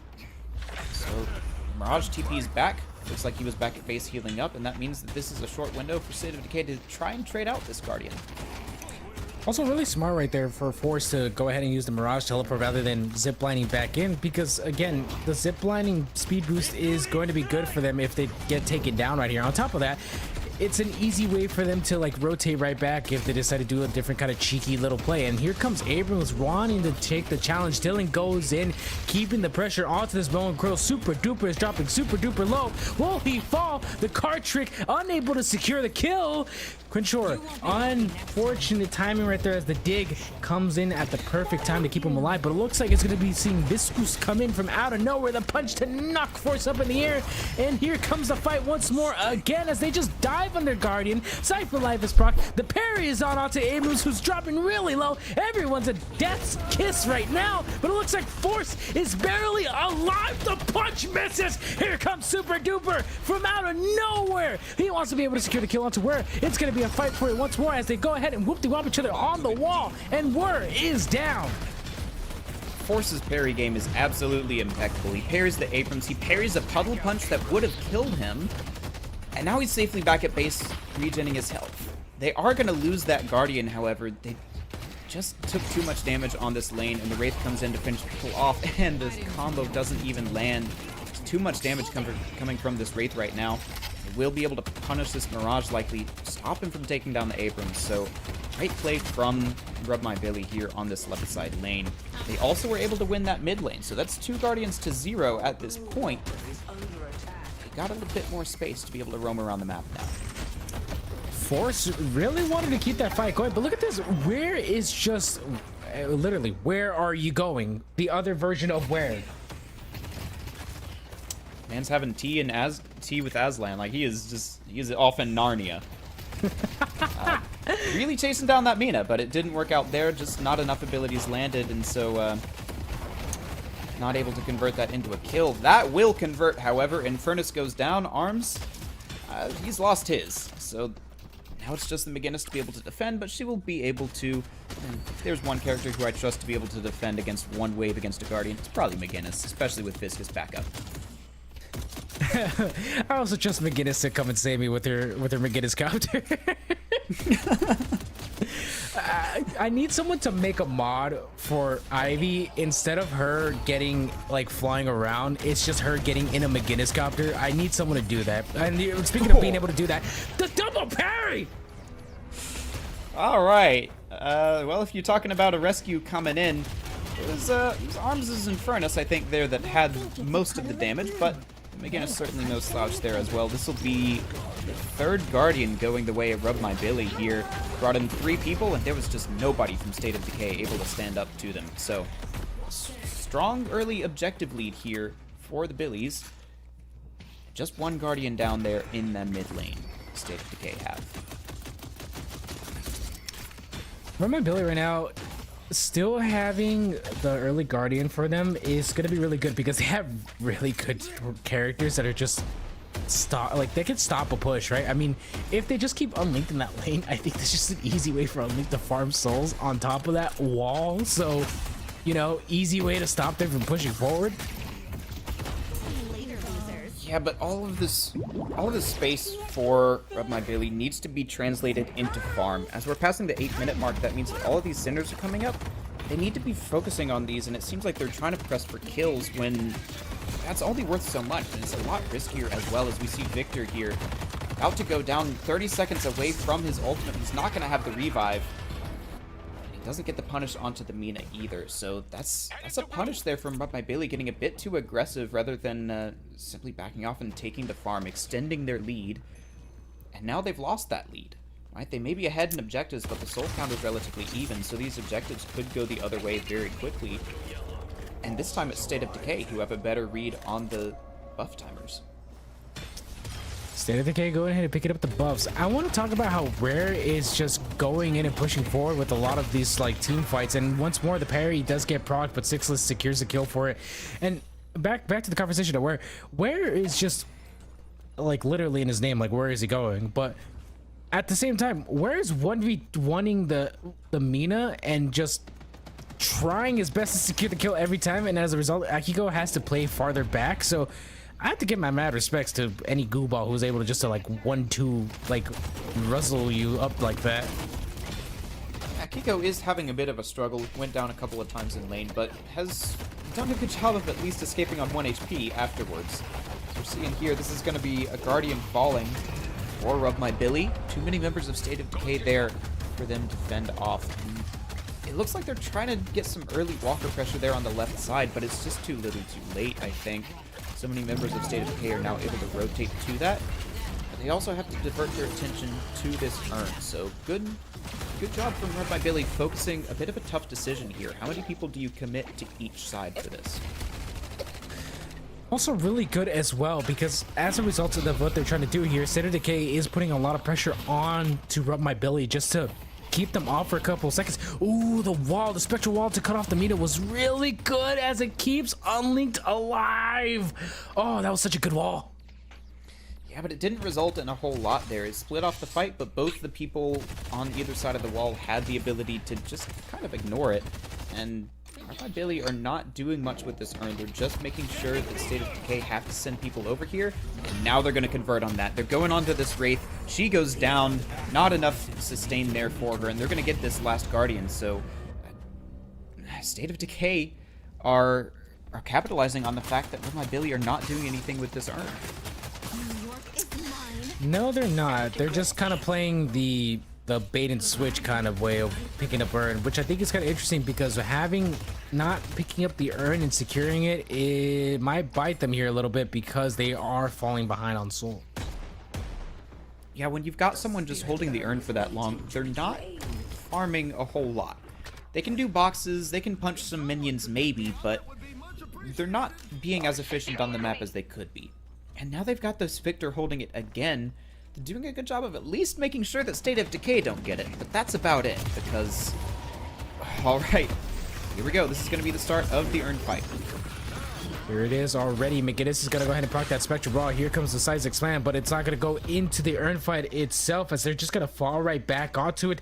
Urn is still in the hands of Rub My Billy as Victor is holding it back into base. He's going to slowly make his way there. Not sure if this is really what they're trying to do here because the fight has already ended. I mean, they're just hovering over each other to see whether or not who gets which Urn. And one thing I'm noticing right now, Rub My Billy does have 2 people in mid lane. So if they decide to push this forward, State of Decay has to do something to stop that push. Yeah, but they have the tools to do so. On this left side lane, they've wisely committed their Mirage to the lane that is furthest away from the urn.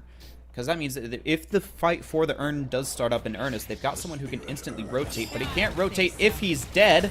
Tornado already used means that this Wraith ult can come in, but a great dome there from Sixless to be able to save his Mirage. The ultimate, keeping people at bay. This urn has still not been deposited. They really want to do something with it. Again, this is starting to become a little bit of a problem because there's going to be a point where the urn is going to no longer allow you to get picked up because of how many times it gets dropped and picked around and passed about between everyone. So, again, it's just going to be tough to see how this progresses forward with them because they're not necessarily fighting for the objective. Here comes this paradox of swap. Vern drops down so low, 155 HP. He almost dies for that fight. Arms is gonna go ahead and get taken down for it. The urn does get deposited. I did not pay attention who got deposited. I wasn't noticing that. Yeah, the difference that time is that State of Decay picked it up. And again, with the Mirage, they have a slight macro advantage there, but the Mirage was left 1v3 on that left side lane, and so Traveler's not going to help him a whole lot in that specific instance. So they got a kill, they got the urn, but they traded it out for a Walker. That's roughly equal on souls. A slight advantage for the urn, of course, but with Bridge Buff spawning here in about 10 seconds, that's going to be the next go button for these teams, and a combo comes in on the Abrams. I'm gonna go ahead and try to see if they can bait it out, but it doesn't matter though. Cube is gonna not be able to do anything for that. Dylan is taken down for the fight. State of Decay kind of retaliating a little bit for that fight that they wanted to find a little bit earlier, and I think right now State of Decay is in a much more healthier position to be able to take fights in comparison to Run My Billy, as once again the urn is going to get picked up for the side of State of Decay. I think they should just go ahead and secure it, because what is Run My Billy going to do to be able to stop it? I think so too. They've got a soul lead, and they just really need to wait for this Kelvin Dome to come back up, and then they'll have a strong team fight. They won't be having the combo for it, but if Mo's your urn carrier, then there's only so much you want him to be doing in the fight as well. 2 members of Rub My Billy not there. They're being matched by the Mina. Abrams on his way to join them, so this should be a free urn for State of Decay if they can send Mirage over there with the Traveler to help out on this right side Walker. Ooh, this is looking a little rough right here for the side of State of Decay, as they are just gonna go and take, sorry, not State of Decay, Rub My Billy, as they go ahead and try to take this fight once more again. Force is gonna get immediately put into the wall with all the force and might of the big blue man. Kiko as well is gonna get slammed out. He's dropping really low, but he's gonna go ahead and get out of that fight. He's gonna bat away, because I think that's quite hilarious that she transforms into literal bats. Well, she just barely gets out there. Abrams, I don't know, just losing track of her, I guess, as she's already used her cooldowns and is still within range. Great parry there from the Inferno, so that means that DCat is going to go down. DCat, the Calico, will not be in this fight, and that's another Walker taken for Rub My Billy, and it looks like State of Decay weren't even able to turn in the urn there, so great macro there from Rub My Billy. They might have a window now. So many members of State of Decay over on that left side, but they've already gotten enough value for this. Even if you give up the urn here, that's fine. You traded 2 for 2 urns, essentially, and all you need now is to take your own farm and just play safe for a little bit. You'll probably want the next urn. It may even be favored for you. The urn fights for today have been a little bit having a little bit of a like I think both teams just kind of accept who picks up the urn first is just gonna get the urn for the rest of the game, which I kind of feel like it kind of takes away a lot of the fights. I mean, we used to see urn fights all the time, and look at this. We're gonna go ahead and see Abrams get picked off for the combo. Doesn't get killed. He's gonna go ahead inside that little closet right there, trying to see if he can stay alive for just a midge longer, but he does actually. He comes out alive, even though with 2 people chasing him down underwater. That's really surprising. I thought the Mo Burrow would get him there, but just enough regeneration on that tanky Abrams to be able to get out of there. The Siphon Life, the microwave effect around him, doing just enough healing with that 10% buff from the recent patch, so able to stay alive. Great job there from them, but that mid-walker is the only one that they have left, so they're going to need to defend that rather heavily over the next several minutes. Our State of Decay. Meanwhile, Rub My Billy have more ability to roam around the map and get positioned for this next set of urn. All the farm on the map pretty much has been taken. We see a couple of members picking up Cult to Sacrifice, so even those tier 3 camps are not safe from the Vengeful Farmers here in this game. So it's really just going to come down to about 90 seconds from now who gets the buff and the urn. It's not going to be Viscous. That was a total hate crime as 3 people dove onto the Viscous. Combo incoming in as well from the Paradoxal Swap once more, but look at that. Pod Racer gets taken down, does not have the ultimate in hand. I think that's just going to be mid-boss for the side of State of Decay as they are slowly coming up into that 20k lead at the moment. This is kind of where games start to fall off for enemy teams if they don't decide to start playing for the objectives. I mean, that urn, getting 2 urns back to back, State of Decay wants that. State of Decay wants to be able to get all that money for themselves. And let's see if Rub My Billy tries to decide to see if they have to do anything about this, but it looks like they're just going to go ahead and let Paradox finish it off by themselves. What they don't know is Dylan is hiding in the wings. They don't know that he's playing over there by the Veil. So as they wait alongside, Rub My Billy is playing the patience game. State of Decay wants to be able to fight for it. Here comes the Seismic Set, but the Dome comes in at the perfect time, stopping not 1, but 2 ultimates from Rub My Billy as it still falls down from the heavens above. Here comes the wall as it goes ahead. Rub My Billy only manages to secure 2 as the rejuve gets procced already for the side of Decay. This is going to be looking very bad for the side of State of Decay as they collapse not 1 but 2 but 3. Rub My Billy steals 2. The fight still lingers on onto the stairway. Rub My Billy goes ahead and takes out another, and it's going to be a team wipe for the side of State of Decay. That really turns this game around. State of Decay, they knew that the entire enemy team was there. They tried to chase them out, but then just kind of forgot they were there. They went back to finish the mid-boss and thought, nah, we'll be safe. And the Kelvin Dome was great. It blocked the Infernus ult, blocked the Abrams ult, but then couldn't block all of the parries that came in. The Magennis Wall was a little early, but they still got Rub My Billy. They got 2 of the rejuves. And then because Akiko used the ultimate as they were sort of soft pushing away the enemy team, they didn't have it while everyone was grouped up in the mid pit. And so it was all of this AoE from Rub My Billy with the Abrams trails and the goo ball, and then the Magennis ult thrown in. There's so much splash damage onto the tightly packed members of State of Decay that they were able to win out that fight, and now they've regained all of the soul lead they had lost before. They've got the rejuve, they're going to be able to turn in this urn, even though quite a bit of it gets stolen here in State of Decay. They should have an advantage for this fight, but here comes the Mo combo. This is just falling down like dominoes here for the side of State of Decay as they just come right back onto the fight and then immediately decide to take back another initiate for the urn. I think this is just coming back and forth a little bit. I don't know why I said dominoes, because I was thinking about like the chain reaction of like one thing going after another. Rub My Billy, even though they were able to secure the objective for it, didn't really do anything other than just die and give up urn again. Yeah, that wasn't as great a fight as you would have hoped there for Rub My Billy. They only had the 1 rejuve crystal, and it pretty much immediately got popped by arms. And now your lanes are good, but there's not a whole lot of farm to take. I want to see them push over here to the left side of this map and try and take this farm while they have any sort of advantage at all. But yeah, that 1 lost team fight completely robs you of the momentum that you were trying to build off of that rejuvenator. You've got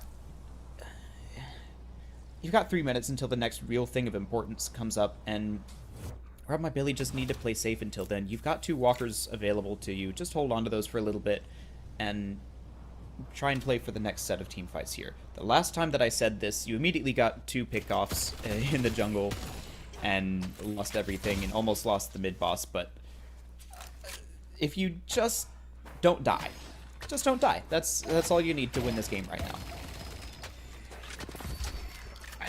Yeah, but I agree with you on that. I think both of these teams right now, what's happening is the moment they decide to lose their carry or they lose their, like, the one character that's just, like, really helping them stay alive, they end up kind of just trickling down because it's the one after the other. The person who's doing all the damage is out of the fight. Now it turns into a 6v5 because now there's just the supports, and it causes just this chain reaction that's just ultimately ugly. But I think what is happening in terms of them retaliating is just State of Decay is just going for earn.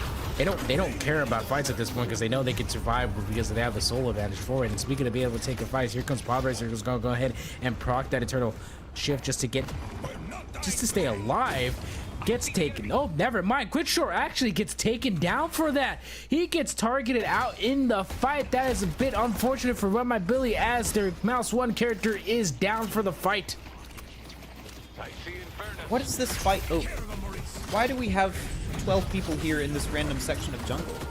Honestly, you've got Quinchor down and you're putting in a lot of damage. Super Duper's combo has to get interrupted early, and so's Akiko's ultimate. Now you've popped a couple of ultimates. And what are you getting for this fight? Even if you win it, mid-boss isn't up. You can maybe get a walker. Like, this is what we say when we talk about fighting over important things in Deadlock, was like there was nothing around that except a tier 3 camp. And so both of these teams are just kind of randomly in some place, and so they randomly decide to leave.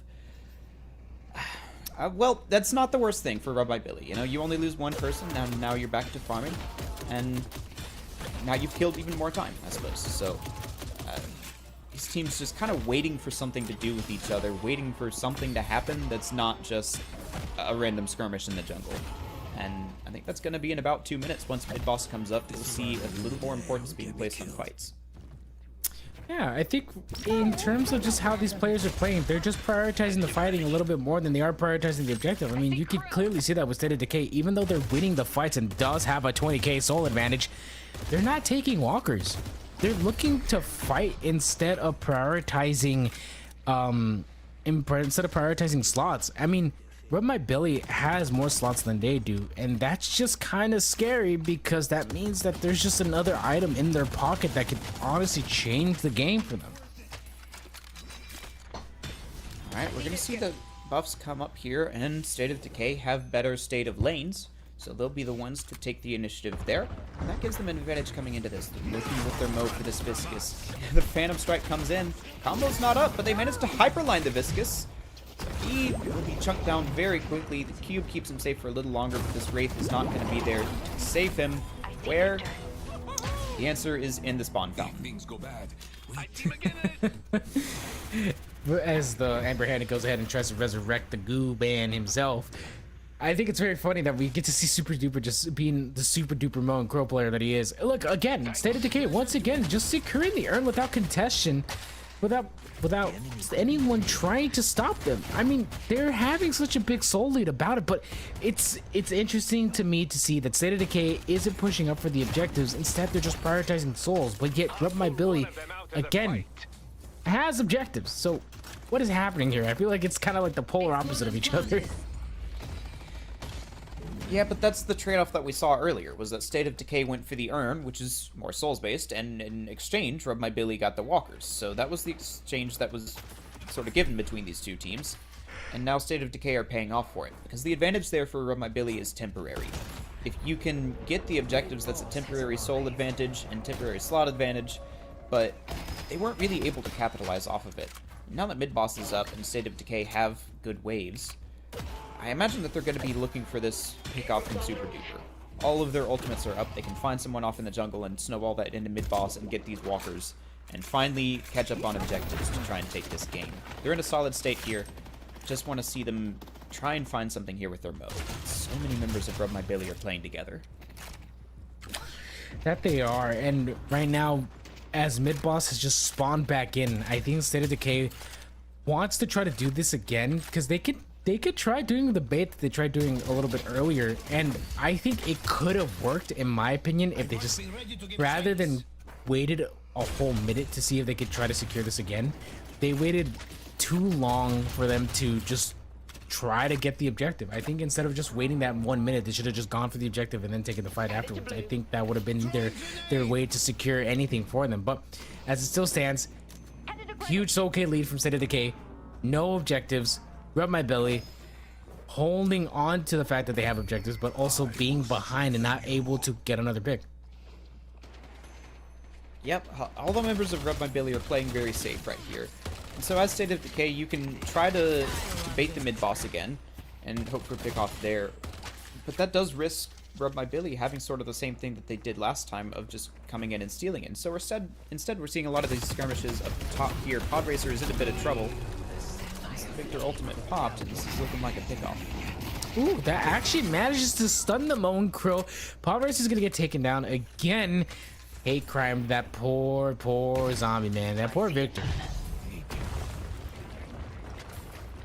Well, now they're still on the hunt. They're looking for this Infernus or anyone else who they might catch out with this speedy Mo. He is all in on hitting someone and using the combo with a hyper line onto the Abrams.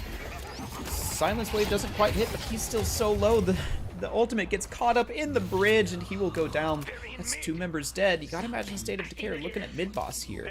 They have to fix their waves. If they go mid right now, Infernus and Viscus are about to take their Guardians, and another wave is pushing as well. State of Decay, your lanes are decaying. That they are, but I don't think they care about it that much. They could just send one person to go ahead and take care of those lanes. And one thing for certain, though, State of Decay wants to be able to fight for this as they go win for the engage, and they catch out the Ghoul Man again. Where are you going? Indeed. Oh, the tornado to stop it. The McGinnis wall gets popped into the fight. The parries once more again. Slick secures it for once, 2, 3 times for the side of State of Decay as they are able to secure mid-boss for themselves. This is looking very good for them with that soul lead that they've been holding on to for this whole game. This is going to be walkers for them, and on top of that, that's going to be brand new items and a brand new slot for them. Yep, there you go. That's the breakthrough that they needed. They were able to stop the engagement this time from Run My Billy. A good Mo combo from Super Duper, who's been having a fantastic game on this Mo. And they stop it before it even really starts. They didn't even have to use the Kelvin Dome there. I was expecting when we saw the Infernus ult and the Meganis Wall come out, I was expecting the Kelvin Dome to just shut all of that down, but it's not even necessary. So now you've got these buffs, you've got the urn, everything is available for Rub My Billy. They can push walkers, they can push base guardians, whatever they like here. They just have to push something, because as much as we've seen them crawl ahead in the souls, they've been having a bit of trouble pushing crystals. Surely they'll find ground here. Buffs already picked up right there. State of Decay picking them up on one themselves. Urn is in their hands. I think this is just going to go uncontested. Even though it's in the side of Rub My Billy, I really think that they're not going to be able to contest this Urn. Because, again, time and time again has proven that this is what they want. They want to be able to go and secure objectives. So, there it is. There's the little concession that was there because Where is by themselves. And Where is going to be chunked down.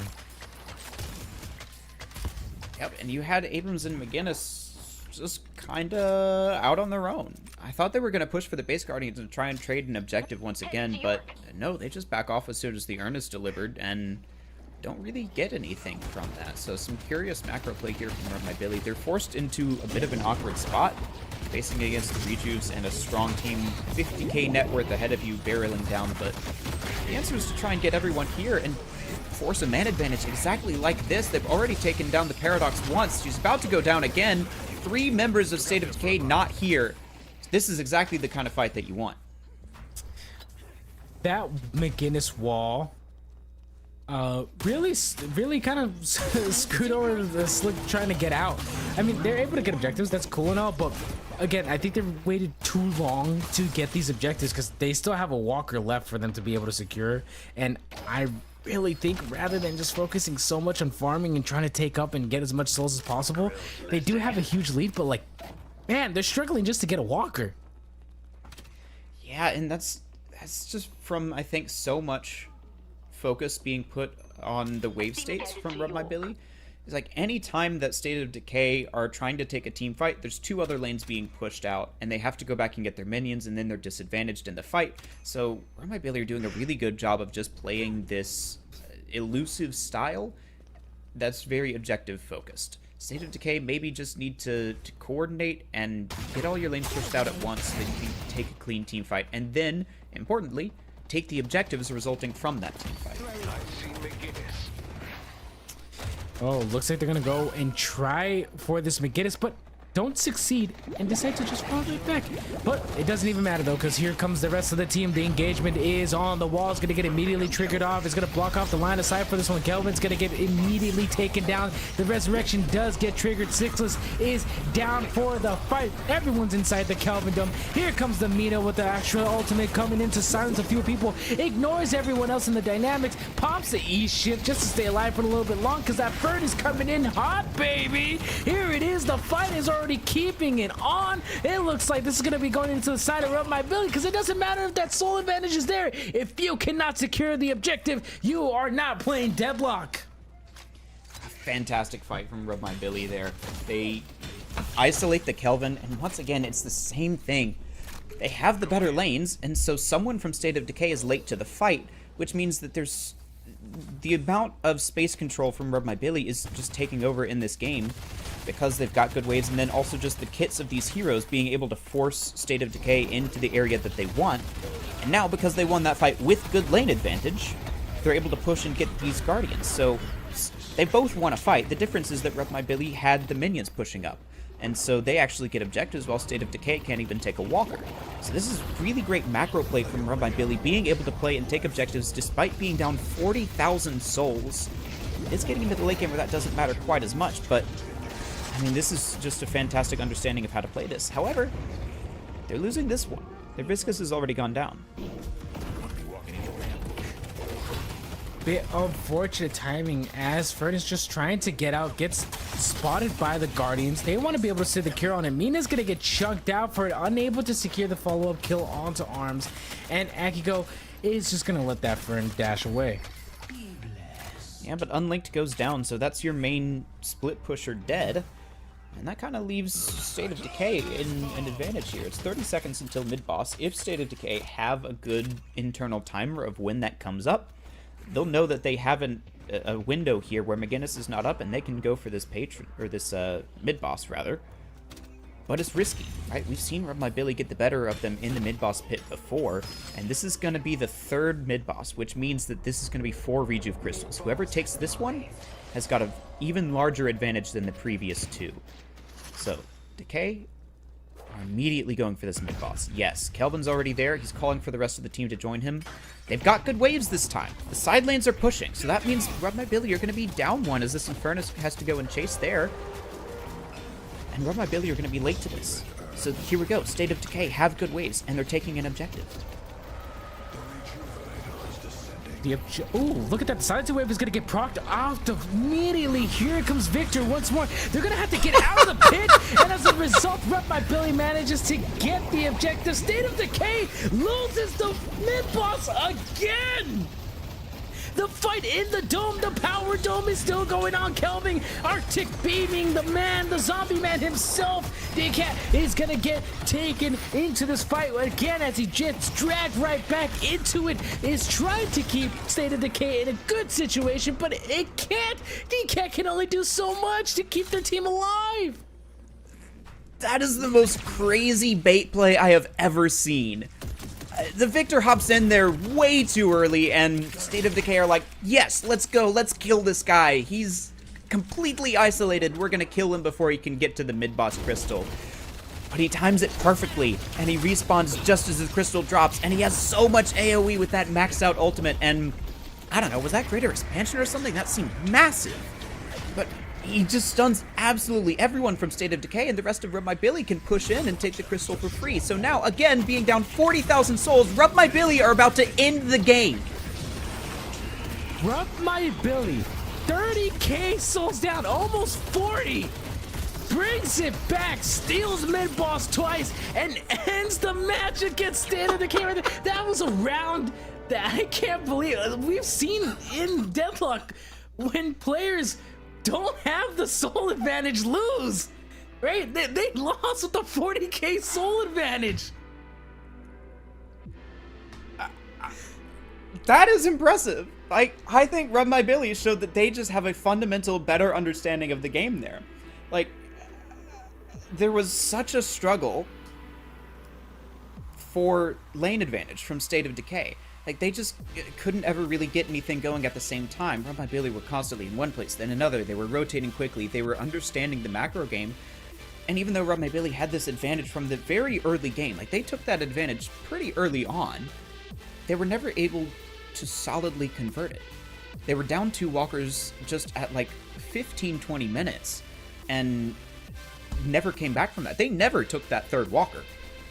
And eventually Rub My Billy were able to convert on their positive lanes, take a couple of good trades, and they were winning fights that resulted in objectives for them. That's just the key takeaway here, is that State of Decay needs someone who's able to go to those side lanes and then get to the fights quickly. You would think that would be Force on this Mirage, and he did it a couple of times, but it just seemed like every single time that I looked at the map, Rub My Billy's waves were pushing. And I'm not entirely sure how they did that, but that's got to be a VOD to review there on how to play from behind, because Rub My Billy put on a masterclass. They were so good all around. Like, being behind in Souls in this game is hard, right? But what's so interesting from this match that it's just kind of hard to describe, because typically the way that it goes out is the team with the most objectives, who secures the most objectives, gets the soul advantage, right? They get the 20k lead, and that's where the curb stopping starts to come in, and that's where everything starts to like affect, right? Everyone has, like, the enemy team starts to struggle to come back. There's that 20k lead is really hard to break. But when you have a 40k soul, you don't have all the walkers. You lost mid boss twice. What exactly can you change to start coming up again? Because again, you're missing those slots, and you're missing the valuable nature of having that flex slot, right? By not getting objectives, by prioritizing earn the whole fight, you let go of your waves, and then on top of that, you let go of your advantage. They just needed a couple of people staying on the other side of the map. Like, there were a couple of times where Rub My Billy committed too many people to one side of the map, in my opinion. Like, there was a particular 3v1 on the left side of the lane while State of Decay were grabbing the urn on the right. And I feel like if State of Decay had recognized we can't get back there in time, let's just shove for this walker, they could have traded out those walkers, but they didn't. And instead they lost a walker for an urn, and that just happened too many times. State of Decay were in one place doing one thing, and Rub My Billy were in 2 places doing 2 things. So, I think an understanding of how to split up your characters a little better and know how to press an advantage will help State of Decay a lot here, because they did fantastic, right? It's not easy to get a 40,000 soul lead, and they did that. It's just trying to figure out where to go from there. And so, if they can figure out where they went wrong here, retool during the break and come back, they'll have a good chance in Game 2. It is not over yet. This is a best of 3. We're going to come back with Game 2 after the replays, brought to you by Metal TV.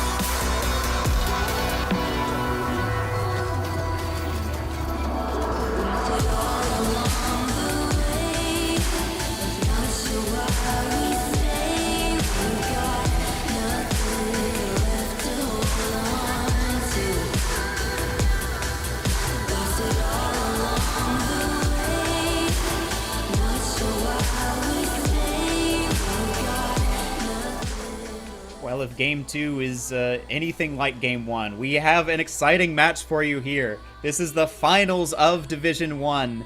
The best of 3 between the number 4 seed and the number 6 seed. Rub My Billy versus the team who lost, State of Decay. I'm sorry. I mean, I think you and I are both in a state of decay because what we just witnessed during the break, we were talking about this.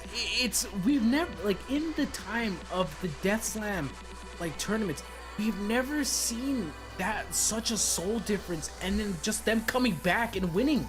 Like, we've never seen that before. That's literally Death Slam history. Well, if you want a little piece of your own Deadlock history, what a great segue, I know. Type exclamation point giveaway in the chat. We've got Corsair sponsoring us for 3 giveaway winners that you can possibly win here. Go to the links down there. It'll take you to a couple of different ways that you can enter this and win a bit of some rewards of your own for this. You may not be in the Death Slam tournament. You may not be on the line for $100 if you can win this upcoming match of Deadlock, but you can win some setup gear. So, if you want the mouse, the headset, or the keyboard that Corsair are generously offering us, then go ahead and type exclamation point giveaway in the chat and enter with all of the different methods that are in there. And then, if you want to use one of those in our future tournaments, you can always join the Discord. Exclamation point Discord, join us, and you could be on broadcast here and using your own Victor ult to steal a Rejuvenator. That is going to be a clip that lives in infamy for a long time, I think. Yeah.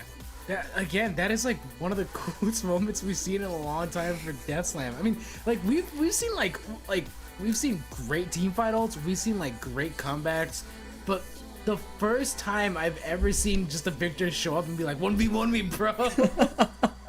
Please kill me, I need this to work. Oh, like, he can't pop that ult on his own, so he's like fully reliant on them to kill him there, and it just works perfectly. I think what's also it's like a double-edged sword, right? Either you let him kill you and then they secure Rejuve, or you kill him and hope to God that thing does not proc the moment Rejuve shows up. I think so. There's 2 ways that you can get out of that, right? You can call "Don't kill Victor," which is difficult because, I mean, someone drops down in the Rejuve pit, you're 6 people there, your hunting instinct turns on, and you just want to press M1 on that head. The other way is by counterspell. That is one thing that I think we didn't see enough of in that game. I don't think anybody had counterspell that entire game. We saw a couple spell breakers, but counterspell is, I think, the best item in the game for Rejuve because you can deny all of the different stuns that people are going to throw on you, and it seemed like nobody had it. But that's the past. We are out of Game 1. We're into Game 2 here with the draft. State of Decay this time will be on the side of the Amber Hand. They'll get the first pick and the first ban. What do they go for here? Was there a particularly problematic hero that we saw from Rub My Billy, or is this just going to be a meta pick? You know what? I'm going to be completely honest with you. There was not a single character from either or of the teams that was so annoying that I thought, oh my god, that character needs to be banned. I think both the teams just, like, they picked really good comps that didn't really exploit what their comps are known for, right? Like, for example, when it came to State of Decay, having the Mina, right? That's a character that's really good right now. So, but we didn't see the Mina be at the capability that we typically see with her, like, right? She's getting walkers down, she's getting them really low, and then on top of that, the ultimate, which also got nerfed as well because of the way of the walker damage. That was one of the main reasons why she got picked a lot, was because she could just one-shot walkers. But regardless of it, we didn't really see a lot of like a nuisance character. If anything, we saw like really good deadlock plays all around. Yeah, that game was not won because any one player popped off or any one hero was super OP. That was just really good teamwork and fundamentals, and that's how they got into the lead as well. Like, both sides there had really good team play, and even though Rub My Billy are the ones who take that, State of Decay still played really well to get into a position where it took that much effort from Rub My Billy in the first place.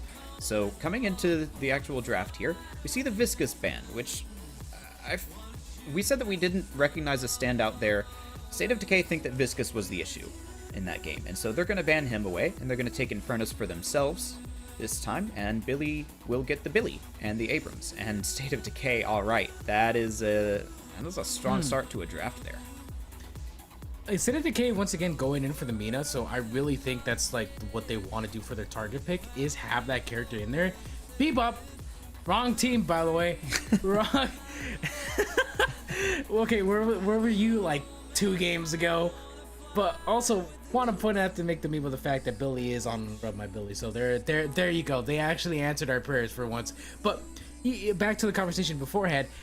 State of Decay, I think is just gonna go ahead and pick the same comp that they did before. I don't think that they're gonna change anything up besides like having like switching the Fern out for Mirage. I think that's just literally it, because their comp wasn't bad. Like, it wasn't a bad comp. It's the fact that they just didn't have objectives. So I think they should just learn from this and understand that it should be objectives first, then prioritize the souls. I think that they need to keep the Mirage. Because that was really their best tool to be answering all of the split pushes that Rub My Billy had. This time, Billies don't yet have their dedicated split pusher. They don't have the McGinnis or the Wraith yet, but we could always see that change in these last couple of picks. So State of Decay, having banned out the Yamato and then the Mo and Krill from the other side, which I think is a good ban from Rub My Billy, by the way. We saw Super Duper have a fantastic game on the Mo, led to a lot of those early advantages. I think if you take the Mirage there, you're going to be in a position to shut down the split pushes a lot better. That was kind of your bright spot in that regard. But the other option is just kill everybody again. So if you stack on damage, you'll be able to do that too. So a lot of options open here for State of Decay, I think. Rub My Billy with a very interesting comp so far. It's very high execution focus. Yeah, that it is. And again, Rub My Billy also picking out Victor once more again. Paradox is going to be side of State of Decay. So I think that they really want to stop the Victor out of anything else. But I like, what is the Paradox going to do in terms of against the Victor? I mean, the Victor is a tanky boy as its own. So I think they have to just understand that it's like either build against him, build curse, build knockdown, build anything that could stop him from being the nuisance that he is, rather than just comping against him. Because if you're building to comp against him, I feel like you're just ignoring the actual fact that there's other characters on the roster as well. Yeah, but at the same time, the rest of Rub My Billy's comp is also pretty tanky. You have Billy, Abrams, even to an extent Bebop. Like, this is pretty much a draft of damage versus a draft of tankiness so far. And generally, I think that goes towards the tanks. If these damage carries from State of Decay don't have time to get online, then they could really struggle here. Rub My Billy, alright, there's your split pushing. Yep, Ivy McGinnis, that's all the objective damage you need.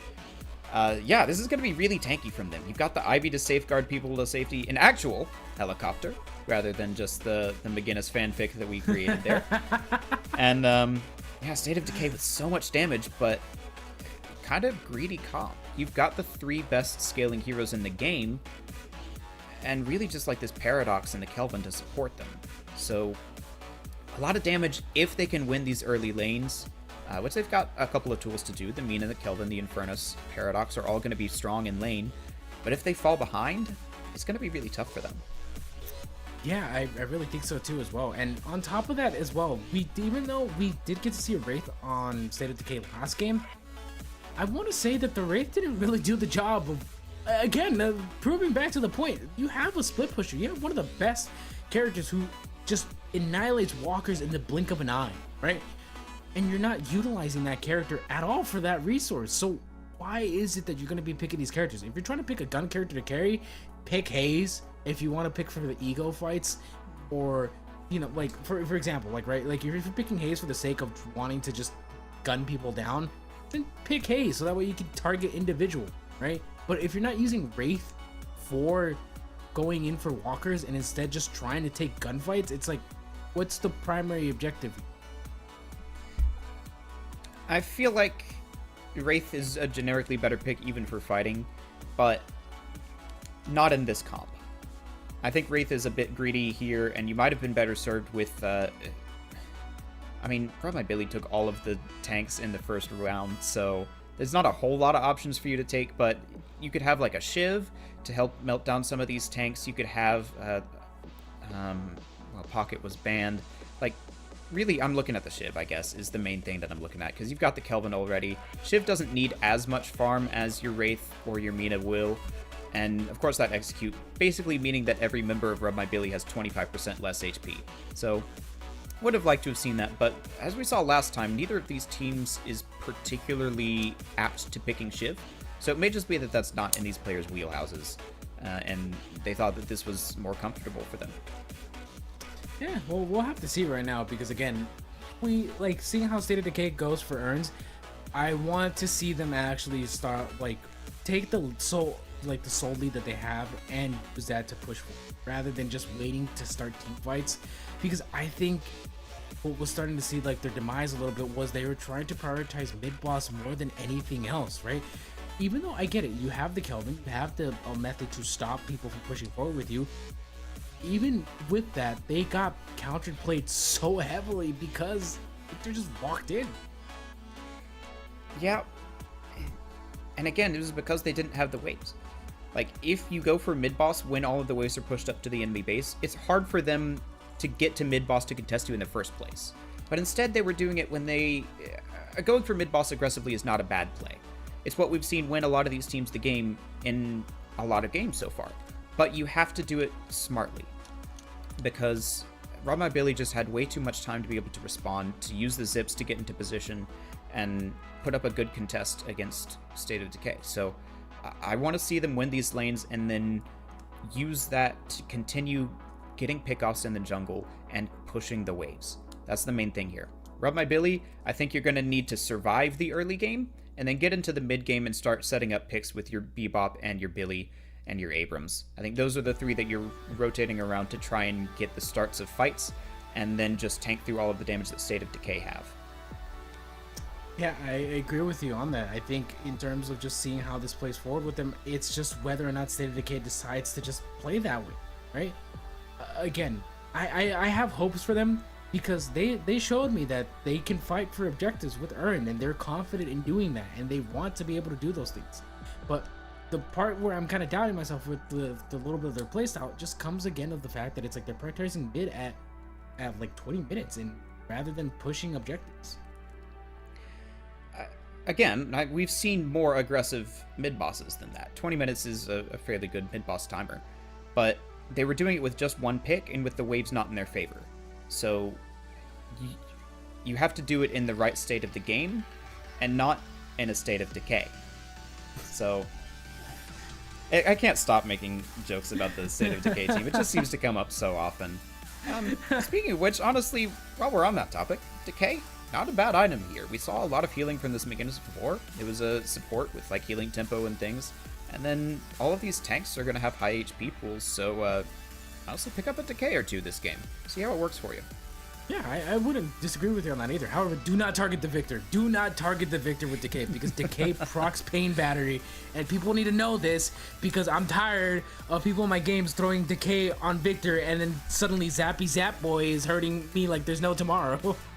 It also gets cleansed by the tier 3 of Jumpstart, so you toss that 40-second cooldown, or however long it is, I don't have that memorized, on him, and it gets cleansed by a 10-second cooldown that has 3 charges. So a bit of a bad ability economy trade there. So yeah, throw it on like the Billy or the Abrams though, and watch as they just completely melt under your torrents of gunfire, which I think is the name of State of Decay's new rap album. But that's what their comp does in this situation, is they get on top of you and they deal a lot of damage very quickly. That they do. So I really do hope that this is just kind of like a learning lesson for them. So as we go into this next match, State of Decay versus Rub My Billy. Ah, this is exciting. I'm really excited to see how this goes. And this could be the final game of the night. If Rub My Billy can take this one, they will be the winners of Division 1 of the 3rd NA Deathy's Death Slam. So State of Decay need to come back here with 2 games back-to-back to win this out. This is for all the marbles. I will say this, that right now I read a comment in the chat that says you're a McGinnis main in disguise. I think it's funny that you and I both play characters that no one in the community really respects. Yeah, if you're talking about me, McGinnis main in disguise, buddy, I'm out in the open. This is not a Halloween costume. Oh god. But still, even then, I'm like, guys, we've been literally yapping about how one plays Dynamo, the other one plays McGinnis. I cry about Dynamo blowing chunks, and the other one is out in the open. Yeah, neither of us is exactly representing the top echelon of heroes in this meta, so... Oh well. These two teams are here to play their best, and they're here to entertain us as well. We're actually seeing a different player on the McGinnis, I believe, here. It's Quinshore instead of Unlinked, so a few swap-ups around here. Surprising to see multiple people with the McGinnis like this in their pocket, but hey, they can make it work. Yeah, and I think right now that a lot of people are sleeping on the fact that McGinnis, because I think we were talking about this a little bit earlier, that it's like McGinnis is really good at just keeping lanes at bay, because one, you can leave her turrets there and they still affect minions. Like, and if someone's like lurking about, the most annoying thing that you could do in McGinnis is just leaving her turrets about, and because like I said before, if you decide to lurk and you're like, oh, I'm gonna go over here and do something, and then suddenly you get tickled by a turret, it's like, well, that was annoying. Now they know where I'm at. Yeah, but it works the other way too, because you can see McGinnis turrets on the map, so if you drop one, then the team knows where you are. So turrets don't do a whole lot unless you're building full into Spirit, but Super Duper is going to go down early here. He's on the Kelvin this time instead of the Moe and Krill. Of course, that was banned out, so a few adjustments here for State of Decay as well. They've got Akiko still on that Mina though. Let's hope he has a better start than last time. Appreciate our camera work there for cutting to just the Billy beating up the old man. The timing of just the bat swinging onto him was just comical. Hey, that's what we love here, elder abuse. Sorry, what? Lawyers, don't clip that. Don't clip that. Please don't clip that. Please don't clip that. But even then, though, I want to say that State of Decay has to start taking respect here for Rub My Billy, because again, those tanks, man, they're scary. And on top of that, that left lane is one of the more annoying lanes when you have a McGinnis and Billy, like a character who wants to be up in your face, and then another character who wants to block line of sight. So you gotta be careful. Yeah, and this Calico's a little bit in trouble here. Actually, no, it's the Billy who's in trouble. They got the low HP. He's trying to get those melees in, but yeah, we're all gonna separate things out for now. Mina, looks like she was taking boxes. It's a little early to be going for bridge buffs, but in general here, I think these lanes are kind of a microcosm of what the game is going to be like. You've got very sustainable lanes from Rub My Billy, and then a lot of damage from State of Decay. So Rub My Billy are going to be the ones just kind of trying to stay alive and hope that State of Decay overextend into them where they can use their big brawlic muscles to get in their face. And State of Decay are going to be trying to push these waves and get as much time to go and farm boxes and get fed as they can. I totally forgot there was a Bebop. I'm gonna be completely honest with you. When this cut back, I got freaked out for a second. Bebop jump scare. Oh, the hook! Oh my! Speaking God, of jump scares, all right, the bats are out. It's gonna be Mina just taking a little bit of damage, but what a hook! Yeah, that was fantastic. Just see the hand of God reach up for you. Are you just hearing in the Australian accent like "Hello, love"? As robot hooks you in. Come a little closer. All right. Well. All right, we get a replay on that hook. See exactly how that happened. Yeah, just a little peek out there from the Mina. It goes right around the wall. And if you've ever complained about Bebop hooking you around a wall, you are now validated. You're welcome. All right. Buffs up. Buffs taken. Both by Rub My Billy. This Victor now has the Spirit and the Ivy with the Survival. That's going to mean that this is an opportunity for Rub My Billy to push up in this lane. Even more tankiness than usual. Able to take these trades and come back and regen much more efficiently than your opponents. And now that ults are coming online as well, we're going to start to see some more action here, starting with this Abrams. Ooh, Abrams wants to go in for the trade. Oh my goodness, Wraith actually on it. The doubles, what is happening? The double slam lands? That's incredible. It's an Ivy slam. That's one of the hardest abilities to land the slam onto it as the pressure is fighting back. Fern wants to be able to do something about it. Watcher's Covenant is going to break line of sight for here just a second. And I think the FOB is broken because I think the Ivy is like stuck in flight mode for a second there. But Billy comes into this fight. Here comes the chain game proc, the dome. The Kelvin Dome is going to keep them alive for just a second here. Billy dropping down to 200 HP, falls right back. This Calico wants to secure the kill, goes in for the punch, gets juked out of it. Where is out of the fight? Super Duper actually gets the kill. It took a little while, but they got him. The McGinnis Spectre does go through Kelvin Dome, so Ware used that pretty effectively to stay alive just a little bit longer, and now McGinnis doing her best to stall with the ultimate. Not gonna last terribly long or do terribly much damage, but it'll at least try and force them away with the scary sounds of airplane sirens. So Billy is now back in the fight. The zipline boost gonna get him back pretty quickly, and now things stabilize.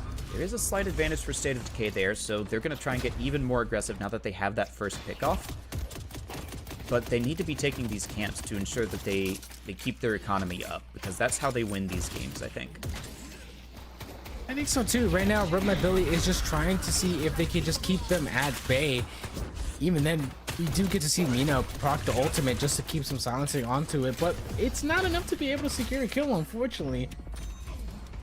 Again, only so many stacks if you have, because Nox Astra is one of those abilities that you just kind of have to get stacks before you start using on it. And on top of that, you have to be able to do, like, you have to secure the kill when they're really low HP. So if you're not doing that, then I think at that point, Nox Astra doesn't really do anything at all. Yeah, Mina's ult is one of the things that gets better as the game goes on, because not only are you building up the stats, but each bat hits for percentage HP once you get it up past a certain level. And so the more that people get high health bars, the more your bats hit for individually. So I mean, that's why Mina is one of the best late game scaling threats right now, is that her ultimate just gets better with time. It's like having Bebop stacks, but if they were actually good. So that's why Akiko here is going to be trying to farm up as much as he can, trying to get the damage onto these heroes just so that they can get down this Guardian in time. The bats are getting jerked out right there, and Akiko is just putting great pressure onto that Guardian, trying to see if they can start rotating out. But here comes Billy with the chain gang. Chain gang, unfortunately, as it currently stands, is supposed to break line of sight when it does that. However, it doesn't work that way. The Kelvin Dome again on the Billy. Oh, they want vengeance. They want blood. Here comes the return to shadows on the Billy, who's trying to run away. But will he be able to survive the spanking from Kelvin from behind? But it's going to be DCat who secures the kill. I'm not sure which is worse, elderly abuse or the elder abusing. But right there, it absolutely is the latter. Super duper getting the spank onto the Billy. Honestly, I think Billy needs a good spanking. I think he was never touched in his life, and it shows, but what are you going to do? Some people need to be bullied. That's all I'm saying. But don't actually do that. That's not real life advice. Don't bully people, kids.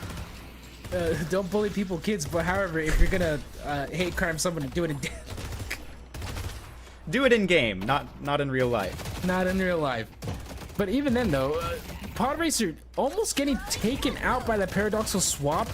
Kind of a risky play because at the moment it's not going to stop the resurrection. So kind of risky to put yourself in that kind of compromised position, especially if you're trying to stop him from fighting. Once more again, Ivy doing great damage. This is a support character with an SMG that's just really good at the moment. So again, if you're trying to find someone in your lane, Ivy's there. She's one of the better heroes at focusing the Guardian down. She's got the Kudzu, which does AoE minion damage, and then the gun is also just really good at finishing off the objectives. So Gun Ivy is still real. She got the nerfs and people are like, oh, Gun Ivy is dead. I think she's still pretty decent. Her other builds are also viable now, but Gun Ivy is still very much a thing, and we're seeing it here in the Death Slam several different times. What's also real is McGinnis. She's another hero who can really push these waves, and so that's why we're saying that this comp from Run by Billy has such a focus on getting the minions dead and then going for the objectives. Because they've got several of these heroes who can do it, but now they're even going to go for the kills. As this Paradox gets picked up, so will the Wraith if she can get caught here. Ooh, look at this. Victor's dropping really low. Doesn't decide to go and keep the chase on, because even if he does so, he's going to get resurrected. And maybe being put in a compromised position isn't the best thing for him to do. Unlinked, trying to see if they can patch up their dead man. The Victor's already received several patches, I think, but maybe he needs another few. They can't. It's kind of like the same thing with Shift. They don't really know how to balance a character out because number is too complicated for them. Well, Rub My Billy are looking to inflate their numbers here with the Soul Urn. Might lose Mid-Guardian very soon, though. Kiko just trying to avoid that Hyper Beam. Bebop's going to get swapped in. That means he's in a good bit of danger right here. He's got a bit of help, though, from his teammate. Pod Racer's here to save the day with the victor. That means that Slick will be the one to go down and turn the tides here in this mid lane. The urn is deposited as well. Rub My Billy, learning from their last game, instead of letting State of Decay take the urn for the first time. So, that's good souls in their pocket. They want to keep pushing objective. Here comes Chain Gang. Oh, the Kelvin Dome. That timing is insane. Yeah, a well-timed Kelvin Dome to make sure that he doesn't get pulled too far into the Guardian. It does take one melee from it, but it doesn't really matter when you're receiving that much healing, and the Guardian is receiving that much damage. Even McGinnis not able to stop that one in time. So, it's another objective now for State of Decay. But yeah, as you said, Rub My Billy. Learning in real time that the urn exists and they can, in fact, deposit it. So, now they're in a better situation than they were last game. They've won their lanes for the most part, at least in souls, and now they just have one Guardian to go, and they'll unlock their first flex slot. So, they're doing what they did last game, but also with the soul advantage. And that's what they need in this game. They need to stay ahead of the heavy farming members of State of Decay if they want to hope to be able to out-tank their damage. Right, and this is kind of where it comes into that objective play that we were speaking about earlier, is being able to secure them, right? I think Rub My Billy knows that that's what they want to keep focusing on, because they know State of Decay just wants to keep fighting. I mean, look at this. Rather than defending the Guardian, they would much rather be able to chase out Billy and fight him off. And as a result, look at this. The team starts to come right back onto it. Rub My Billy comes around the corner just to be able to see if they can get a kill on this Kelvin, who is just doing a great job of whipping and wafting out of there. And he's going to get out with his life. But as I was speaking about earlier, this is what they want to do. Ooh, here comes Ivy, comes in, and unfortunately is unable to save Unleak, does drop him out. Ivy stuck in this 1v2 against the Fern and the Wraith. Ivy falling right back. Here comes the teleportation from the Wraith. Ivy is falling into this play, is stuck in the church. Blessed be the Maker, as Ivy is going to get taken down by this Wraith. Never mind the bullets, the truck, it's going to be sixless. Good try there, good try, but it's just stall in the end, and so Rub My Billy have lost a lot of that soul lead now, and they've only got one Guardian left, as their soul lead has now diminished. It just took one bad fight, and that's all it takes post lane to lose a small lead like that. And now these teams are a lot more even, and that means State of Decay's members can get online a little easier. Rub My Billy now kind of running out of things to push here. They got walkers early last time because State of Decay were going for the urn, but with that not being an option for the next minute or so, Rub My Billy need to start invading the jungle here. They can't let these members of State of Decay farm up completely uncontested. Play off of your Bebop, play off of your McGinnis walls, and try and make something happen here in the jungle. Yeah, and again, it's just finding that opportunity. And I think right now it's just trying also at the same time to keep pressure on. I think Rub My Billy wants to have this pressure for them, and I think they're just going to keep going forward, because right now soul urns are just becoming even. So let's just see how this goes into playing for them, because they're going to want to be able to fight for that objective. They're trying to set something up here onto this Wraith. You've got the chain gang here. She doesn't have the teleport, but she's just a little too slippery. The members of Rub My Billy not able to get close enough in time. And now it's their walker getting pushed over there on the left side. Ivy is by herself. McGinnis now coming in on her helicopter to try and defend this. And now buffs her up. Alright, Mina is going to be pushing up for the walker. Here comes McGinnis and Ivy holding it down. They do happen to see that the Nox Nostra is going to get immediately activated, but it's not going to be able to secure a kill. It's going to silence it for a couple seconds. It's going to reposition them for it. Mary Poppins, y'all, as Akigo floats right back down.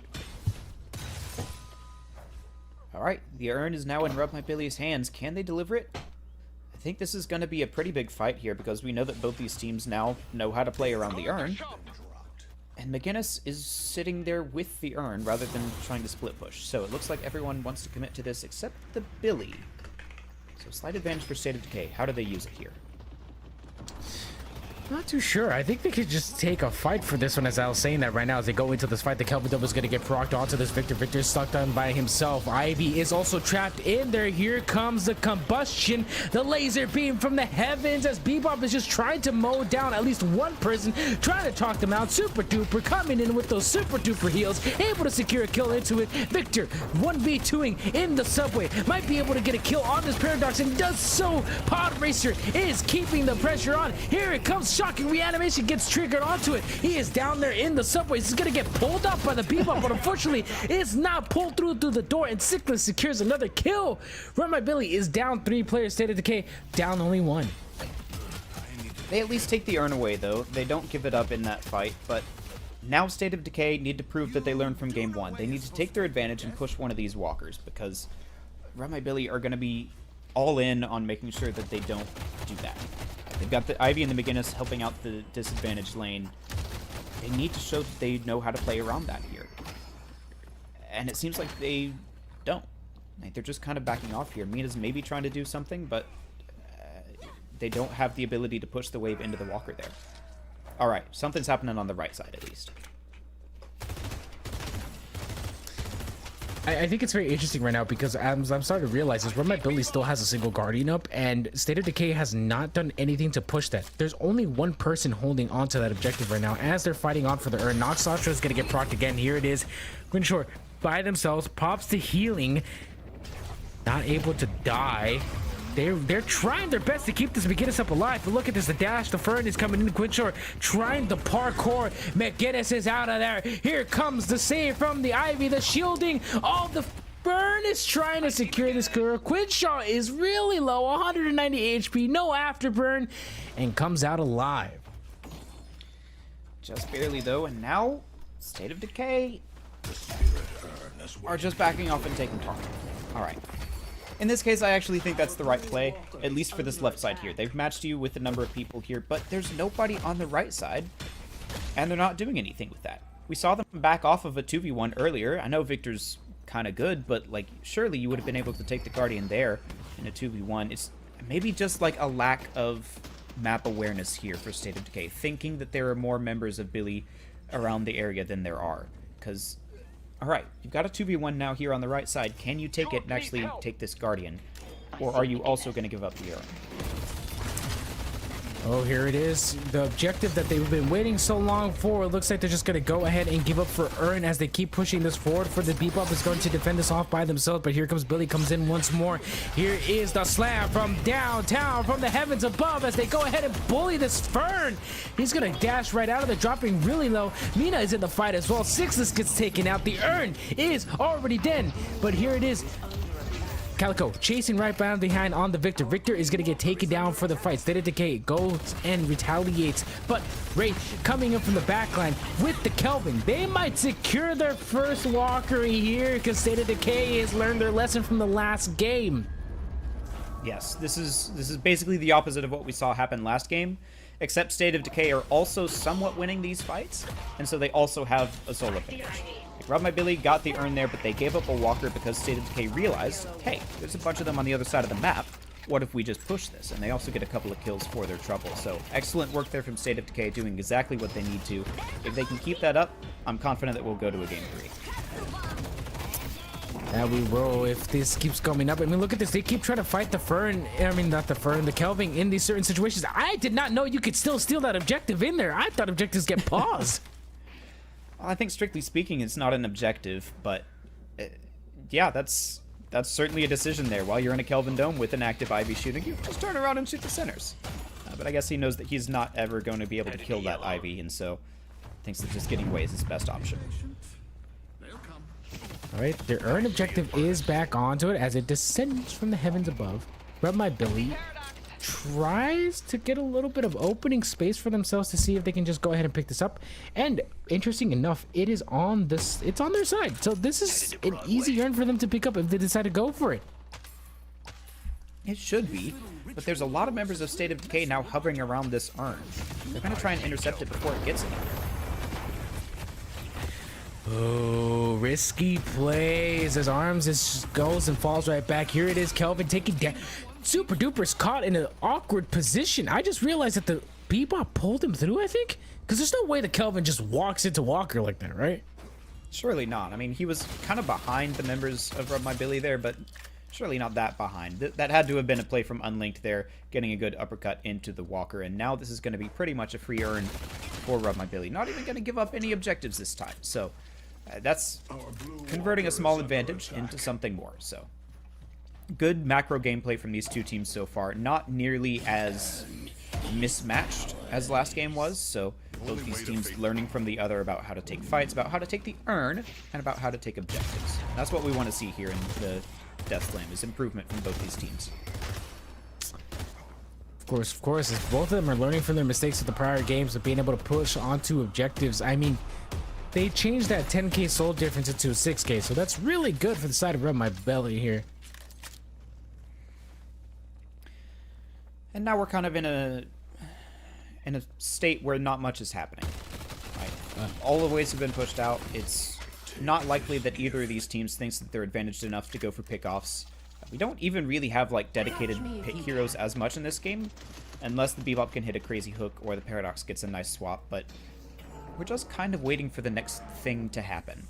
And so in these situations, really you want to be playing around your pick hero. I want to see Unlinked getting a little aggressive, and I want to see Slick getting a little aggressive with their team so that they can follow up on any damage taken here. Bebop looking for hooks here, you're not really going to accomplish a whole lot, even if you hit one, because all the rest of Rub My Billy is spread out here, and Slick is just too far behind to get a whole lot done. And so it's just kind of the state of passivity. I'm be honest with you, I don't think I've seen a Fern in a while build Tesla bullets. I think that's going to be a bit more popular. I think Tesla Bullets is kind of strong right now, especially once you get it up to capacitor. And so a lot of these like hybrid builds are building it because it's a gun item that does good gun things, but also scales with spirit. That makes total sense. But here it is. Ivy challenges out the Wraith. Is going to get immediately hit with the telekinesis just to get knocked right back up. The Kelvin Dome is going to get procced onto this Abrams, who's by themselves. Wraith gets 1-2 punched, and that's going to be a combo as Force is taken down. That's really good for the side of Rub My Billy here, as they State of Decay is down their player. A pause. A quick pause. A quick pro crow, if you will. Yeah, attack pause. They're going to try and adjust and figure out how to play without the Wraith here. Definitely. But yeah, that's a good pickoff there from Rub My Billy, and that is the next thing that has happened. And now you've got a McGinnis over here who is going to have to try and defend against Mina and Infernus, two pretty dangerous heroes for her to be facing off against. But I imagine that if Rub My Billy choose so, they can trade one Walker for one Walker here and get their first Walker, whereas the other team only gets the second, which, as I mentioned before, is not quite as important because it doesn't unlock a flex slot. The second Walker is the only one that doesn't give you an extra item in your kit. So I think you're totally fine here to just trade Walkers, but you also have to keep this middle wave pushed up as well. So if Abrams rotates for that, and the other four take this Walker, I think Rub My Billy are in a good spot. But that's up to them, right? How do they prioritize these lanes here? That's an interesting decision, and one that I think will tell us a bit about how they're thinking about the game right now. As we wait for them to go ahead and reconnect for it, I think State of Decay can essentially start taking advantage of what they have right now. I mean, because they're taking fights for it. They're here. I mean, as we're talking about it right now, here's Walker. State of Decay is learning from their lesson, but is Rub My Billy going to fall onto that, or they're going straight for mid? I could be wrong about this because I see a lot of people down there. Oh, it is mid. Oh, That's a surprising decision. oh, here it is. The fight is at the paradoxical swap once more. No one's going to be able to secure yet. It's going to be State of Decay who actually gets two for it. Rub My Billy, what is happening here? We're just getting a counter opposite polar game of what happened last round. Rub My Billy should have learned the lesson from State of Decay of not to go for mid boss when you're just down by one. Yeah, it's exactly what happened last game. On the other side, as you were saying, like Rub My Billy go for the mid boss there. They're up one, yes, but their lanes are trash. They've got two Walkers being pushed at the same time, and all the rest of State of Decay are close enough to mid that they can go for the contest. And so, even if you think you have the better mid fight there, why take the risk? You've got a Walker that you can take, and at worst, you're giving up one other Walker for it. And instead, they're about to lose both walkers and still have to fight through a reju for this next fight. So that's a big loss of tempo there for Rub My Billy. They're going to be playing from behind once again. Oh, that they are. State of Decay is in a better position than they were from the last time around, as this time they were able to get the walkers for the objectives, and Rub My Billy is in the position of State of Decay was last game. Yeah, only the one flex slot here means that all the members of Rub My Billy are really choked on what they can purchase here.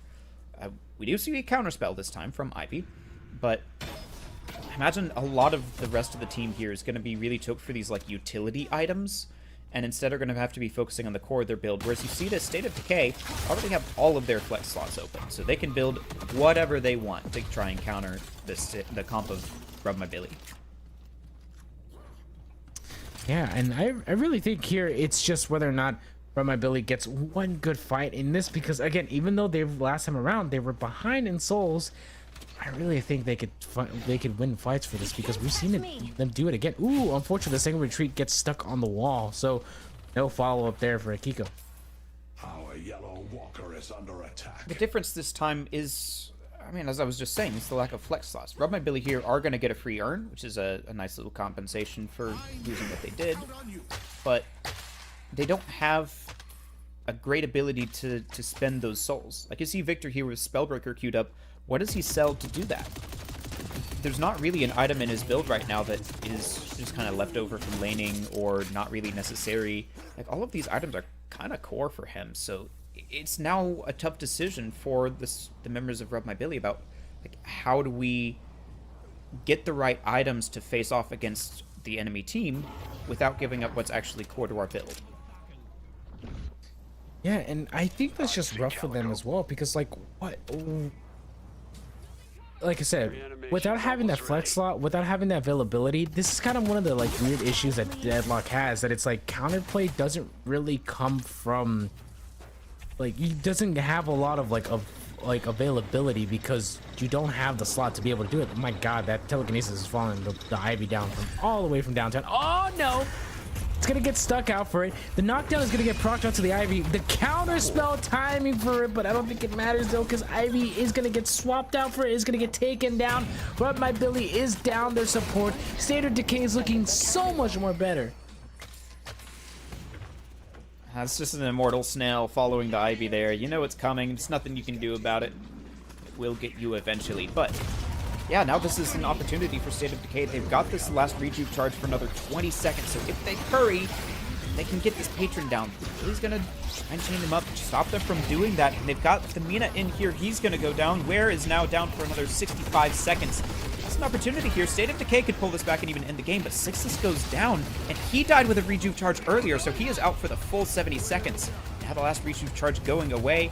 Might Billy have an opportunity to come back here? Paradox is trying to get away, and looks like all the rest of the members of State of Decay will make it out, but that was a lot riskier than it should have been. It's crazy to me that Rub My Billy is just really good at team fighting. They know how to target prioritize people into it, and because of it they end up winning a lot of fights even though they're so behind advantage. I mean, look at this, they were 20k a couple seconds ago, now they're 10k. Like how do they keep managing to do it? I think it's just really good team play. Like, as you were saying, they're calling out their targets and they're focusing them down really well. And even though Ware goes down there, he got a lot of value by forcing out a lot of cooldowns from State of Decay with that chain gang. And especially the Kelvin Dome, which, even though it's almost back up now, 2-second cooldown, that's a big team fight ultimate for them to have to play around. That it is. Ooh, unfortunate right there as the Ivy gets pocked out for this one. But look at this, the repositioning from it. The Bebop bomb stacks are getting triggered. However, not able to secure a kill. My god, that was a lot of damage from just being out of the box. I think it's percentage health based, so it's, they want to encourage you to not stay up there too long no matter how much health you have. Yeah, we're kind of reset into this neutral state of the game again. Just waiting for, buffs are going to be up in less than a minute, and then after that, mid-boss. So if State of Decay can look for a pickoff here as they go for either the buffs or the urn, then that should be the key for them to end this game, right? They can actually, they've got decent wave states. They've got all three of their walkers this time. They just have to rush through the base for this. And so that's where I want to see them hit the go button, is set up for these buffs, know your timings, and go for the mid boss if you get a pick off or two. Oh, hopefully they're going to be able to get something there, but no, Amina is getting out. It's kind of interesting because even with the Bebop in hand, they're kind of struggling to find a pick with him. Bebop is probably the most skill dependent of the pick heroes. It takes skill to hit a Paradox combo, yes, and Mo and Krill, you know, you have to play your timings right. But Bebop, you have to hit one of the harder skill shots in the game, so it's not too surprising that they're not having a ton of success with it, but it also has some of the most reward if you can hit hooks in these fights. Let's see if we can do it here. Oh, there it is, decisive sound already. The double combo once more that we see time and time again. Paradox is going to get taken down. Slick is out of the fight. State of Decay comes in with the retaliation once more again, but they come in with that great damage. Sickless is just one of the best damage dealers there is. Look at that, he's just popping off. They're trying to stop him, but he's just healing everything right back. Half HP, Billy, where unfortunate is where is he going? Into the grave he goes. As they keep going on for it, they want to be able to secure one more kill before they can go ahead and end this game, because I truly believe here that Rub My Billy is on their wit's end. They are fighting for every little ounce of life that they can get as this Ivy tries to take a 1v3, but it doesn't matter because Sixless is just on fire. That's a great team fight, and it's all of the damage of State of Decay coming to bear against Rub My Billy, who aren't all there at the same time. So they don't have the damage to tank through everything and use their support tools to their most effectiveness. This has got to be mid-boss here now for State of Decay, and they've got good wave states this time. And with 3 pickoffs, I think this is going to be a really difficult one for Rub My Billy to be able to contest. So this is probably going to be free rejuve, but they're going to try and contest. Ooh, Victor wants... Oh, the Kelvin Dome. Wait, so if Victor dies in... Oh, no, he actually pops the E-shift. What? That's a little bit of a strange timing right there because that rejuve is not going to be able to come right back up. But it's going to be Rub My Billy who's able to secure at least one. It's going to get immediately triggered up, as unfortunately there's going to be one falling in for this, as the 2 rejuves are still up for the State of Decay. They are able not to secure another kill for it. State of Decay is looking healthy, and I think this might be game as Rub My Billy is down 4 players. I think so too. This Ivy's going to come back up, but it's not going to be enough. The contest there, you know, it was a good try. They put down a couple of stuns. The Victor died at just the right time, but ultimately they got defeated by parries and just couldn't play that game quite well enough to secure more rejuve charges. It's hard when there's 6 parries to your 3. But that's why you win a fight and then go for rejuve. So Rub My Billy just playing this very classic, very textbook, and they're getting rewarded with the patron down here. And they're trying to make a decision about whether to stay. It looks like they will. Nox Nostro is going to get immediately activated. Where is taken down once again. And this looks like this is going to be going to the side of State of Decay as they just melt this thing within seconds. That did not last long at all. They have 33 minutes. Objectives are going to melt kind of fast. So Deathy hinted about, you know, Valve developers maybe taking a look at how fast second phase patron goes down. Honestly, I could see that. I think, especially if you've got a couple of gun characters, it does tend to die pretty fast. But either way, that'll be us going 1-1. State of Decay evening the score against Rub My Billy. So both teams learning their lessons from last time and figuring out how to take fights and play just solid fundamental deadlock. I feel like that was a really back and forth game. We saw Rub My Billy get off to an early lead, but then in the end, it was just the better scaling of State of Decay and all of their damage that came to bear in that mid game. And they just kind of took over from there. DCAT never died. 4-0-10. That's a pretty solid stat line. And the rest of the team doing a lot of the damage to get that started. Super duper with a couple of crucial Kelvin domes to keep fights alive. So, well played from State of Decay, and they'll be taking us to Game 3.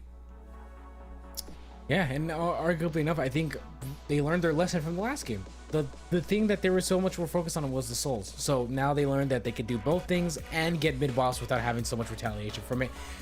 Interesting play, though, I want to say from the end there, the Victor timing. I think if Victor didn't E-shift, he could have timed it to the part where he dies and that rejuve came down at the same time Kelvin did. So, bit of a misplay there. They tried to do the same epic play as they did last time, but no dice.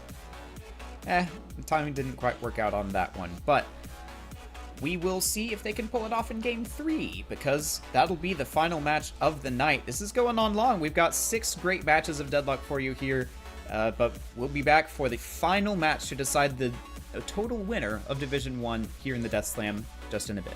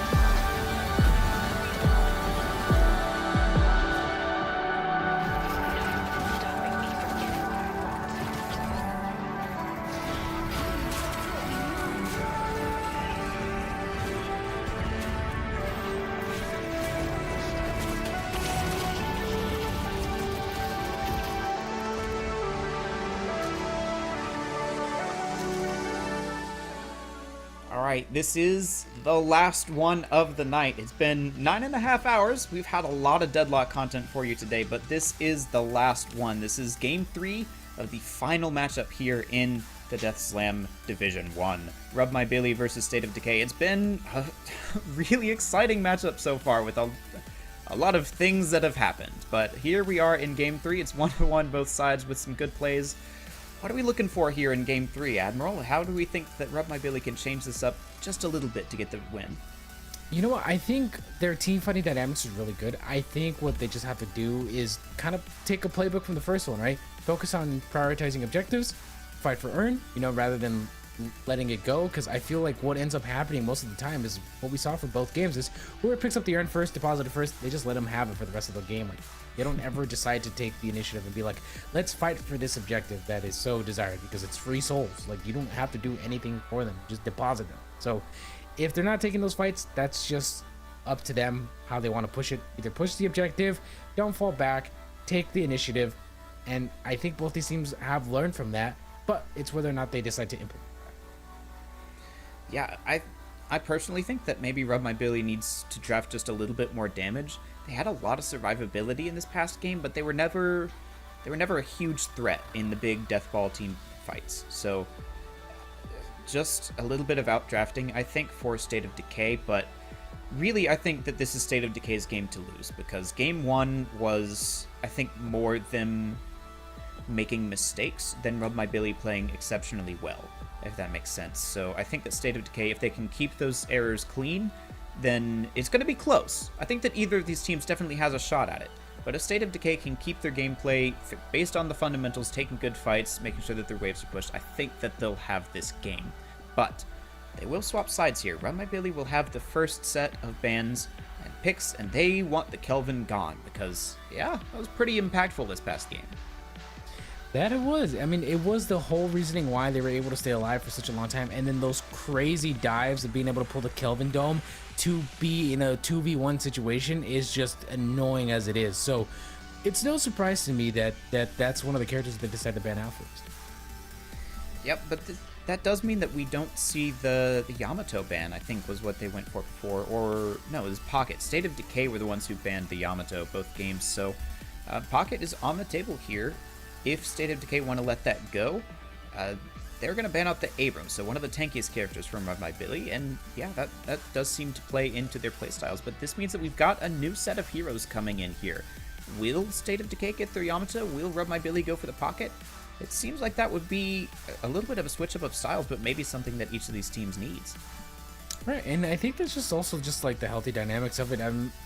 There's a Fern, so there's a character that's already a staple for both these teams already, but we are seeing a Paradox Pocket, so I think it's just seeing whether or not both of these teams decide to start going into a little bit more different kind of playstyle. I mean, Pocket is one of those characters that just goes in, comes out, pops the ultimate, great during the team fight. If he gets picked off, it's pretty bad because that means that burst damage is not there to be able to do it, and like as a result, that just means less damage and one less player for the team. Bebop is going to go ahead and get picked up for Rub My Billy. Viscous as well is going to be going for Rub My.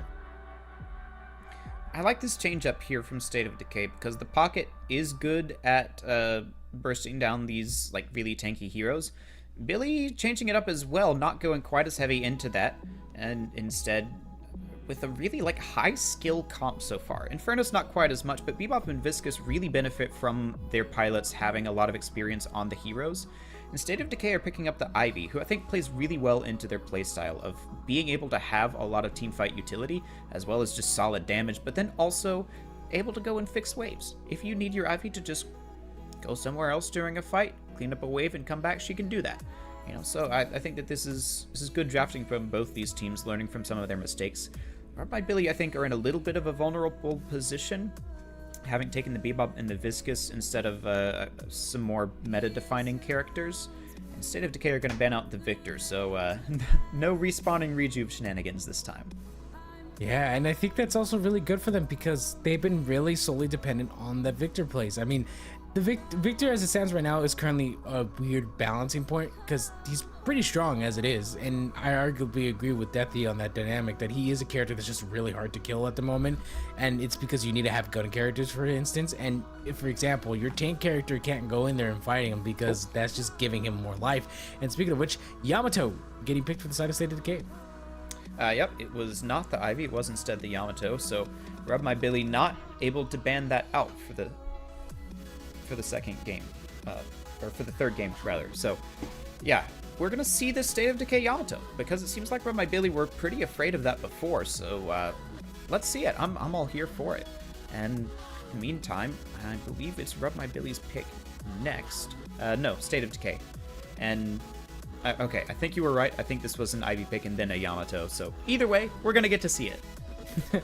Yeah, and look, we've been seeing how prevalent Yamato is in the current status of the meta, but it's also good to see the character just be there, because again, it's one of the more funner characters to actually just bear witness, because again, the character's cool.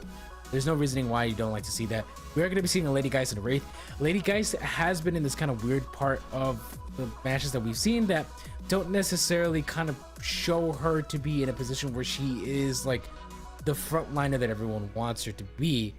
What ends up happening is she gets punished a lot, and we're seeing Lash, Mirage, and Billy. Okay, this is a wild comp altogether. Yeah, the draft from Run by Billy is a little interesting.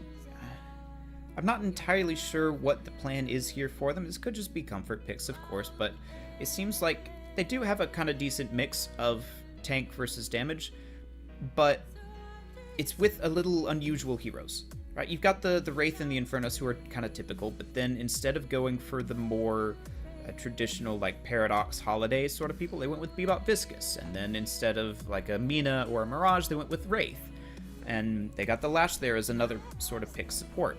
Meanwhile, State of Decay, I feel like, just ended up with a really solid draft.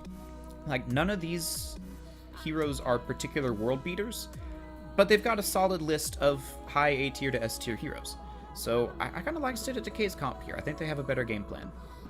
Yeah, and I think it's also just like to see how much they are able to like put that pressure on, right? I mean, they are kind of solely relying on the Mirage Yamato kind of composition again, so let's see how that plays out for them. Run by Billy is picking the things that State of Decay did have last time, so I think if anything, we might be seeing a little bit more comfort plays with the side of Run by Billy compared to State of Decay. I think if anything, what we will see is we will be seeing a lot more Earn fights. That's for sure. Very possible. I know that Earn is a typical weakness for teams around this elo because, hi, that's me. I have Earn weakness. It simply doesn't exist on my map. But yeah, these teams now have had a couple of games to get used to each other, and they're banning out heroes who they know that the other team favors, and now they know how each team's playstyle goes. So this game 3, I think, is going to be either a stomp one side really fast or a really good game. Yeah, and I think let's just... in my opinion, the one that I'm kind of rooting for a little bit more has to be Run by Billy, because they just look like they have like a healthier composition compared to State of Decay. I really think that what's going to be scary for them in the terms of State of Decay is the Lash ultimate, because State of Decay doesn't really have a group ultimate. They have like ultimates that are really good at picking people off or debuffing them, for instance, for the side of the pocket. The only real chases that they have in terms of like being able to like to win fights, or like say for example try to go in like as a team orientation, is just their natural basis of like who they are as like the characters that they're picking, because Mirage, Billy, Yamato, Ivy, Paradox, Pocket are all really good at following up, but I think if they get punished once by the Lash, that's kind of it for them, because Pocket's pretty squishy as it is. Paradox, if you build them right, can be pretty tanky. Ivy's annoying. Yamato is Yamato. Billy doesn't die, and then Mirage will probably get squished out in the fight. And I think that's why State of Decay have a bit of an advantage here, because they've got teamfight potential with the Pocket and the Paradox, and then just Billy doing Billy things. But you are right, that Lash ult is going to be a concern here, because State of Decay don't have an answer to that. They don't have a Lash counter on their team without the Kelvin, and they don't have a really big response of their own unless Pocket can get in a really big Affliction, so that's going to be the thing to play around for them. If Lash can get a big Death Slam, you can start to set up things with Viscous and Infernus and Geist Bombs and things like that. There's a lot of good AoE things for Rub My Billy to use with that Lash ult, but it has to land first. So State of Decay have a couple of ways to stop that, with Pocket, Ivy, Yamato, and Mirage each having a way to go untargetable for a little bit. But can they save that for the Lash ult, or do they think that it's better used elsewhere? It's going to be a bit of a question here in this draft. As for laning, though, I think that State of Decay are solidly ahead in that department for this comp. Yeah, I could agree with you on that, and I do like both of them. But again, I really do see how Rub My Billy is looking to that composition, and I think primarily speaking, we also have to see itemization, right? Because this is the thing we haven't seen all day today, is we have not been seeing knockdowns. We have not been seeing the buffs that have come in for itemization. Like, for example, like weapon hex being able to be tossed out further. It's at 32 meters now. This is something, again, that people aren't building. But like, for example, like me, who I like to play Dynamo, that's like a blessing in disguise, right? Because it's like, I don't have to be up in your face to be able to throw this now anymore. I can just throw that at the safety of a lane. And it's beautiful. It's great. But again, being able to have those items is good. Like, don't be scared to buy them. Like, this is really good to like have to like shut them down for something. Yeah, counter itemization is a skill in Deadlock, but here we go. This is the matchup for the day. This is who will be winning this entire division and taking home roughly $100 per player, sponsored by Metal, providing the prize pool for this tournament. Here we go. It's going to be the Lash Bebop, two natural enemies pairing up against the Billy and the Ivy here. Mid lane is going to be the lane of death with Viscous, Geist, Yamato, and Paradox. Four heroes who are very strong at poking out with their spirit abilities. And then left side, kind of more the gun-oriented one with Infernus, Wraith, Mirage, and Pocket. Interesting to see how they really want to prioritize everyone's lanes to make sure that they're like in a safe spot. Yeah, we've seen kind of calm lanes from these teams, just making sure that they don't go down early, because early deaths are a lot more harmful than early kills are beneficial, if that makes any sense. Like, getting a kill is good, but being off the map is really bad.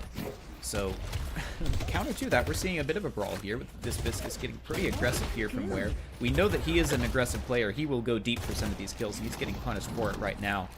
But most of these players just playing to clear wave and stay safe. Maybe get in some poke where they can.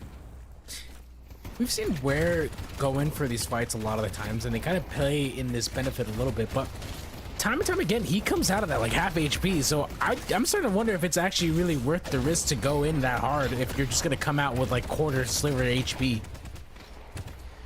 Yeah, that's sort of the thing about Viscous, is that he's got strong poke, but if he gets involved in a brawl, like up close and personal, he's not likely to win out against most of the heroes in the game, really. So, we're maybe just being a little bit over aggressive, but he's got the cube. Eventually he'll have the cube to help keep him healed up for this.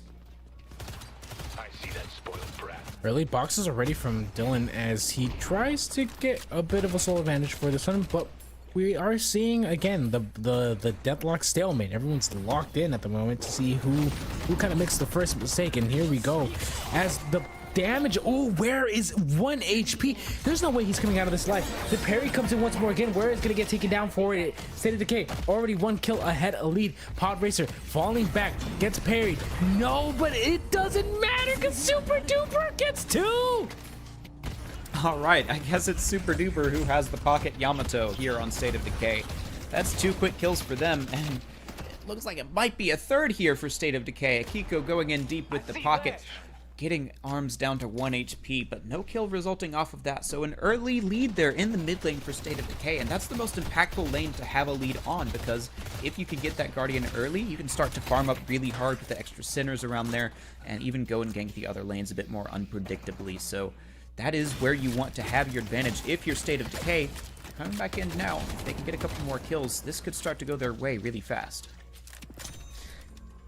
That it can, and I think State of Decay can really play into this kind of pressure lane that they've been wanting so much for. I think if anything, State of Decay is looking very good at the moment just to be able to secure those kills. I mean, early game is a mindset kind of mentality, so if you get those early kills, it kind of starts to prove a little bit of a point that it's like, hey, we are here to play.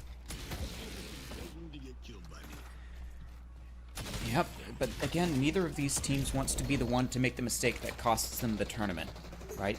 Everything is on the line here, and that generally makes people a bit more passive, right? Neither of these teams wants to be aggressive and then get paid, and then have to pay for it, rather. So, Yamato going in here, finds a slash onto Ware, but takes some damage in trade. So far, lane's very even.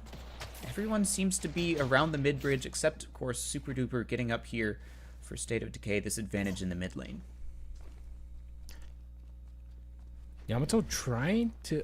also, one thing for sure, though. Where is trying their best to poke them out, right? And it's not paying off because what ends up happening is Yamato's just slicing them slicing and dicing, and as a result is just doing more damage than they're capable of doing it. Here comes the Paradoxical Swap. The cube gets triggered immediately as the Shadow Transformation under Guardian is bringing procs. The goo ball is rolling around at the speed of sound, but can they do anything to keep Pod Racer alive? No, they cannot, as he does get taken out because he does not have ultimate active. That's great awareness from them right there, knowing that they can go all in on the Geist because she doesn't have that swap yet. Just a little bit off, but that is why these teams are up here in Division 1, is because they know how to take advantage of just small things like that. Knowing that you have your ult just before the enemy team and how to best use that. Fiscus did have his, but the goo ball not able to stop them from rolling on in there, so yeah, that should be this mid Guardian going down pretty soon, although it looks like that's not really a focus for them. They're just getting the kills and then backing off. I hope they kind of take initiative with that, because we've seen it before of how going in for kills and not taking advantage of pushing the wave to then either go ahead and get side objectives like box farming and things like that kind of ends up biting you a little bit in the butt, because you're letting the wave crash into your guarding. And the most important thing to understand is that having the least amount of guarding damage is great, because you don't have to worry about leaving your guarding alone for so much.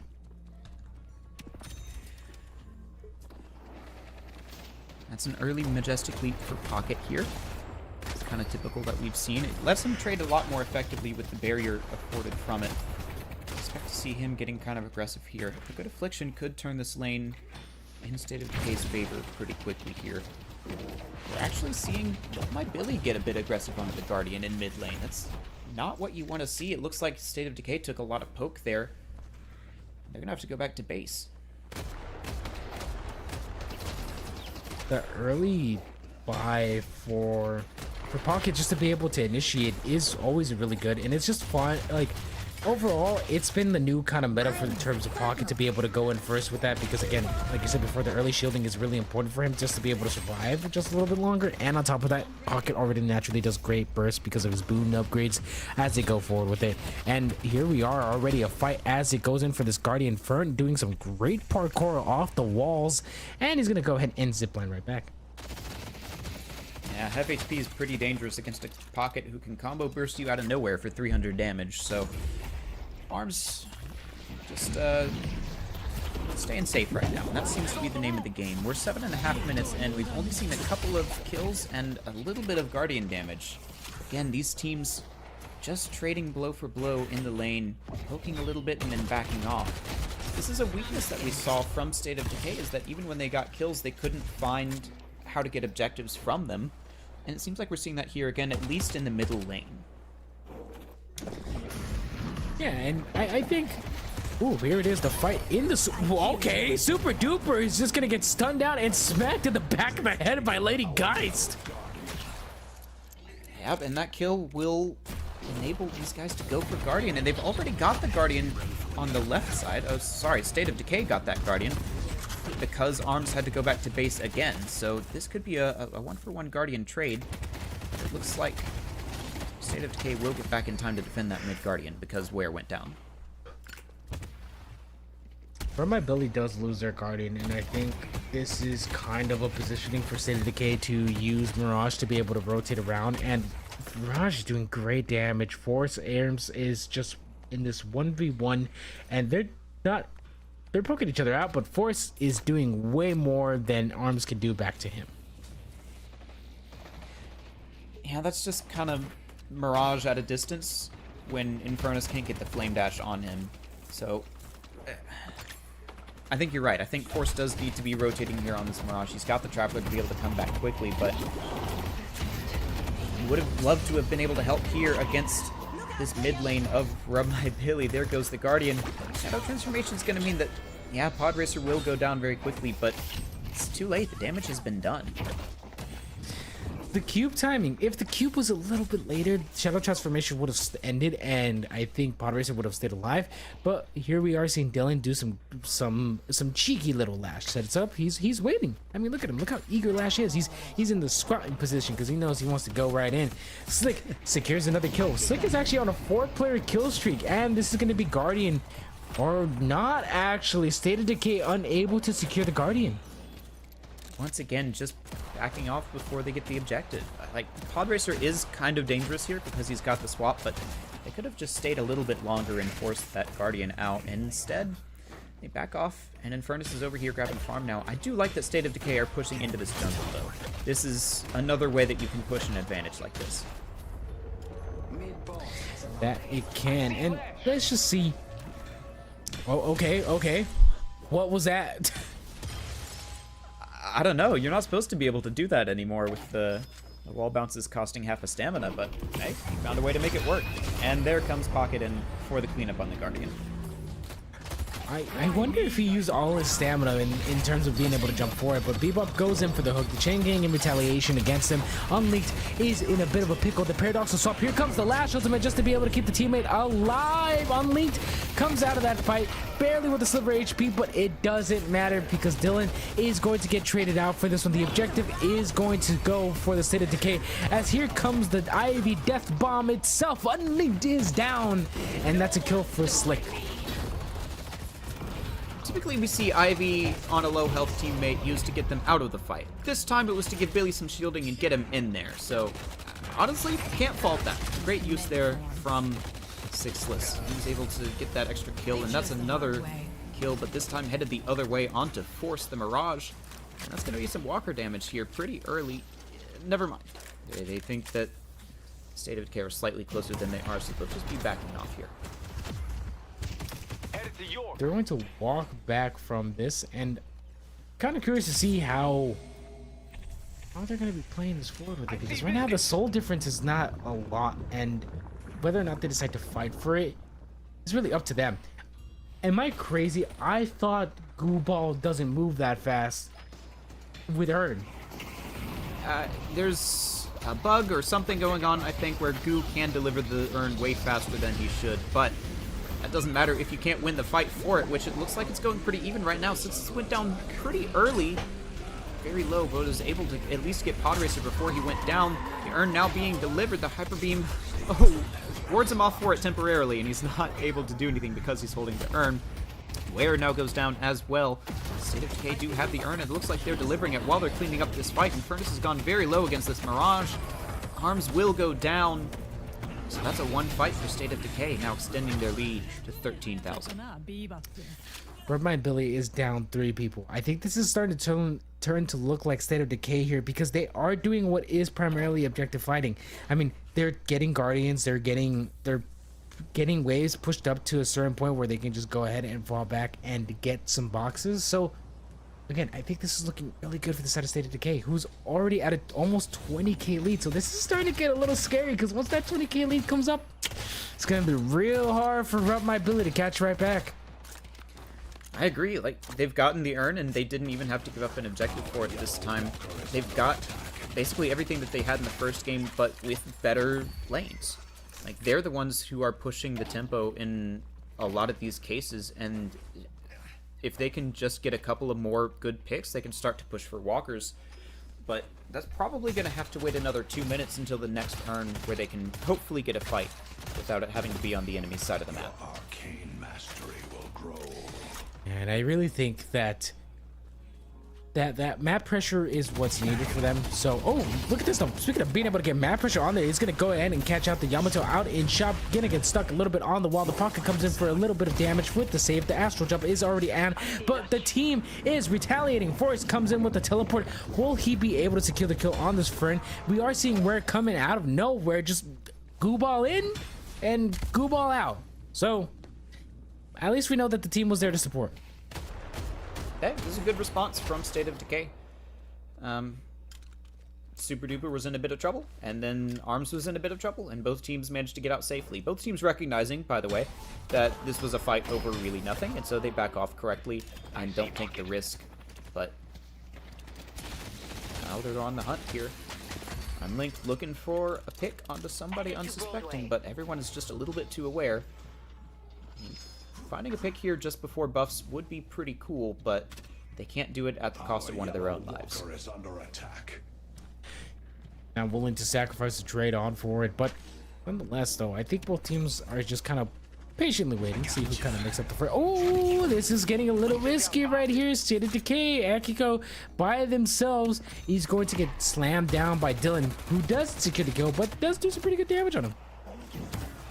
That's the second time that someone's just been caught shopping right there in that little shop. I feel like maybe you want to take your business elsewhere at this point in the night. This one is not in the best neighborhood, but I suppose that's the problem when you live in a sort of post-apocalyptic New York with occult warfare going on all around you. It's not really a good place to get your groceries. Well, what are you talking about? I love going to that bodega that's haunted by like 8 people. Only 8? Psh, that's just regular New York. But here it is, as they secure the Guardian. That's going to be run by Billy with, I believe that's all their Guardians on the side of State of Decay being down, so that's going to be a nice slot for them. Billy is actually pushing up the lane and doing damage on that Walker, chunking it down a lot. That's really good actually for the side of State of Decay, because they want to be able to get some pressure onto those objectives. Yeah, they're right now pushing that right side Walker as well. 3 people there means that they might get this in exchange for the urn, which I think in this case is a good trade. Because even though you're giving up the urn, that would have been a really tough fight to take, whereas this is a lot more manageable. Might be forced to back off here from the Wraith and the Geist together, but...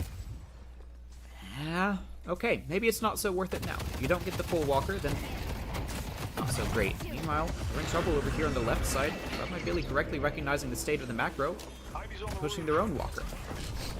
Yeah, and I really think right now, in terms of just keeping these things at a certain amount of damage, right? Because it's like they want to be able to fall back onto it. But speaking of being able to fall back onto it, State of Decay is going to bum rush that Walker by themselves. There's just a Wraith holding it down. Quinshore is going to hold it down for just a second here as the team comes back for the retaliation. Here comes the chain gang. It's going to pull right back.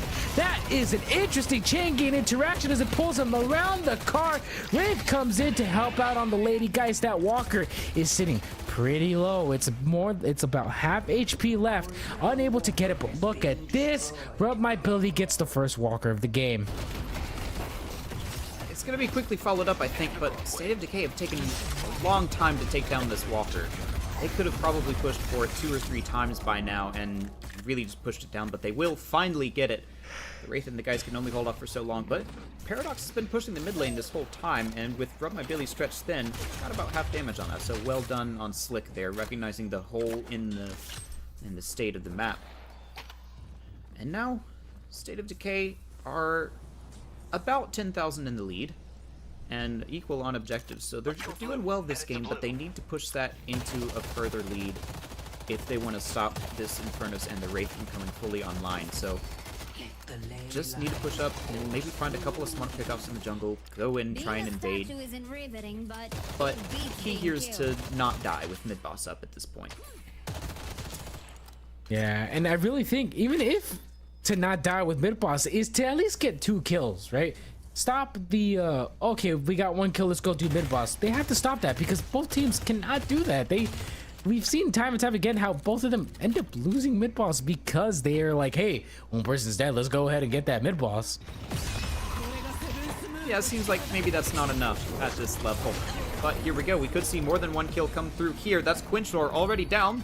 Yamato transformation used early to get that kill means that maybe there's not enough gas left in the tank to finish off more people here, and sure enough, both sides back off after just 1 kill. So, do State of Decay learn their lesson? They don't go for mid-boss here? I'm not sure really, because it's like, if they decide to go for the mid-boss, then it's going to be left for them to decide whether or not they're just going to go in for the bait. I think they should just push out Walker. I mean, they have Ivy, right? So, I think that's just a really... My God, land your shots. Like, I think it's going to be really good to split push, right? So keep the Ivy there. Don't focus so much on the Walker. I mean, don't focus so much on mid boss. That's not your priority. Your priority is to get objectives, to get Walkers, to get those slots. Yep. I agree, and that seems to be what they're doing, although now a skirmish is forming over here on the left side. They found a target in the Viscus, but he seems to have gotten away.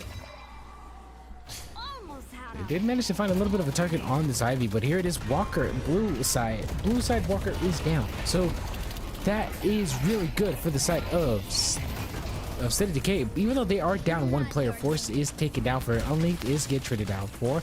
Controller is by themselves pushing this Walker. I think this Walker is not going to even last a single second, as look at how much damage they're able to produce on it to melt it right back down.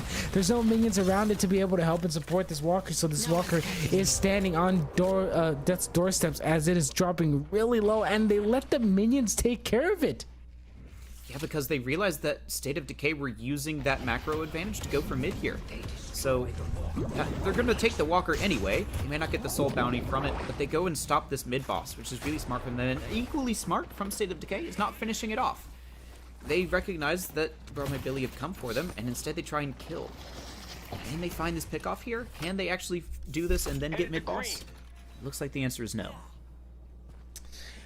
State of Decay really wants this mid boss. They're fans of this mid boss. The issue is whether or not they decide to get another pick for it, because that's what they need to do. Ooh, the swap barely misses onto where? That's risky stuff right there. And here it is already. The fight for mid boss, or for mid lane, is going to get procced into it. The Death Slam is going to get triggered out. Chain Game does not get stopped, but look at this, the pull back just to keep them alive for a little bit longer. DCAT is in quarter HP. The fight still lingers on as it goes into the underground. They're trying to secure at least one kill for themselves. Rub My Billy is in an awkward position right now as they're in a 1v3 without knowing who is who next to each other.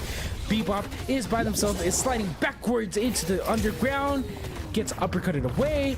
Unlinked is falling back. I think it's hilarious that that man just literally slowed away. He's gonna go back in for a fight actually against the Ivy. The slam knockdown is gonna get both of them. He secures the kill onto the Bebop. The telekinesis gets triggered once more again. That's a little bit of an overkill situation. Wraith is down there alone with Super Duper. Will Super Duper be able to secure the kill? But as we go back into this, it's another fight in the mid lane. The Goopball versus the Fairfax Industry boy himself, Pocket. The counterspell gets triggered onto it. Ivy is taken down. Yamato is down. The kill assist is on Billy, is on his hind legs. The Billy Goat can only do so much, but look at this. State of Decay is able to secure another 2 kills. The parry onto where doesn't have a parry. Here comes the Billy Goat. He has blasted in just 4 seconds. This is looking like a mighty nice fight for mid as he comes in once more. The blasted is on. He knows he could go back in for another fight, but whether or not he decides to challenge it is up to him because he is really low. CD is down as well. Oh my goodness, Slick is at 8 kills at the moment. The Shrine on the Sapphire side, it's low. They have to fall back for base, but again, they want mid boss. Yeah, they want it, but they absolutely cannot have it here. They gave up a set of base guardians and half a shrine to take that fight, and then they didn't even win it that cleanly. It was a really scrappy fight from both sides. They're seriously gonna go for this? I feel like Rub My Billy are just gonna punish this, but they may not know. The screen was triggered earlier. Oh, you're right, actually. But they're gonna challenge it. What are we talking about? They always do this. Here comes the parry. As I said, this Goop Ball gets taken out, so the resurrection is going to be onto him. Podracer, who was in the pit, unfortunately is going to get taken down for it. He's trying to activate his Goop Ball once more, but no, it doesn't matter because Whir is down and about. City Decay does manage to get 2 rejuves, so they're looking mighty nice right now. Yeah, one of them was taken away, but it's at the cost of not having 2 heroes for 40 seconds. That 40 seconds is going to be lessened by the amount of time that State of Decay need to go back and take care of their waves. So this time, sort of a similar thing to first game where they took mid-boss without really having the waves, but they don't get punished for it because they set it up nicely earlier with the bait, with the scream, and then realized that that meant Rub My Billy would have far less time to be able to intercept them on that mid-boss. So a slightly better state of affairs for State of Decay.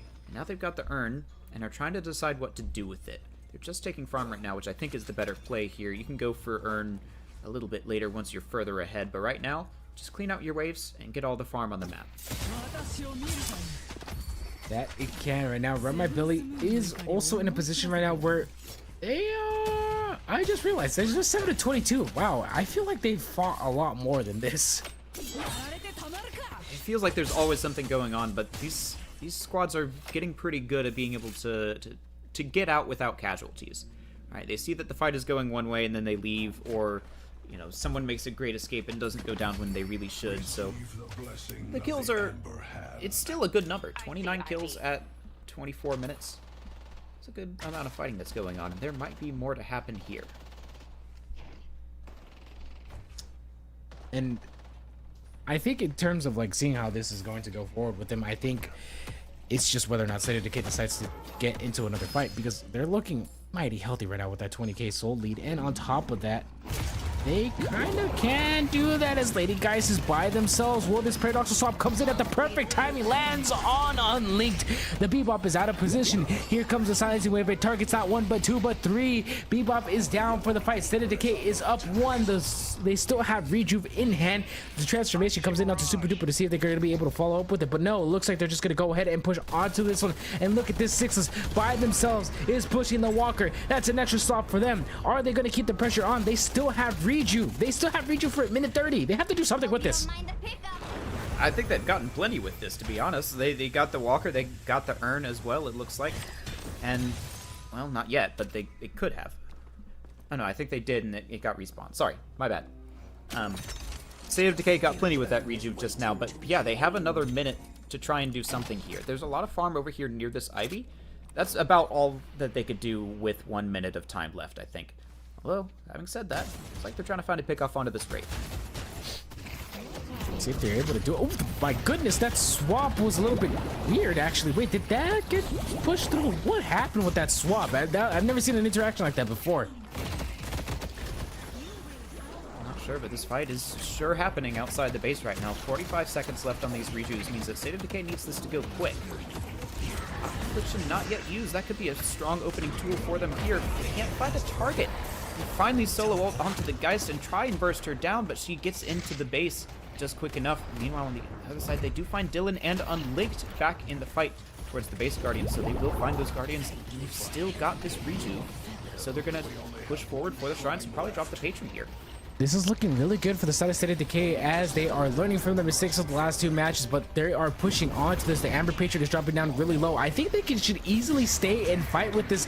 I really think that this is going to go down for this one, or they might be able to get a chase onto the pick. State of Decay is falling back for this one. Rub My Billy is trying to retaliate and trying to chase them down, but this is whether or not State of Decay is actually going to be in a good position for this one. But look at this, they are not. They lose their Billy Goat. Billy Goat is down for the fight once more. Again, the Paradoxal Swap is going to get put onto this goo ball. It's going to keep them alive for just a little bit longer, but where is taken out in that Paradoxal Swap? It is a trade v trade as they are running for their lives, but Mirage wants to keep the fight on. The capacitor gets hit. Arms is taken down. Force is the force of nature as he comes in once more. Pocket 57 HP. Unfortunately, even though he did have healing right, does not trigger it and is taken down midair. Ivy might be going for the back door here. She's in the base alone. Nobody's with her. Wraith is coming back now. She doesn't have the ultimate to punish it. Okay. Just barely stops that in time. Scary moment, but now the Bebop goes down too. Hats off to Sixes for this one, but let's see if they try to do that again. Look at this. Sixes is zooming back in. I think Sixes wants to be able to try to backdoor this. They're back at their own base cleaning up minions now. I think this fight is over. State of Decay have low enough health bars that they don't feel confident pushing the base. Even though they have the man advantage, the health advantage is not there. So it's just going to be a back off here. And I think things are going to calm down for the next few minutes. Unless one side decides to take this urn real quick here. Yeah. As either or these teams decide to just take the fight onto, State of Decay is in a significant soul lead against Rub My Billy, but we've seen how both of these teams, even with the soul lead difference, still like to take fights, and it's just kind of a bit of a cluster as both these teams just choose to do whatever they feel like, because let's be honest, this has been one of the weirdest games of Deadlock history I've ever seen. Yep, and honestly, I thought Yamato was going to go for the mid-boss there, but no, it's just the mid-boxes. Yeah, things starting to calm down. Slick, hovering around the urn there, but chooses not to pick it up. It would be favored for Rub My Billy, so this would be a tough urn if they decide to deliver it. Alright, here we go. DCAT has picked up the urn. This, I think, is going to... This is probably going to be the match here. If they get this urn, then that's going to probably be the game, and this lead is unrecoverable. I think so too, and I really do hope they decide to fight for this one. 200,000 souls on the side of State of Decay versus the 168,000, and let's see if they decide to even challenge this. And I don't think they're going to challenge it. I think they're just going to give it up. I think they're just going to give it up. I don't know. Their souls. Yep. All right. State of Decay is in a huge lead against Rub My Billy, but I have to see what exactly happens here. Mid boss is up in 4 seconds. Are they just going to go ahead and wait that out and just go in for the fight and see if they can get a pick with it? Because if not, they are just holding back on themselves once more again. I feel like this is the time to go for an aggressive mid boss. Like, push out your waves, get them up to the enemy base, and then go for it. That's the mistake that I don't want to see them make. I don't want to see them do it and have the waves in a state where Rub My Billy can contest just like that. Because they do have the Death Slam, they do have the Infernosult, and generally Viscus's kit. So there are plenty of tools for Rub My Billy to be able to contest, but not if they don't have the waves shoved up. So if State of Decay want to go for this, they need to push out their waves first. Or they can just go for Urn again. Yeah, and I really hope to see how this is going on.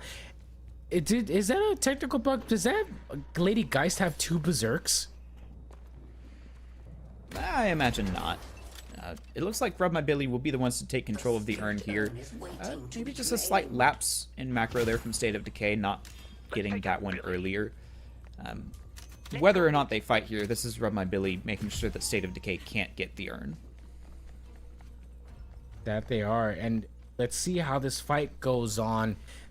Big soul difference between State of Decay, but again, both the teams like to fight, even with the soul difference in their favor. I mean, Ivy, wait a minute, this is actually a bit of a cheeky play. They know that Ivy's left behind for this one as they go in for setting up for this Urn. They have to be able to respect this a little bit because Ivy is, I don't know. I think Ivy could do this. I think Ivy could do this. I think Ivy could easily just go in for the backline just to be able to push us out for this one. Bebop is still in the lane, so this is getting a little bit tense for the liking of anyone.